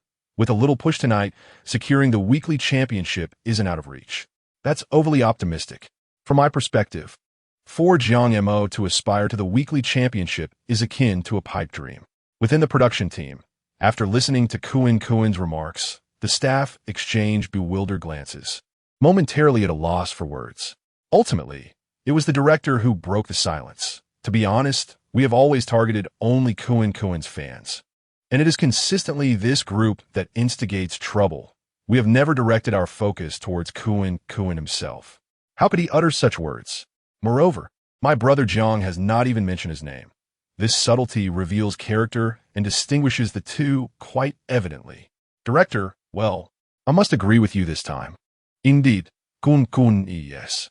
Stage manager, as a top-tier celebrity, it baffles me that he would utter such words. Could he possibly be influenced by his fans? Has he succumbed to binary thinking? It is not impossible that proximity to the red leads to a change in hue. Cameraman. However, regarding the handling of this situation, my brother Jiang has indeed outshone Kuan by a significant margin. Operator, what does that matter? Tomorrow marks the day of the weekly championship results. And judging by the current voting predictions, Kuan is leading by a considerable gap, while Jiang Mo is struggling to even place in the top 3. Chapter 64. The reversal of heavenly stars at 8 o'clock p.m. The final results of the audience voting were unveiled. First place, Team Kunkin. Second place, Team Xiaonyouge. Third place, Team Jiang Mo. Compared to the previous voting, Team Jiang Mo had advanced 2 positions. However, the general sentiment among netizens still favored Team Kunkin and Team Xiaonyouge. Upon receiving this news, Kunkin's livestream room erupted with excitement. That Jiang Mo couldn't even surpass Team Xiaonyouge. How dare he challenge us? Indeed, our brother is far ahead. I wonder if that reckless fan dares to boast now. Do they feel the sting of this slap in the face? Kunkin, observing the barrage of comments from his fans, couldn't help but smile broadly. My dear fans, we don't even need to compare ourselves with someone like Jiang Mo. To be honest, I find it a bit embarrassing to be measured against him. What does his level compare to mine? With this remark, Kunkin once again elevated the atmosphere of the live stream. Brother is right. Did you see that? This is called vision. We are simply too above him to even consider comparison. Jiang Mo's fans are truly audacious to try and elevate themselves. Once the final results are announced tomorrow, that reckless fan's followers will likely fall silent. Meanwhile, Team Xiaonyouge, upon seeing the rankings, remained largely unfazed. Everything unfolded as they had anticipated. Their team was destined to be perennial second place, overshadowed by Kunkin, making it quite challenging to surpass him. Unless they could achieve a remarkable feat and significantly increase their fan base, there remained a sliver of hope. Xiaonyouge had come to terms with it. Securing second place was still commendable. Although he held considerable grievances against Li Huihui, he chose to endure. On Li Huihui's end, she was elated to have around 10,000 viewers in her live stream. She often reflected on her past choices, feeling grateful that she hadn't followed Nanxian. Her popularity would likely have stagnated at 2,000 or 3,000. Just moments ago, she learned of the voting results, and to her surprise, she found it quite astonishing. This Jiang Mo, whom she had never heard of before, had ascended to 3rd place. It seemed this team possessed some merit. However, what did 3rd place truly mean? They were still behind her team, after all. Though it appeared to be only a single position difference, the disparity in genuine popularity was significant. For instance, when compared to Team Kunkin, they lagged by at least half. Yet the rankings only reflected a 1-place difference. Li Huihui believed that only her team and Team Kunkin operated on the same level. The other teams were simply inconsequential.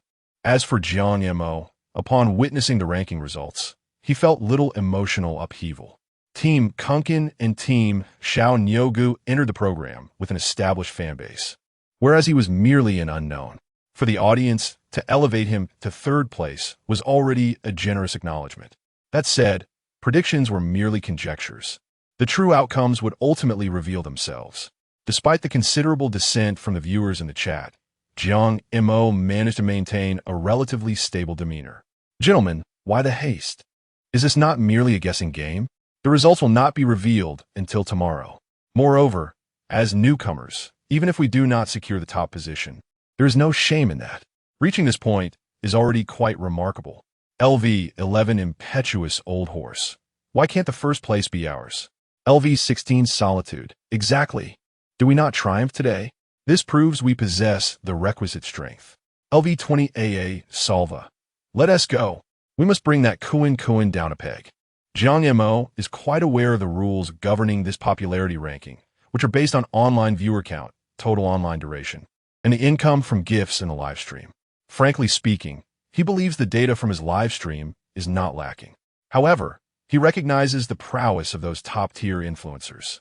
Their fans' ability to rally votes is indeed staggering, and he feels a significant gap exists in his gift-giving capabilities. At that moment, a senior member of the live stream spoke up. LV60 Majestic Tiger. I know what you're worried about. Worried that your live stream's gifts one team match up against the competition, right? Fear not, for I shall elevate you regardless. LV60 Jiang 007.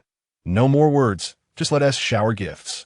Upon hearing this, the two seniors began to lavishly send gifts, and they were all substantial ones. The viewers in the live stream responded in kind. LV11 Impetuous Old Horse. No more words. Let us send our brother soaring. LV11 Impetuous Old Horse, sending Doing number 1 X1. LV16 Solitude, sending a sports car X1. LV20 AA Salva, sending airplanes X2. At that moment, the live stream erupted in a frenzy, with gift effects flooding the screen. The viewers exerted all their might. Even those who typically refrain from spending money and focus on companionship indulged in wild expenditures this time. Witnessing this, Jiang Mo hastily interjected, "Brothers, don't get carried away. Don't squander your living expenses. We still have to get by." This was his heartfelt sentiment. Although he too yearned for the top spot, he believed in acting within one's means. He himself had once been impoverished, pouring all his resources into gaming, only to find himself eating dirt for the rest of the month. Regret gnawed at him, and he did not wish for his viewers to experience the same fate. Yet, the viewers were unyielding. LV23, I love honesty. Are you instructing me on how to act? LV11, a certain mountain king. Silence. Do you think this concerns only you? LV16, walking on thin ice. Exactly, as long as we can reach first place, I'm happy to spend some money. What of it? LV17, taro grape. I have money. I enjoy spending. LV36, moonlight across 1,000 miles. As I said, I will elevate you regardless. The viewers were so insistent that Jiang Mo found himself powerless. The spectacle of gifts cascading across the live stream persisted for 2 hours, showing no signs of abating. Jiang Mo was becoming increasingly anxious. This situation had truly escalated. Stop refreshing, my friends. Take it easy, or you might end up with nothing but dust. Yet, no one seemed to heed his concerns. LV11, the irritable old horse. Brothers, focus on your tasks and refrain from causing further chaos here. LV16, the solitary one. Indeed, if you're tired, go to sleep. We will naturally cease when we feel it's time. LV20, AA, Salva. Quickly, get some rest. Tomorrow will reveal the outcome. Wait, is he suggesting they should just sleep while they handle things themselves? What does that mean? ISNT, the main player? Why does it feel as if the viewers have become somewhat deranged? After a moment of contemplation, he realized that the current situation was no longer solely his concern. It had transformed into a collective endeavor. The viewers were not competing for individual glory, but rather for the honor of the group, for their shared determination. Chapter 65. Announcement of results early the next morning. Nearly all competitors for various teams refrained from venturing out for sustenance. They were all waiting for the announcement of the weekly champion rankings. Even though many participants were aware that they would not secure the championship, they were nonetheless eager to discover their team's standing, and beyond that, to witness the spectacle of which team would emerge victorious. The program's live broadcast room was inundated with viewers, all congregating in anticipation. The volume of comments surged to several times its usual level. When would the results be revealed? The suspense was unbearable. Didn't the upstairs team notice? ISNT, it clearly stated in the upper right corner. The announcement is scheduled for precisely 10 a.m. Just 15 more minutes. Oh, how agonizing it is to wait. We, the fans of Kuan, are not anxious at all. The championship is undoubtedly ours. Perhaps not. Until the results are disclosed, the outcome remains uncertain. Last night, Jiang Mo's live broadcast was filled with gifts streaming in throughout the night. What does that matter? Can their numbers compare to ours, the Kuan fans? The first place is beyond doubt. We're merely curious about the standings for second and third place. As the host, Yu Zhao also found himself devoid of ranking data at this moment. To maintain the suspense, the program team would only provide the host with specific data 3 minutes before the announcement. Dear viewers, we have just 15 minutes remaining until the announcement of our weekly champion. To be candid, I have yet to receive a ranking list, so I, like all of you, am filled with anticipation. Meanwhile, Jiang Mo was experiencing a surge of excitement. How to describe this sensation? It was akin to having a multitude of ants crawling upon him. He had anticipated being able to approach this event with calm composure. Yet the reality was quite the opposite. Both Nanxian and Qianqian, who had previously not been quite reconciled with Jiang Mo, were now huddled together. Qianqian rubbed her hands together, exclaiming, "I'm so nervous. This feeling is reminiscent of waiting for my college entrance examination results." Nanxian glanced at Jiang Mo, saying, "Our team's ranking depends on you. In our live stream, we barely have 20 to 30,000 viewers. We're relying on your influence. Do you have confidence?" "None," Jiang Mo replied honestly, although I am loath to admit it. Kuan's team and Xiao Nyogu's team possess formidable strength. While my supporters are unwavering, the fans of other competitors are undoubtedly rallying as well. Sighing, Qianqian remarked, "I'm not even sure what I'm hoping for. While I know the first place is out of our reach, I can't help but wish for a sliver of possibility." "I feel the same," they echoed in unison, sharing a glance before breaking into laughter. This laughter served as a reconciliation, allowing them to turn the page on past grievances. Jiang Mo felt a sense of joy. Even if they did not secure the weekly championship, at least he had mended ties with his two teammates. In the broadcast studio, Yu Jia announced, "Dear viewers, we have just 10 minutes remaining until the results are revealed." On Kuin's side, although he appeared relaxed on the surface, he was internally fraught with anxiety. He had heard that after Jiang Mo concluded his live stream and retired for the night, gifts had continued to pour in throughout the evening. His fan base has accumulated quite a number of supporters, yet the majority of them are relatively young and possess limited purchasing power. Although there are some older fans, they constitute a minority. In contrast, Jiang Mo's followers are primarily employed individuals, who might consider a 30 yuan pair of underwear too extravagant. However, when it comes to spending real money, they do possess the means.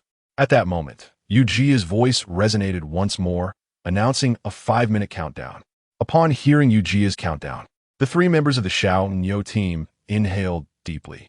Xiao Nyo, momentarily indifferent to whether Li Hui was liked or disliked, clenched his fists tightly. He was acutely aware of the disparity between his team and the Kuan team. Yet until the very end, he was determined to take a chance. Perhaps, just perhaps, there was a glimmer of hope. Xiao Fengfeng remarked, "Securing second place for our team should be a certainty, and vying for first is not entirely out of reach." Xiao Fengfeng, also a popular singing streamer with over 100,000 followers, alongside Xiao Nyo, contributed to a rather formidable team composition. Liu Yui Kungurat. "I share the same sentiment. Our team is indeed competitive." Xiao Nyo cast a discontented glance at her, feeling increasingly frustrated. "It's you who's dragging us down. You lack popularity and your outdoor performance is abysmal. I truly regret choosing such a teammate." In the broadcasting studio, Yu Jia announced once more 1-minute countdown. At this moment, the online audience was utterly restless. "Oh no, why is there still a minute left? This is excruciating." "Indeed, can't they announce it earlier? I feel like I'm about to lose my mind. It's frustrating. Although I have a rough idea of the rankings, I still yearn to hear the actual results." Exactly. Until the final announcement, everything remains uncertain. As the audience approached a boiling point, the time finally drew near. Yu Jia declared, 5 seconds remaining. The rankings will be officially revealed in 5 seconds. 5, 4, 3, 2. Dear viewers, we will first disclose the rankings from 4th to 10th place. 4th place, the Lao Ma team, with a popularity score of 700,000, an online audience of 270,000, and gift donations totaling 430,000.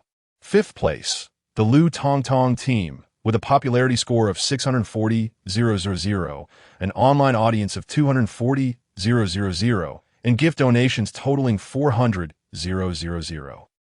10th place, the Chezi team, with a popularity score of 420,000, an online audience of 180,000, and gift donations totaling 240,000. Now, we shall announce the top 3. Are you excited, dear viewers? As Yu Jia concluded his statement, the audience erupted with anticipation. Please reveal it quickly. No more suspense. Indeed, do you realize how anxious we are right now? We implore you, just announce it directly.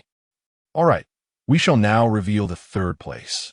As Yu Jia glanced at the list in his hands, his expression subtly shifted, a moment observed clearly by the audience. Could it be that the third place differed from predictions? All other teams had revealed their rankings, leaving only the Kuan team, Xiaoyo's team, and Jiang Mo's team. The audience anticipated that Jiang Mo's team would secure third place. Yet, judging by Yu Jia's expression, there seems to be some discrepancy. It is also possible that Yu Jia is merely putting on an act, as many hosts enjoy creating an air of mystery. Aside from the audience, the team of Xiaoyo is undoubtedly the most anxious. They are fervently hoping not to hear their team's name. If it is not mentioned at this moment, they would at least be assured of a top 2 finish. If their name is called, however, that would spell their doom. At that moment, Yu Jia's voice rang out. Let us congratulate Xiaoyo's team for achieving third place. They garnered a popularity score of 1.2 million, with an online viewership of 480,000 and gifts totaling 720,000. Upon the announcement of this result, the members of Xiaoyo's team deflated like puncture balloons. Initially, they had aimed for the championship, and now they find themselves without even a second place. The audience erupted in chaos. What? Does this mean that Jiang Mo's team is at least second? Wow, this is truly thrilling. Indeed, the first place remains shrouded in suspense. Chapter 66. The final verdict. When Yu Jia beheld the second rank, he was momentarily taken aback. Today's standings were entirely beyond his expectations, bordering on the surreal. Every gesture of his was scrutinized by the audience. No way. This could be problematic. Kun, danger. Could it be that my brother Jiang is actually poised to seize the top spot? How exhilarating. Hurry up and announce the results. At this moment, the most anxious individual was undoubtedly Kuan. Deep down, he believed that the first position was rightfully his, with no room for doubt. He had observed the division of teams and had never regarded the team of Xiaoyo, which garnered the audience's second-place votes, as a threat. His true concern lay with Jiang Mo. Since the inception of the program, he had encountered that name countless times in his streaming sessions.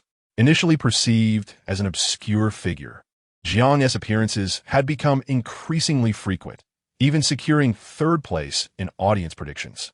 What troubled him most was that his fans had been unable to win arguments against Jiang's supporters, a clear indication of Jiang's rising prominence.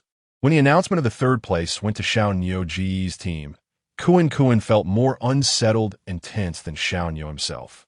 He understood that if both he and Xiaoyo were tied for second, it posed little threat to him. However, if Jiang Mo were among the top 2, his own claim to first place would be in jeopardy. Moreover, Yu Jia's subtle expression heightened his anxiety. At that moment, his teammate reassured him, Kuan, don't fret. The host often enjoys creating suspense. Without this drama, where would the intrigue come from? Kuan calmed himself, reflecting that his teammate had a point. Having participated in numerous singing competitions, he knew that the production team often relished in shrouding the ranking announcements in mystery. His agitation was palpable, and many devoted fans waiting in his streaming room offered words of comfort. Brother, do not worry. The first place is surely yours. Indeed, I have seen through the production team's tricks. Everything is under control. Fear not, brother. Jiang Mo has only been here a few days. How could he possibly surpass you? The top spot is definitely yours. As for the production team, including the director, none were privy to the precise rankings. After the data was compiled, only the producer held the results. Now, apart from the producer, there was one more individual aware of the truth, Yu Jia. They remained uncertain whether Yu Jia's astonishment was genuine or merely a ploy for dramatic effect. The director remarked, based on my understanding of Jiang, he is likely not feigning surprise. My good brother is undoubtedly in first place. Just wait for me to collect my breakfast. The operations manager scoffed. You've only known Jiang for a few days. How can you claim to understand him? Young people should not be overly confident. I fear you may be heartbroken when the results are revealed. The stagehand rationally concluded, I still believe Kuan has a higher probability of winning. The cameraman concurred exactly.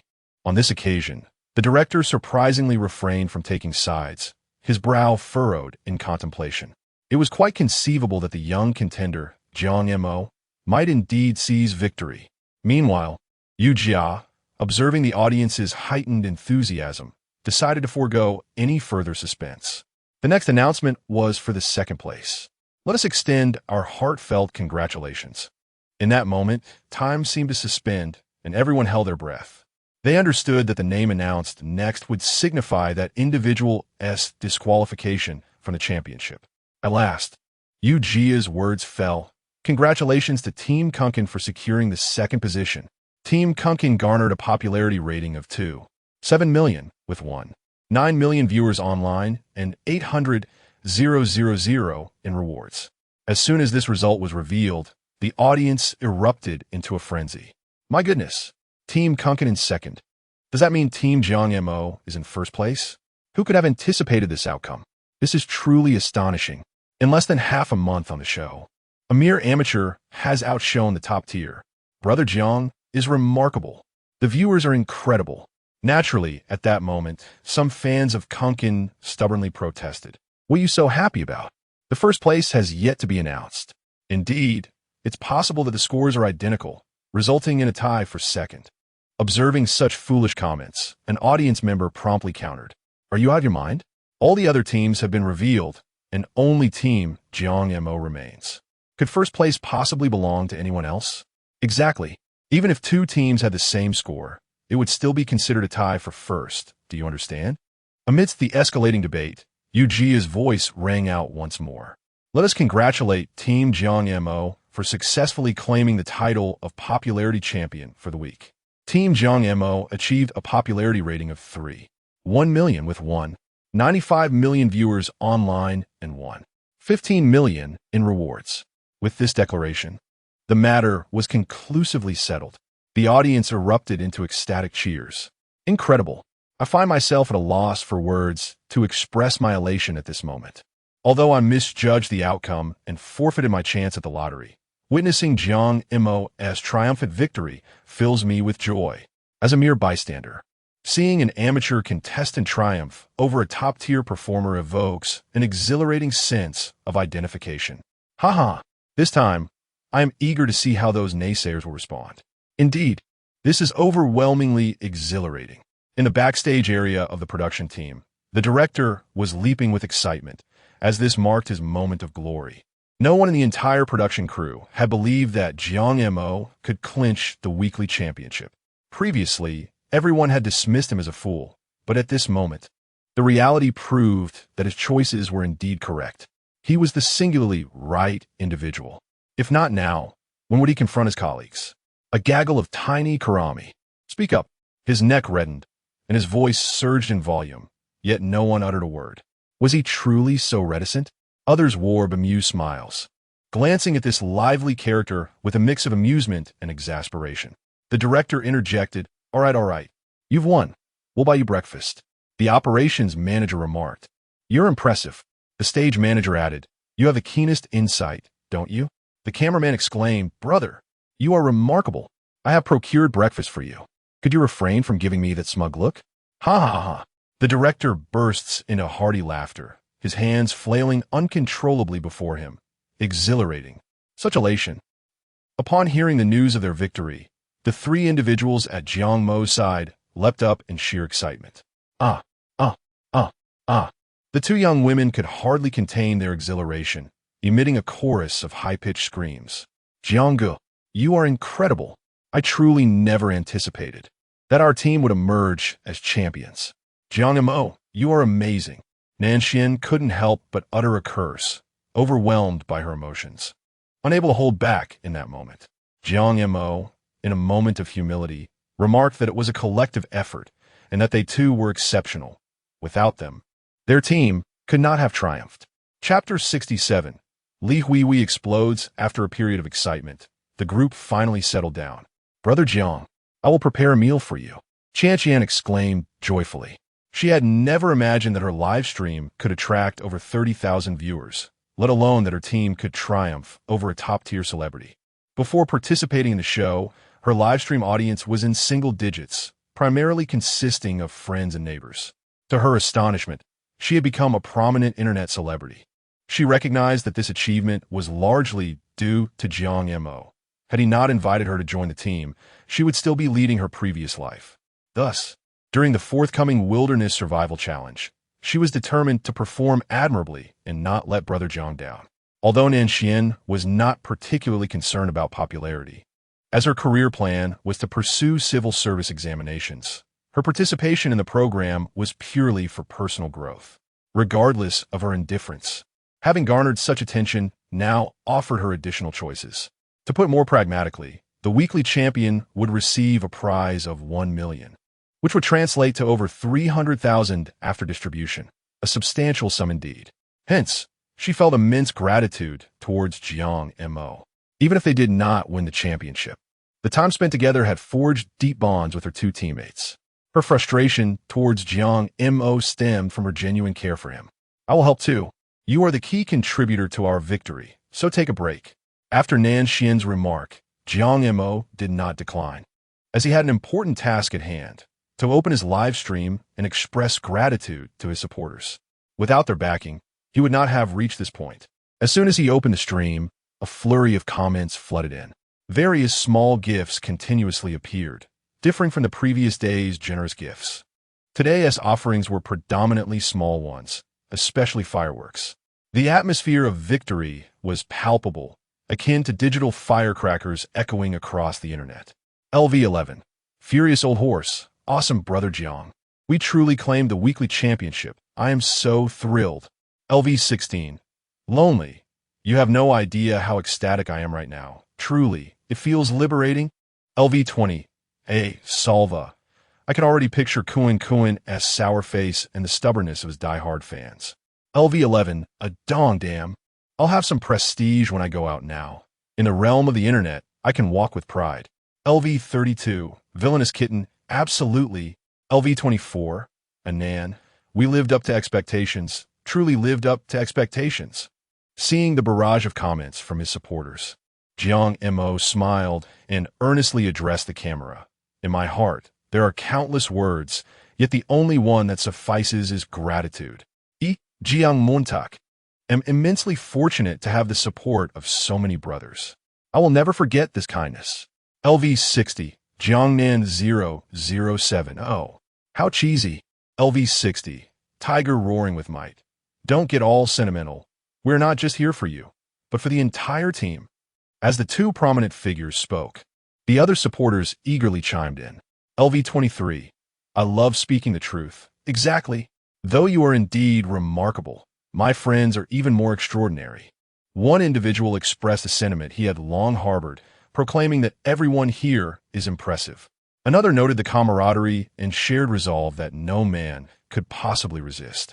One participant exuberantly recounted a fervent kiss from yesterday, admitting to a moment of recklessness, having intended to switch vehicles but ultimately not regretting it. One gentleman reflected on his own standing, remarking that the festive spirit among his esteemed companions has never waned, and that they must uphold the integrity of their gathering.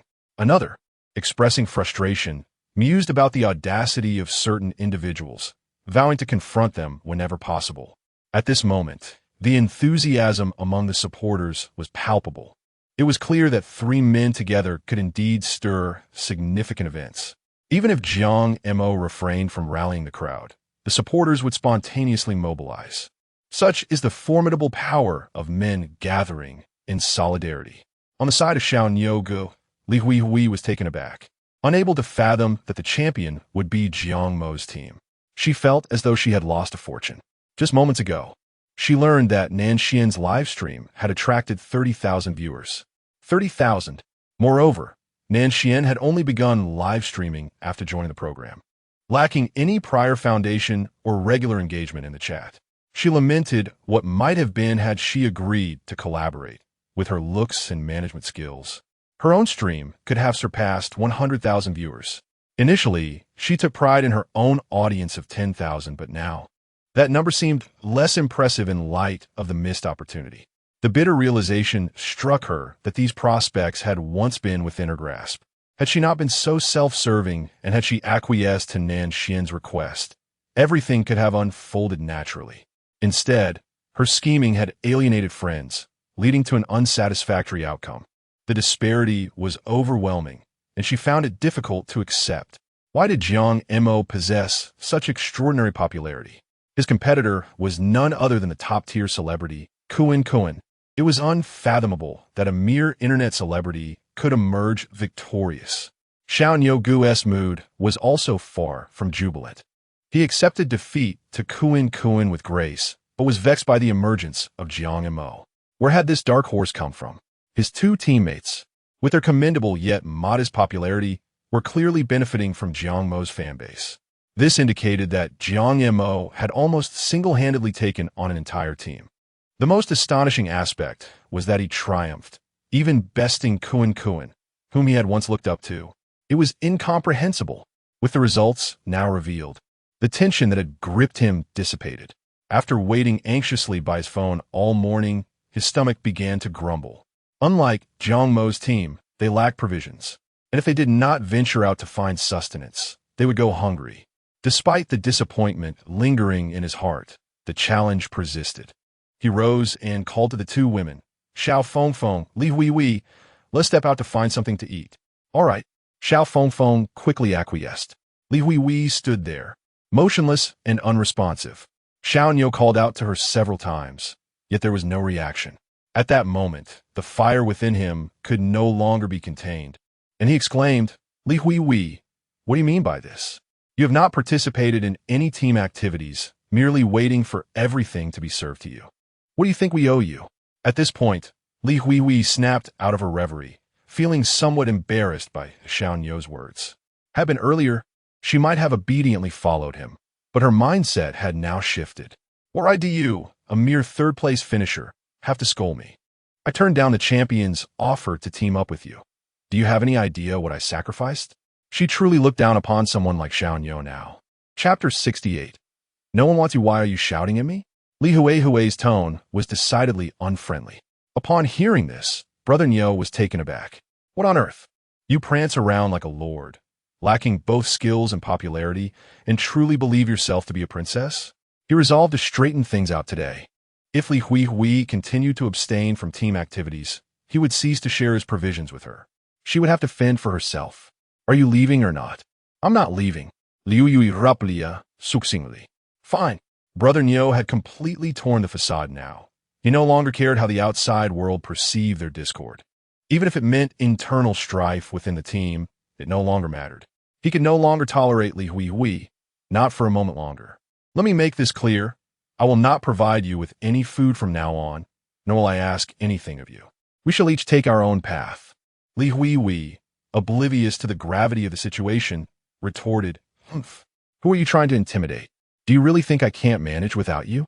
To be frank, there are plenty of contestants eager to team up with me. Who do you think you are? This woman has lost her mind, Brother Nyo thought to himself, perplexed by her unwarranted confidence.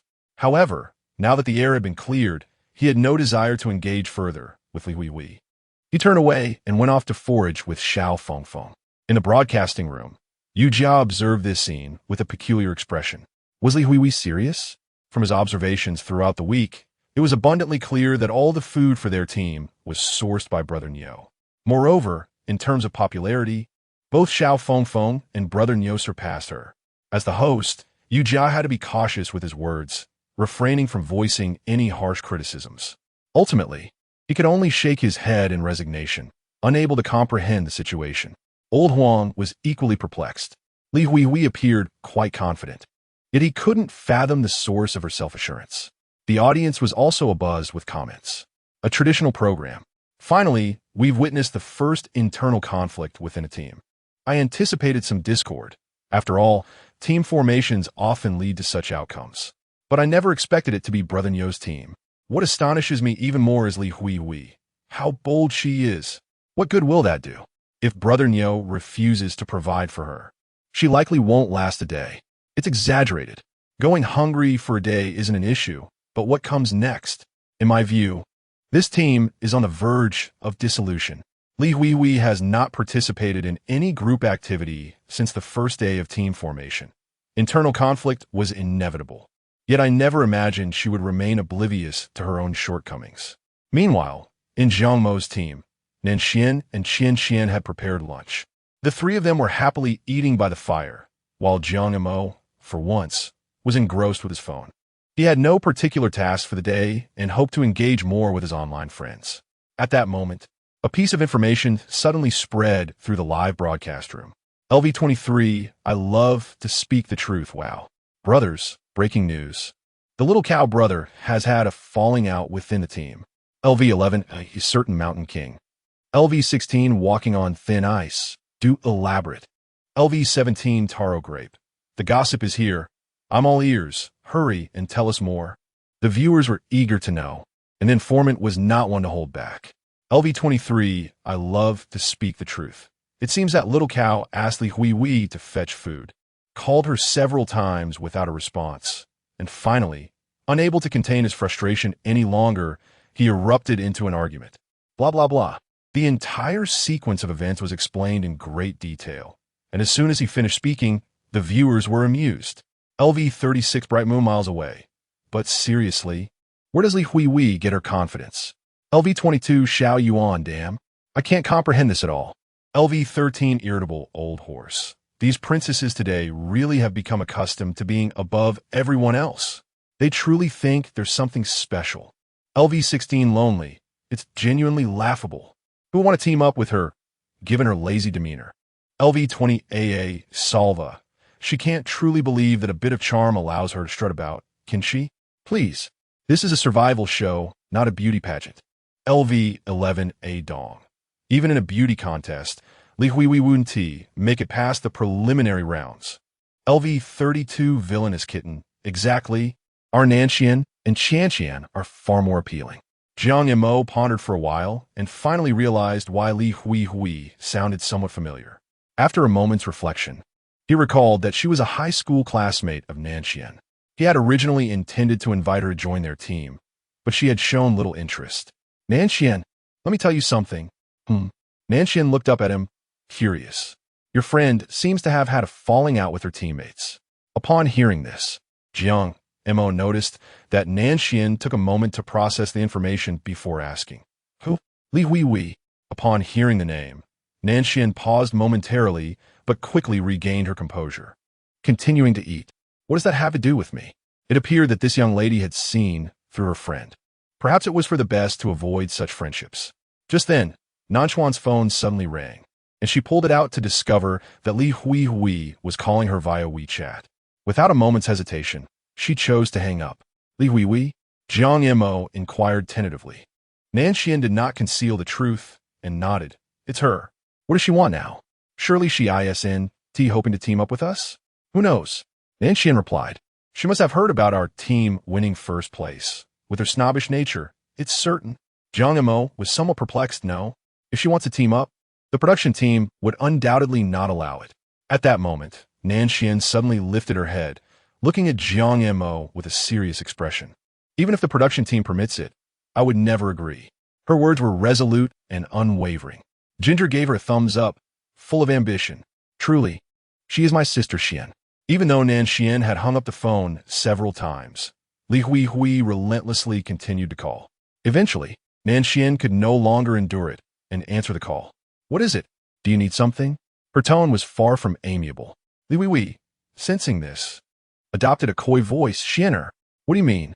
As good sisters, can't we just chat without any reason? Nanxian felt a wave of nausea wash over her. In the past, such words might have touched her heart, but now, all she could feel was revulsion. Do you think I believe you? Spare me the theatrics. Just get to the point. Li Hui was quite displeased with Nanxian's tone. However, her situation was precarious, compelling her to adopt a submissive tone. Xianer, you see, your team.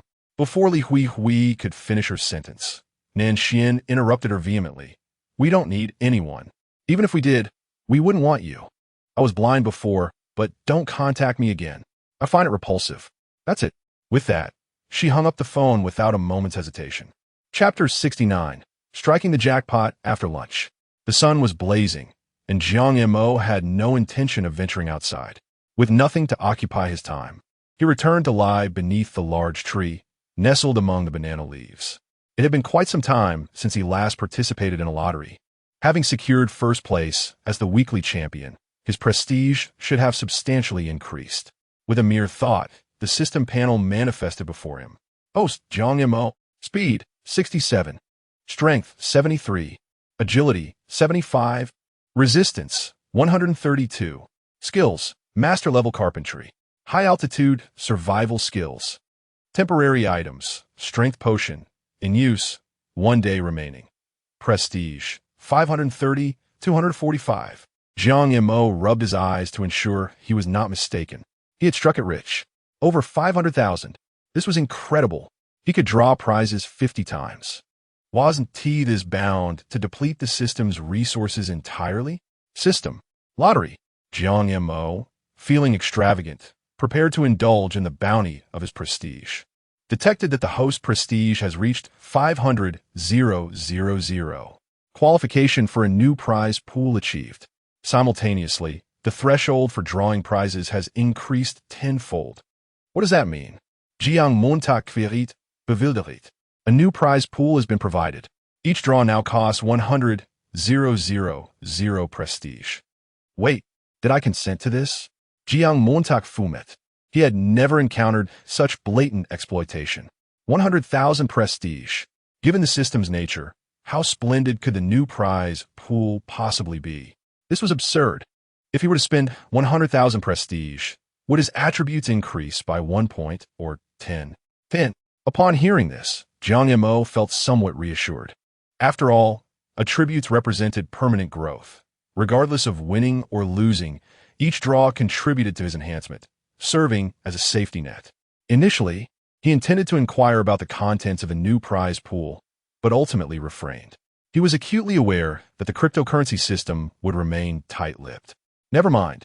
Let us proceed with the lottery and see what I can obtain. System. Lottery. The grand will begin to spin, whirling for a moment before finally coming to a halt. Congratulations. You have drawn a mystery box X1. Would you like to open it? In the past, Jiang Mo would have exhausted his prestige before unveiling the mystery box. However, this time he refrained. He needed to ascertain what he had drawn with his 10,000 prestige. If it turned out to be mere scraps, he would not waste a single point.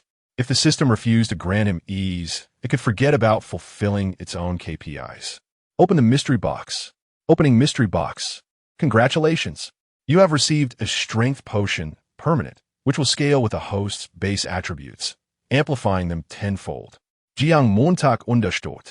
This meant that if his current strength was 100 pounds, with a strength potion, it would surge to 1,000 pounds, for example. If one day his base strength increased to 500 pounds, correspondingly, his strength would amplify to 5,000 pounds. Awesome. Jiang Mo's smile stretched wide. Indeed, it is worth the 100,000 prestige points spent. Truly remarkable. No wonder I used to draw such trifling, disposable items. It was merely a matter of not having sufficient funds, rather than the system being inadequate. Alas, it seems that without money, nothing is feasible.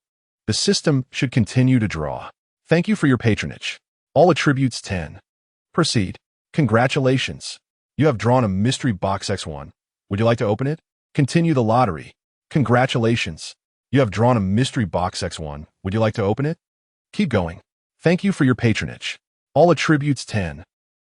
After a series of 5 draws, winning 3 times and losing twice, the probability is quite commendable. Damn, this prestige expenditure is indeed worthwhile. The first mystery box yielded a permanent power potion, and anticipation filled Jiang Mo for the subsequent 2 boxes. Open the mystery box. Opening mystery box. Congratulations. You have obtained a spirit pet contract X1. A spirit pet contract? What is that? He has no pets, nor does he have any desire to raise one.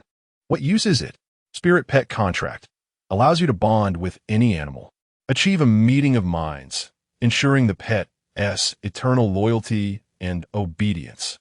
Any animal? Jiang Mo was no longer drowsy. What a splendid item.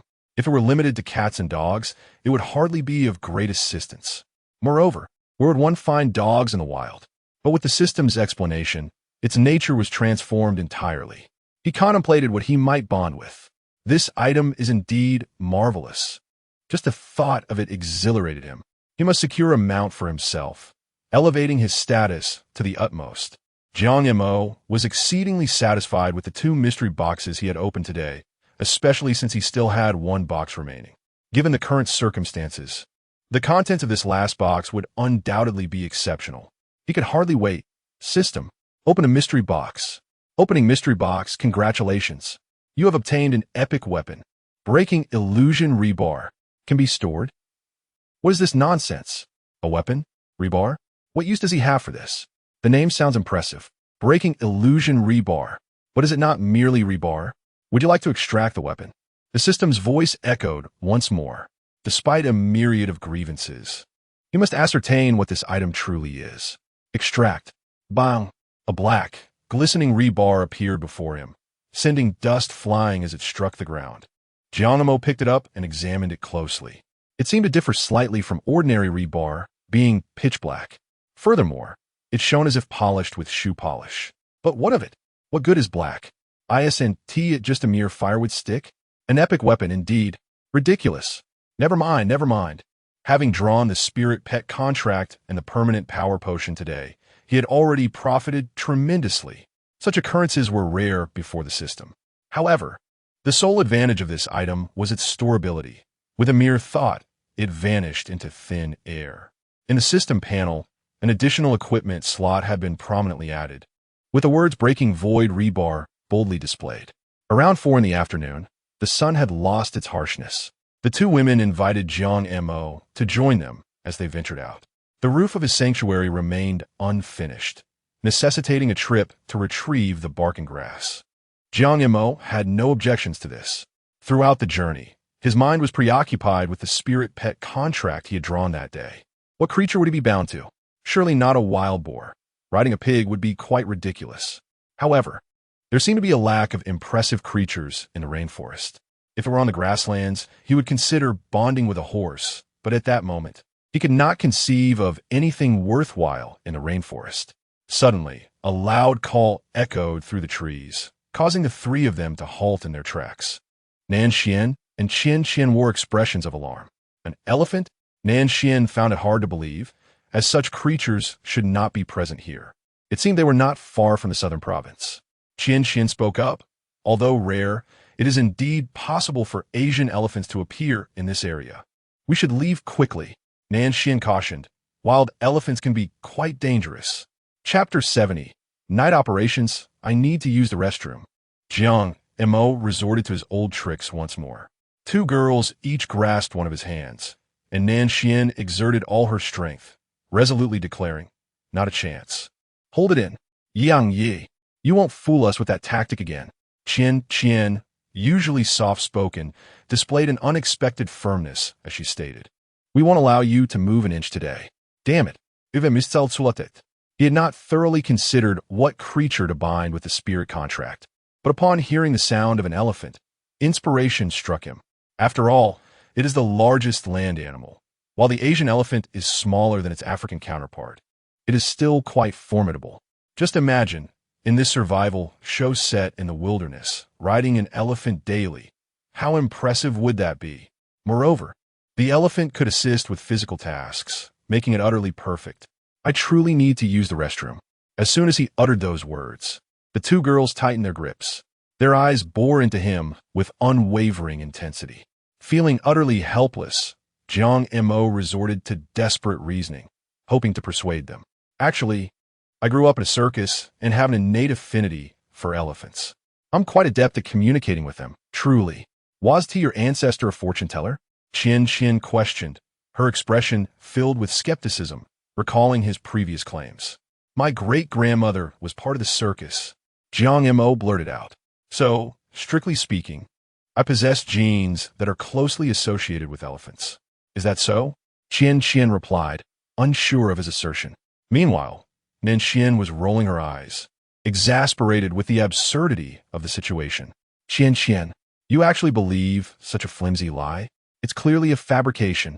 He can't even maintain his own story. Not a single truth in his words. Jiang Mo awkwardly rubbed his nose, realizing he had taken things for granted. His reasoning was indeed a bit far-fetched. Perhaps? Qian Qian murmured, her imagination seemingly running wild. Jiang Mo and Nan Xian were momentarily taken aback. Was this girl truly so imaginative? Had she conjured up an entire narrative of Jiang Mo's childhood in her mind? Nevertheless, this was good news for Jiang Mo. Whether true or false mattered little. As long as he could convince the two of them to allow him to forge a spirit contract with the elephant, everything else would naturally fall into place. Qian, Jiang Mo said earnestly, I have always believed that you possess a rare insight amidst the vast sea of people. Thank you for your understanding and trust. If I can get close to that elephant, I will ride it back later, and together we shall triumph over certain individuals. He gazed at Qian with genuine sincerity, anticipating that she might relent and allow him to proceed. Absolutely not, Qian declared with unwavering resolve. I want to let you go. Ah, what? Once again, the other two were at a loss. Nanxian had initially intended to persuade Qian that Jiang Mo was clearly deceiving them. But now this girl seemed to believe him. Yet when it came time to act, she flatly refused. What on earth did this mean? Jiang Mo found himself perplexed, questioning the reasons behind it all. Though he believed in what was said, the danger loomed large. Qian's small face was resolute as she declared, Jiang, abandon this thought. No matter what you say, I will not let you go today. Alas, it seemed the spirit pet contract would not come to fruition today. Jiang Mo felt a sense of dissatisfaction. He was unable to wait even a moment longer. His current emotions were akin to the frustration of having purchased a coveted item online, with the logistics indicating delivery today, yet being unable to retrieve the package due to unforeseen circumstances. It was disheartening. Let us go. Nanxian tugged at his hand, leading him back to the camp, while Qian followed suit with determination. Reluctantly, even though he was unwilling, Jiang Mo had no choice but to return with the two girls. However, he did not lose hope. He was convinced that the two could not remain by his side at all times. As long as he confirmed the presence of Asian elephants in the vicinity, he would eventually succeed in binding this creature. A delay was acceptable. As long as the outcome remained unchanged, the convoluted journey mattered little. Upon returning to the camp, Jiang Mo anticipated that the two girls would no longer keep a watchful eye on him, allowing him the opportunity to slip away unnoticed. However, disappointment awaited him. The two had organized a watch schedule, with each taking turns to monitor him for an hour, leaving him no chance to escape. For an entire afternoon, Jiang Mo tossed and turned on the banana leaves, his heart racing like a restless feline. Finally, nightfall arrived. He had devised a plan. After dinner, he would venture out for a stroll. Indeed, once darkness descended, he assumed the two girls would no longer concern themselves with him. During dinner, his mind was elsewhere, consumed by thoughts of the spirit pet. Time ticked by agonizingly slowly. Around 10 o'clock in the evening, noticing that Jiang Mo had fallen asleep on the banana leaves, the two girls retreated to the shelter. Suddenly, Jiang Mo sat up, as if jolted awake. At last, he had endured to the end. Stealthily, he left the camp, making his way toward the area where he had heard the elephant sounds earlier that day. Thanks to his enhanced vision, navigating in the dark posed no challenge. Everything was distinctly visible. The only drawback was his lack of familiarity with the terrain, though he had a general sense of direction. As he walked, he quickly reached the vicinity of his destination. However, a new dilemma arose. Where on earth could the elephant be found? It was nighttime, and without its calls, how could he ascertain its location?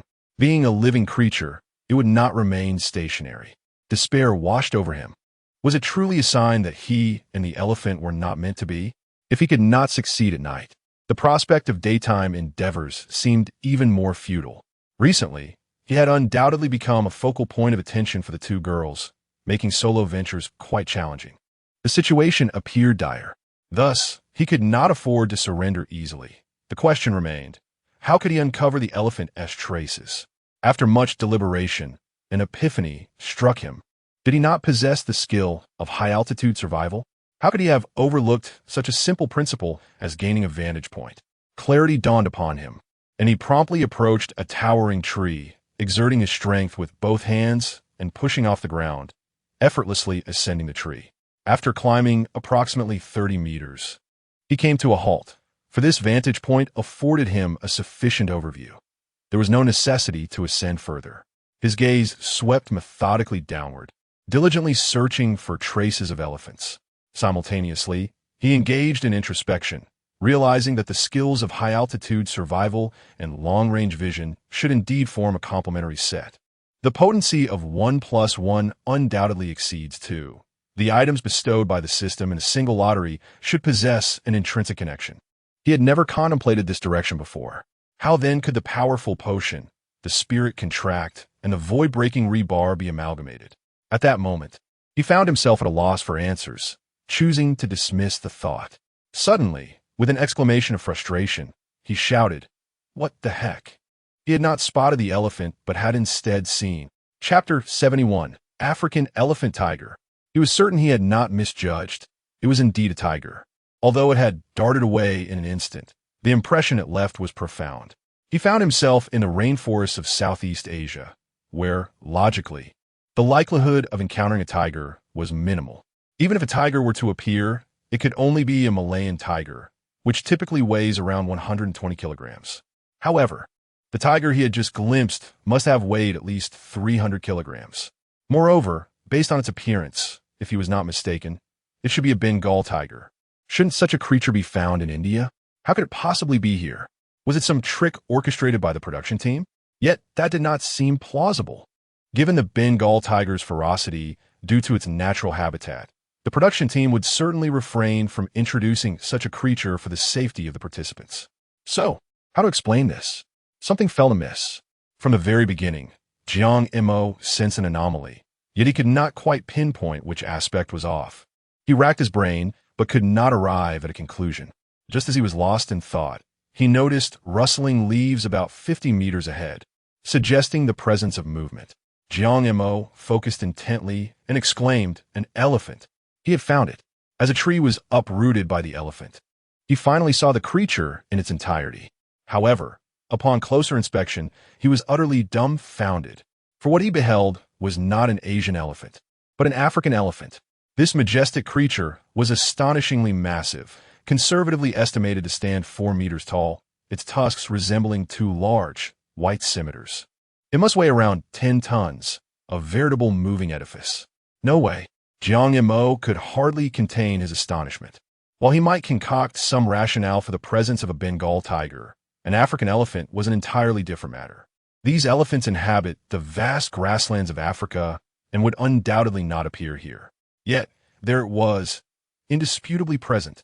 Furthermore, during his half-month participation in the program, he had seen no trace of such a creature. Logically, the emergence of such a large animal in the rainforest would leave some evidence. The production team would surely issue warnings or find a way to relocate. Otherwise, wilderness survival could easily turn into wilderness demise. These creatures, it felt as if they had materialized from thin air. He was truly at a loss. He remained perched in the tree for an extended period, his mind in turmoil. Ultimately, fatigue washed over him, prompting him to descend slowly from the tree. Regardless of how it had come to be, he resolved to seize the moment. Having witnessed it, he was determined to forge a bond with this extraordinary creature. What was the harm in an African elephant? Its even larger size only added to its allure. Resolute, he made his way toward the elephant's location. Soon, he found himself within 10 meters of the magnificent beast. Up close, the visual impact was even more staggering. One could not help but marvel at the insignificance of humanity in the face of such grandeur. Once calm settled within him, Jiang Mo focused his thoughts and invoked the Spirit Pet Contract. The Spirit Pet Contract is in use. Would you like to bind it to the African elephant? Bind. Jiang Mo did not hesitate for a moment. As his words faded, a radiant streak, akin to a meteor's trajectory, surged from his forehead, racing towards the African elephant. Just as this luminous trail was about to converge with the elephant, it halted abruptly, freezing in place until the beam merged into its being, at which point everything returned to normal. This seemingly magical scene unfolded solely from Jiang Mo's perspective. Viewed from a third-person standpoint, it merely appeared as if he was exchanging glances with a majestic creature for a brief moment. As the dust settled, Jiang Mo felt a peculiar sensation arise within him. He attempted to communicate with the elephant without uttering a word, and astonishingly, the elephant lowered itself to the ground. Is it truly this remarkable? This thought flashed through his mind, for the sheer size of the elephant exerted an overwhelming presence when standing. Yet, with a mere thought, the elephant complied. The sensation was utterly extraordinary. Jiang Mo cautiously approached, still harboring a trace of trepidation, but eventually overcame it. Upon reaching the elephant, he did not immediately mount its back. Instead, he seated himself before the grand creature and initiated a mental dialogue, asking, "How did you come to be here? Is not your homeland in the vast African savanna?" The elephant responded, "Huh? Homeland? Is that where I belong?" Jiang Mo was taken aback. How could an entity named the African elephant not know its origin? After some contemplation, he altered his approach, inquiring, "Did you grow up here?" The elephant replied, "No." Jiang Mo pressed further. "Then where did you grow up?" The elephant replied, "I don't know." Once again, Jiang Mo was left speechless. It appeared the elephant possessed limited knowledge. It was unaware of its reason for being there or the location of its true homeland. What was certain, however, was that it had indeed appeared suddenly, having never been raised in that place. Recognizing that further questioning would yield little, and in hopes of fostering better communication in the future, Jiang Mo decided to bestow a name upon it. "I shall name you." "All right," the elephant responded eagerly. "What do you think of Fuguei?" "Not suitable." "What about Chunhua?" "Your entire family is named Chunhua." At this, Jiang Mo felt a surge of indignation and sprang to his feet. "How audacious! You have quite the high standards, especially since you dare to retort. Would you care to hear the absurdity of the names you just proposed?" Jiang Mo chuckled, pleasantly surprised by the elephant's perceptiveness. Those names indeed lacked appropriateness. "From now on, you shall be called Wanxiang." "That works." With that, Jiang Mo stood up and gradually climbed onto the elephant's back. The myriad wonders of the world were keenly aware as the elephant rose to its feet. Jiang Mo communicated telepathically with it, seeking the path home. Without a doubt, the chat room was likely buzzing with excitement at this moment. Indeed, the spectacle was utterly extraordinary. However, one could argue that if one were to fabricate a narrative, it could certainly be done. After all, some individuals possess the rare ability to converse with animals. To take a step back, his grandmother was the head of circus. He found himself engulfed in a multitude of unresolved questions. Perhaps the online community could shed some light? A collective is invariably more potent than an individual, and with this thought, Jiang Mo opened his live stream. LV13 Vexed Old Horse. "Wow, brother. You're incredible."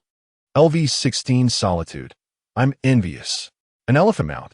"I must ask, who else can boast such a feat?" LV20 AA Salva. "This is so cool. How did you manage this, brother?" As Jiang Mo perused these messages, he found himself bewildered. Wasn't the focus of the viewers meant to be on the elephant? Was it truly appropriate for this African elephant to be present? Why were there no messages questioning its presence? Chapter 72. Did you not notice? Brothers, do you not find it strange that an African elephant is here? Jiang Mo could no longer contain himself and spoke to the viewers in the live stream. LV23, "I love speaking the truth. What's the big deal? It's just an elephant." LV11, "A certain mountain king." LV16, "Walking on thin ice." "What on earth are you talking about, my friend?" LV17, "Taro grape. It's just an elephant, not a dragon. Why the fuss?" Jiang Montag was bewildert. Was this not strange? Consider this. Why is it called an African elephant? Shouldn't it inhabit the African savanna? How could it possibly appear in a rainforest? His inquiry left the viewers momentarily stunned. LV36, "Bright moon miles away." You make a valid point. LV22, Xiao Yuan. The African elephant is supposed to live in the savanna, but why can't it appear in the rainforest? LV13, Irritable Old Horse. Almost got you there. Why can't the African elephant exist in the rainforest? LV16, Solitude. Is this really so peculiar? Upon reading these comments, a chill ran down Jiang Mo's spine, and cold sweat broke out on his back. This was bad. It seemed he had stumbled upon something significant. This world appeared to be awry. The most terrifying aspect was that no one else seemed to notice anything amiss. Only he did. Fear. For the first time, Jiang Mo felt a genuine sense of dread. This was utterly contrary to reason. The notion of traversing dimensions was already surreal, and now he was accompanied by a system, further complicating matters with such bizarre occurrences. He could not calm his racing mind. Was he overthinking? Were the animal behaviors in this world fundamentally different from those in his previous one? Yet, how could that be? It defied logic. Soon, he and the elephant returned to the camp. Leaning against the elephant, he hoped that a brief slumber would alleviate his worries, and that the feeling of fear would dissipate. However, the entire night passed, and sleep eluded him. His expression was vacant, his gaze dull. It was only when Qian let out a startled gasp that he snapped back to reality. Yang Yi. You. Qian pointed at the elephant, her mouth forming an O, unable to articulate a complete sentence. Nanxian emerged from the shelter, equally astonished by the scene before her. The sheer size of the African elephant was intimidating, lying there like a small hill. Oh dear, you really shouldn't have interacted with it. Nanxian's tone brimmed with concern. Didn't I tell you not to approach it? You were already asleep when we rested last night. I was just pretending. Jiang Mo blurted out. You. Nanxian's face trembled with frustration. Do you have any idea how dangerous this elephant is? One misstep, and it could cost you your life. To Nanxian, even though the elephant currently exhibited no signs of aggression, Jiang Mo appeared to be getting along well with it. However, this matter is fraught with uncertainty. It could suddenly spiral out of control, and even 10 pieces of ginger cannot withstand its tumult. Yet, the true circumstance is known solely to the ginger. After the contract with the spirit companion was signed, he and this elephant became as close as brothers. Anyone might inflict harm upon him, but this elephant would never do so. However, he cannot speak of such things openly and must fabricate a tale. Did I not tell you yesterday? I am the ringmaster of the great ant circus, and my blood flows with the genes of affinity towards animals. Nexi Ing would never harm me. Venixi Ingye, Nanxian questioned, her expression one of confusion. That is the name I bestowed upon this elephant, he replied, patting its leg. You are truly remarkable. Nanxian teased, as if it could understand you. Hey, Jiang Mo retorted, displeased. Must you be so discriminatory? How do you know it does not comprehend? At that moment, Nanxian regarded Jiang Mo as if he were simple-minded. Brother, I know elephants possess high intelligence, but you expect a wild elephant, after merely one night of companionship, to understand your words? And you even named it. Why not celebrate its birthday while you're at it? Venixi Ingwe. Jiang Mo did not wish to elaborate further. Convincing others is best achieved through first-hand experience and demonstrable evidence. Upon hearing Jiang Mo's call, the elephant raised its head, gazing at him with a look of bewilderment, as if questioning why it was summoned. Stand up. Jiang Mo shifted slightly to the side, and the elephant promptly rose to its feet. This scene utterly astonished the two women. Nanxian was at a loss for words. This surpassed her comprehension entirely. A wild elephant, after merely one night together, could be trained like a dog? Most remarkably, the elephant appeared quite cooperative. How could this be deemed reasonable? She hesitantly suggested, perhaps, it's merely a coincidence? Venixi Ingwe. Seat. With Jiang Mo's command, the elephant obediently sat down. At this moment, both women were completely dumbfounded. The first instance might be deemed a coincidence, but this second instance, they could no longer deny the truth. Brother Jiang, how can you be so extraordinary? Qian exclaimed, her face filled with admiration. You can tame an elephant. Could it be that you truly are the ringmaster of the great ant circus? Why would I deceive you? Jiang Mo replied with utmost conviction.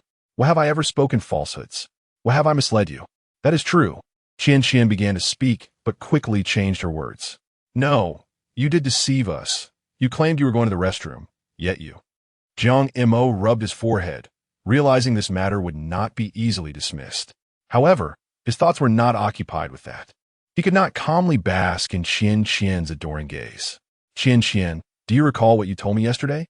What? Qian responded, somewhat bewildered, as she had shared numerous words with Jiang Mo and was unsure of the specific reference. Jiang Mo stated candidly, you mentioned that. Asian elephants could indeed appear here, did you not? Jiang Mo vividly recalled the moment, feeling an oddity, for elephants were seldom found in rainforests. Yet, Qian's reasoning held merit. They were indeed situated in the rainforests of Southeast Asia, where the occasional appearance of Asian elephants was plausible. The crux of the matter, however, was that Wanxiang was not an Asian elephant, but rather a formidable African elephant. Strikingly, the viewers in the live stream remained oblivious to the discrepancy, which led him to place his hopes in Qianqian. He sought validation, the affirmation of his perspective, as a means to assert his normalcy in a world that seemed decidedly abnormal. Indeed, Qianqian nodded with conviction. I did mention that yesterday. Is there an issue, Brother Jiang? As long as Qianqian concurred, Jiang Mo felt a twinge of anxiety, fearing an answer he did not wish to hear. Wanxiang is an African elephant, not an Asian one. Have you not noticed? Chapter 73. Seek your own delights. Is it an African elephant? Qianqian wore an expression of curiosity, finding it quite challenging to distinguish the specific species as a girl. This was her first encounter with a real elephant, and aside from marveling at its enormity, she observed nothing else amiss. Indeed, Jiang Mo nodded affirmatively. The Wanxiang is an African elephant. Apart from its formidable tusks, its weight is unmatched, even at its largest. An Asian elephant could not possibly reach such a size. Certainly, she began, her gaze momentarily flickering with a subtle hint of uncertainty, only to quickly amend her statement. It is indeed an African elephant. Now that you mention it, I've realized that too. But why can't African elephants inhabit rainforests? Jiang Mo was taken aback, initially expecting Qianqian to share his view that this was unusual. However, to his dismay, she did not. Are you out of your mind? Nanxian looked at him in confusion. Isn't it normal to encounter wild animals when surviving in the wilderness? Why all the fuss? Jiang Mo felt utterly disheartened. He recognized that everything occurring before him was indeed abnormal, yet everyone else perceived it as perfectly ordinary. If he continued to argue his case, he would emerge as the odd one out, a pariah in this context. Moreover, this was a televised program, with countless viewers observing. If he displayed excessive agitation, he would inevitably become the target of public scrutiny. Oh, Jiang Mo feigned enlightenment, realizing he had underestimated the nuances of culture. I thought that since it was called an African elephant, it could only exist in Africa. Illiterate. Nanxian scoffed at him. Qianqian, however, reacted quite differently.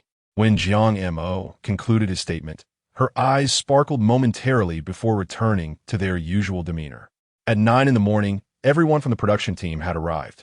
In the studio, Yu Jia enthusiastically addressed the audience. Dear viewers, today marks the 19th day since the program began. Throughout this time, we have witnessed numerous thrilling moments, and we have also observed humanity's insignificance in the face of nature. For quite some time ahead, we shall collectively witness how humanity overcomes the myriad challenges posed by the natural world in this extreme survival journey. Now, without further ado, let us delve into today's episode of Conquering the Wilderness. Jiang Mo has now become the most popular contestant on the show, as well as the most talked about. Undoubtedly, the director's first shot was directed at him. When the Wanxiang appeared in everyone's view, the atmosphere erupted. Yu Jia exclaimed, How? How did Jiang Mo manage this? Huang Lao was equally stunned. An elephant? Can Jiang Mo be any more outrageous? This is a wild elephant. How on earth did he accomplish this? The online community was equally ablaze with excitement. After all, not everyone was a fan of Jiang Mo, nor were they constantly tuned into his live broadcasts. What was currently being aired was their primary source of information. Who says humanity is insignificant in the face of nature? Exactly. Not everyone can be like Jiang Mo, can they? This statement holds no flaws. The minced ginger. Can he not operate normally just once? It's truly exaggerated, exceedingly so. Heaven knows how he managed to tame such a colossal creature. It left everyone utterly astounded. To speak candidly, encountering such a behemoth in a zoo sends my heart racing. And the wild ones are even more daunting. He is indeed remarkable. There's no denying it. In the background, several individuals exchanged glances, their astonishment too profound to articulate. The director sighed, feeling his age. It is indeed the younger generation who possess boldness and talent. I find myself quite fond of this young man, Jiang Mo. ISNT that, right? The director's smile was as wide as a crescent moon, unable to be contained. I've told you all, my good brother is no ordinary individual. You simply did not believe. Thankfully, Your discerning eyes have proven true. TCH. The operator cast a dismissive glance at him, speaking as though he himself were impressive, when it is Jiang Mo who is truly exceptional. Ha ha ha. The stage manager mercilessly mocked, saying you, my friend, are just putting on a fade, trying to embellish your own reputation. The cameraman chimed in. Indeed, look at how proud you are. This time, the director sided with the broadcast director. You lot. What is wrong with what this young man said? Weren't you all skeptical of Jiang Mo before? Myself included, and what was the outcome? Thus, this young man possesses a keen eye. Quite impressive indeed. Upon hearing this, the broadcast director's pride soared even higher. Did you hear that? Did you hear that? No wonder you can be a director. Your words carry depth. A compliment struck a chord with the director. Young man, do your best. I have faith in you. Absolutely. Watching these two engage in mutual flattery, the others felt a chill. The stage manager remarked, I can't take this. The operator added, what a thick skin. The cameraman interjected, this is why people gather with their kind, and objects group together. As everyone laughed and joked, the director remained unfazed, reminding them, jesting aside, we must not be negligent in our tasks. Understood. You can rest assured. Meanwhile, in Xiao Nyogu's team, Li Huihui had not eaten for over a day. She never anticipated that Xiao Nyogu could be so heartless, refusing to provide her with sustenance. After enduring such hunger, she found clarity. She had indeed been a bit too proud recently. Lacking popularity and survival skills, she had overstepped her bounds. Initially, she had hoped to reconnect with Jiang Mo, but she never expected Nanxian to reject her so decisively. Nonetheless, she remained defiant. What was so special about being first? Why the arrogance?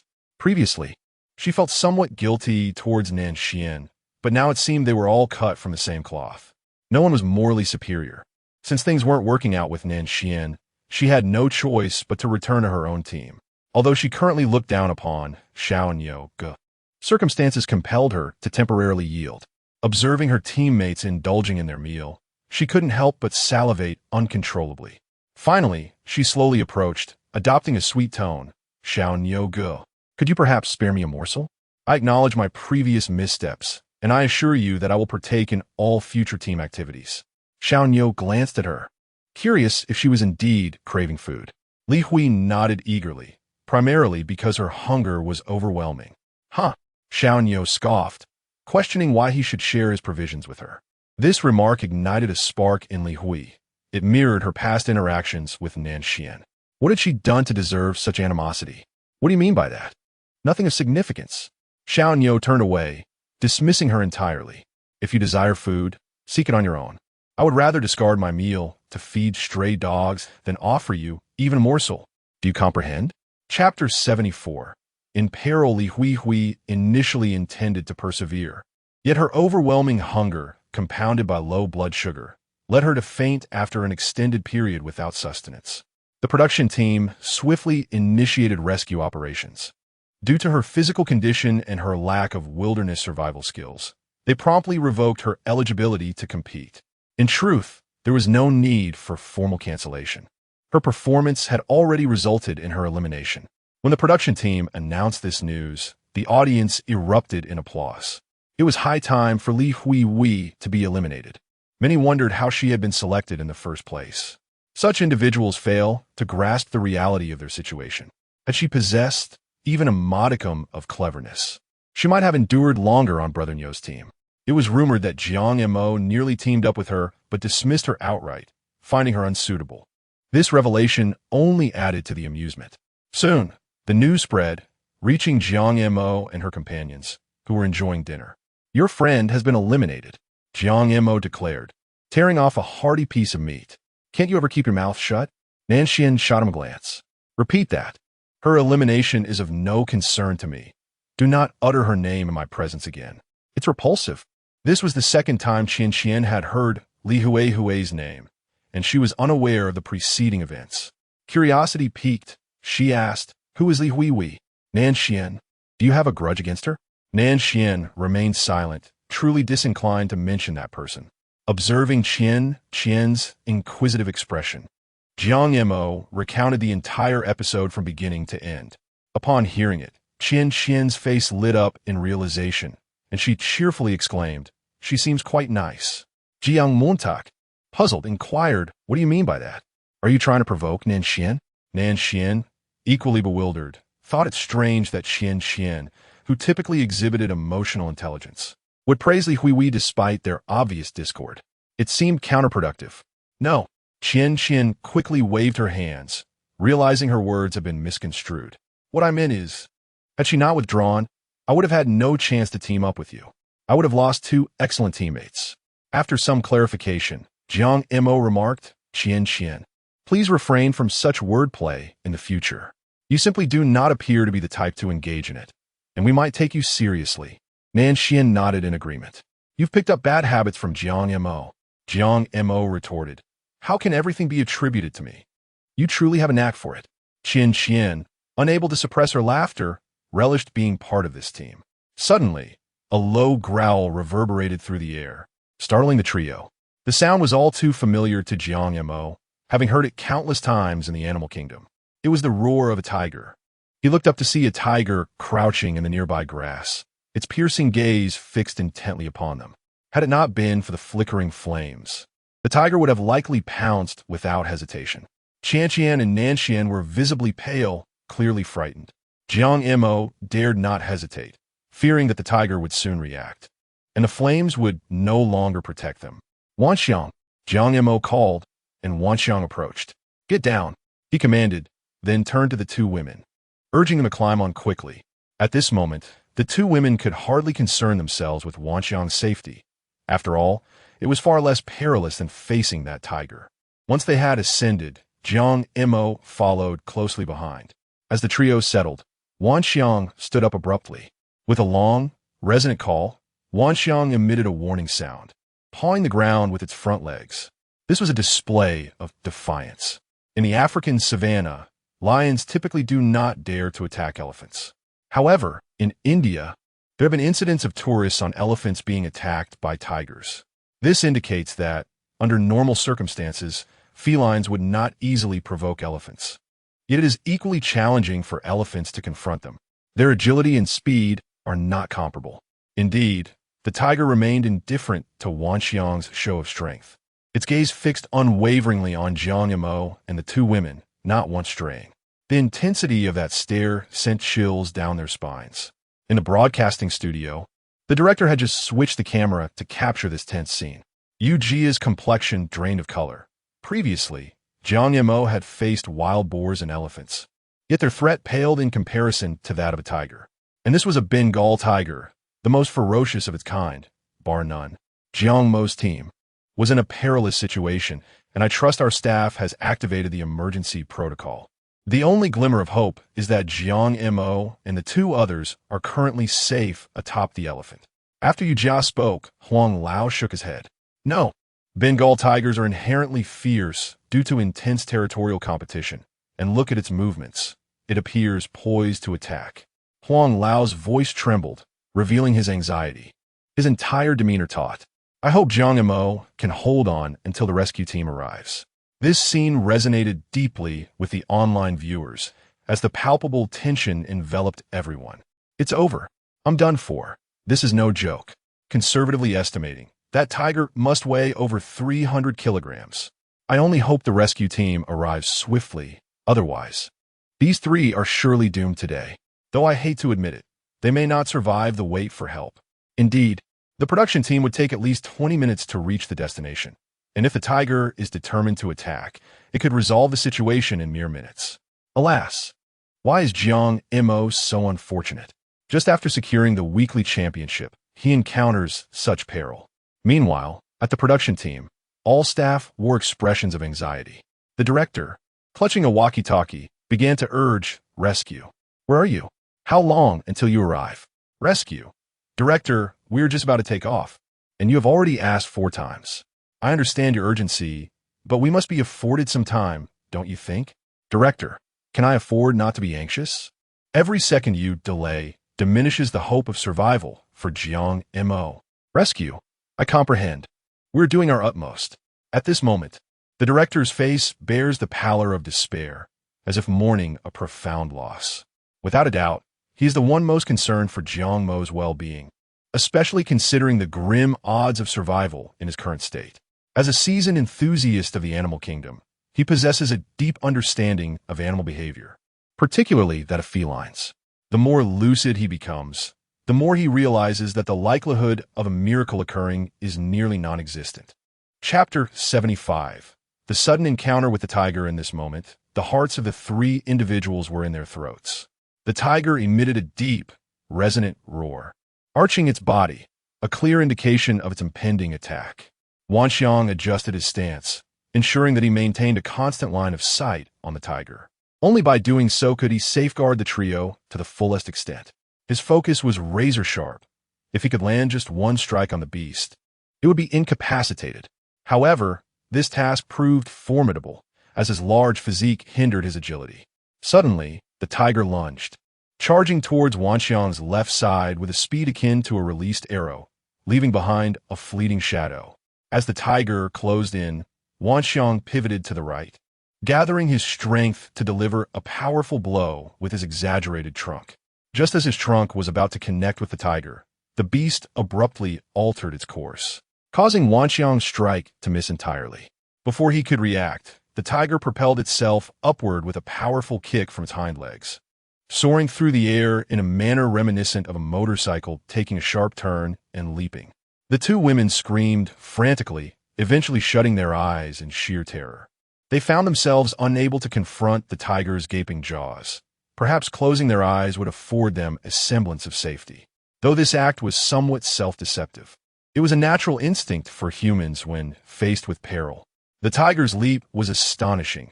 They were at least 4 meters off the ground atop Wanxiang's back. Yet the tiger's ascent seemed to exceed that height. Qianqian sat at the forefront, with Nanxian in the middle and Jiang Mo at the rear. If the tiger were to pounce, Qianqian would undoubtedly be the first to perish. Just as the tiger was less than a meter away from her, Jiang Mo sprang into action. Despite his own fear, witnessing Qianqian in such a precarious situation compelled him to intervene. Aware that his own survival was uncertain, he resolved to take a risk. Over the past few days, he had come to regard the two women as his closest companions. Thus, in that moment, he acted with unwavering determination. With a powerful thrust of his legs, he launched himself from Wanxiang's back, aiming precisely as he soared through the air. Grasping the tiger's neck with one hand, Jiang Mo's downward trajectory met the tiger's upward leap, and the force of gravity favored him in this encounter. The two collided heavily with the ground. With a resounding thud, the tiger was slammed down, while Jiang Mo was propelled away upon impact.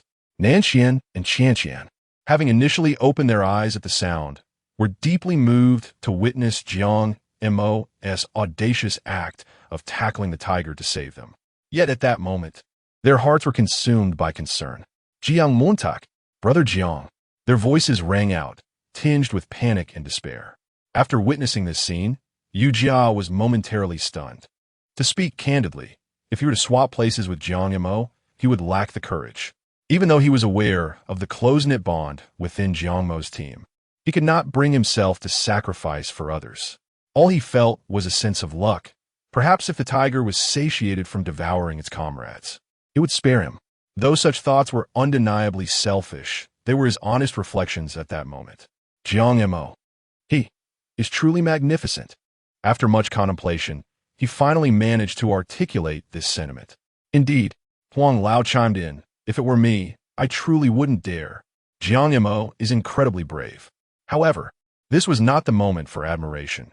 Yu Jia's face was etched with concern. Now that Jiang Mo has left the safe haven, he has no room for retreat. His predicament has become even more perilous. While I understand that battling a tiger is akin to chasing a fool's dream for survival, I still hold on to the hope for a miracle. Remarkably, Huang Lao did not counter this time. If it were anyone else, their fate would be sealed. But if it were Jiang Mo, perhaps a miracle would indeed occur, for he has brought us countless surprises. May this time be no different. On the barrage, although netizens often jest about Jiang Mo, at this moment, they were all captivated by his actions. Jiang Montak, you are incredible. As long as you survive today, I shall be your devoted fan from now on. Me too. I'm genuinely in tears. Sob sob. Jiang Mo, you must hold on. From the moment you charged at the tiger without hesitation, you became the most handsome man on this planet, without exception. Honestly, brother, you are extraordinarily handsome. I may have criticized you in the past, and for that, I apologize. Please just survive. Backstage, everyone was wide-eyed. No one could have anticipated that Jiang Mo would leap directly at the tiger. How much courage must one possess? Or perhaps it was not merely audacity, but a sense of responsibility to protect his teammates. Great individuals command respect from the depths of our hearts, and without a doubt, Jiang Mo had achieved that. At this moment, the director once again seized the intercom, "Rescue. How long until arrival?" The rescue team responded, "Director, we need at least another 15 minutes." The director insisted, "I don't care what it takes. Speed is of the essence. Get moving." His urgency was palpable, completely disregarding his image, revealing the depth of his concern. The broadcast director clasped his hands in fervent prayer. "Oh, Bodhisattva, if you possess a compassionate heart, please ensure my brother navigates this perilous ordeal safely." Under normal circumstances, the other staff members would have teased the broadcast director for his dramatic demeanor, but not now. They were all fervently praying for Jiang Mo in their hearts. This act of Jiang Mo was not about anything else, but about responsibility and courage, qualities that are most valued. All they hoped for was that Jiang Mo would receive the rescue team's assistance in time and emerge unscathed. Meanwhile, on Jiang Mo's side, after both the human and the tiger tumbled to the ground, they experienced a momentary daze. The tiger, adjusting its stance, regarded Jiang Mo with a wary gaze. Such is the nature of these solitary creatures, instinctively cautious, for an injury often equates to a death sentence in their world. Despite the apparent frailty of this human, the tiger had felt the undeniable force behind the recent attack. To it, there remained a tangible threat. Typically, when confronted by animals smaller than itself, a mere roar would send them fleeing without resistance. In those instances, a swift chase followed by a bite to the neck would swiftly conclude the encounter. Yet this human had dared to challenge it, leaving the tiger perplexed and filled with doubt. Chapter 76. Intermission. The tiger momentarily faltered, granting Jiang Mo the opportunity to rise from the ground. No one could fathom the rapidity of his heartbeat. His eyes were fixated on the tiger, his senses heightened to an extraordinary degree. At no point in his life had he encountered such peril. He was now faced with a tiger, specifically, the most ferocious of them all, the Bengal tiger, weighing over 300 kilograms. The disparity in their sizes was staggering. However, he was fortunate enough to have increased his agility through the system's enhancements. Although the tiger's agility was formidable, he was not lacking. Most importantly, he was currently empowered by a strength potion, potentially granting him an extraordinary force exceeding 1,000 pounds. In terms of strength, he held his ground. The sole aspect he needed to be cautious of was avoiding being bitten or struck by the tiger, as one misstep could lead to his demise.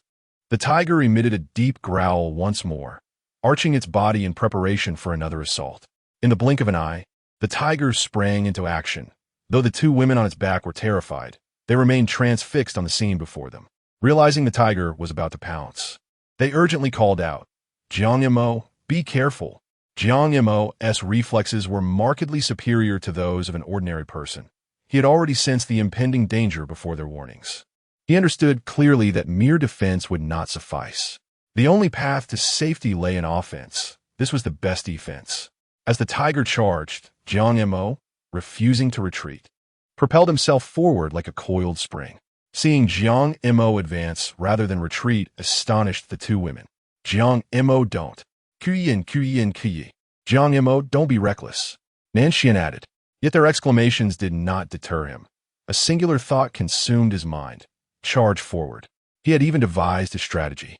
Just as the distance between him and the tiger shrank to 3 meters, the tiger leapt towards him. Jiang Mo did not hold back. At that moment, he felt emboldened, as if possessed by a spirit of valor. He wrapped his arms around the tiger's torso, and with a surge of momentum, executed a powerful throw. Take that! With a resounding thud, the tiger crashed to the ground beneath Jiang Mo's force. Before the tiger could regain its bearings, Jiang Mo unleashed a barrage of punches. Thud! Thud! Each strike echoed like thunder as Jiang Mo's fists rained down upon the tiger's head. Although the tiger possessed formidable resistance, the weight and force of Jiang Mo's blows were beginning to take their toll. The tiger writhed in agony, attempting to retaliate by snapping its jaws at Jiang Mo. However, dazed and disoriented, it resembled a drunken creature, lacking precision in its attacks, each one ineffective. Realizing it could not reach Jiang Mo, the tiger resolved to regain its footing. Thus, it began to thrash about with renewed vigor. Though Jiang Mo's strength was considerable, the tiger's sheer mass posed a significant challenge. With a mere flick, the tiger sent Jiang Mo flying. Upon landing, Jiang Mo swiftly regained his footing, his gaze fixed warily upon the beast before him. At this moment, the tiger appeared even more disheveled than Jiang Mo, its legs trembling and its head spinning in bewilderment. It could scarcely fathom how such a diminutive figure could possess such formidable strength. Having just suffered a setback, it dared not charge recklessly again. Jiang Mo, too, despite knowing he held the advantage in power, felt a twinge of uncertainty within. The standoff between man and tiger was palpable, an unspoken agreement for a momentary respite. In the broadcasting room, Yu Jia was utterly flabbergasted, completely dumbfounded. The sound of his hand card clattering to the ground echoed in the silence. Was Jiang Mo even human? This was a tiger we were talking about, not a mouse. How could one grapple with it? Jiang Mo. The competitor had once again shattered our preconceptions. We were aware of his considerable strength, but never to this extent. Gulp! Huang Lao swallowed hard, his eyes wide as saucers, stammering as he spoke. Previously, I had thought Jiang Mo's strength to be around 700 pounds. Now, it appears to be at least 1,000 pounds or more otherwise. Such a throw would be impossible. The online audience erupted in a frenzy. Heavens! A real-life Hercules! You're just a punch away from defeating that tiger. A modern-day Wu Song? I had thought that was merely a legend, but here it is before my eyes. While I too found Jiang Mo impressive, we must not become overly optimistic. After all, a tiger may err countless times, but a single mistake from Jiang Mo could prove catastrophic. The analysis held merit. The tiger's bite force was astonishing, and should it clamp down on him, the consequences would be dire. Whatever the outcome, Jiang Mo, you must prevail at the very least. You must hold out until help arrives. Meanwhile, backstage, the director picked up the intercom for the third time. Where's the rescue team? I ask you, where are they? Rescue replied, we're almost there, director. Just give us 10 more minutes and we'll arrive. The director retorted, what are you all doing? Didn't you say you used to fly fighter jets? Why the delay? You might as well be flying a tractor. Rescue counter, director, I started with helicopters, not fighter jets. I know you're anxious, but please remain calm. We are moving as quickly as possible. The director exclaimed, can I not be anxious? At that moment, the broadcast director gently patted the director's shoulder, urging him to calm down. I care about Jiang even more than you do. But what our rescue colleague said is true. We cannot rush this. The director was well aware of this. Yet without taking action, he felt an emptiness within. He did not want Jiang Mo to become the tiger's meal. Yet he felt powerless at this moment, placing all his hopes on the rescue team. Therefore, he urged everyone, let's not lose heart. Through the previous round of confrontation, we could distinctly perceive that Jiang Mo possesses the strength to fight.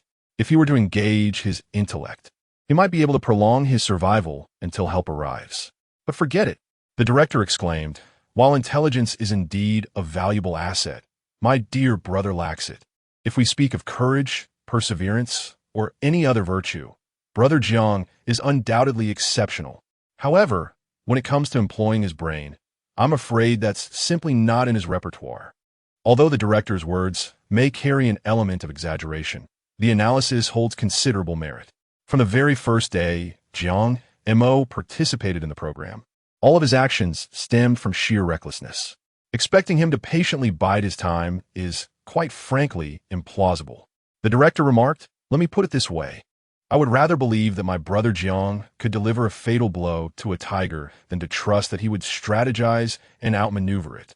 Chapter 77, Tiger. Danger. Live. At that moment, Jiang Mo suddenly recalled a crucial fact. The tiger wielded its teeth as weapons. but he too possessed a weapon. Moreover, the system had proclaimed it to be an epic-grade armament, although in his eyes, it appeared merely as an ordinary rebar. Nevertheless, facing the tiger, the presence of a reliable weapon significantly bolstered his confidence. Even if it was just a piece of commonplace rebar, if he swung it with force, the tiger would surely suffer broken ribs before retreating. With this thought in mind, Jiang Mo hesitated no longer. He feigned bending down to pick something up, and with a mere thought, a piece of rebar materialized in his hand. It was dark and unremarkable. At first glance, it resembled nothing more than a fire poker. The audience, oblivious to Jiang Mo's subtle movements, assumed he had casually picked up a stick. Upon seeing Jiang Mo brandish his weapon, the tiger's eyes widened in disbelief. Animals discern objects largely by scent. To the untrained eye, it was merely a fire poker, yet to the tiger, this object radiated a considerable threat. How unchivalrous! Despite the understanding that this rebar was far less imposing than legendary weapons, the tiger undeniably sensed the danger. However, it was not inclined to retreat. Even with Jiang Mo armed, the tiger still believed it had a fair chance of victory. With a low, rumbling roar, it aimed to disrupt Jiang Mo's focus, preparing to launch its attack. Unbeknownst to the tiger, Jiang Mo had seen through its cunning intentions. Initially, he had indeed felt a twinge of panic, but with a trusty weapon in hand, his fear had dissipated. He felt the scales of victory beginning to tilt in his favor. The ancestors of humankind triumphed over beasts precisely because they could wield tools. Jiang Mo twirled the rebar in his grip, creating a fierce momentum, effectively countering the tiger's display of aggression. On the back of the elephant, Nanxian spoke anxiously. Jiang Mo, just keep it up. Keep engaging it until the rescue team arrives. Qian nodded vigorously. Brother Jiang, please don't act rashly.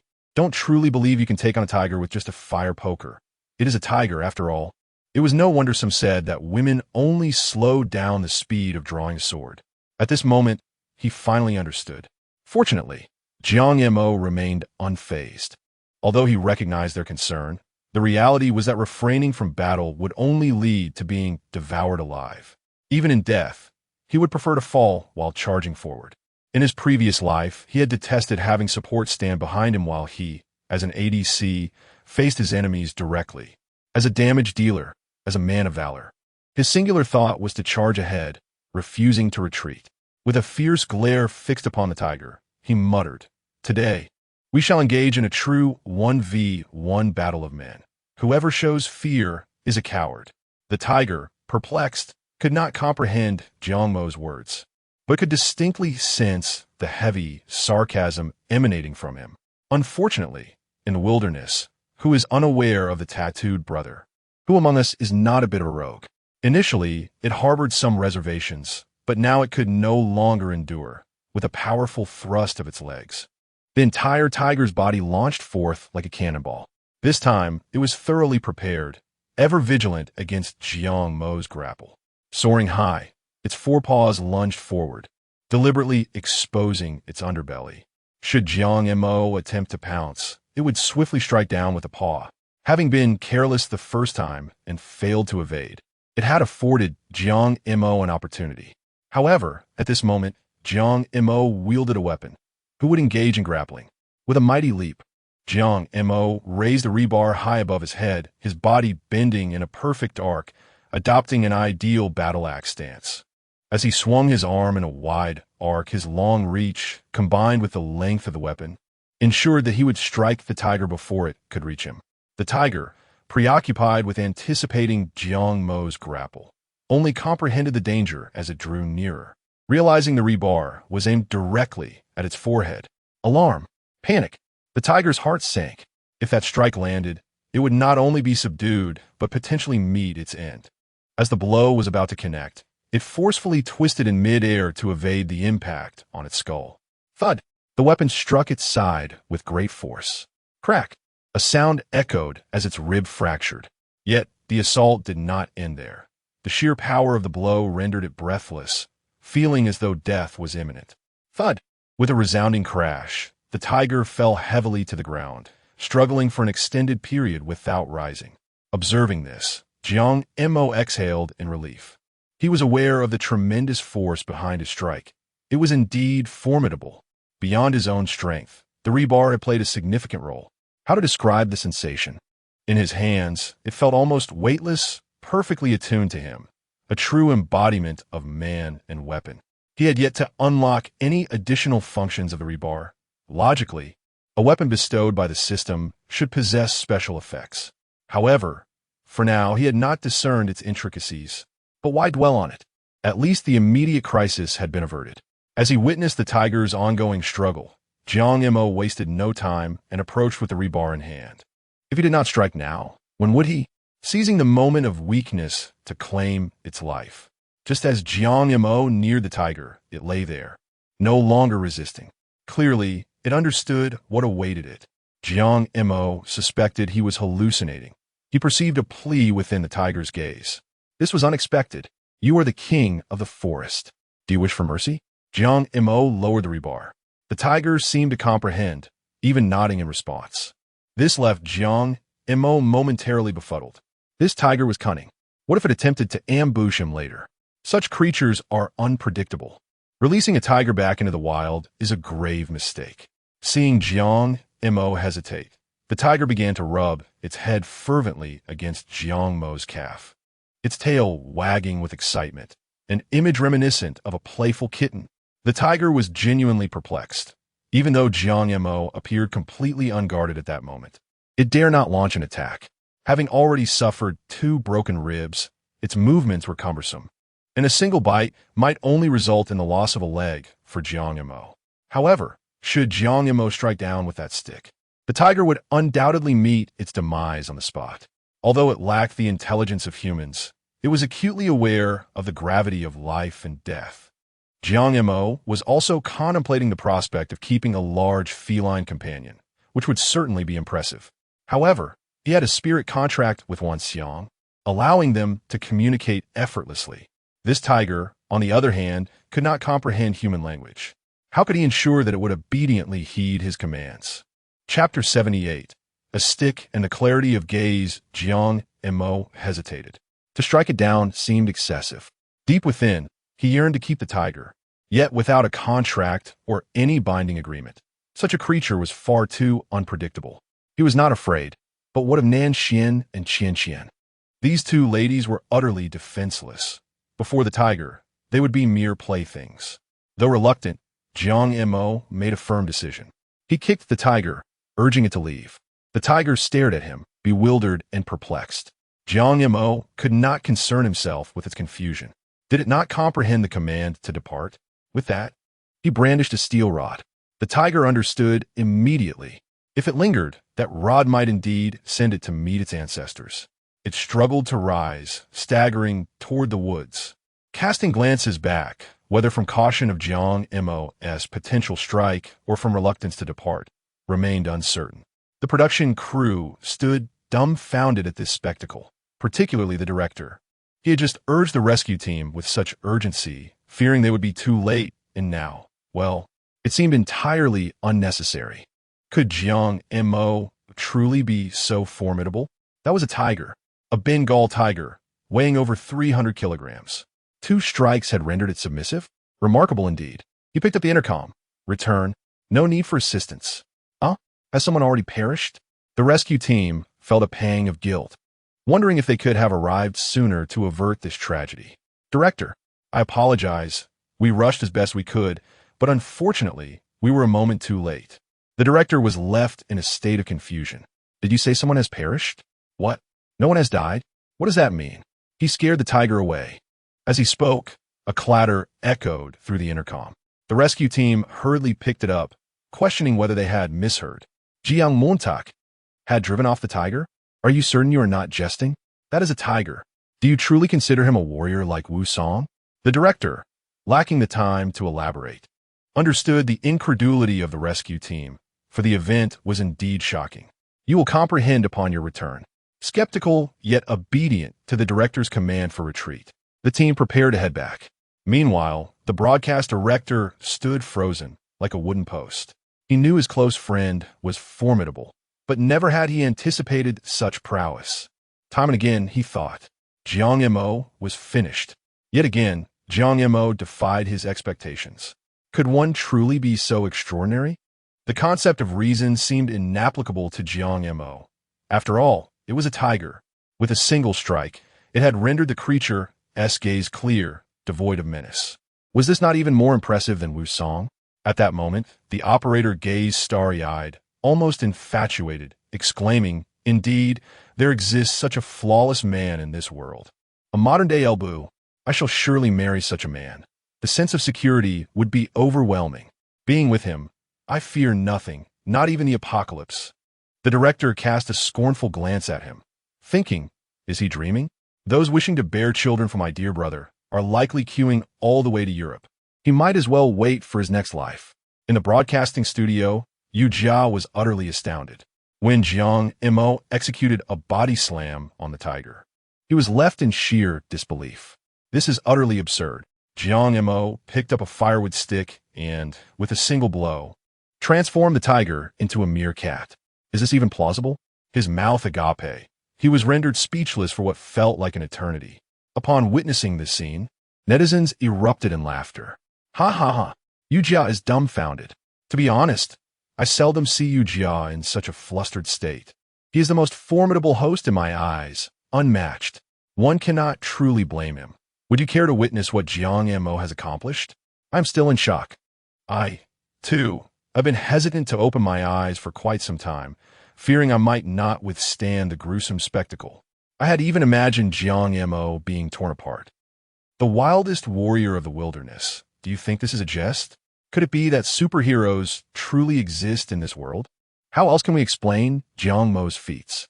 Meanwhile, at Jiang Mo's side, he observed the tiger retreating in defeat, leaving the two women with dazed expressions. They had just mentally prepared themselves, especially when the tiger first lunged. Qian had thought her life was at an end. Little did she know, at the critical moment, Jiang Mo had emerged to save her. At that moment, her heart was filled with gratitude and guilt. She believed that when Jiang Mo charged at the tiger, his fate was sealed. She felt fortunate to be alive, thankful for heaven's grace. Yet, her heart ached as she realized that her life was spared at the cost of Jiang Mo's own. This profound sense of guilt left her breathless. She never imagined Jiang Mo would triumph. Not only did he survive, but he also subdued the tiger. Jiang Qian's eyes were red, tears cascading down her cheeks. Her heart brimmed with 1,000 words, yet she found herself at a loss for how to begin. Jiang Mo glanced at her and smiled, reassuringly saying, "It's all right. It's over now." Jiang Montak. Nanxian seemed to have made a momentous decision. "From now on, I shall call you Jiang." She felt a sincere respect for him now. Previously, when Qian called him that, she had scoffed. But today, she believed Jiang Mo deserved such a title. "What?" Jiang Mo replied with a playful smirk, placing his hand near his ear in a mock gesture of not hearing. Nanxian shot him an exasperated look. This guy is undeniably strong, yet it can be quite insufferable. It was indeed a challenge to repeat those words. Ignore it if you didn't hear. How could Jiang Mo not have heard? He merely wished to lighten the atmosphere, as the previous tension had been palpable. "Come down now. The tiger has left." Upon hearing this, Wan Xiang obediently lay down. The two women climbed off his back, and the moment they descended, Qian dashed toward Jiang Mo. Before Jiang Mo could fully comprehend the situation, he found himself enveloped in an embrace, with tears streaming down the face of the person in his arms. Nanxian had initially intended to join in the embrace, yet hesitated primarily due to the lack of space. She approached Jiang Mo and naturally intertwined her arm with his. Even Wan Xiang, who had been lying on the ground, rose to his feet and ambled over to Jiang Mo, affectionately nudging him with his trunk. This heartwarming scene was witnessed by all the viewers in the live stream. LV13, the frustrated old horse. Goodness, I am truly envious. LV16, the lonely one. I can't even find a single woman, and this guy is surrounded by two. Who am I supposed to complain to? LV20, AA Salva. You're thinking too narrowly. This is merely what you can see. What about what remains unseen? LV60, Jiangnan 007. Exactly. Our good brother has truly become the center of attention. LV60, Fierce Tiger. How enviable. LV23, I love speaking the truth. Wait, you're envious of the MVP announcement screen? What a trivial matter. Chapter 79. Remarkable from a young age, Jiang Mo's outrageous actions once again stirred a tempest online. Shocking. A contemporary El-Bu emerges in the wilderness.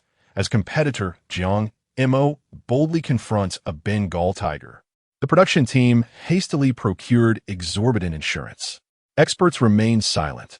A video surfaces of an ordinary contestant engaging in hand-to-hand combat with a Bengal tiger as comments flood in comparing him to the legendary red hair and El-Bu. The entire internet inquires, is this wilderness warrior a reincarnation of El-Bu? More ferocious than Wu Song?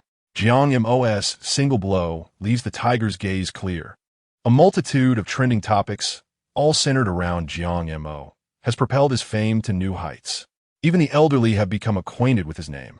In a park, as elderly men and women prepare to dance, one person casually mentioned Jiang Mo, igniting a fervent discussion. Goodness, that young man.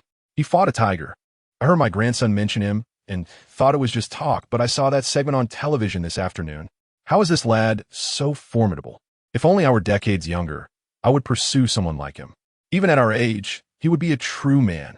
Alas, such men are only for us to admire. Isn't there a daughter in the Oldley family? Perhaps we could devise a way to introduce them. That would be a lifetime of bliss. Indeed, what does it matter if a man is handsome? The key is strength. It took me this long to truly understand that. Scenes and dialogues like these unfolded in various locales. It is no exaggeration to say that Jiang Mo has genuinely transcended the ordinary. Unbeknownst to him, he has captivated the hearts of numerous middle-aged and elderly women. His mind is solely focused on one task, hastily constructing a secure shelter. Previously, he had been indifferent and unhurried. However, circumstances have changed. He has begun to notice many anomalies. With the appearance of African elephants and Bengal tigers, the likelihood of other ferocious beasts emerging is entirely plausible. Wolf packs, lion prides, grizzly bears, and more. Although his encounter with the tiger has diminished his fear, the prospect of a surprise attack during sleep looms large. Especially for the two women, their defensive capabilities are virtually non-existent. Let us gather some grass and tree bark. I'll reinforce the walls with wood. We must quickly enhance our shelter. Following the tiger's attack, the two women have come to appreciate the necessity of a secure refuge. Let us go. I'll lead the way. With that, Nanxian stepped forward, but after just a few paces, she hesitated and returned. She then linked her arm with Jiang Mo's, pulling him along. Jiang Mo, momentarily bewildered, wore a confused expression, while Nanxian's cheeks flushed slightly. Her intentions were not to flirt, but rather a response to the uncertainty following the tiger incident. The thought of encountering another beast on their journey made her anxious. Yes, holding on to Jiang Mo like this makes me feel much more secure, she thought. Jiang Mo, at a loss for words, muttered, all beings, down. Initially, he thought that the three of them could simply walk, with Wanxiang following behind. However, observing the state of the two women, he realized that riding on Wanxiang would be far more efficient. Once Wanxiang lay down, the trio climbed onto his back and proceeded towards their destination. Throughout the afternoon, Jiang Mo's group successfully transported all the rain-resistant grass and tree bark back. In the meantime, Jiang Mo fashioned a rudimentary staircase to facilitate the passing of items between the two women. Even if he worked swiftly alone, the constant climbing up and down proved cumbersome. With Qianqian and Nanchuan's assistance, along with Wanxiang, their efficiency soared. By nightfall, Jiang Mo had completed the roof's rain protection. Yet he did not rest. Instead, he hurriedly filled in the walls of the shelter. Previously, he had merely constructed a frame, but he had left the necessary slots intact. There were also excess trees from the transportation, and tonight, he was determined to finalize the shelter. The two women could not be of much help in this regard, so Jiang Mo directed them to prepare dinner. Around 10 o'clock in the evening, Jiang Mo finally completed everything. The shelter was nearly finished. He only needed to seal the drafty areas with mud and grass, but it was now habitable. After dinner, Qianqian and Nanxian moved their belongings into this new refuge. They no longer dared to stay in their former shelter. Both women had brought sleeping bags, while Jiang Mo had only 2 unchanging banana leaves. He had initially remarked that it was inappropriate for men and women to be too close, suggesting they maintain some distance even while sharing a shelter. However, the circumstances had changed. The 2 women, akin to startled birds, insisted on staying close to him. Jiang Mo, on the other hand, was indifferent, as the discomfort did not fall upon him. In the past, he might have been exhilarated by the situation, relishing the attention of both women. But now he felt something was amiss, his mind clouded with confusion, rendering him unable to feel excited. Jiang Mo, are you cold? Qian inquired softly. He shook his head. Cold? Not at all. The conditions here are better than usual. I often sleep outside like a wild man. The 2 women couldn't help but chuckle, easing the previously tense atmosphere. Jiang Mo, could you share your past with us? I'm quite curious about the environment that shaped you into such a formidable person, Nanxian suggested, to which Qian eagerly chimed in, yes. Jiang, please tell us. I'm so curious. How could Jiang Mo respond? He was not from this world. In his previous life, he had been an ordinary individual, having graduated from a junior college without achieving much distinction. Afterward, he returned home and formed a team with his childhood friends to protect agriculture. They raised some dogs and acquired drones to hunt wild boars. Among them, he was the most daring, taking on the role of the one who would leap onto the boar and deliver the final blow. He had also faced wild boars single-handedly. But at that time, he was well-equipped, and as long as one was bold, there were hardly any issues. One might describe him as a reckless individual, albeit with some justification. From a young age, he exhibited a certain audacity. Life and death held little significance for him. If one dared to challenge him, he would confront them head-on. Whether one meets an early demise or a late one, death remains inevitable. Why fear trivial matters? However, how could he articulate such thoughts? Would the 2 women believe him if he spoke? As for his former self, there is little more to say. In order to align with his crafted persona, Jiang Mo began to weave fanciful tales. I have always been quite formidable. At the age of 3, I wrestled with a wolf dog for a bottle. By 5, I had seized my homeroom teacher's collar to correct my assignments. At 7, I uprooted willows to overturn the principal's desk. At 9, I single-handedly faced off against the laborers in the town.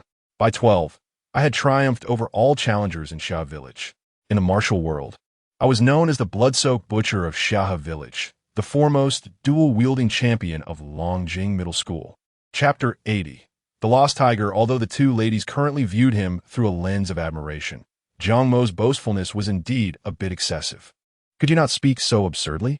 Nanxian remarked, somewhat exasperated. Indeed, Jiang, we are genuinely eager to learn about your past. Qian chimed in, her curiosity evident. Jiang Mo was reluctant to fabricate a tale, yet he found himself at a loss for words. Just as he hesitated on how to respond, a rustle emerged from outside the shelter. The 2 ladies fell silent instantly, instinctively holding their breath, their faces etched with anxiety. Jiang Mo, too, became vigilant. He was certain that something was watching them from the outside. Though a flicker of apprehension coursed through him, he resolved to venture out, for being scrutinized in such a manner was untenable. As he rose, the 2 ladies hurried to dissuade him. Jiang Mo, you mustn't go. It's dangerous. Please, Jiang, don't. While he shared their trepidation, he understood that hiding away would not resolve the situation. Remaining indoors felt akin to cowering under the covers from a ghost. Fear not. Trust me. I shall act with prudence. With that, he disregarded their protests and stepped outside, summoning a spiral steel rod into his grasp. This tool fortified his confidence significantly. Stealthily, he approached the threshold and immediately spotted the familiar figure. The commotion outside was caused by the tiger from earlier that afternoon. Jiang Mo furrowed his brow in confusion. Had he not driven it away? What brought it back? Was it seeking revenge? Yet, its demeanor suggested otherwise. Upon seeing Jiang Mo, the tiger obediently lay on the ground, its tail wagging in a manner reminiscent of a dog. Having dealt with canines for many years, Jiang Mo surmised that this creature wished to pledge its allegiance to him. You wish to accompany me? He inquired, gradually advancing towards the tiger. As he neared, it affectionately nudged his pant leg with its head. It was confirmed. Unable to restrain himself, Jiang Mo bent down to stroke its head, akin to petting a cat. Truth be told, he found the idea of nurturing such a magnificent creature quite alluring. It would undoubtedly be a striking companion. In comparison to an elephant, it surpassed in allure. Yet, the core issue remained. This was still a wild beast, and the unpredictable factors were considerable. While he was unafraid, possessing the means to subdue it, his two companions were not equipped for such encounters. A thought occurred to him. Perhaps he could try his luck with the system again. If only it could yield a spirit pet contract, the dilemma might be resolved. With that notion in mind, Jiang Mo opened the system panel without further hesitation. Host Jiang Mo, Speed 117, Strength 123, Agility 125, Resistance 182, Skills, Master Level Carpentry, High Altitude Survival Techniques, Permanently Held Items, Strength Potion, Spirit Pet Contract, Weapon, Spiral Steel Rod, Reputation Points, 640,245. Jiang Mo gazed in astonishment at his attributes. He had previously expended over 500,000 reputation points. Each attribute had been augmented by 50 points, and now all attributes had reached their limits. He had not given it much thought before, but it was no wonder he had held his own against the tiger during the day. His agility had not faltered. The most astonishing revelation, however, was that he had amassed over 600,000 reputation points. This meant that in this round of lottery, regardless of whether he obtained valuable items, his attributes would receive an enhancement of 60 points. This was truly outrageous.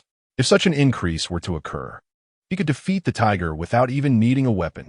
With the assistance of the strength elixir he already possessed, his power was more than sufficient. And if he were to bolster his agility and speed, wouldn't he become invincible? Nonetheless, he still harbored a desire to draw a spirit pet contract so that he could tame a tiger. The lottery was fraught with uncertainty. The desired items were not guaranteed. Moreover, there was a significant concern. The prize pool might be fixed, meaning one could only draw each item once. Spending more reputation points would be futile if the item simply did not exist. Rather than gamble on chance, it would be wiser to directly upgrade the existing spirit pet contract, though he was unsure if the system provided such a function. System: can a spirit pet contract be directly upgraded? Yes. Huh.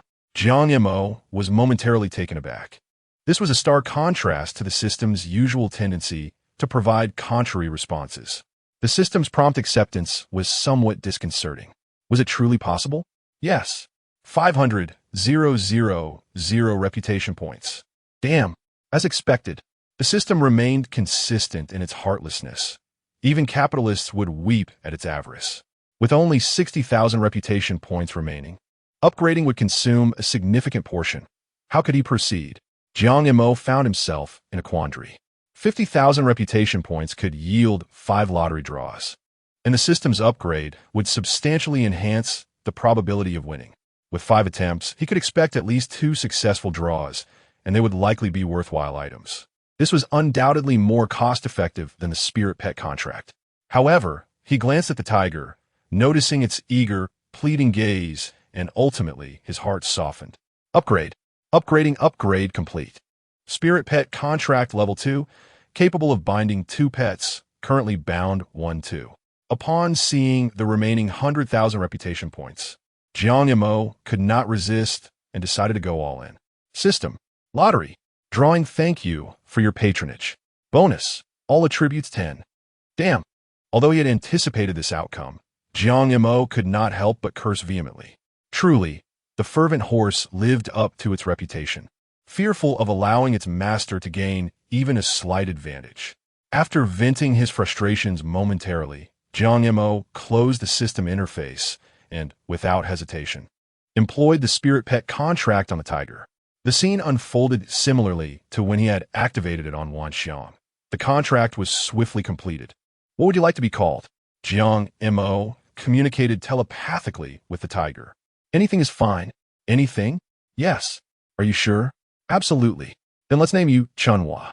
Last time, Wanxiang did not desire this name, and this time it seems to be a concession to this tiger. Your entire family is called Chunhua. Am I, the king of the forest, to be named Chunhua? Jiang Mo was displeased. Did you not claim that any name would suffice? Moreover, do you dare to retort? What is your standing? And what is mine? You deem yourself the king of the forest, do you? How is it that with a mere strike, your demeanor becomes so clear? Jiang Mo unleashed a torrent of words, and the tiger instantly fell silent. Although it was unwilling to accept, Jiang Mo spoke the truth. It could not indeed compete. In the end, it could only stubbornly refuse, insisting it would not be called Chunhua.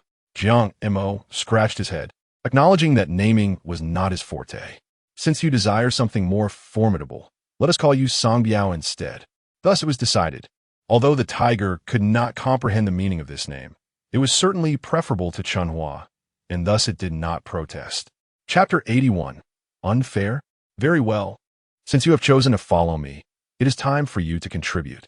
The task of keeping watch is now entrusted to you. After delivering this directive, Jiang Mo returned to the shelter. Upon his arrival, the two women immediately rushed toward him. Was it the old tiger from this afternoon? Yang Yi. Why don't you just kill it? Qian exclaimed fiercely, her face filled with concern. It was far too dangerous for the beast to return at this hour. Qian's reaction was understandable. Eliminating potential threats was a matter of prudence. I have already taken it as my subordinate. It will guard us during the night from now on. Rest assured, it is just like Wan Xiang and will not harm you. What? The two women looked on in disbelief. Qian asked, Jianggu, are you serious? Nanxian added, but it's a tiger. If it goes wild, we are finished. Jiang Mo understood their apprehension. Had there been no spirit pet contract, he would never have accepted such a creature. He had spent 500,000 to upgrade, solely to ensure their safety, leaving nothing to chance. You must trust me. Nothing will go wrong. If you're truly frightened, I can command it to remain at least 10 meters away from you. This, Qian found it utterly absurd. Just this afternoon, Jiang Mo had fought fiercely with the tiger. How could it suddenly be so obedient? Do you not believe me? Jiang Montak inquired. The two women nodded in unison. Jiang Mo, deciding to prove his point, called out to the beast, saying Biao, stay far from the house, retreat 10 meters. Upon hearing this command, Sang Biao immediately stood up and turned to move backward, settling down about 10 meters away. The sight left the two women astounded. How could this be? There was no way it was merely a coincidence. Jiang Mo had said to retreat 10 meters, and the creature had indeed moved precisely that distance. How did you accomplish that? Qian asked, a look of bewilderment on her face. How could it possibly understand what you were saying? Huh. Jiang Mo chuckled with a hint of arrogance. I've already told you, I am the leader of the Tainai circus. The genes that draw me close to animals flow through my veins. Such things are beyond your comprehension. After his declaration, the two women rolled their eyes. While it was true that Jiang Mo was indeed impressive, his reasoning was rather far-fetched.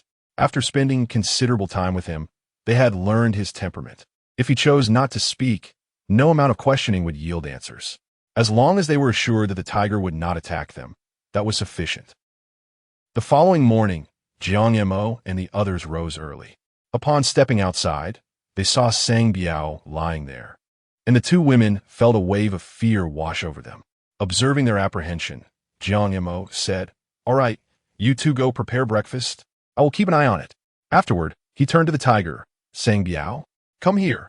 Upon hearing Jiang Mo's call, Sang Biao obediently approached and laid down at his feet. Jiang Mo then reclined comfortably, using the tiger as a makeshift pillow. See, I told you it wouldn't attack you. There is no need for fear, is there? Nanxian shot him a glare. If I could overpower it, I wouldn't be frightened. Exactly, Jianggu. As Qian tended to the fire, she expressed her desire to be as formidable as her companion, unafraid of any challenges. Indeed, upon reflection, the sentiments of the two women were entirely valid. In an effort to facilitate their acceptance of the wolf, Jiang Mo interjected, suggesting that the presence of the wolf would be akin to having a vigilant guardian, alleviating the need for them to hunt for sustenance. They could indulge in meat at their leisure. Jiang Mo's words sparked a flicker of intrigue in the two women. Although they were not currently lacking for food, there remained a considerable amount of the wild boar from Jiang Mo's last hunt. They had grown weary of excess. If the wolf could truly procure provisions for them, it would be a most delightful prospect. Really? Chan questioned, skepticism lacing her tone. Will it truly bring us food? Absolutely, Jiang Mo declared, thumping his chest. As its leader, it must heed my commands. Don't boast, Nonsensical retorted, harboring doubts despite her desire for the wolf to provide for them, deeming the notion somewhat far-fetched. In response to their skepticism, Jiang Mo ceased his banter and rose from atop the tiger, giving the wolf a firm kick. Go, fetch us something to eat. If you can't, don't bother returning. At his command, the wolf obediently departed. In the broadcast studio, Yu Jia and Huang Lao were momentarily taken aback by the scene unfolding before them. This tiger, it must be the one that fought Jiang Mo yesterday, Yu Jia noted. From appearances, it would seem so, Huang Lao concurred. And now, what is the situation? It appears Jiang Mo has tamed it, Huang Lao replied. Really? But that SA tiger, a solitary creature, the epitome of a proud predator. Well, one must adapt to circumstances.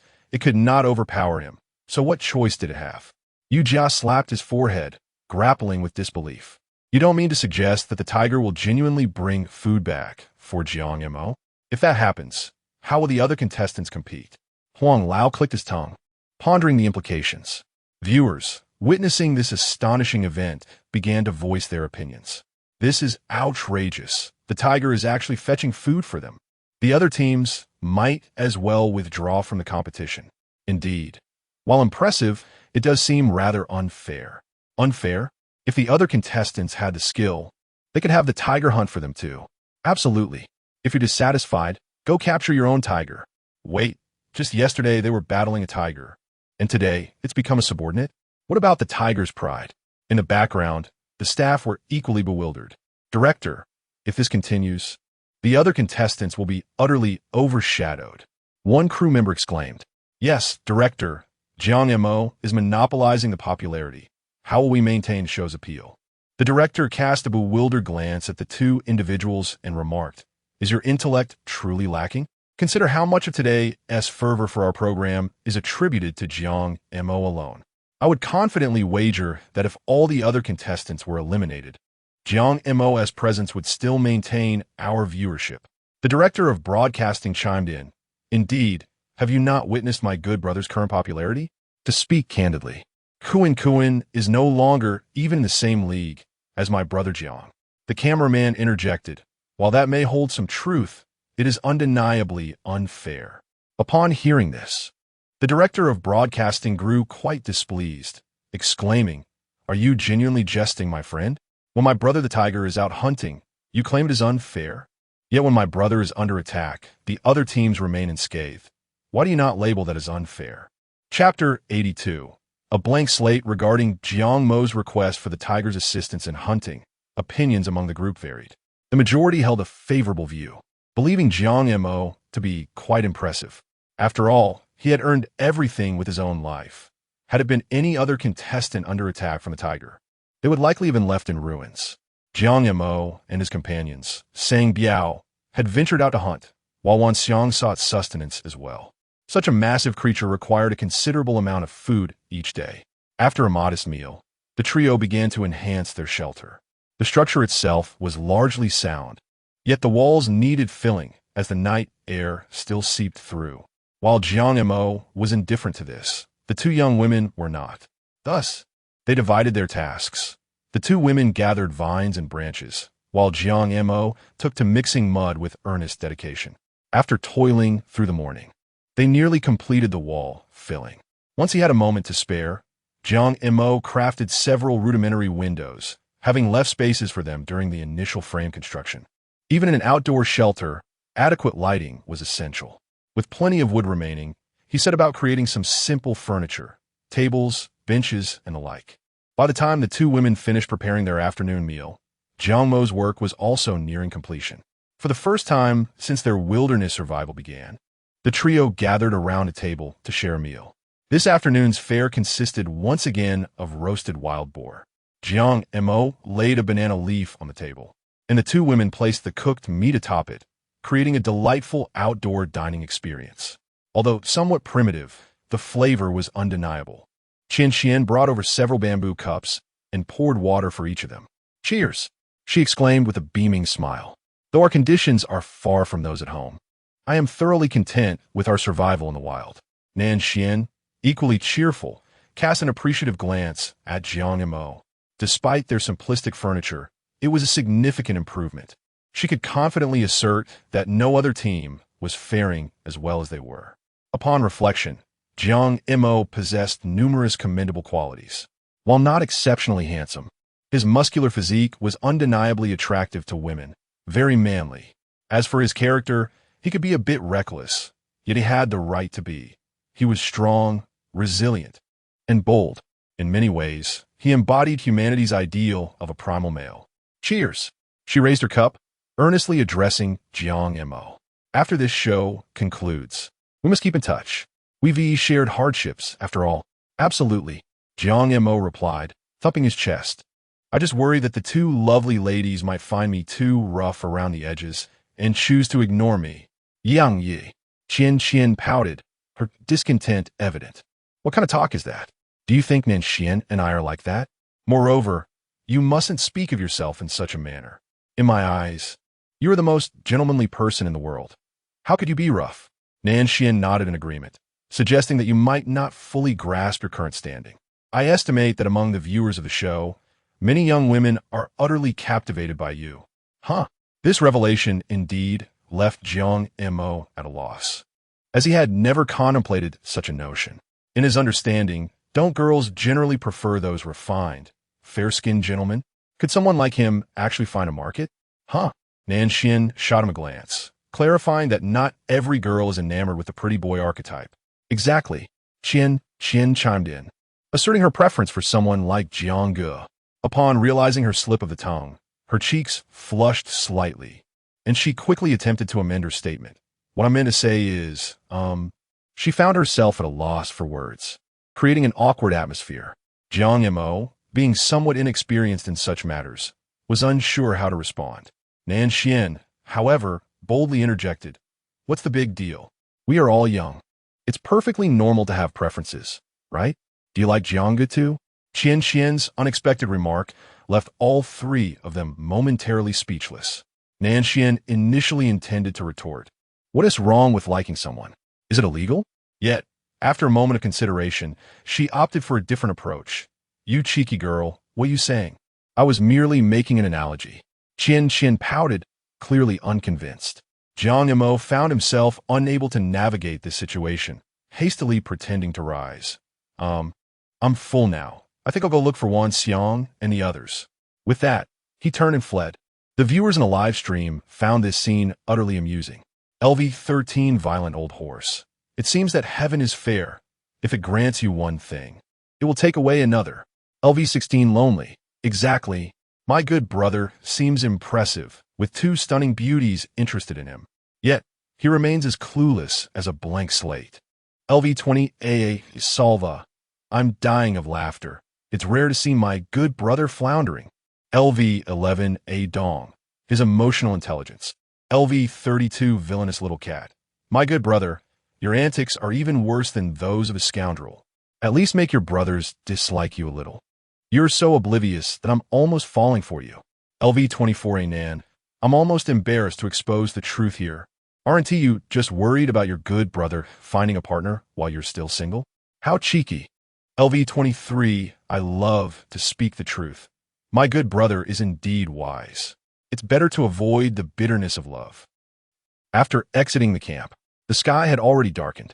However, those two had set out early and were nowhere to be seen now. How far could they have gone? Jiang Mo felt a tinge of curiosity and thus climbed up a nearby lookout tree. Upon reaching the treetop, he scanned the entire forest below. Why was there not a trace in sight?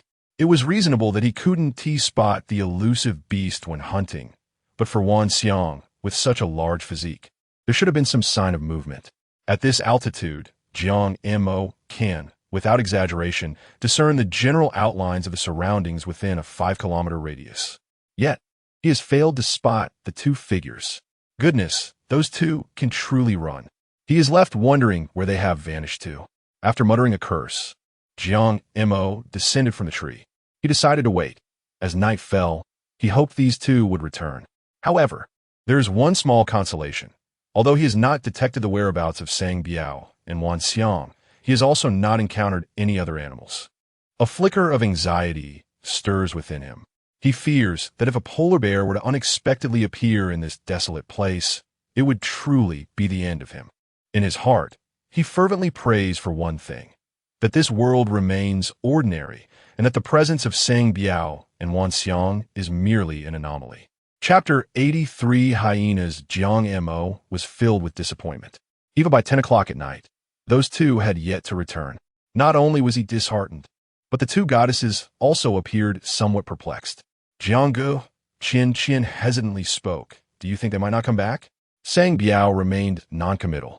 However, Nanxian logically analyzed. Wan Xiang should be returning, as it is evident that it shares a strong bond with Jiang Mo. Jiang Mo did not refute the two women's conjectures. Deep down, he understood that regardless of the circumstances, those two would not abandon him, for they were bound by the spirit pet contract.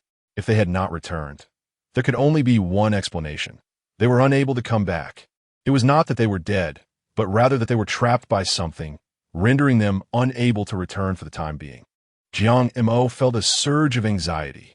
It had only been a few days since he had acquired these companions, and now such a predicament had arisen.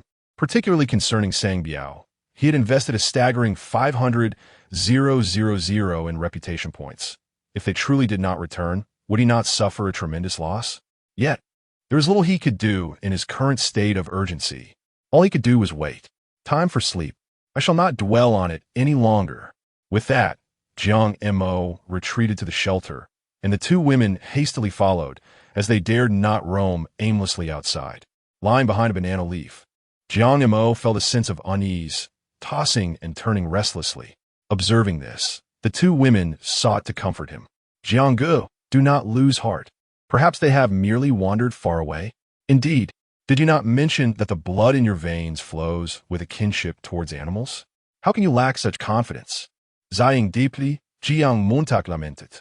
It wasn't that he felt an exceptionally deep affection for the two creatures, as they had only been together for a few days. The crux of his distress lay in the reputation points, 500,000. To lose such a sum was indeed disheartening. Enough. You would understand even if I explained it to you. The two women, witnessing his turmoil, found themselves at a loss for words. Yang Yi, let's sleep. A good night's rest may change everything. Perhaps when you awaken tomorrow, they will have returned. Jiang Mo took a moment to ponder this notion. Indeed, what good would it do to rush? In the capital city, within a spacious conference room, 7 or 8 individuals gathered around a rectangular table, with the producer of the program prominently in attendance. Seated at the head of the table was a middle-aged man, impeccably dressed in a shirt, his well-toned physique a testament to years of exercise. Let's all share our opinions. Will Jiang Mo's actions ultimately affect the fairness of the program? The producer glanced at the financial backer present and continued, Mr. Liu, I believe it will not have an impact. Although there are voices online expressing concern, the majority of netizens still support Jiang Mo. A middle-aged man beside him raised his hand to speak. My views align closely with Wu Gang's. I perceive no significant issues. Jiang Mo possesses considerable popularity. He is undoubtedly the star of the program. Moreover, the tiger hunting was not orchestrated by the production team. It was a matter of life and death that he rightfully earned. Director Liu nodded, expressing his agreement with the others. Jiang Mo is indeed a formidable contender, and he possesses considerable appeal. The presence of dissenting voices from outside only serves to elevate the topic's prominence, thereby maintaining a high level of interest in our program. I've made a decision. For future advertising placements, we should allocate as much as possible to Jiang Mo, given his popularity. But what about Kuan? A middle-aged man seated at the conference table raised his hand, remarking, our previous advertising targets were all focused on Kuan. The producer replied, inquire with the advertisers. Do they prefer Jiang Mo for the promotions, or would they rather stick with Kuan? At that moment, the middle-aged man found himself momentarily speechless. Director Liu continued, we are all experienced in this industry. The The primary revenue will still depend on the advertisers. Other funding channels are merely supplementary. Let us arrange a meeting with Jiang Mo to discuss the advertising fees. Additionally, I have another proposal. We should prioritize giving more screen time to Jiang Mo in our program.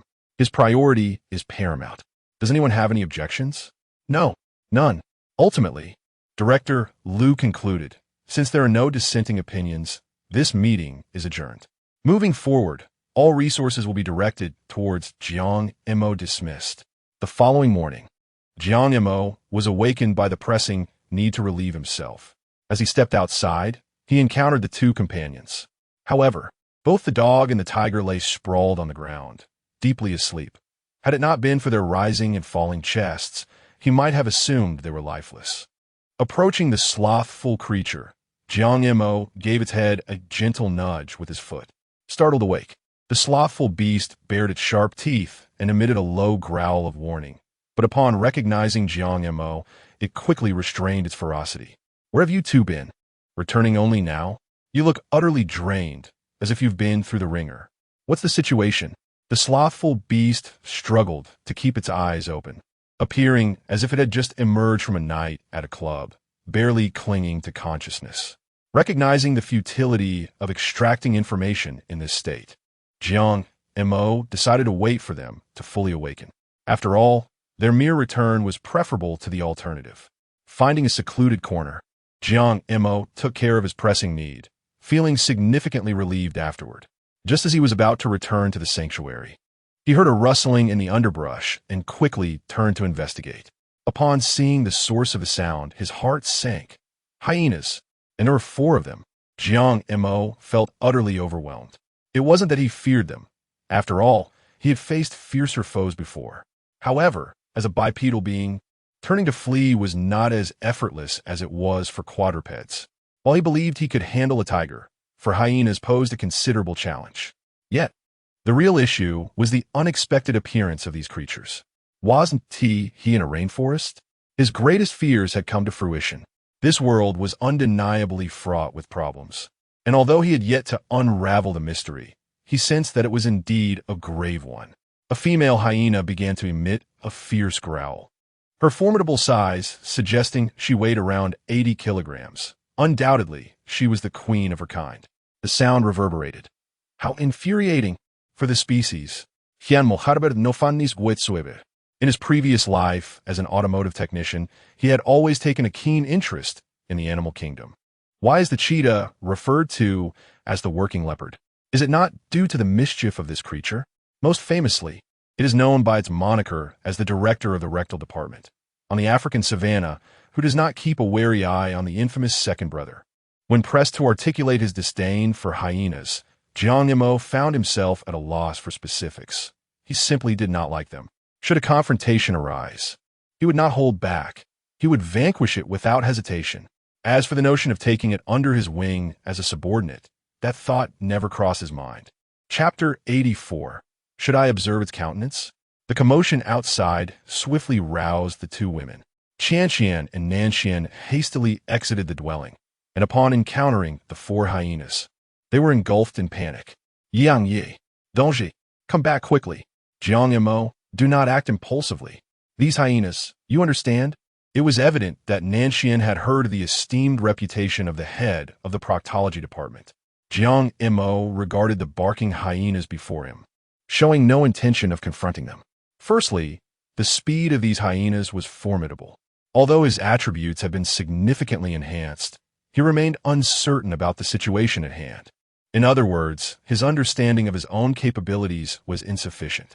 At present, he could distinctly perceive his remarkable resilience, great strength, and excellent vision. As for the rest, he was aware of his superiority over ordinary individuals, yet the extent of this superiority eluded him. The hyenas, too, were hesitant to make a move. It was not that they feared Jiang Mo. Rather, they were wary of the carcass of the hyena that lay nearby. Had it been a laboring leopard or a lioness, they would have lunged at Jiang Mo without hesitation. In the broadcasting studio, due to adjustments in the program's resources by the investors, the cameras were now predominantly focused on Jiang Mo observing the hyenas. Yu Jia felt a twinge of concern. It was far from the panic of earlier days. After all, Jiang Mo was a man capable of single-handedly taking on a tiger. It would not be an easy task for the hyenas to claim his life. What allure does Jiang Mo possess for these wild beasts? Why is it that while other contestants remain unscathed, he is besieged by either tigers or hyenas? It remains to be seen whether Jiang Mo can handle this predicament with composure. Elder Huang remarked, logically speaking, these hyenas should not pose a significant threat to Jiang Mo. He then shifted his tone. However, hyenas are known to be cunning and quite tenacious, especially with the presence of a hyena queen among them. Jiang Mo's efforts to deal with them may not be so straightforward. Yu Jiao nodded in agreement with Elder Huang's perspective. While they recognized Jiang Mo's combat prowess, the issue at hand was not a singular hyena, but 4 of them. Engaging in one-on-one combat differs vastly from facing a pack. And given that hyenas excel in coordinated attacks, Jiang Mo might find himself at a disadvantage in an actual confrontation. Upon concluding their discussion, the viewers began to express their opinions. Nonsense. You underestimate my Jiang. Exactly. Is the title of the wilderness's fiercest man earned without merit? Though they were engaging in playful banter, Yu Jia and Elder Huang's analysis was quite objective. Hyenas are not to be trifled with. I concur. It would be wise for Jiang Mo to bide his time, came another comment. If Jiang Mo possesses any sense, he surely won't engage them. Aside from these remarks, some comments displayed peculiar reasoning. What have the hyenas done to you? Why the need for violence? Indeed, hyenas can be quite endearing. We are all creatures of nature. Why must there be conflict? If Jiang Mo truly harms the hyenas, I shall hold it against him for eternity. Upon witnessing the barrage of comments, Jiang Mo's supporters grew agitated. Are we still playing the role of the virtuous here? In the wilderness, the one with the strongest fist possesses the truth. Why do you not voice your concerns when hyenas maul other creatures? Indeed, I harbor a profound disdain for hyenas. Jiang Mo must ensure these beasts are vanquished to spare other animals from suffering. Am I mistaken? Someone actually finds hyenas adorable? They embody the utmost lack of martial virtue. Mutilating their prey while it still breathes is undeniably cruel. In the African savanna, my favorite spectacle is the lion teaching a lesson to hyenas.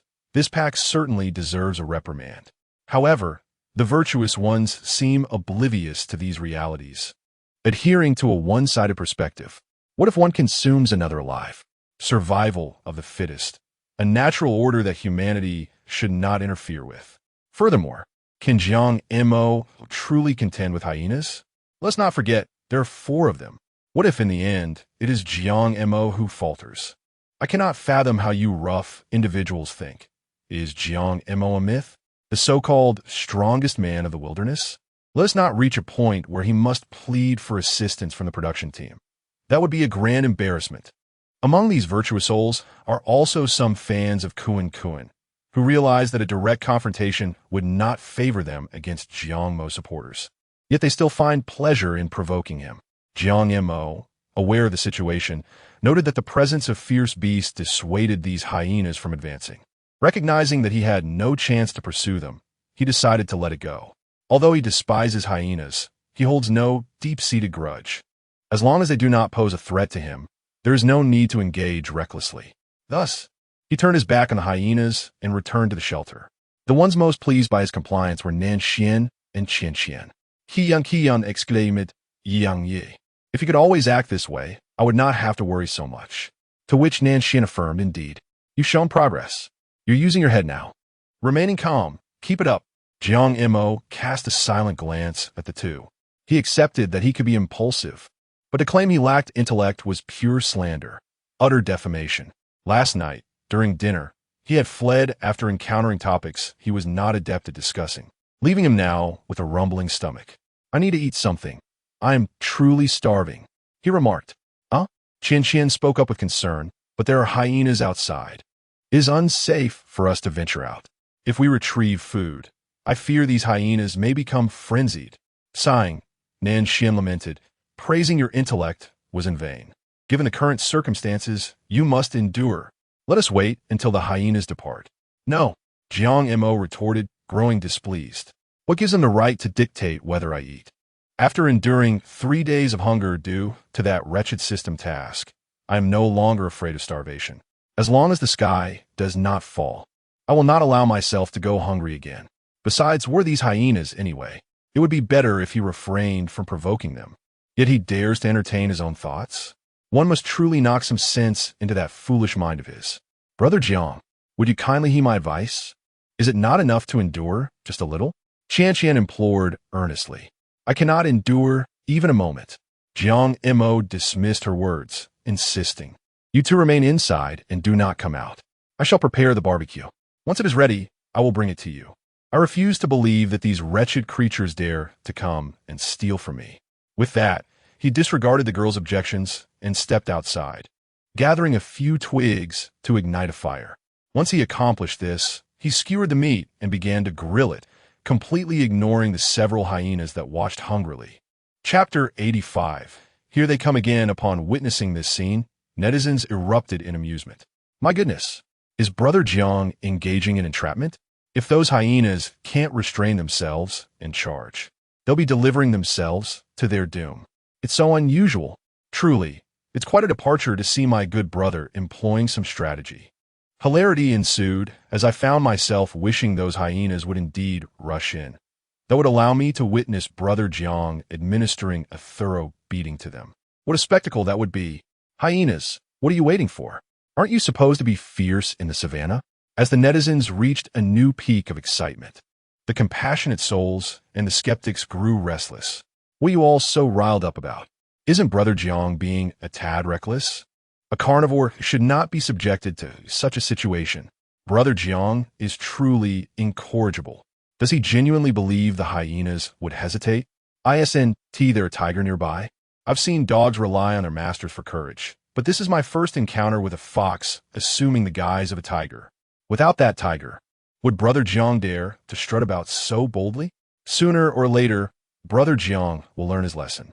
Backstage, various staff members displayed a range of expressions upon observing the scene. The director chuckled helplessly. That rascal Jiang is always restless. Isn't he practically inviting the hyenas to misbehave? Hey, I must say, the director seems to be the most thrilled of all. It appears my good brother has adopted some tactics. Look, there are 4 hyenas in total. If they were to charge, they might scatter, but with this baiting strategy, if the hyenas can't help themselves, he could catch them all in one fell swoop. I've longed to lay into those hyenas. Alas, my strength does not permit it. My good brother's actions provide me with a measure of satisfaction. The operator shot him a disapproving glance. Don't celebrate too soon. While hyenas are indeed detestable, they are not without intelligence, especially when a queen is present. Their fighting prowess is quite formidable. Exactly, chimed in the stagehand. Why is the hyena called the second in command? Isn't it because their combat strength ranks just below that of the lion? The cameraman nodded in agreement. Even lions must retreat before the second in command. Would they dare to stand their ground? Though hyenas are repugnant, we must remain mindful of objective reality and not succumb to blind overconfidence. The director dismissed their concerns. I no longer wish to engage in bets with you. It has been far too long. When has my good brother ever acted according to common sense? When have you ever guessed correctly? The director nodded vigorously. The young man speaks wisely. He truly resonates with me. He then turned to the others. And you? What's wrong with you all? Why have you shown no growth? We must evolve with the times. Do you not understand? Everything that occurs in Brother Jiang's vicinity should compel you to dismantle your outdated notions. Do not assess Brother Jiang through your limited perspectives. Upon hearing the director's words, the others pursed their lips, clearly unconvinced, yet hesitant to counter the director's authority. Observing their reactions, the director smiled. What is this? Are you all dissatisfied? He does not wager with you. I shall take the bet instead, and this time I shall wager on minced ginger. I offer you an opportunity. Will you accept the wager? Operations, I bet. I wager on the hyena. Camera operator, 1. Stage manager, 1. Statistician, 1. Hold on. The director initially had no intention of betting, as he held it in disdain. Yet this opportunity is too tempting to pass up. I shall raise the stakes, my good brothers. It seems I shan't need to purchase breakfast this year. A group lacking in perception, foolish and obstinate, It is only fitting that you shall lose. The others were not disheartened. Operations. Winning twice does not guarantee victory every time. If you do not believe it, let us see how it unfolds. The director chuckled lightly. Let's see. Meanwhile, on the minced ginger front, the meat sizzled over the flames, a tantalizing aroma wafting through the air. Two male hyenas, unable to contain themselves, whined, scratching the ground restlessly. However, the queen of the hyenas remained composed, restraining the two males. The situation remained uncertain. Although the tiger had been silent, its thunderous snoring indicated it was merely asleep, not deceased. If it were to awaken, it would pose a significant threat. Though they had never encountered a tiger on the plains, its size rivaled that of a male lion, particularly given the scent marking its territory, which instilled caution within her. Currently, their numbers were few. If they could muster around 10, even with the tiger present, they would not fear it. As long as a few hyenas could distract the tiger, the others could swiftly overwhelm the minced ginger. Though the aroma of the meat was enticing, they could only endure the hunger for now. Soon, minced ginger had the meat perfectly roasted. Noticing the hyenas did not approach, he paid them no mind. His sole desire was to satiate his hunger. He had no intention of fishing for trouble. As for the learned individuals debating his actions, he was unaware. Gulme, it is time to eat, he proclaimed, extending the roasted meat to the two individuals. Thank you, Brother Jiang. Qianqian replied, but Brother Jiang, please refrain from such actions in the future. It is truly perilous. Sister Nanxian and I have been quite worried. I cannot comprehend. Jiang Mo exclaimed. I have bested a tiger. Why should I fear a few hyenas? Is that how you reason? Nanxian looked at him with exasperation. If there were only one hyena outside, I would not say a word, but there are 4. Even a strong tiger cannot withstand a pack of wolves, let alone you alone. Primates have highly developed pain receptors. If they bite you, you will certainly feel it. Nanchuan's tone was less than pleasant, but ultimately it was for Jiang Mo's sake. Despite her sternness, he seemed unyielding. Were she to speak gently like Qianqian, he would likely dismiss her even more. All right. I understand. Jiang Mo recognized the concerns of the two women, yet he truly did not regard those 4 hyenas as a threat. Brother Jiang, let's remain indoors today. Our shelter is quite secure. As long as we do not venture out, the hyenas cannot harm us. Very well. Jiang Mo nodded in agreement, primarily because he truly wished to avoid the incessant chatter of the two women. In any case, he had enough to eat for the moment. As long as he was satiated, he could recline on the banana leaves and drift into slumber. Whether he slept indoors or outdoors made little difference. Should hunger strike him again in the afternoon, he would undoubtedly venture out once more. After finishing his meal, Jiang Mo fell into a deep sleep, oblivious to the world around him. It was not until the sound of wailing stirred him from his slumber that he awoke, confusion etched across his face. The expressions of the two women mirrored his own bewilderment. Could it be that more had arrived? Qianqian appeared visibly alarmed, while Nanxian's countenance was equally troubled. Judging by the noise, there must be 7 or 8 of them. Jiang Mo felt a headache brewing from the commotion, realizing that the pack of hyenas had indeed grown in number once more. Chapter 86. Will Jiang Mo dare to come out? Jiang Mo rose and glanced outside the shelter. Indeed, at that moment, 7 or 8 hyenas were glaring hungrily at the refuge. It was evident that they were aware of the presence of prey within. Jiang Mo understood that hyenas are notoriously patient hunters. They can linger beneath a tree for an entire night, waiting to steal food from leopards, to feast upon bipeds. They would not easily depart. The howls of the hyenas echoed, initially restrained, as they were wary of the fierce beast nearby. However, as their numbers swelled, their audacity grew. At this moment, the queen hyena fixed her piercing gaze on Jiang Mo. Their raucous cries were met with silence from the tiger, leaving one to wonder, could it be that this creature was deaf? Given the nature of such a formidable predator, it would typically not tolerate such provocations and would have surely pounced to teach them a lesson. The only reason for its stillness could be one. Perhaps the tiger was unable to awaken, regardless of the cause. As long as the tiger remained incapacitated, the hyenas would feel no fear. Suddenly, the queen emitted a sharp call, signaling another hyena to approach and investigate. Although the male hyena felt trepidation, he dared not defy the queen's command. Cautiously, he approached Jiang Mo's shelter, stealing a glance at the fierce beast, and upon noticing its lack of reaction, he felt a wave of relief wash over him. Upon reaching the front of Jiang Mo's abode, he bared his teeth and howled, "Woo! Woo!"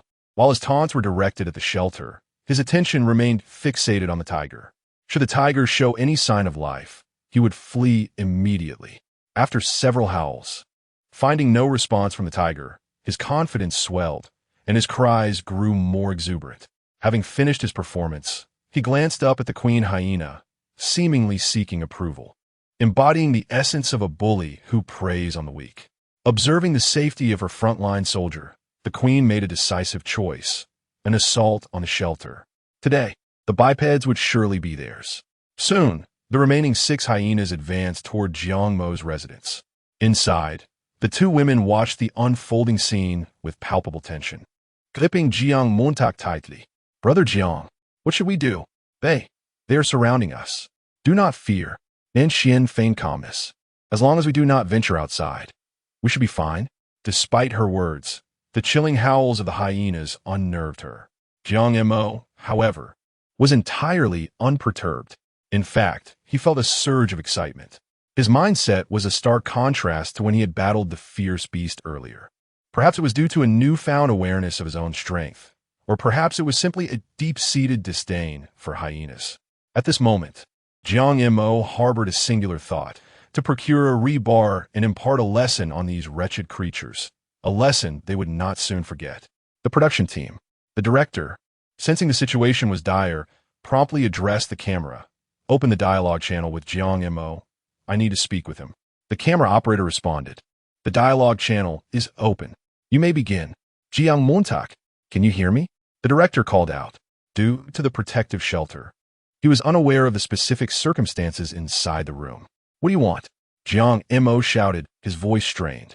However, the director only heard a cacophony, interspersed with the growls of hyenas. Although the exact words of Jiang Mo were indistinct, it was evident that he had responded. As long as Jiang Mo acknowledged him, the director pressed on. "Do you need assistance? If you require help, we can immediately deploy a drone." Yet, calling for assistance would mean forfeiting the competition, leading to disqualification. Assistance? Jiang Mo had never contemplated such a notion. Not only was he unwilling to withdraw, but even if offered, he would refuse. "In the future, do not bother asking me such questions, regardless of the circumstances. I, Jiang Mo, do not require assistance." He felt an air of grandeur in his declaration, his lips curling into a slight smile, thinking, surely, this has astonished everyone. This is what it means to be a true man. However, the noise was so overwhelming that the director could not discern Jiang Mo's words. "What did you say?" the director inquired once more. Jiang Mo's expression fell instantly. Had his previous statements gone unheard? He had been indulging in self-satisfaction. Learning from the experience, Jiang Mo refrained from lengthy explanations and simply replied, "I said no need, no need." This time, the director understood clearly. Jiang Mo had explicitly declined assistance. Still, a hint of doubt lingered. "Are you certain?" "Absolutely. Certainly. Please stop asking," Jiang Mo shouted, his throat straining under the effort. To ensure the director could hear him, he nearly shouted, but soon felt discomfort from the exertion. On the director's end, upon receiving Jiang Mo's firm affirmation, he ceased to press the matter. Their conversation was overheard by the entire crew. "Do you think Jiang Mo might be overestimating his capabilities?" one staff member remarked. "Indeed, if there were 4 hyenas, he might have a slim chance. But 7 hyenas leave him with no possibility of victory." Another added, "Director, perhaps you should send in a rescue team," urged the camera operator. Recognizing the precarious situation, intervene directly. This would prevent Jiang Mo from unnecessarily withdrawing and mitigate potential risks. "That makes sense." The director nodded. This course of action seemed the most prudent. "You need to act swiftly," the producer urged, anxious to notify the rescue team. Under normal circumstances, the producer would remain composed. But this situation was different. 7 hyenas posed a significant threat to Jiang Mo. One should never underestimate the combat prowess of hyenas. Even a cheetah would struggle in a one-on-one encounter with them. 7 hyenas. One must grasp the magnitude of the challenge Jiang Mo faced. In the studio, upon hearing Jiang Mo's refusal to accept assistance, Yu Jia's face was etched with confusion. Jiang Mo, could this be an excessive display of confidence? After all, there were 7 hyenas involved. Could he truly manage the situation? Moreover, everyone is well aware of the peculiarities of such creatures. Just imagining that scene sends shivers down my spine. In contrast, Huang Lao maintained a semblance of calmness, possessing a wealth of practical wilderness survival experience. Jiang Mo's shelter was indeed sturdy. As long as he refrained from being reckless and remained inside, there should be no cause for concern. Meanwhile, the audience was abuzz with discussion. If he could simply remain indoors, would that still be the Jiang Mo we know? Indeed, everyone is well aware of Jiang Mo's temperament, and it fills me with dread. My brother Jiang, with his impulsive nature, might very well rush out if the hyenas continued to provoke him. However, there were also many detractors and naysayers. Do you really believe Jiang Mo possesses that kind of bravery? I wager he is currently cowering in fear within the confines of his home, desperately trying to maintain his composure. I bet he wouldn't dare step outside. Chapter 87. Who lacks allies in this moment? Jiang Mo could no longer endure the cacophony of howls from the hyenas. Let go of me. Today, I shall make them regret their existence. He attempted to stride forward, only to find his hands firmly grasped by the 2 women. Jiang, don't go. Don't act impulsively. Was I being impulsive then? Jiang Mo's voice rose. This is akin to them defecating on my head. How could I possibly avoid their fury? However, Qian Qian's distress was palpable, tears brimming in her eyes. It's truly dangerous. I implore you, Jiang, please don't go out. Seeing her in such a state tugged at Jiang Mo's heartstrings. Even the mightiest of men falter before a woman's tears. Just as his resolve began to waver, a hyena commenced to batter at his door. In an instant, Jiang Mo's paciencia evaporated. Damn it! Today, I shall smash your wretched brains. With that, he forcefully released the women's hands, but not before imparting a stern warning. Once I step outside, I will secure the door immediately. You must lock it behind me. No matter what occurs, do not emerge unless I call for you. With a surge of determination, a rebar appeared in his grasp. As he flung open the door, the rebar was the first to strike outward. A resounding thud echoed as the most boisterous of the hyenas was sent sprawling. Jiang Mo's blow left no mercy. With a singular, forceful strike, he shattered the creature's skull. It fell lifelessly, devoid of any struggle, succumbing to its fate. Youth has its advantages, for it allows one to swiftly overcome adversity. In a heartbeat, Jiang Mo cleared a path and swiftly exited, slamming the door shut behind him. Upon witnessing his emergence, the remaining hyenas disregarded their fallen comrade and surged forward, intent on overpowering him. Jiang Mo was not naive. He had anticipated such an ambush. Thus, his strategy was straightforward. Wield the rebar in a continuous arc around him. Any hyena daring enough to approach would meet the unforgiving end of his weapon before it could sink its teeth into him. With each swing, he could send a hyena to its demise. Yet, the hyenas proved cunning. Observing Jiang Mo's prowess, they opted to encircle him rather than confront him directly. A stalemate ensued. Jiang Mo was somewhat astonished. He hadn't expected the hyenas to exhibit such prudence. This prolonged standoff was detrimental to him. If he exhausted himself, the hyenas would undoubtedly seize their chance to overwhelm him. Rather than adopt a passive stance, he resolved to take the initiative. Determined, Jiang Mo decided that the best course of action amidst this mob was to seize one of the creatures and strike decisively. His initial target had been the queen hyena, but her distance from him posed a challenge. Thus, he redirected his focus to the nearest hyena. Suddenly, he halted his motions, seizing upon the hyena's momentary distraction. With a surge of energy, he lunged forward. With the rebar raised high, Jiang Mo summoned all his strength, prepared to strike. The hyena, standing at the forefront of the pack, was taken aback, utterly unprepared for the swift reaction of the bipedal creature. Just moments ago, it had been in a defensive stance, only to be met with a sudden offensive. As it watched the dark stick drawing nearer, An overwhelming sense of dread enveloped it. Its subconscious warned that a blow from this formidable weapon could very well seal its fate. Realizing the imminent danger, it hastily attempted to evade. However, it was too late. The forceful strike was unavoidable. Thud!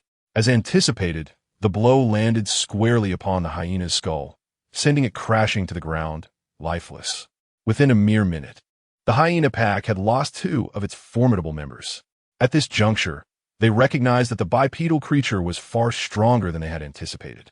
A flicker of panic crossed the eyes of the hyena queen.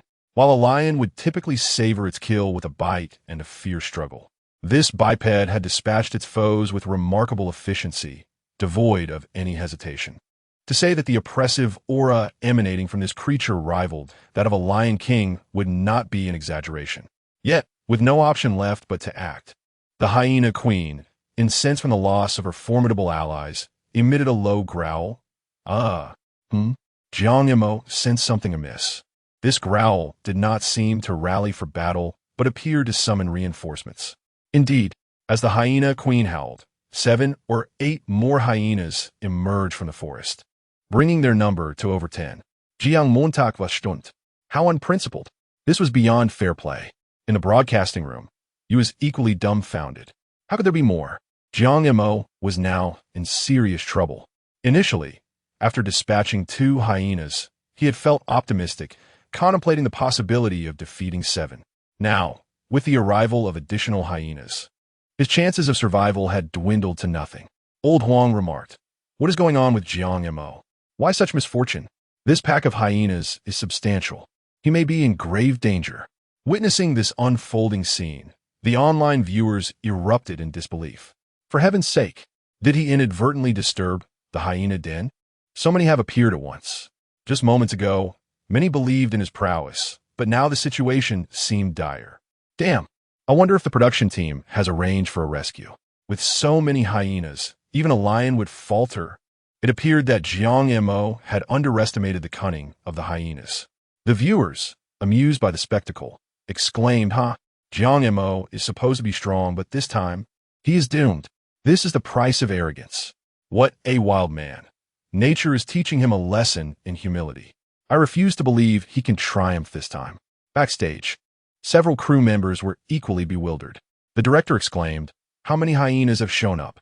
The operator replied, "I warned that hyenas are notoriously cunning. Acting impulsively has led to a significant blunder." Stage manager, director, should you urge the rescue team? Jiang Mo is in a perilous situation. Director, urging won't help. It takes time to get there. I truly hope my good brother can perform exceptionally this time. Cameraman, oh dear. I hope Jiang Mo has some good fortune. Meanwhile, Jiang Mo finds himself in a precarious predicament. The hyena queen, upon seeing her members assembled, emits a low growl. Simultaneously, her expression contorts into one of ferocity. Internally, she vows to tear Jiang Mo apart today. The other members join in, letting out their own cries to support the hyena queen. They inch closer to Jiang Mo, poised to strike at any moment. After a brief moment of distraction, Jiang Mo regains his composure. All right. You were the ones who started this. I intended to engage in a fair fight, but you chose to gang up, didn't you? Who doesn't he have a few allies in this world? With that, he shouts toward the zombie dog, "Wake up. Your father is being surrounded and beaten." Chapter 88. Undercover Operations. The voice of Jiang Mo abruptly roused Sang Biao from his slumber. Still heavy with sleep, he opened his eyes only to be met with a situation that banished his drowsiness in an instant. How could he tolerate any intruders within his domain? He acknowledged that he could not contend with Jiang Mo alone, yet he held no regard for creatures as insignificant as hyenas. In the territory of the Bengal tiger, the prey consisted of formidable beasts like the wild buffalo. Hyenas of such stature were no match for him, easily dispatched with a mere swipe of his paw. The bond forged through the spirit pact with Jiang Mo allowed them to communicate heart and soul, which explained why Jiang Mo could awaken him. At that moment, he sensed Jiang Mo's fury. A deep, resonant roar erupted from him, startling all the hyenas. This was the power of his lineage. In the wild, the only true threats to hyenas were lions and tigers. The tiger, in particular, was renowned as the apex of feline combat prowess. The sole thought occupying the minds of the hunting pack was to flee. Yes, to flee. As this notion took root, it became an uncontrollable impulse. The hyena queen unhesitatingly relayed the order to retreat. The pressure exerted by the two-legged creature was substantial enough. Now, with the arrival of a fierce tiger, there was no point in fighting back. Upon hearing their queen's command, the other hyenas turned and scattered without hesitation. But to escape? Such a dream was folly. Initially, he had no desire to engage with them, but now that they had dared to provoke him, there was no chance they would leave unscathed. Sang Biao, Jiang Mo belut, declaring that not a single hyena would survive this day. Responding to the command without a moment's hesitation, Sang Biao surged forward with powerful hind legs, launching himself into the fray. The scene of a tiger entering a pack of wolves unfolded dramatically. With the might of a V8 engine, he swiftly caught up to a lone hyena. With a powerful leap, he pounced, his formidable forepaw delivering a crushing blow that shattered the hyena's spine, rendering it utterly incapacitated without the need for a bite. Without wasting a moment, Sang Biao moved on, knowing that this particular hyena would not escape. Jiang Mo's directive was clear. Not a single hyena was to leave alive, and he wasted no time before targeting the next one. Meanwhile, Jiang Mo was not idle. Grasping a rebar, he sprinted forward and soon realized that his speed rivaled that of the hyenas. With over 100 attributes, he felt as if even Bolt would appear to be an amateur in comparison. As he closed in on a hyena, he raised the rebar high and brought it crashing down. With a thud, the hyena's body crumpled under the impact, the rebar embedding itself within. The display of brute force was nothing short of savage. The visual shock he delivered surpassed even that of Sang Biao's earlier actions. The scene, imbued with raw power, left the onlookers utterly astounded. What ferocity! Incredible! What a thrill! Eliminate these beasts without mercy. Let none escape. Brother, oh brother, is this your day of reckoning? Were you not reveling in your power on the African savanna? Do not flee now. A man and a tiger, side by side, engaging in a battle unparalleled in history, and perhaps one that shall never be witnessed again. Where are those who were so boastful moments ago? Come fort. Indeed, where has the self-righteous hypocrite vanished to? Shout! Continue your cries. Is the legendary champion of the wilderness merely a fabrication? Is that a word from the detractor? Witnessing Jiang Mo pursue the hyenas with overwhelming dominance, the supporters of Jiang Mo erupted in fervor. Those who had been so vocal just moments before have now vanished without a trace. Behind the scenes, as the situation shifted dramatically in favor of Jiang Mo, all were left astounded. The director exclaimed, "Is this tiger truly so obedient? I had assumed its relationship with Jiang Mo was merely one of ordinary cooperation. It appears the tiger has recognized its true leader." What do you mean by recognizing a leader? The director was now brimming with confidence, asserting that it was clearly a recognition of a father figure. With a single strike, Jiang Mo had instilled clarity in its gaze. The operator exclaimed, "Incredible. He managed to turn the tide." The cameraman remarked, "I shall never gamble again." To whom do we even appeal for reason? The stage manager added, "Yet that hyena was howling all day, and the tiger remained unfazed. Jiang Mo merely had to let out a single roar for it to awaken. I am now seriously questioning whether this man and tiger are in collusion, perhaps even engaging in some form of entrapment." At this revelation, others were once again taken aback. Indeed, could there be a possibility of such a scenario? Even the staunchest supporters of Jiang Mo found themselves gasping at the stage manager's analysis. Remarkable. Absolutely remarkable. Jiang Mo has begun to employ strategy? It is unfathomable. The very thought of strategizing Jiang Mo is terrifying. As they exchanged glances, they could not fathom how a man could synchronize so seamlessly with a tiger. Their subconscious minds insisted it was impossible. Yet, if there had been no prior agreement, why had the tiger remained dormant while the hyena howled for hours, only to awaken at Jiang Mo's call? This could only mean that the man and tiger had conspired beforehand. The implications are chilling. Meanwhile, Jiang Mo was in the throes of pursuit, his mind fixated solely on capturing this pack of hyenas. The notion of having a great scholar debate on his behalf would surely amuse him. With a solid strike, yet another hyena fell. On the other side, Sang Biao was not to be outdone, having already dispatched several hyenas. The two were now in a silent competition, each striving to outdo the other.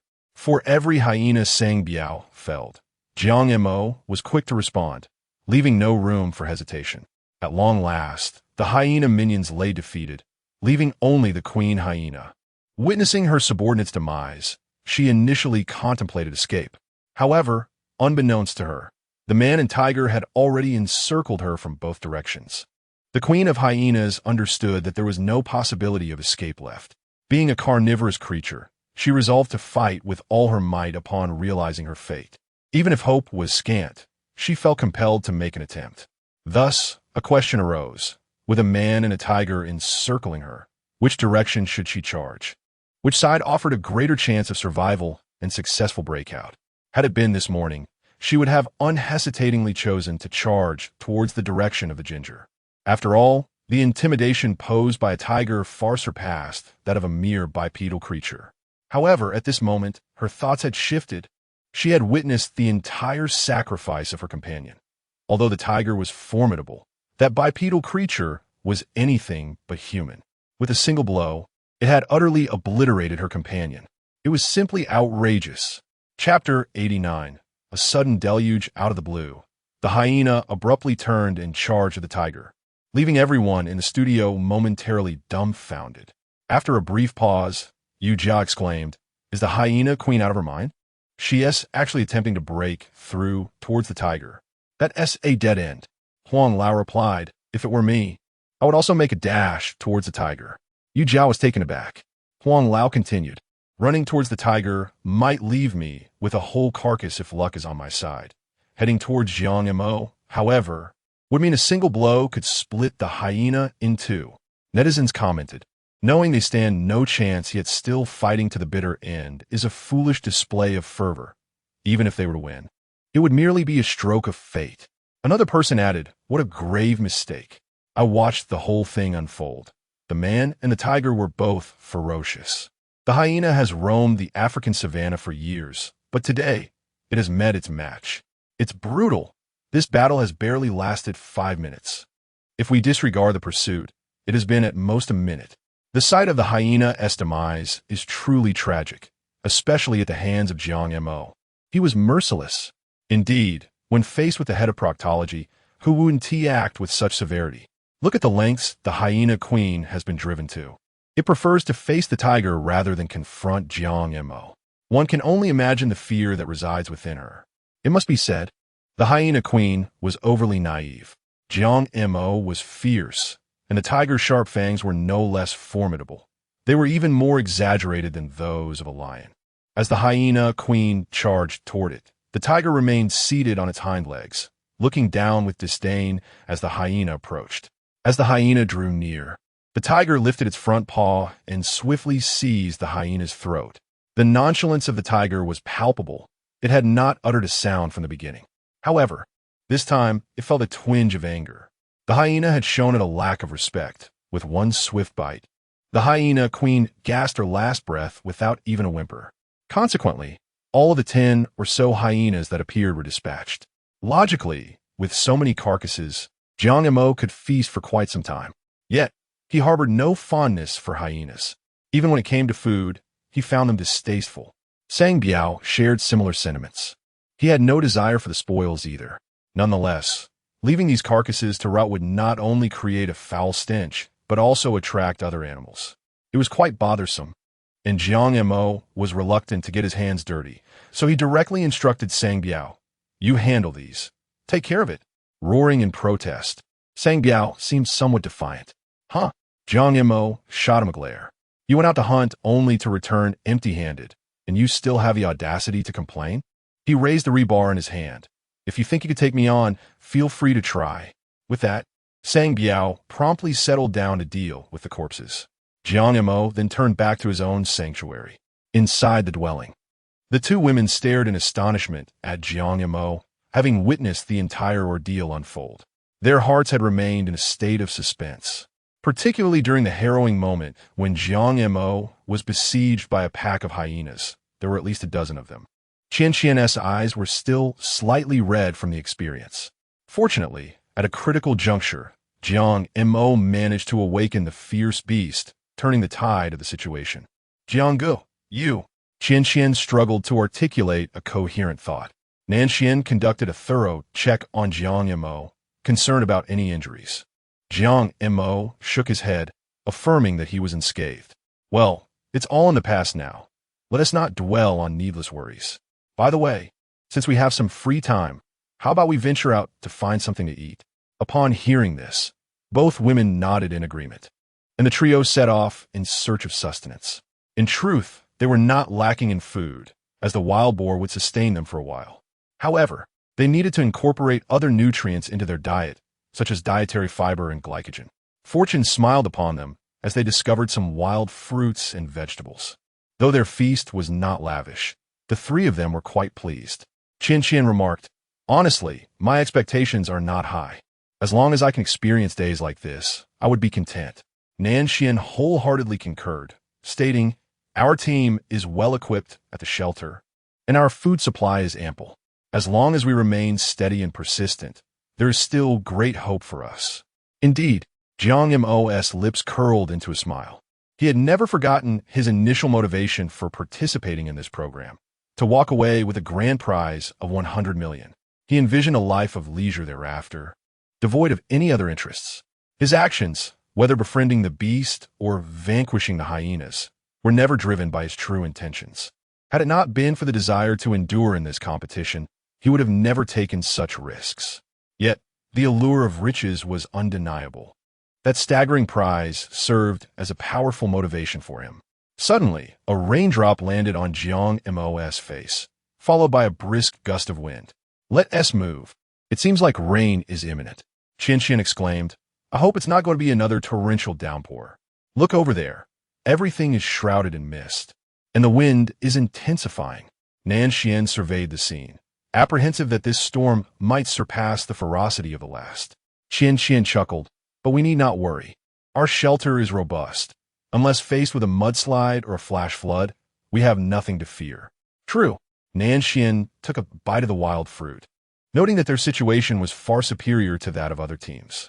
If an uncontrollable disaster struck, it would likely be the other teams who suffered first. Jiang Mo was aware of this as well. Yet the rain continued to pour more heavily. Let's head back. If we linger any longer, we'll end up drenched.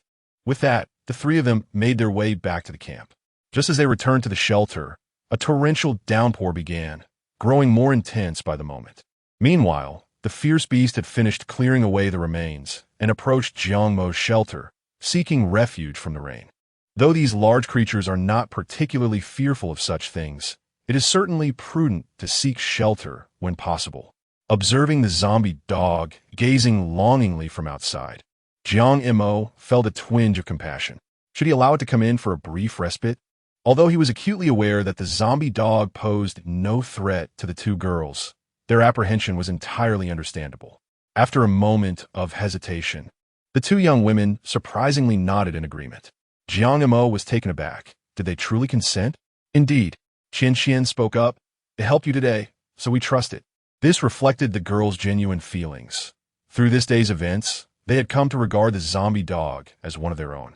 Seeing their agreement, Jiang Mo hesitated no longer and promptly opened the door, allowing the zombie dog to enter. Chapter 90. The planting package Sang Biao, showing remarkable understanding, obediently lay down in a corner upon entering the room, maintaining a respectful distance from the two women. The most pitiable of all was Wan Xiang. Given its size, it was utterly absurd for Jiang Mo to even consider bringing it inside. The silver lining was that the creature was currently in a deep slumber, showing no signs of awakening. To be frank, if such a massive being could be swept away by a torrential downpour, it would signal a catastrophe on a global scale. Thus, Jiang Mo felt no apprehension regarding its presence. Hello. For the first time, Qianqian mustered her courage to greet Sang Biao, extending her right hand and waving it gently in front of her chest. Although Sang Biao could not comprehend her words, it sensed the girl's warmth and friendliness. It too extended its paw, mimicking her gesture in response. The initially fearsome exterior took on a surprisingly endearing quality after such a display. Wao Qianqian's face lit up with astonishment as she turned to her companions, exclaiming, "It actually understands." Nanxian was equally taken aback. She had assumed that a beast like Sang Biao would be stoic and unyielding, yet here it was, unexpectedly docile. "Hi." She followed Qianqian's lead and greeted Sang Biao as well. Once more, the creature responded. "Wow, it truly does." At this point, both women were utterly astonished. Initially, they had thought it a mere coincidence, but after 2 consecutive exchanges, it became evident that Sang Biao was indeed capable of understanding them, and its temperament was remarkably gentle. Qianqian felt a flutter of excitement within her as she gazed at Jiang Mo, brother Jiang. "May I approach and touch it? Are you not afraid it might attack you?" Jiang Monta counted. "Of course I am," Qianqian replied, a hint of grievance in her voice. "That is why I'm asking you. After all, you're familiar with it. If you don't encourage me, I wouldn't dare approach. Go ahead." Since they had welcomed these 2 creatures into their group, it was essential for them to familiarize themselves and foster a bond. With various peculiar beasts likely to appear in this environment, Jiang Mo could not be by the women's side at all times. Moreover, in critical moments, Sang Biao would need to assume the role of protector. Upon receiving Jiang Mo's affirmation, Qianqian took a deep breath. Despite having mentally prepared herself for quite some time, the prospect of approaching such a creature still required a measure of courage and audacity. After all, Sang Biao's size was daunting. Its massive jaws could easily encompass Qianqian's head without difficulty. One could hardly blame her for her trepidation. Tentatively, Qianqian began to move forward, her hand reaching out while her body instinctively recoiled. This reaction was quite natural, even when encountering large dogs for the first time. One often exhibits similar defensive gestures, not to mention the fact that this was a tiger. However, Qianqian's antics were undeniably amusing, and Jiang Mo could hardly suppress his laughter.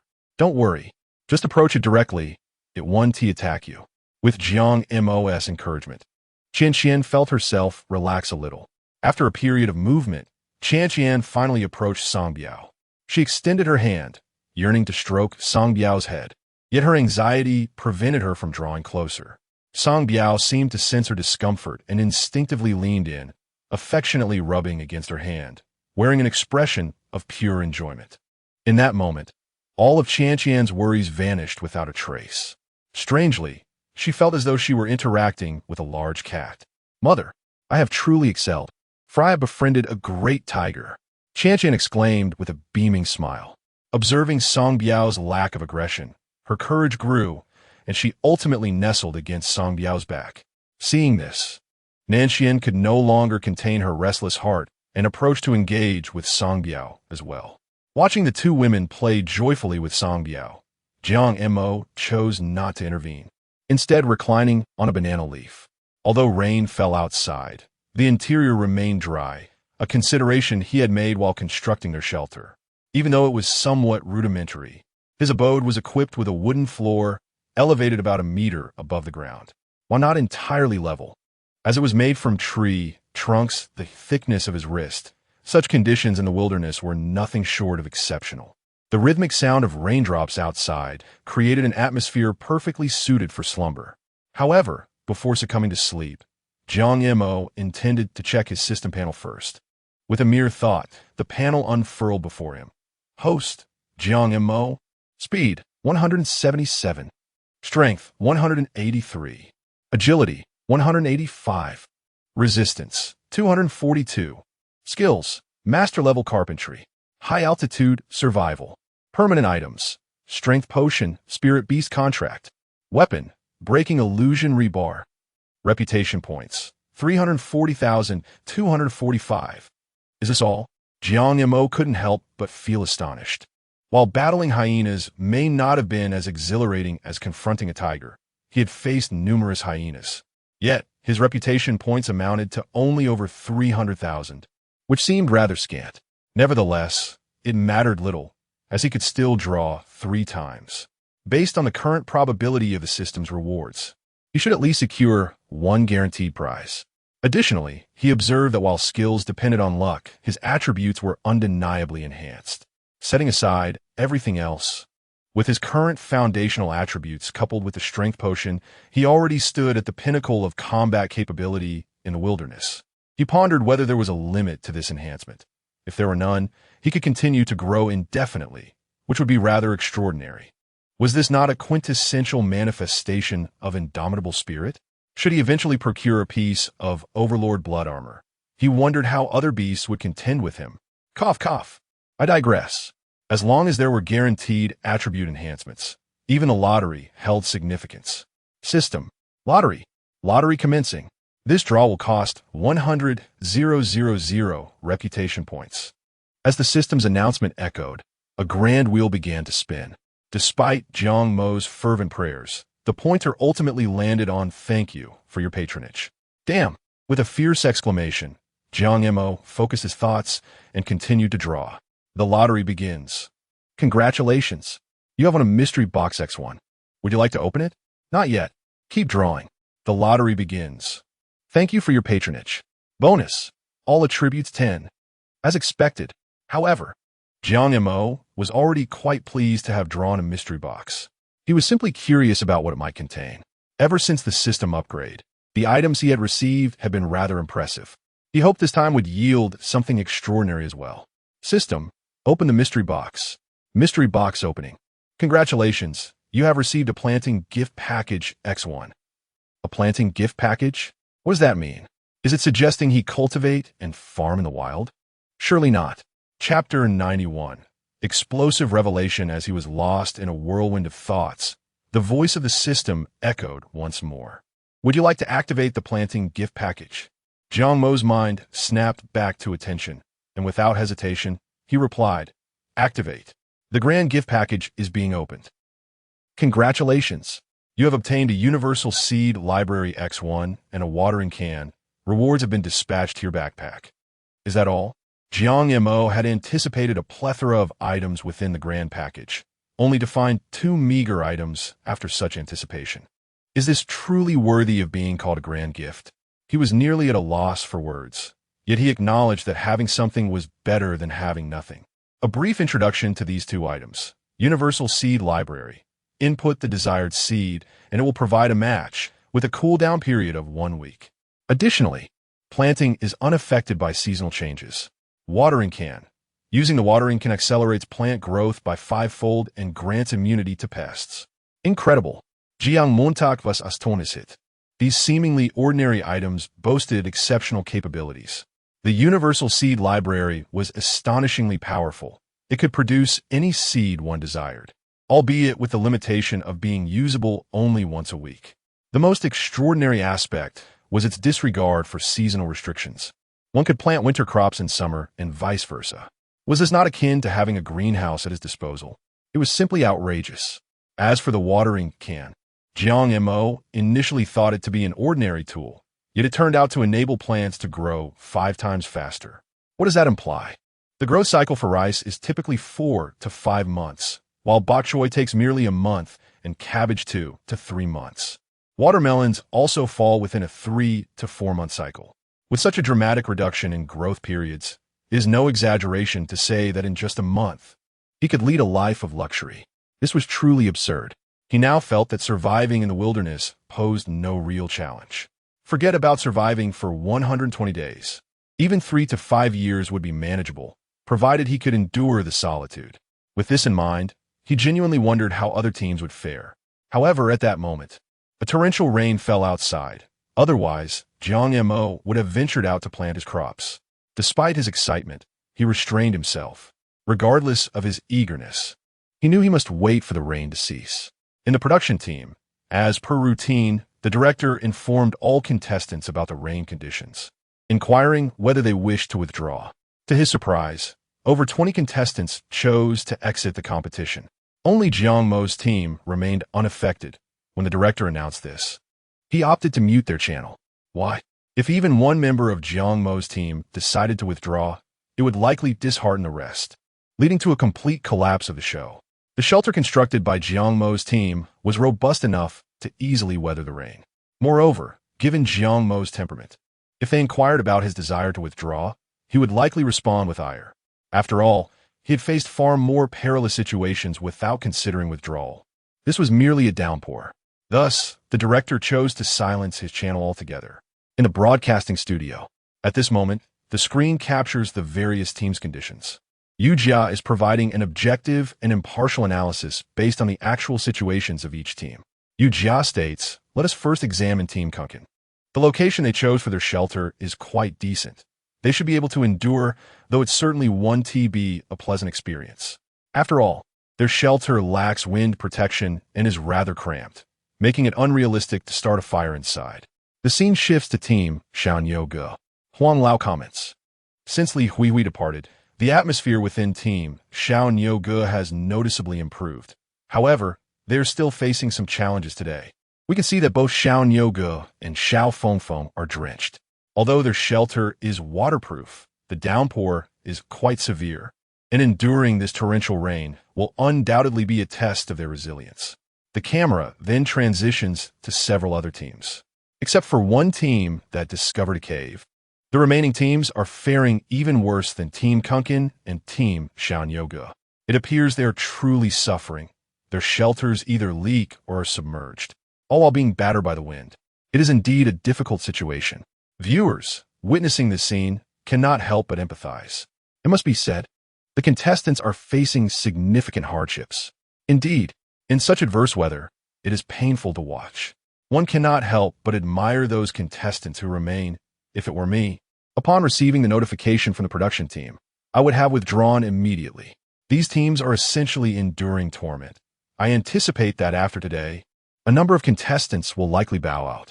Even if they wish to persevere, their bodies may not hold up. That is true. With such heavy rain, getting soaked makes one susceptible to colds.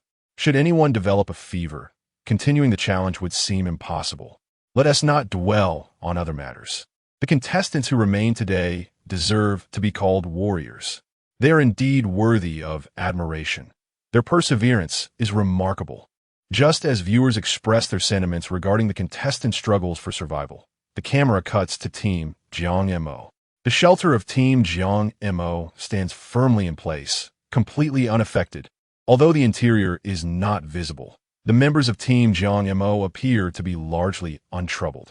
The stark contrast in conditions becomes glaringly apparent, prompting viewers to flood the screen with comments. Wait, while other teams are suffering immensely, are the three members of Team Jiang Mo enjoying a sound sleep?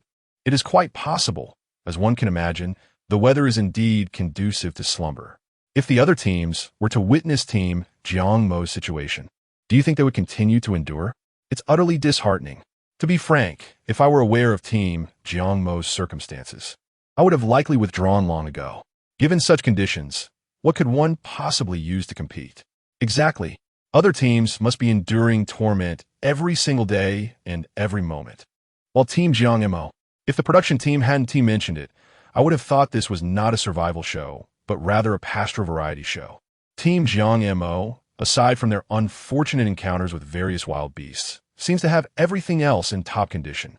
In the background, observing the varying circumstances of the contestants, the staff could not help but engage in lively discussions.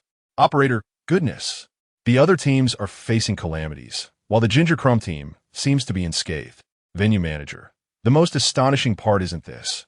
Rather, it's that the other teams are likely gritting their teeth, encouraging themselves internally, all while waiting for the other competitors to falter, hoping to endure long enough to seize the championship.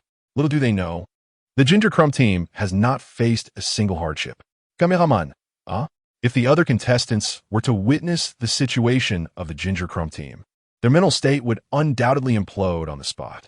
Chapter 92. Collecting seeds regardless of the spectators' discussions or the tribulations faced by the other teams. Jiang Mo's team had peacefully weathered the stormy night.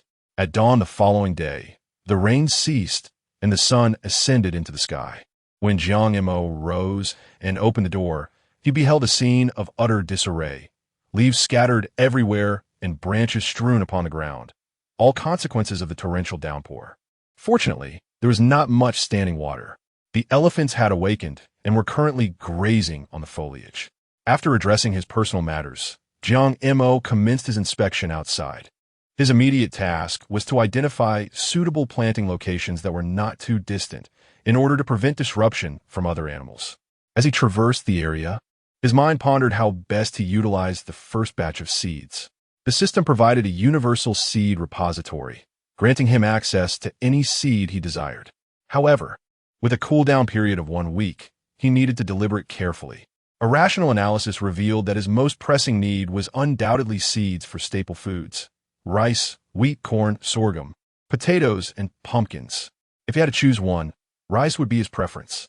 The challenge, however, was that rice must be cultivated in flooded fields and requires processing post-harvest, which proved cumbersome. Thus, he abandoned the idea. In the wilderness, practicality must take precedence. Among the remaining options, potatoes, pumpkins, and corn emerged as the most viable choices. After some contemplation, Jiang Mo ultimately decided on corn. Either sweet corn or fruit corn would be ideal. Next, he would opt for potatoes. With these two staples secured, he could then consider vegetables and some fruits. With this plan in mind, a smile involuntarily graced Jiang Mo's face as he contemplated how the other teams were faring. After wandering for a while, he discovered a suitable plot of land, approximately 100 meters from their dwelling. This grassy expanse was spacious, and transforming it into arable soil would not take long. Resolute in his decision, Jiang Mo returned to make preparations. "Hey, Jiang, why are you out so early?" Qian inquired curiously, as she and Nanxian had already begun to prepare breakfast over a fire. Jiang Mo glanced at the two girls and replied candidly, "I want to scout some land. I plan to plant something." "Huh?" Qian responded, slightly bewildered. "Jiang, while a good idea, it will take several months for whatever you plant to mature. By then, the challenge will be over, so what is the point?" It was understandable. Qian was a true country girl, well-versed in the intricacies of farming. Crops typically take anywhere from 50 to 60 days at the fastest, to 3 to 5 months at the slowest. By the time their crops were ready, the challenge would likely have concluded. Jiang Mo pondered how to construct a more convincing rationale. An idea struck him. "I have found some seeds that belong to a fast-growing variety, with a growth cycle 5 times quicker than typical crops." "What?" the two girls exclaimed in unison. "Nonsensical, ye. Although I have never tilled the land, I have acquired knowledge through my studies. The produce within the greenhouse grows merely a fraction faster than that outside, at most double the speed. Yet you claim it to be quintuple." Qian remarked, "Jiang, this matter is not as simple as you perceive. Furthermore, where could one procure such seeds? If they truly existed, would not the farmers be thriving by now? I assure you," Jiang Mo declared, "I possess seeds that indeed have this extraordinary capability. Albeit in limited quantity, they will suffice for the 3 of us. You were not drenched in rain last night, therefore, logically, you should not be suffering from a cold or fever." Nanxian pondered. "Why speak such nonsense?" Qian expressed her concern. "Jiang, are you feeling unwell?" Forget it. Forget it." Jiang Mo rolled his eyes, realizing that explanation was futile. "Just assume I have a fever." With that, he retreated indoors. In the broadcasting studio, Yu Jia and Elder Huang observed the scene with perplexed expressions. Yu Jia commented, "Is it possible that Jiang Mo has truly lost his grasp on reality? Where in the world can one find seeds that grow 5 times faster? If such a thing existed, no one would ever go hungry." Elder Huang sighed. Jiang Mo may indeed lack some common knowledge. His understanding of crops seems insufficient to make such a claim. Yu Jia concurred. That is true. After all, his brash persona does not arise without reason. Such statements are quintessentially Jiang Mo. Elder Huang hesitated, as if he had more to say. Yu Jia turned to him. "What is it?" "Elder Huang, do you have something you find difficult to express?" Elder Huang shook his head. "Not quite. It is simply that Jiang Mo has performed so many astonishing feats that before the results are revealed, who would believe him? Yet in the end, he has often proven the doubters wrong." Yu Jia paused, realizing the truth in Elder Huang's words. Indeed, Jiang Mo has committed numerous outrageous acts. Well, have they ever believed him? And what was the outcome? No. Yu Jia quickly interjected, almost led astray. "Agriculture is not something that can be defied. The previous instances were indeed a result of our underestimation of his capabilities. But this time it involves crops. Can he truly exert control over them? That is a valid point. Elder Huang nodded. Jiang Mo can manage himself. But can he truly manipulate other entities? Meanwhile, netizens expressed their views in the comments. Jiang Ge has genuinely lost his way this time. How can crops grow at 5 times the rate? Indeed, if he could produce such crops, he would surely win a Nobel Prize. Regardless, I relish seeing Jiang Ji's confident demeanor. This time, Jiang Ge is likely to falter, if I recall correctly. This is his first misstep on the show, right?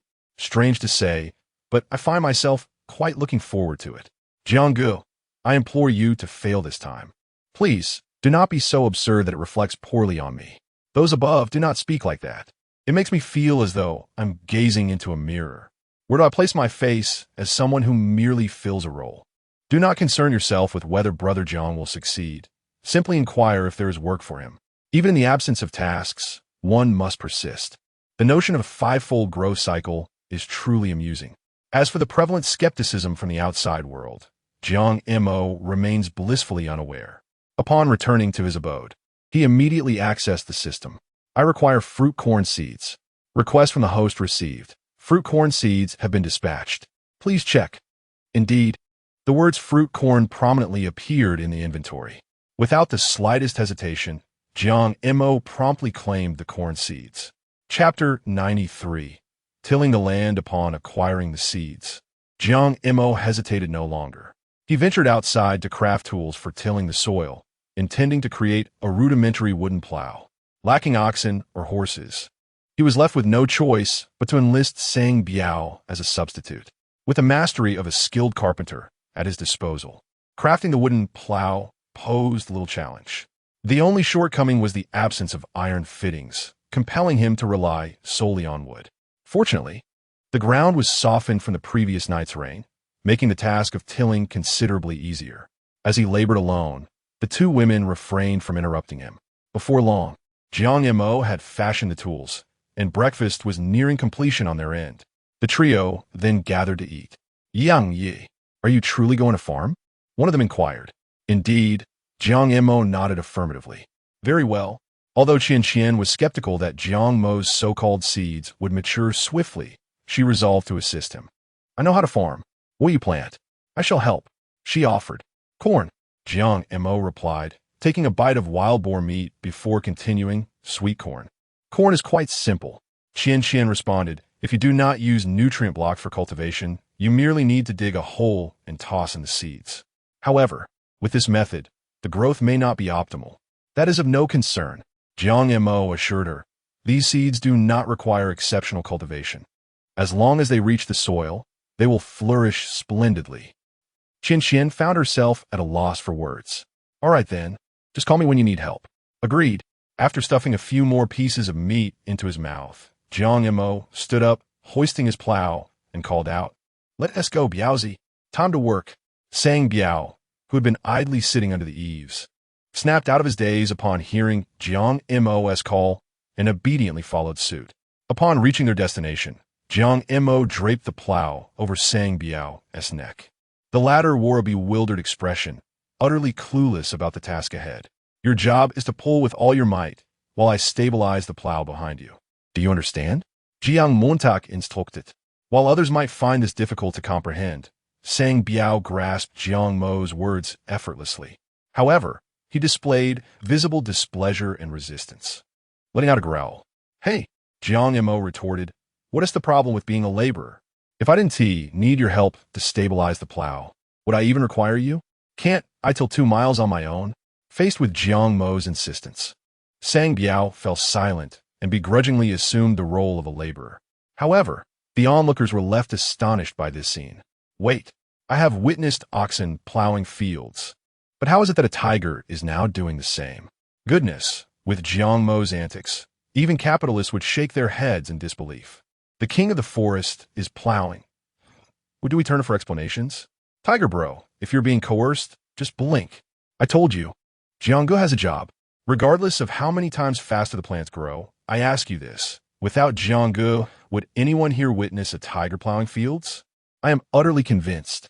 It must be said, Jiang Ge remains unparalleled. Due to the mutual understanding between the two individuals, their cooperation flowed seamlessly. Jiang Mo was well aware of how to assist Biaozi in a manner that would alleviate his exhaustion, while Biaozi merely needed to keep his head down and forge ahead. After finishing their meal, Qianqian and Nanxian found themselves with little to do, so they tidied up and came over to watch the spectacle. Upon witnessing Jiang Mo plowing the field with a lethargic Biaozi, both women were taken aback. Impressive. Nanxian gave Jiang Mo a thumbs up. Truly remarkable. Go on, Biaozi. As Biaozi appeared to be nearing his limit, Qianqian chimed in. There's just a little left. One last push, Biaozi. I believe in you. You are the king of the forest. It is often said that women possess great strength. This flurry of encouragement, though Biaozi did not fully grasp its meaning, was evidently motivating him. His trembling legs, once weak, now surged with newfound vigor, and his previous fatigue was nowhere to be seen. Instead, he exhibited boundless energy, plowing the land with even greater speed than before. Observing Biaozi's impressive state, Jiang Mo gave Qianqian a thumbs up. Excellent. Soon, a patch of grass had been turned into soil, and Biaozi lay exhausted on the ground, panting like a worn-out dog. Jiang Mo felt little of the fatigue. He pulled seeds from his pocket and beckoned to Qianqian. Come here, Qianqian. Didn't you say you could plant? Yes. Hearing Jiang Mo call her, she disregarded the dirt and hurried over in a few quick strides. Jiang, you didn't forget to make a hoe, did you? Noticing Jiang Mo's empty hands, Qianqian couldn't help but ask. Oh no. Jiang Mo slapped his forehead, realization dawning upon him. I thought the plowing was the end of it. I'll go make one right now. With that, he dashed back to the camp. What a fool, Nanxian remarked, shaking her head. Shouting about farming, yet forgetting to prepare a hoe. He truly is something. Sigh. Qianqian sighed as well. He probably just forgot. Boys can be so careless. Gazing at the freshly turned soil, Nanxian felt a surge of excitement. Qianqian, when you plant later, teach me too. I want to give it a try. Qianqian nodded. Okay. Nanxian, it's really simple. Just dig a hole, place the seeds inside, and cover them with soil. Is it really that easy? Nanxian questioned. I thought you had to create some ridges like they do on TV. That is true, but we are outdoors now, right? We don't have those tools. So let us keep it simple. As long as the seeds are placed in the ground, they will sprout. Nanxian nodded in agreement. All right. After chatting for a while longer, Jiang Mo appeared, carrying a wooden hoe. All right, now we can get started. Observing Jiang Mo, Qianqian asked, Jiang, do you know how to do this? If not, I can take over. Who do you think I am? Jiang Mo approached her, meeting her gaze. I'll dig the holes you'll toss in the seeds, and I'll come back to cover them with soil. Okay, what about me? Standing beside them, Nanxian